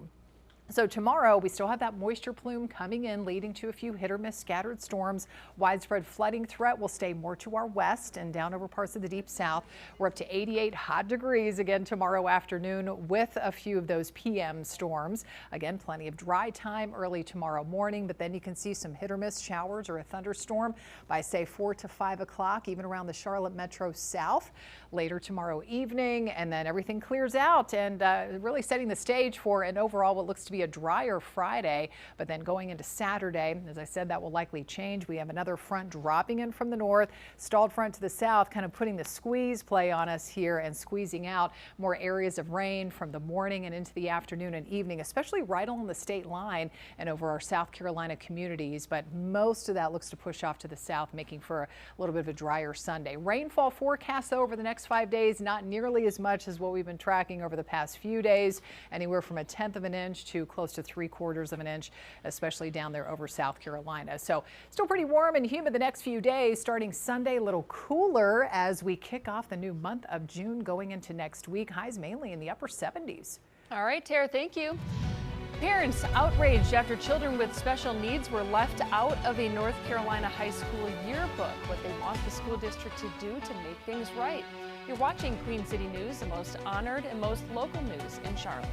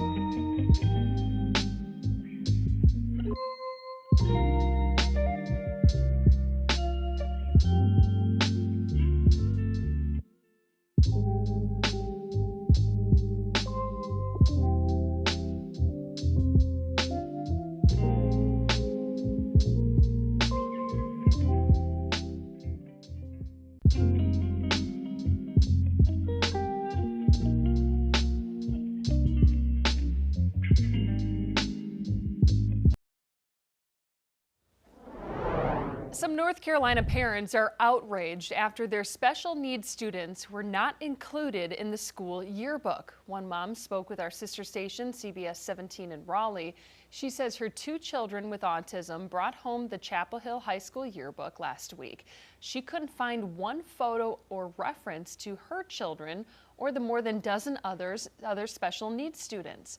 Parents say representation matters, and now they're calling on the district to reprint the yearbook to include all students. And the response has not really been helpful. What has the response been? The first response was almost as if it was just a clerical error and they're blaming it on their systems. They said, we did make a mistake, can we offer peel and stick to put in? And I said that would not be acceptable. District officials say they are now working on a plan to ensure they make things right for the students and families who are left out of the yearbook. A new ruling in a lawsuit tied to a Charlotte woman's mysterious death in Mexico. What comes next as one defendant tries to get the case thrown out and another pushes for it to be moved out of the country? And off-season practices for the Carolina Panthers, what we're learning about the new team following changes to the coaching staff and roster. You're watching Queen City News, most honored and local news in Charlotte.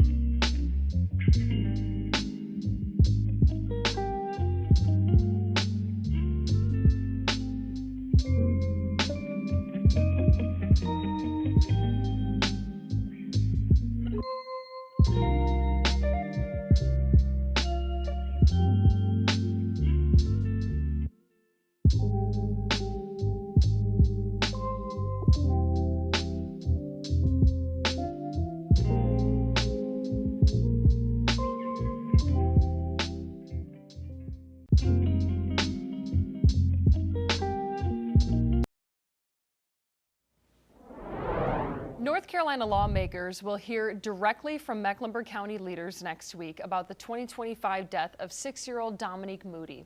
Queen City News reporter Matt Stell spoke with a lawmaker and one of the victim's family members, who both hope the hearings lead to changes in the Tar Heel state. The home on Gwynn Hill Road in East Charlotte, where police say 6-year-old Dominique Moody endured months of brutal abuse and neglect at the hands of her caretakers, is no longer there. But her uncle tells us he hopes what happened to his innocent niece is never forgotten. What they did to this child was unconscionable. Peterson is a funeral home director in Fayetteville and says preparing the little girl's body for her service is an image he can't get out of his head.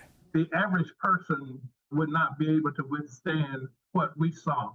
I've been in this business for a while, and I absolutely cried for 2 weeks. Peterson says even in the pain, he's pleased with the North Carolina House Oversight Committee calling on Mecklenburg County Manager Mike Bryant, CMPD Chief Estella Patterson, Mecklenburg County Sheriff Gary McFadden, and 2 social services directors to testify in Raleigh next week about what went wrong in the Moody case. The system has blood on its hands. Were it not for the system, were it not for the situation that she was in, she'd be here today. Nash County State Representative Alan Chesser will be chairing that hearing. We know that when it comes to protecting our children, time is not on our side. We must act quickly, or there will be more victims. There will be more children that fall to tragedy. Chesser claims the hearing won't be political, but will be about getting answers, especially on how glaring signs of abuse before Moody's murder were missed. We just need information so that we can make sure that there is not a larger systematic failure that we can address on a statewide level. A state DHHS investigation into the Moody case found multiple failures by the Mecklenburg County Department of Social Services and is requiring the county to develop a corrective action plan. In Charlotte, Matt Stell, Queen City News. Chesser and Moody's uncle both tell us they're in support of the Dominique Moody Safety Act filed by Mecklenburg County State Representative Carla Cunningham. It seeks to create new child welfare escalation teams when there are major allegations of abuse. Taking a live look now from High Brighton Mountain overlooking Lenoir. We have rain and storms that are moving their way through the higher elevations toward the Queen City. Beautiful shot there as the sun kind of sets behind the clouds a little bit.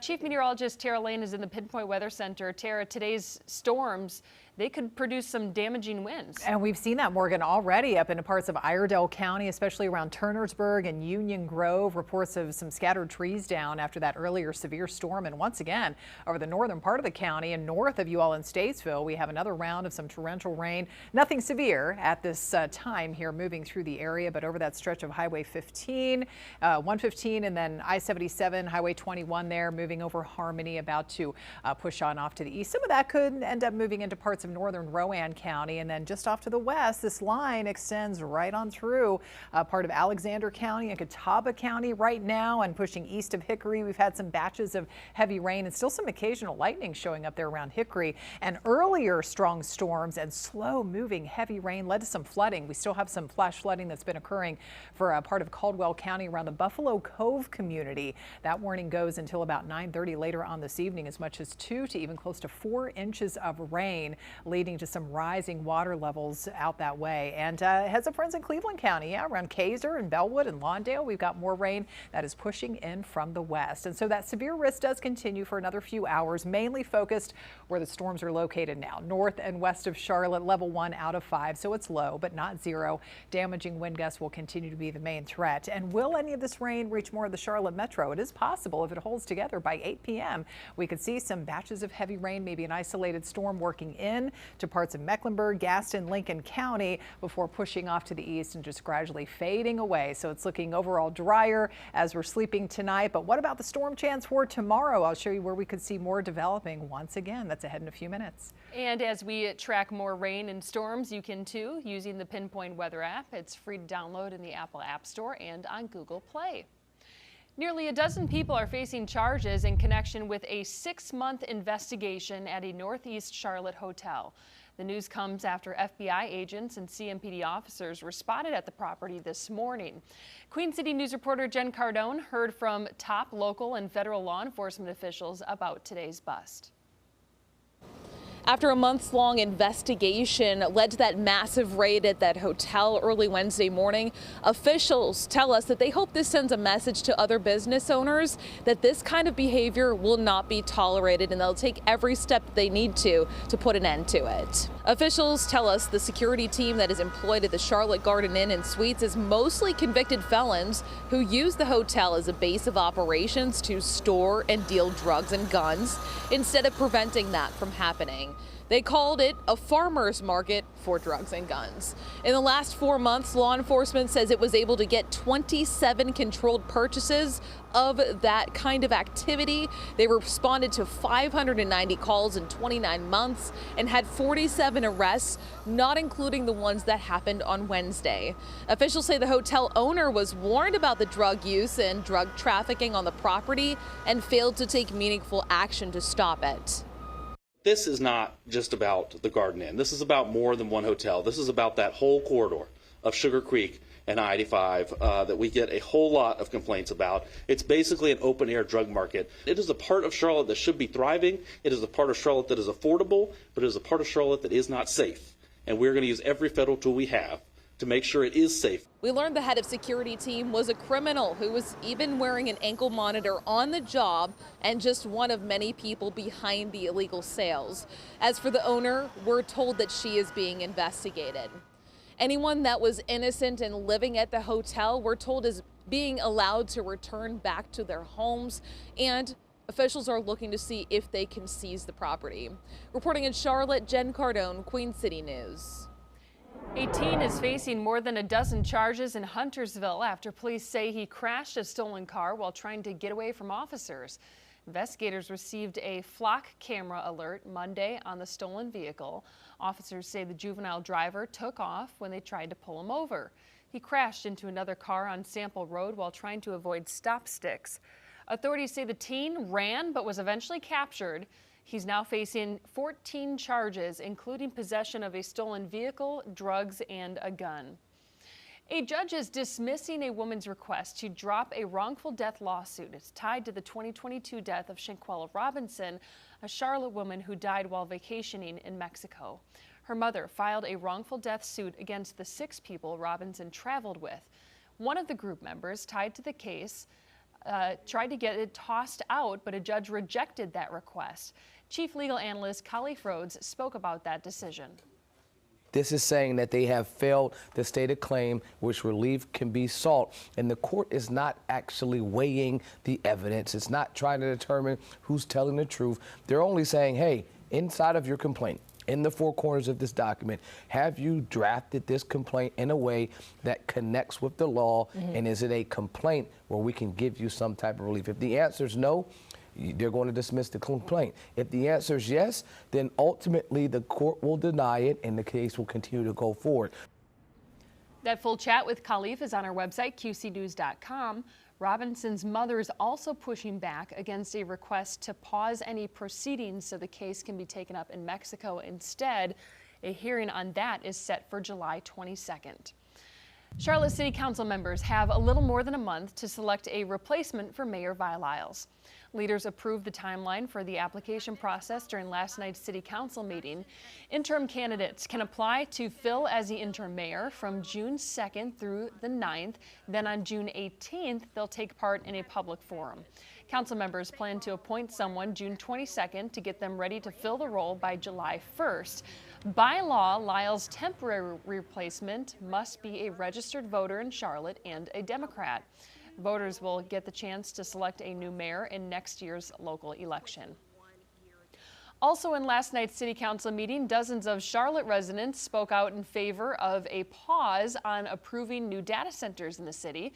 City leaders are considering a 150-day moratorium on the facilities. The goal is for officials to get a better idea of the impacts of data centers and to create more regulations in the approval process. They're expected to vote on the moratorium on June 8th.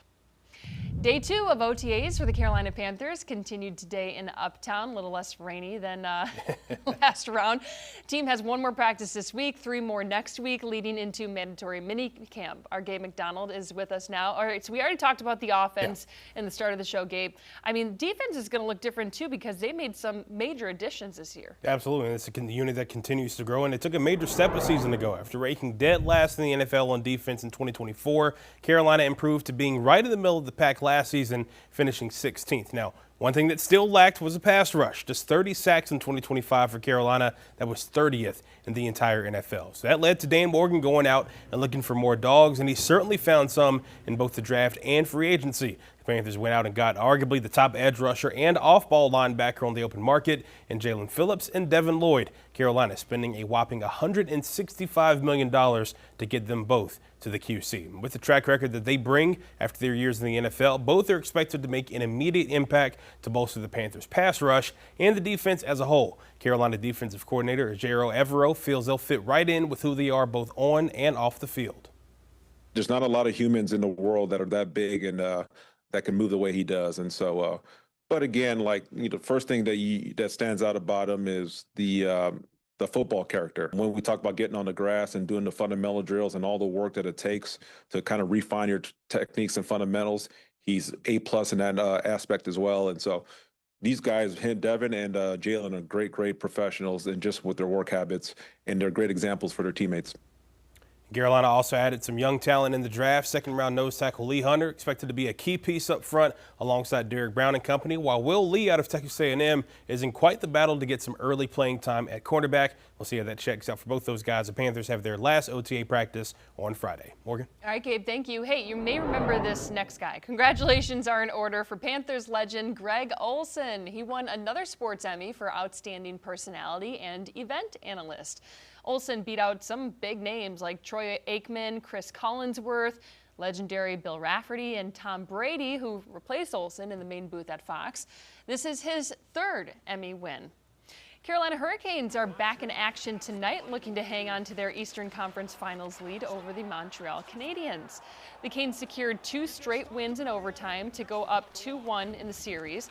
Puck drops for Game 4 tonight at 8 o'clock. Tara? All right, we'll be watching Go Canes. And here this evening, so far so dry across at least the Charlotte area, points south. But we do have a line of some, at times, strong storms and even some severe weather, led to some flooding in parts of the area north and west of Charlotte and up through the foothills. If any of that will reach the metro later on this evening, and how much rain to expect the rest of this week. Got that forecast next. You're watching Queen City News, the most honored and most local news in Charlotte.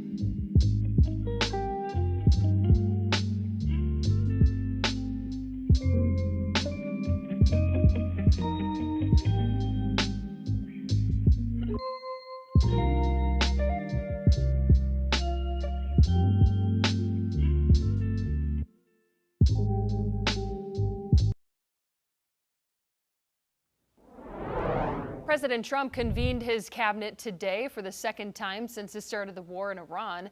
As Gabrielle Caracciolo reports, the meeting comes as tense negotiations toward a peace deal take place.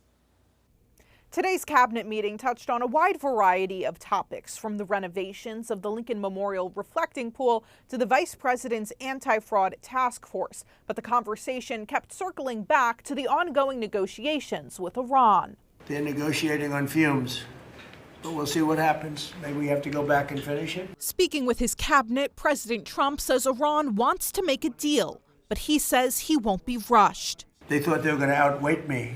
We'll outweight him. He's got the midterms. I don't care about the midterms. The sticking points continue to be Iran's nuclear program and the full reopening of the Strait of Hormuz. They would like to control it. Nobody's going to control it. It's international waters. The bottom line is that we prefer the negotiated diplomatic route, and we're going to give it every chance to succeed. The administration has not released specific details about what the peace plan would look like. A stretch of the meeting was also dedicated to the vice president's anti-fraud task force. This has been a whole-of-government effort. The vice president says they've found billions of dollars of fraud across a variety of programs. We've got people who are either illegal aliens or aren't even actually real human beings who are getting hundreds of millions of dollars from the Department of Education for student loans. We have cut that off. Also at the meeting, the Treasury Secretary announced that a new Trump Accounts app will launch tomorrow. The accounts are part of the president's tax legislation set to give $1,000 for investing to every newborn whose parents sign up. I'm Gabrielle Caracciolo, News Nation, Washington. The United States Geological Survey will provide an update tomorrow on the ongoing drought. Our Brandon Lawson spoke with a meteorologist from the National Oceanic Atmospheric Administration about what all goes into the creation of the weekly drought monitor and what it could reflect for the Carolinas tomorrow. Two things I can pretty much guarantee you. There will at least be, some considerable amount of improvement across the state. And the second one is that I don't think the drought's going to actually go away anywhere based on this precipitation that we've had. So by the end of August, unfortunately, we think things will look about like they look right now. Now, we may oscillate back and forth in the meantime. It may get better, then it gets dry, and it may get worse. But it's hard to get dramatic improvement during the summer just because the ecology, the plants, and the people all use a lot more water during that time of the year than they do during the winter time. Makes sense. You can watch the full episode of Pinpoint Weather University today. Just download the Queen City News Plus app on either your Roku, Apple TV, or Amazon Fire Stick. Let's talk about the weather as we take a live look at Uptown from our Arlington camera tonight. We've been talking about it. We've been tracking the chance for strong storms this evening. You can see some of the clouds hanging over the Queen City right now. Camera shaking just a little bit too. Chief Meteorologist Tara Lane joins me now. Tara, I feel like we've had rain in the forecast for over and over again. Week and a half now. Yeah, since basically last Thursday. So yeah. How long do you think that's going to continue? Well, it will continue pretty much every day through the end of the week and even heading into next week, really. I mean, there's a chance, but there's lower chances on the horizon too. And those storms getting in. Even today, it's obviously not as stormy here. We're staying mostly dry across the Piedmont so far and down into South Carolina. But those storms will generally be more few and far between for the rest of this week. Tomorrow and heading into Friday, especially Friday, many of us may squeeze out a totally dry day, but then the chances kind of ramp up again as we get into at least part of the weekend with yet another front kind of headed our way and putting the squeeze play on our area, helping to squeeze out more developing showers and storms. So we'll talk all about that coming up. But for now, the storms are located in some of those heavier showers more north and west of the city, then moving through the foothills and some of the higher elevations earlier today.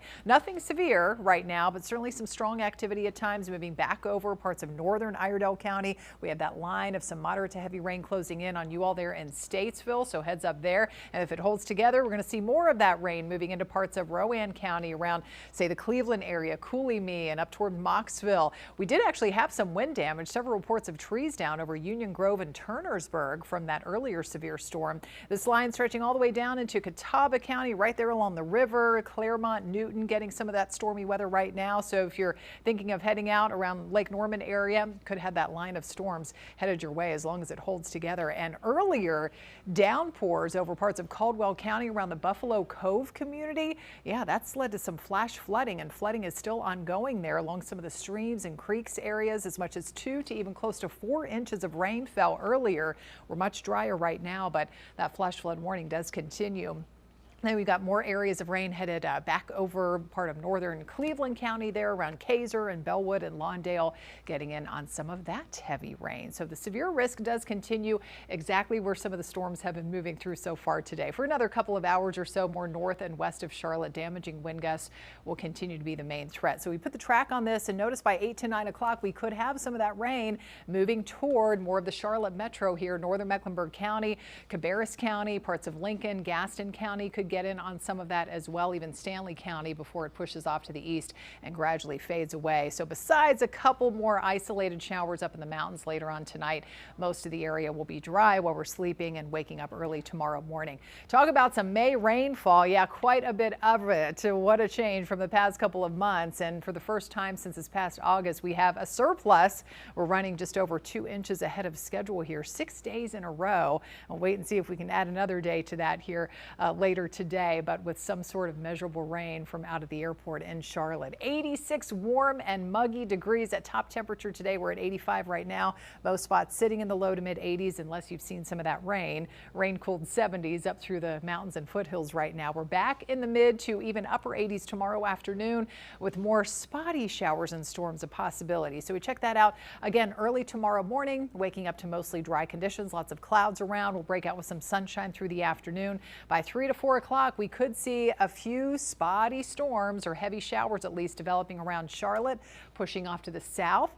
Those will fade away into tomorrow night, so back to some dry time going into really a good part of the day on Friday. But it doesn't last long, because by Saturday, that's when the rain and storm chance increases once again with that next front heading in, and we'll hold on to a lower chance of spot showers, maybe an isolated storm for Sunday and Monday as well. But rainfall forecast, much lower numbers here coming up over the next 5 days, anywhere from 1/10 of an inch to even as much as 1/2 of an inch or 3/4 of an inch, expecting some of those higher amounts closer to where this front is going to be hanging out into the weekend, more over parts of South Carolina. All right, so the 7-day forecast shows more heat on the way and humidity for another few days, but starting Sunday, we're feeling a little bit cooler, less humid, and we'll stick with those highs mainly in the upper 70s as we head into the new month of June on Monday. All right, Tara, thank you.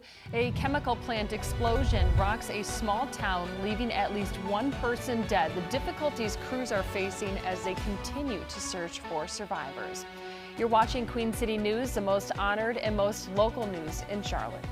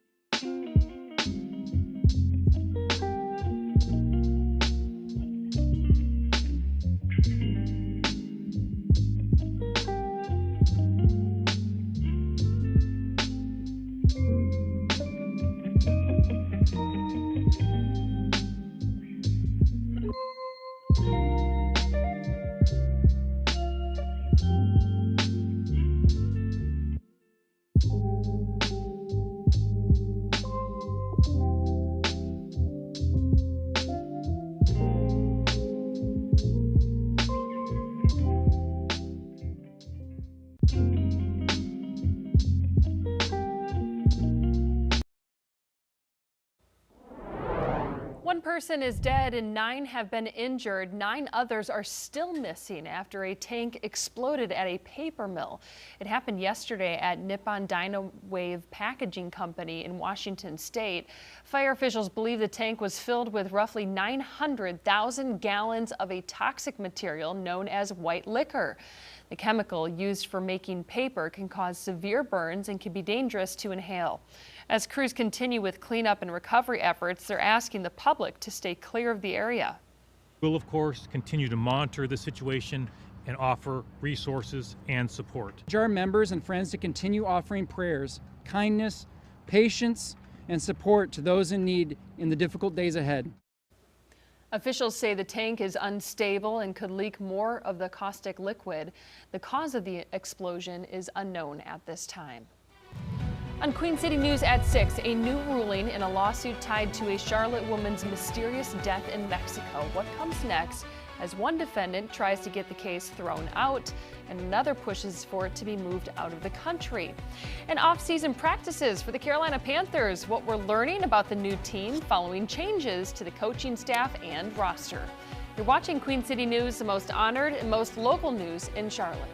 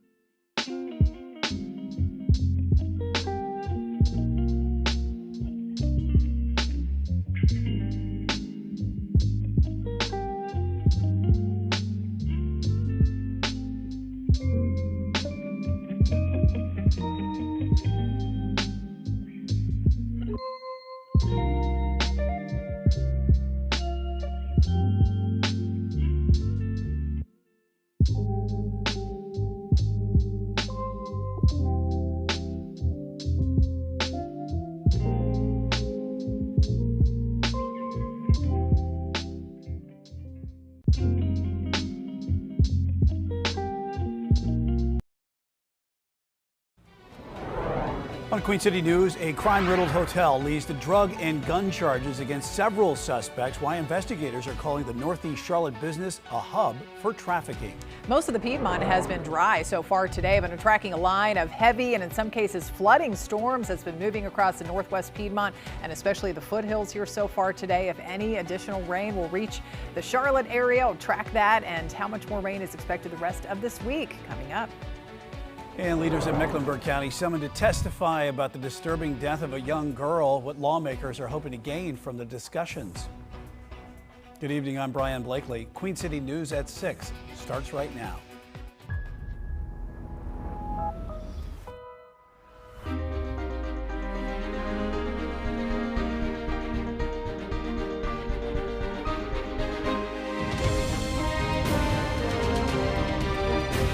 Queen City News starts now.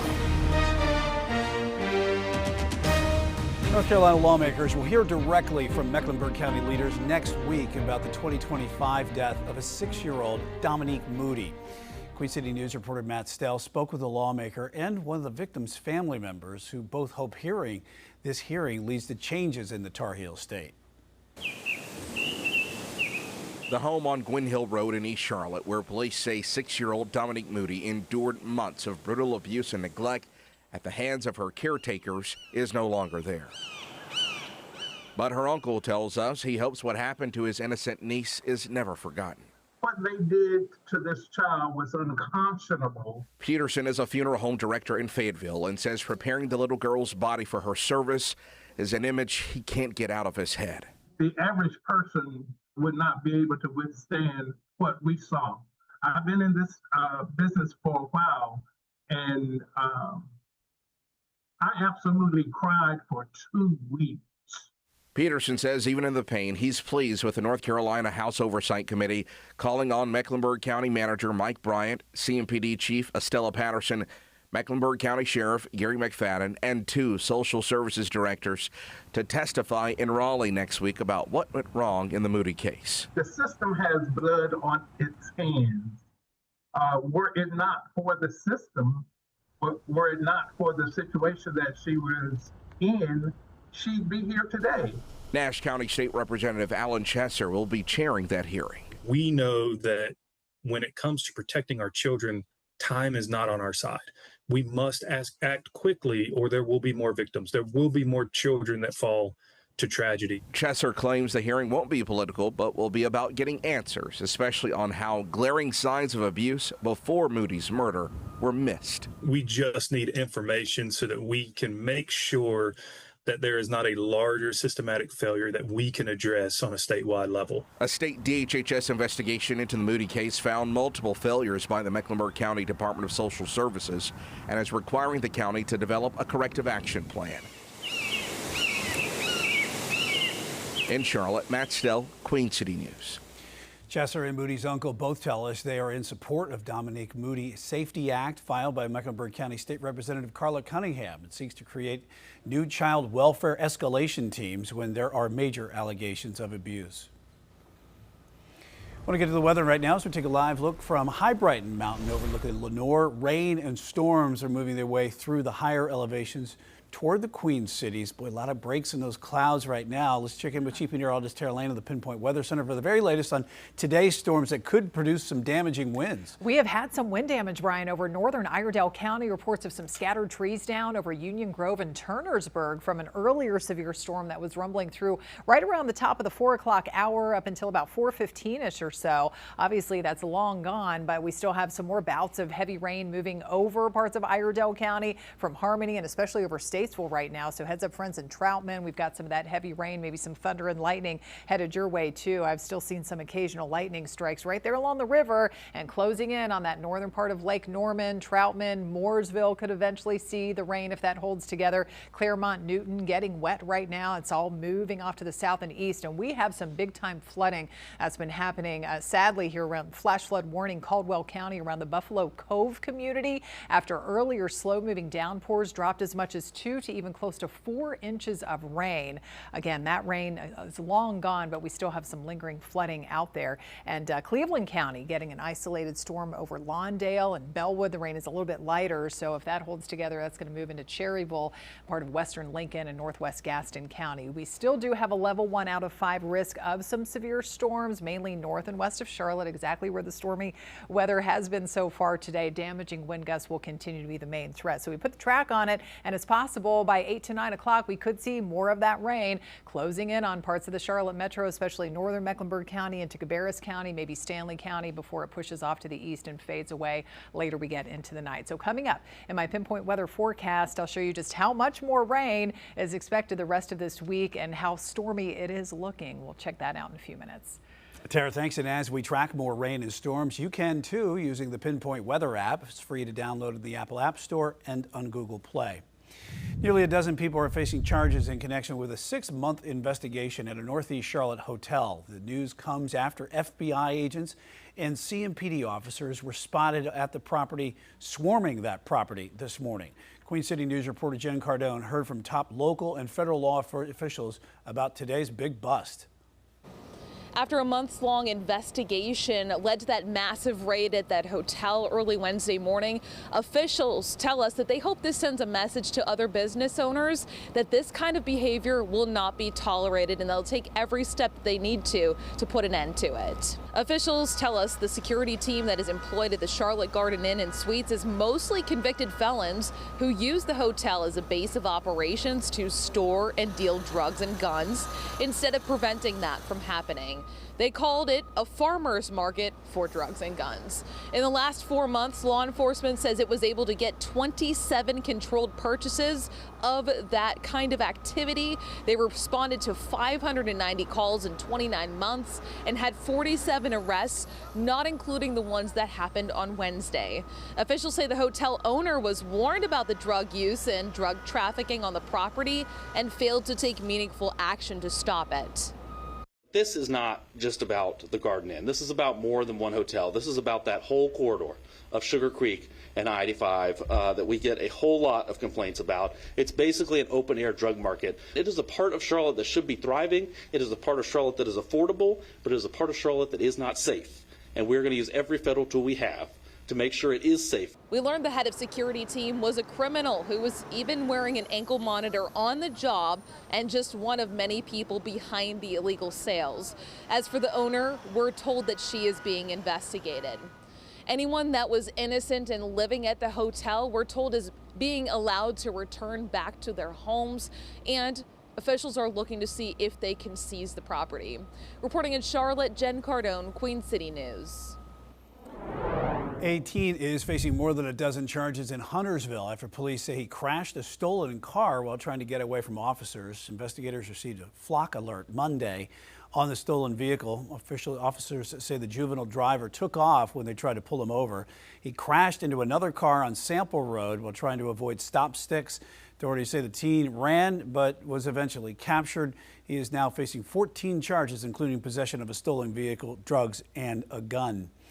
A judge is dismissing a woman's request to drop a wrongful death lawsuit. It is tied to the 2022 death of Shanquilla Robinson, a Charlotte woman who died while vacationing in Mexico. Her mother filed a wrongful death lawsuit against the 6 people Robinson traveled with. One of the group members tried to get the case tossed, but a judge rejected that request. Chief Legal Analyst Khalif Rhodes spoke about that decision. This is saying that they have failed the stated claim which relief can be sought, and the court is not actually weighing the evidence. It's not trying to determine who's telling the truth. They're only saying, hey, inside of your complaint, in the 4 corners of this document, have you drafted this complaint in a way that connects with the law, and is it a complaint where we can give you some type of relief? If the answer is no, they're going to dismiss the complaint. If the answer is yes, then ultimately the court will deny it and the case will continue to go forward. Full chat with Khalif is on our website, qcnews.com. Robinson's mother is also pushing back against a request to pause any proceedings so the case can be taken up in Mexico instead. A hearing on that is set for July 22nd. Charlotte City Council members have a little more than a month to select a replacement for Mayor Vi Lyles. Leaders approved the timeline for the application process during last night's City Council meeting. Interim candidates can apply to fill in as the interim mayor from June 2nd through the 9th, and then on June 18th, they'll take part in a public forum. Council members plan to appoint someone June 22nd to get them ready to fill the role by July 1st. By law, Lyles' temporary replacement must be a registered voter in Charlotte and a Democrat. Voters will get the chance to select a new mayor in next year's local election. Hey, day 2 of OTAs for the Carolina Panthers at Uptown. The team has 1 more practice this week, and then they got 3 more next week, leading into mandatory minicamp And Gabe McDonald here, he was at the camp today, and the offense, it's going to look a little different in the new season. How so? Yeah, absolutely, Brian. You have a lot of new faces up front on the offensive line, but also at the skill positions as well. But more importantly, you have a new guy calling the shots for that side of the ball. Dave Canales' right-hand man for several years. Brad Idzik, now the primary play caller for the Black and Blue. It's a major opportunity for the 34-year-old coach with the Panthers coming off their best season in nearly a decade. And it's also a move that not only allows Canales to have more of a big picture approach with the entire team, but it also allows for Idzik to strengthen his rapport with Bryce Young, who is entering a contract year in year 4. The former top overall pick already making headlines in OTAs after using some rather colorful language to get his teammates back going after downpours in the middle of practice on Tuesday. It's that fire and passion that Idzik already knew Bryce had in him as he continues to grow more as a leader since coming into the league. Now it's just a matter of it translating onto the game field for a full season this year as he looks to take the next step. Everything he does, he's competitive, and he does it in his own way. That's what we ask every single one of our guys to do when they come in this building. Is we've done the front end work on researching who you are as a competitor and as a contributor to this team. Now do that and be your full personality. And Bryce is showing that. Like, he's got a comfort in our scheme, he's got a comfort in the guys around him, and he's just competing, and he's trying to bring guys along with him. And coming up in our next half hour, we'll flip to the other side of the ball and talk defense for the Carolina Panthers. It's a unit that saw substantial growth in 2025 and where Carolina was able to get 2 of the top free agents on the open market in free agency. Tara? Well, Gabe, there's no downpours, at least around the Charlotte area so far this evening. Could that change later this evening? I'll check that out and how much more rain to expect the rest of this week. That's next. Addressing recruitment and retention at North Carolina's prisons. That raises a new, now being proposed for all prison employees across the state. And ready to respond, how officials are increasing the ability to respond to an emergency at Charlotte Douglas International Airport. You're watching Queen City News, the most honored and the most local news in Charlotte.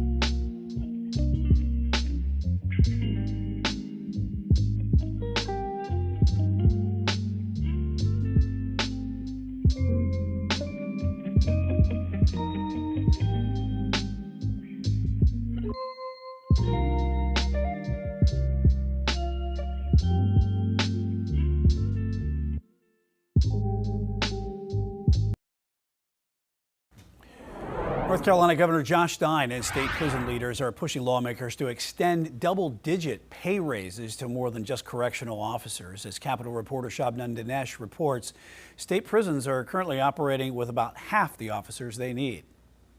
We need the legislators to get the deal done. Every day without a budget is another day that correctional officers will keep scraping by. State prison leaders say they're losing staff faster than they can replace them. With a 24% turnover rate among correctional officers, retention continues to be our greatest challenge. Republicans in the General Assembly are proposing 15% raises for correctional officers in their budget framework. But the Secretary of Adult Corrections says it doesn't go far enough. Making sure that we have the money to not only ensure that the compression for our sergeants, captains, lieutenants is there, but also for all of our other staff who keep our facilities running every single day. Captain Derek Simmons has worked in corrections for 28 years. 10 years ago, it was routine to have about 28 officers and 5 sergeants on shift. At lineup today, we may see 7 or 8 officers and 3 sergeants on shift. He says staff shortages are making prisons more dangerous. Things that you would not want to go on, they happen. Assaults increase. There's more extortion amongst offenders. In general, violence increases. We are responsible for almost 33,000 incarcerated individuals. That is more than it has been in many, many years. And so just the sheer number of additional individuals causes our operating budget to grow and increase. State started a pilot program at 3 prisons to speed up the hiring and allow officers to work while getting the required certifications, but officials say pay remains the biggest reason people leave. North Carolina ranks 49th in the country for correctional officer pay. A Union County deputy is being recognized for her quick actions to save an elderly woman. Deputies responded to a call on Indian Trail from a woman choking. Deputy Brandy Grant was nearby and arrived within minutes. She found the woman on the kitchen floor choking on peaches. Deputy Grant quickly sprang into action, lifting the woman and performing the Heimlich maneuver. The woman was able to cough up the peach and was taken to the hospital for evaluation. A new fire station is under construction near Charlotte Douglas International Airport.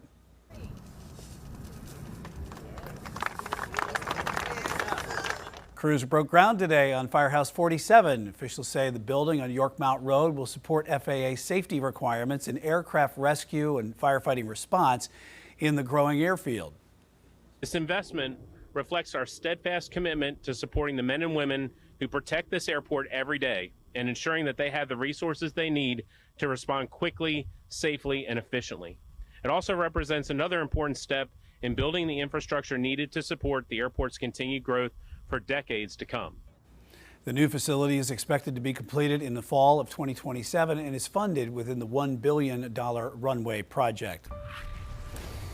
Back to the weather now as we're taking a look at Freedom Boat Club on Lake Norman. We're tracking some more showers and storm chances this evening. You see them rolling in from the west over the lake. Chief Meteorologist Tara Lane joins us right now. And how strong are these storms that we're going to see? We've seen this already, some stuff up in Iredell County today. Iredell County, some wind damage, reports of some scattered trees down Turnersburg and Union Grove area. So the severe threat will continue to wind down. It's kind of decreasing here as we progress through the rest of this evening, but still we do have some downpours out there and some occasional lightning when thunder roars. Go indoors, and you may have to do that if you are outside living over Lake Norman and around that area there, and Freedom Boat Club. And we saw some of the boats just right there at the dock and those darker clouds in the distance. And we can see that too looking live over Independence Boulevard. Some darker clouds, and maybe I think I just saw perhaps a flash of lightning way in the distance too. Yeah, we do have that line that's been closing in on parts of the metro right now, marching through Iredell County. Nothing officially severe, but we still could get some strong wind gusts and maybe even some small hail out of some of these stronger storms that get going. Certainly lots of heavy rain moving over that stretch of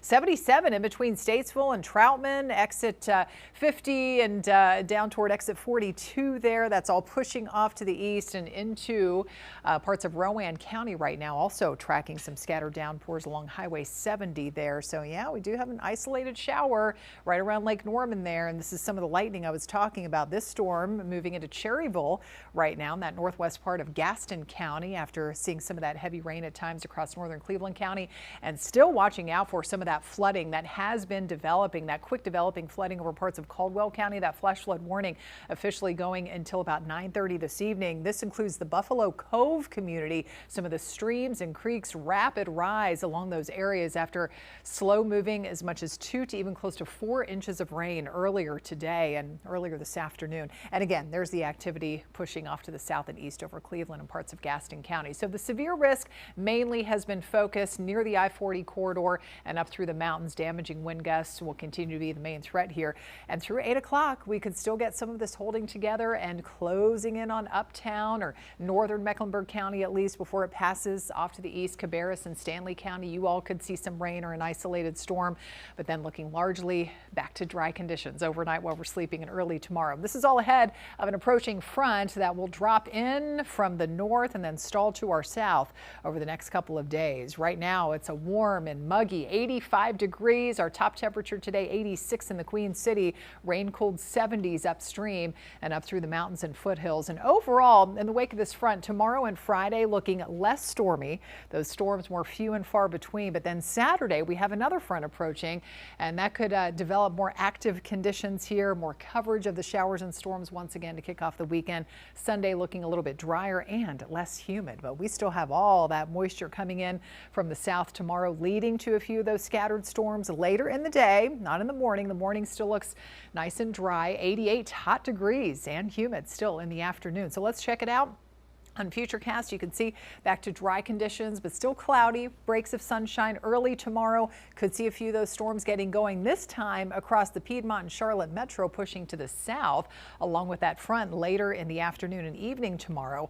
And then all of that moves out, fades away. So yes, Friday waking up to likely lots of sunshine and staying mostly dry to wrap up the week before the rain chance returns. As I said, another front closes in from the north and kind of puts a squeeze play on our Carolinas region. Between that system and a stalled front to the south, we could be waking up to more areas of rain, especially from Charlotte south and closer to that front from the morning through the afternoon and evening. Again, Sunday, most of that rain looks to be limited to parts of South Carolina and other parts of the deep south and closer to that lingering boundary. But by the time all is said and done, we're not looking at as much rain over the next 5 days as opposed to the past 5 days here with those inches that we've been tallying here. Anywhere from a 1/10 of an inch to close to about 1/2 of an inch, 3/4 of an inch. Those higher rainfall totals expected over South Carolina with that round of rain over the weekend. If you're heading out to Nashville or watching it on TV, Cracker Barrel 400 for the next NASCAR race firing up Sunday, 7 p.m. They're watching for the chance of a shower or thunderstorm by that time. 80 warm and humid degrees with an east-northeast wind at about 5 to 10 miles per hour. So we are going to stay quite warm and humid through the first half of the weekend. Sunday, a little drier overall, lower humidity as well, and slightly cooler temperatures to kick off the new month of June on Monday. Tara, thanks. Parents outraged after children with special needs were left out of a North Carolina high school yearbook, what they want the school district to do to make things right. You're watching Queen City News, the most honored and the most local news in Charlotte.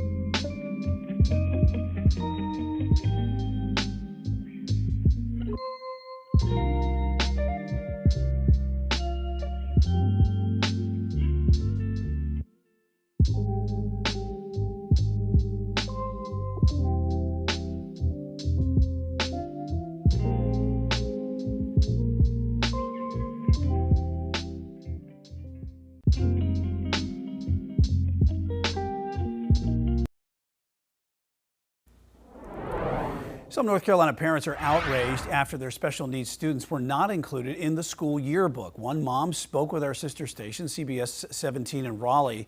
She says her two children with autism brought home the Chapel Hill School yearbook last week. She couldn't find one photo or reference to her children or the more than a dozen other special needs students. Parents say representation matters, and now they're calling on the district to reprint the yearbook to include all students. And the response has not really been helpful. What has the response been? The first response was almost as if it was just a clerical error and they're blaming it on their systems. They said, we did make a mistake. Can we offer peel and stick to put in? And I said that would not be acceptable. District officials say they are now working on a plan to ensure they make things right for the students and families who were left out of the yearbook. A new ruling in a lawsuit tied to a Charlotte woman's mysterious death in Mexico. What comes next as one defendant tries to get the case thrown out and another pushes for it to be moved out of the country? And off-season practices for the Carolina Panthers, what we are learning about the new team following changes to the coaching staff and roster. You're watching Queen City News, the most honored and the most local news in Charlotte.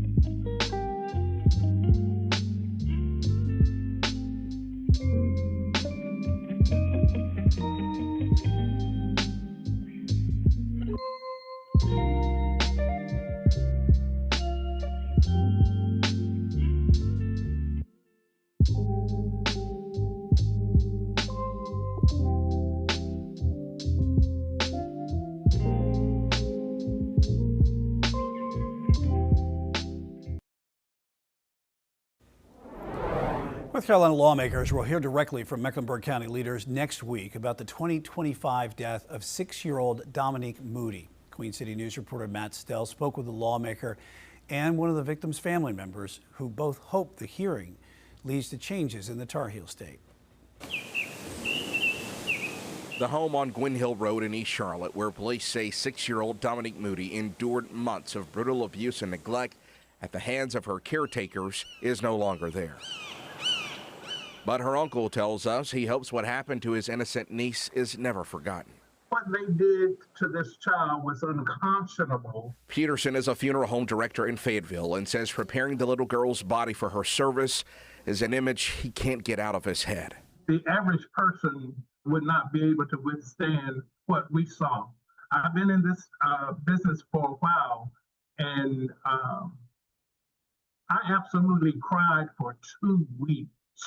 Peterson says even in the pain, he's pleased with the North Carolina House Oversight Committee calling on Mecklenburg County Manager Mike Bryant, CMPD Chief Estella Patterson, Mecklenburg County Sheriff Gary McFadden, and 2 social services directors to testify in Raleigh next week about what went wrong in the Moody case. The system has blood on its hands.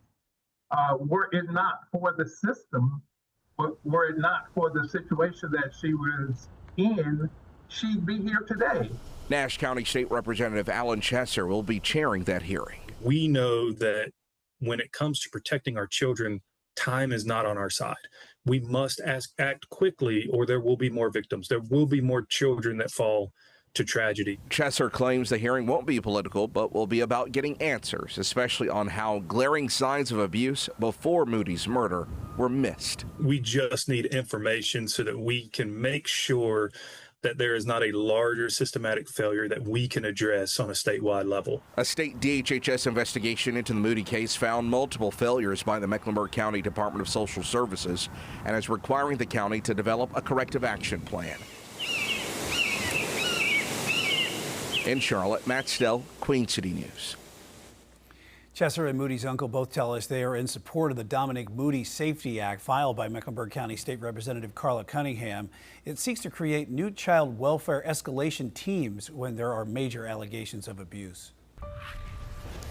To the weather now as we take a look at High Brighton Mountain overlooking Lenoir. Rain and storms are moving their way through the higher elevations today towards the Queen City. Let's check in with Chief Meteorologist Tara Lane of the Pinpoint Weather Center. And today's storms, we really saw some damage already up in that area and in Iredell County today. Yeah, around Union Grove and Turnersburg, Brian, we had several reports of some scattered trees down from an earlier severe storm. Nothing severe out there right now, but we are tracking some downpours moving now out of the foothills and into more of parts of the Piedmont and nearing more of the Charlotte Metro. You can see some heavy rain and still some occasional lightning showing up there along that stretch of Highway 70 around Cleveland. So friends around Salisbury, especially on the north side of town, getting wet as well. Some moderate to heavy at times rain. We have a couple more isolated downpours that have gotten going right along that stretch of Highway 73 from Concord and traveling east out toward Mount Pleasant and down into the southern part of Iredell County around Lake Norman. We have more scattered downpours. All of these are pushing off to the east, a little bit of a jog to the southeast at times. You have some lighter rain over Lincolnton right now, but then it gets heavier as you head down the road into Cherryville and out toward Dallas and High Shoals, that stretch of 321. That storm is on the move. So we still have some lingering flooding, flash flood warning that still continues even though the rain is long gone, but until 9:30 this evening. This goes for the Buffalo Cove community. We've seen some pretty widespread flooding around some of the streams and creeks up that way after earlier rain dropped upwards of 2 to even close to 4 inches. Slow moving downpours over that relatively short period of time. So still watch out for some lingering flooding areas around there, that part of Caldwell County. Severe risk continues for just a little while longer, mainly where the storms are kind of located now, north and west of Charlotte. That darker shading of green, damaging wind gusts will be the main threat. So through 8 o'clock and maybe even closer to 9 o'clock, we can still see some areas of isolated showers, storms around the Charlotte metro before they fade away or slide off to the east later on tonight. So looking mostly dry while we're sleeping tonight. What about tomorrow? Where could we see the storms popping up tomorrow afternoon? I'll show you coming up my Pinpoint weather forecast in a few minutes. Sounds good, Tara. And as we track more rain and storms, you can too using the Pinpoint Weather app. It's free to download in the Apple App Store and on Google Play. Nearly a dozen people are facing charges in connection with a 6-month investigation at a Northeast Charlotte hotel. That news comes as after FBI agents and CMPD officers raided the property this morning. As Queen City News' Jen Cardone reports, top local and federal law enforcement officials say today's raid includes security guards busted for selling drugs and guns and the seizure of a hotel. After a months-long investigation led to that massive raid at that hotel early Wednesday morning, officials tell us that they hope this sends a message to other business owners that this kind of behavior will not be tolerated and they'll take every step they need to put an end to it. Officials tell us the security team that is employed at the Charlotte Garden Inn and Suites is mostly convicted felons who use the hotel as a base of operations to store and deal drugs and guns instead of preventing that from happening. They called it a farmer's market for drugs and guns. In the last 4 months, law enforcement says it was able to get 27 controlled purchases of that kind of activity. They responded to 590 calls in 29 months and had 47 arrests, not including the ones that happened on Wednesday.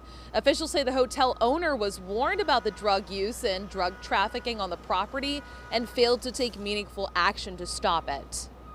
This is not just about the Garden Inn. This is about more than one hotel. This is about that whole corridor of Sugar Creek and I-85 that we get a whole lot of complaints about. It's basically an open-air drug market. It is a part of Charlotte that should be thriving. It is a part of Charlotte that is affordable, but it is a part of Charlotte that is not safe.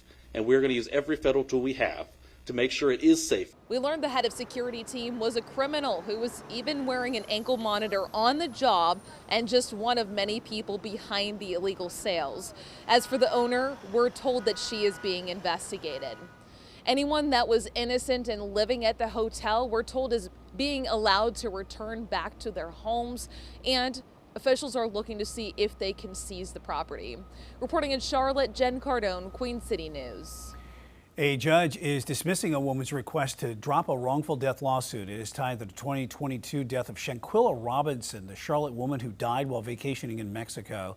Her mother filed a wrongful death lawsuit against the 6 people Robinson traveled with. One of the group members tried to get the case tossed, but a judge rejected that request. Chief Legal Analyst Khalif Rose spoke about that decision. This is saying that they have failed the stated claim which relief can be sought, and the court is not actually weighing the evidence. It's not trying to determine who's telling the truth. They're only saying, hey, inside of your complaint, in the 4 corners of this document, have you drafted this complaint in a way that connects with the law, and is it a complaint where we can give you some type of relief? If the answer is no, they're going to dismiss the complaint. If the answer is yes, then ultimately the court will deny it and the case will continue to go forward. Full chat with Khalif is on our website, qcnews.com. Robinson's mother is also pushing back against a request to pause any proceedings so the case can be taken up in Mexico instead. A hearing on that is set for July 22nd. Charlotte City Council members have a little more than a month to select a replacement for Mayor Vi Lyles. Leaders approved the timeline for the application process during last night's City Council meeting. Interim candidates can apply to fill as the interim mayor from June 2nd through June 9th, and then on June 18th, they'll take part in a public forum. Council members plan to appoint someone on June 22nd to get them ready to fill the role by July 1st. By law, Lyles' temporary replacement must be a registered voter in Charlotte and a Democrat. Voters will get the chance to select a new mayor in next year's local election. Also, at last night's City Council meeting, dozens of Charlotte residents spoke out in favor of a pause on approving new data centers in the city. City leaders are considering a 150-day moratorium on the facilities. The goal is for officials to get a better idea of the impacts of data centers and to create more regulations in the approval process. They're expected to vote on the moratorium June 8th.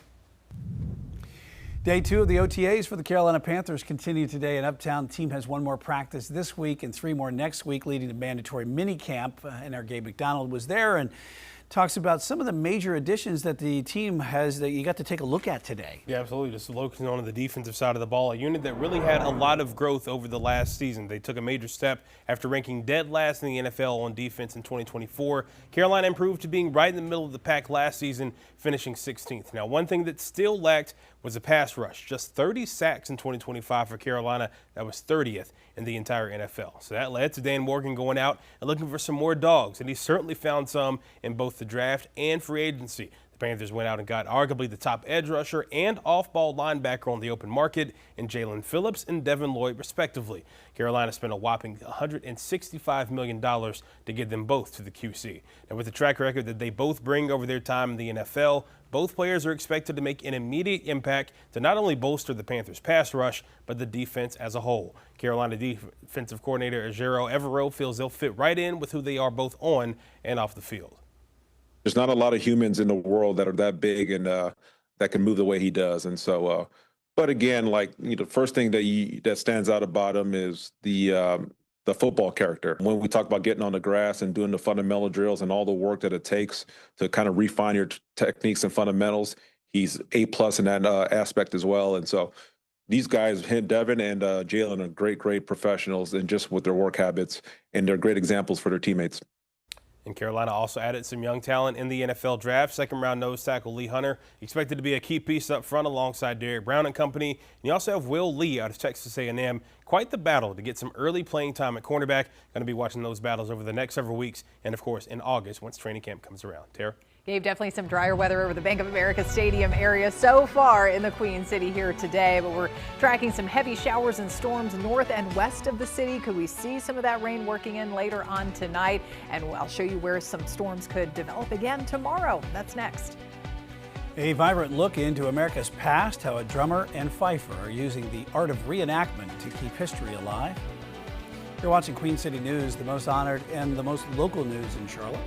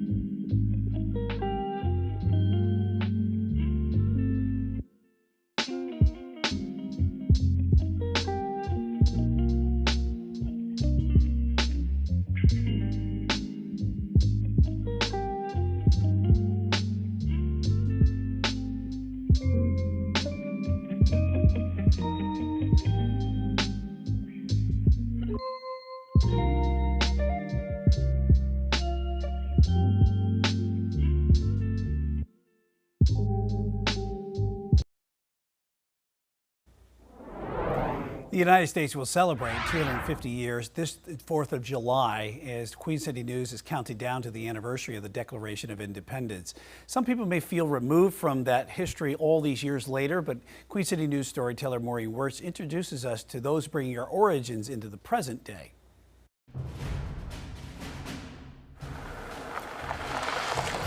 The rain cutting through the trees makes the historic Alamance Battleground in North Carolina seem timeless.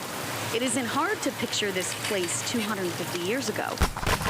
Fortunately. And it holds up pretty well. I mean, a back stitch like I'm doing. For those who may not have an active imagination, there's someone here who brings the past into the present. Sort of the look of a sewing machine on the right side, but it's far stronger than a sewing machine is. Drew Neal is a historic interpreter at the site. He also has another unofficial title, 18th century tailor. I do have friends that say, oh yeah, when, the apocalypse happens, we're gonna get you to make our clothes. And my response is, well, you're gonna have to wanna look this way, because that's all I know how to make. He's not the only one who is fascinated by the beginning of our story. Drum corps, attention. Michael Nelson is a drummer. Daniel Aston, a fife player. The two are part of a group called the Guilford Courthouse Fife and Drum Corps.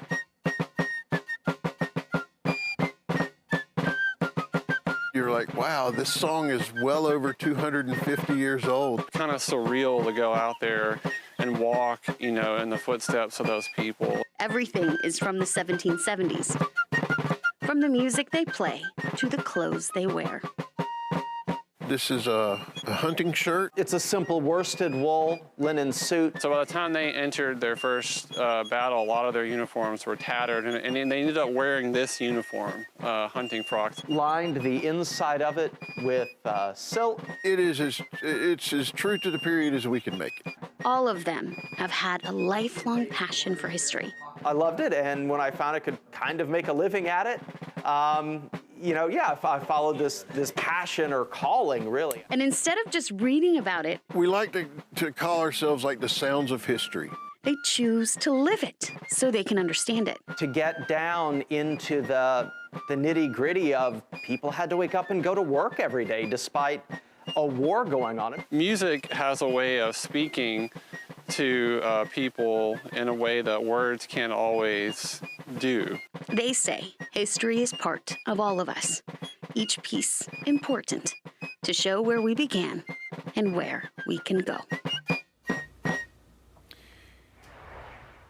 The United States Geological Survey will provide an update tomorrow morning on the ongoing drought. Our Brandon Lawson spoke with a meteorologist from the National Oceanic and Atmospheric Administration about what all goes into the creation of the weekly drought monitor and what it could reflect for the Carolinas tomorrow.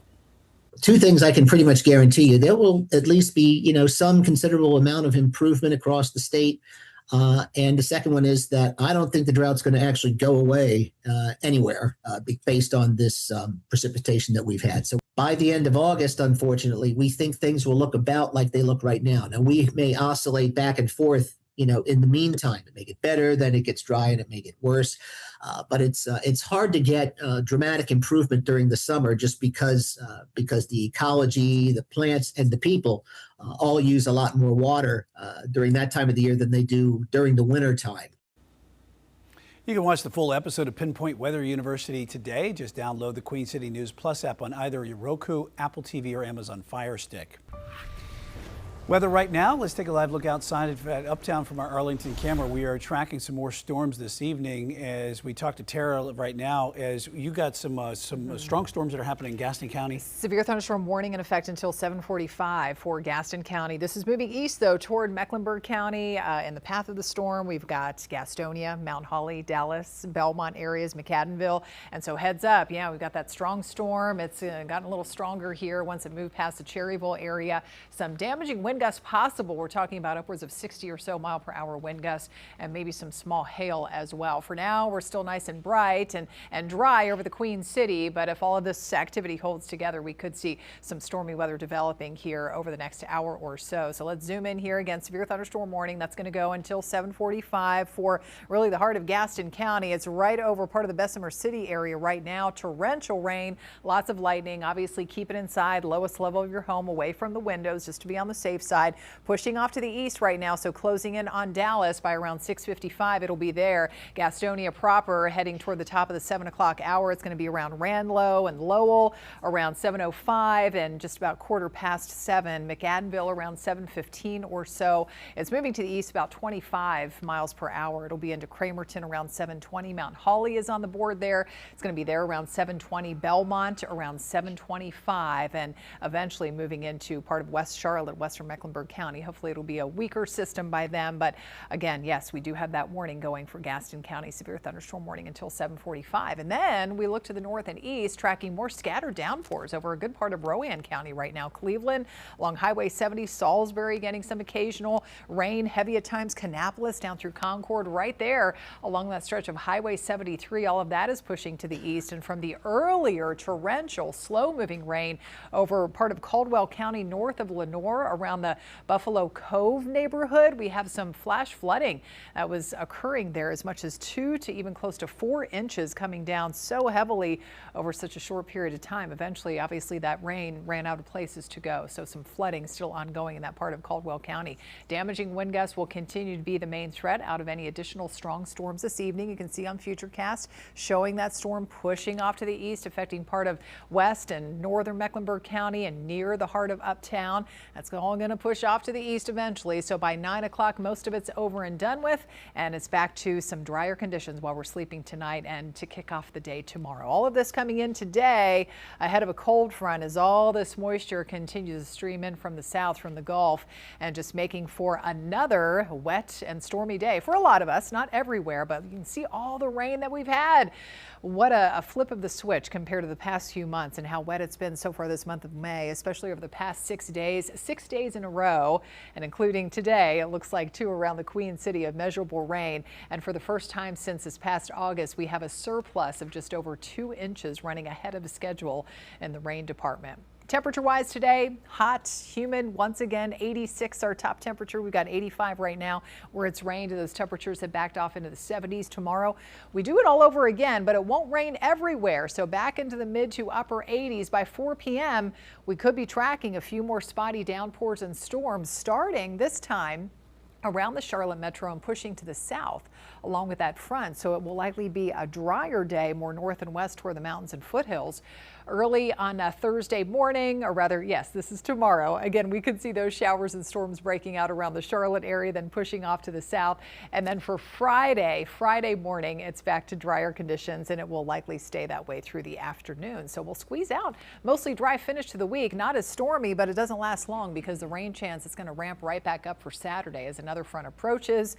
Somewhat lower chances coming up for the end of the weekend and early next week. So rainfall forecast over the next 5 days. We're not looking at inches of rain here coming up. Of course, some isolated higher totals are possible with some of those downpours, but overall anywhere from right around 1/4 of an inch to 1/2 of an inch or so expected as we head through the weekend and early next week. June 1st on Monday, and it's going to kick off a little bit on the cooler side for this time of the year, but looking drier and feeling less humid. A chemical plant explosion rocks a small town, leaving at least 1 person dead. The difficulties crews are facing as they continue to search for survivors. You're watching Queen City News, the most honored and the most local news in Charlotte.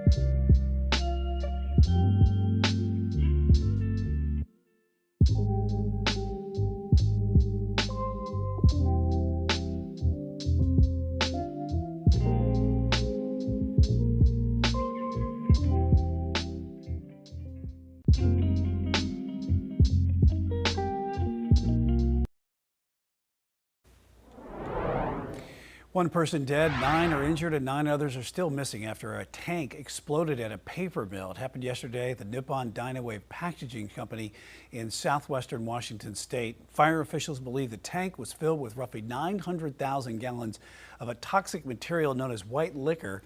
Chemical used for making paper can cause severe burns and can be dangerous to inhale. As crews continue with the cleanup and recovery efforts, they're asking the public to stay clear of the area. We'll, of course, continue to monitor the situation and offer resources and support. Urge our members and friends to continue offering prayers, kindness, patience, and support to those in need in the difficult days ahead. A pilot is facing charges in South Carolina for flying extremely low over the beach on Pawleys Island. Georgetown deputies say they received multiple calls about the aircraft earlier this month. The pilot was later identified as William Williamson.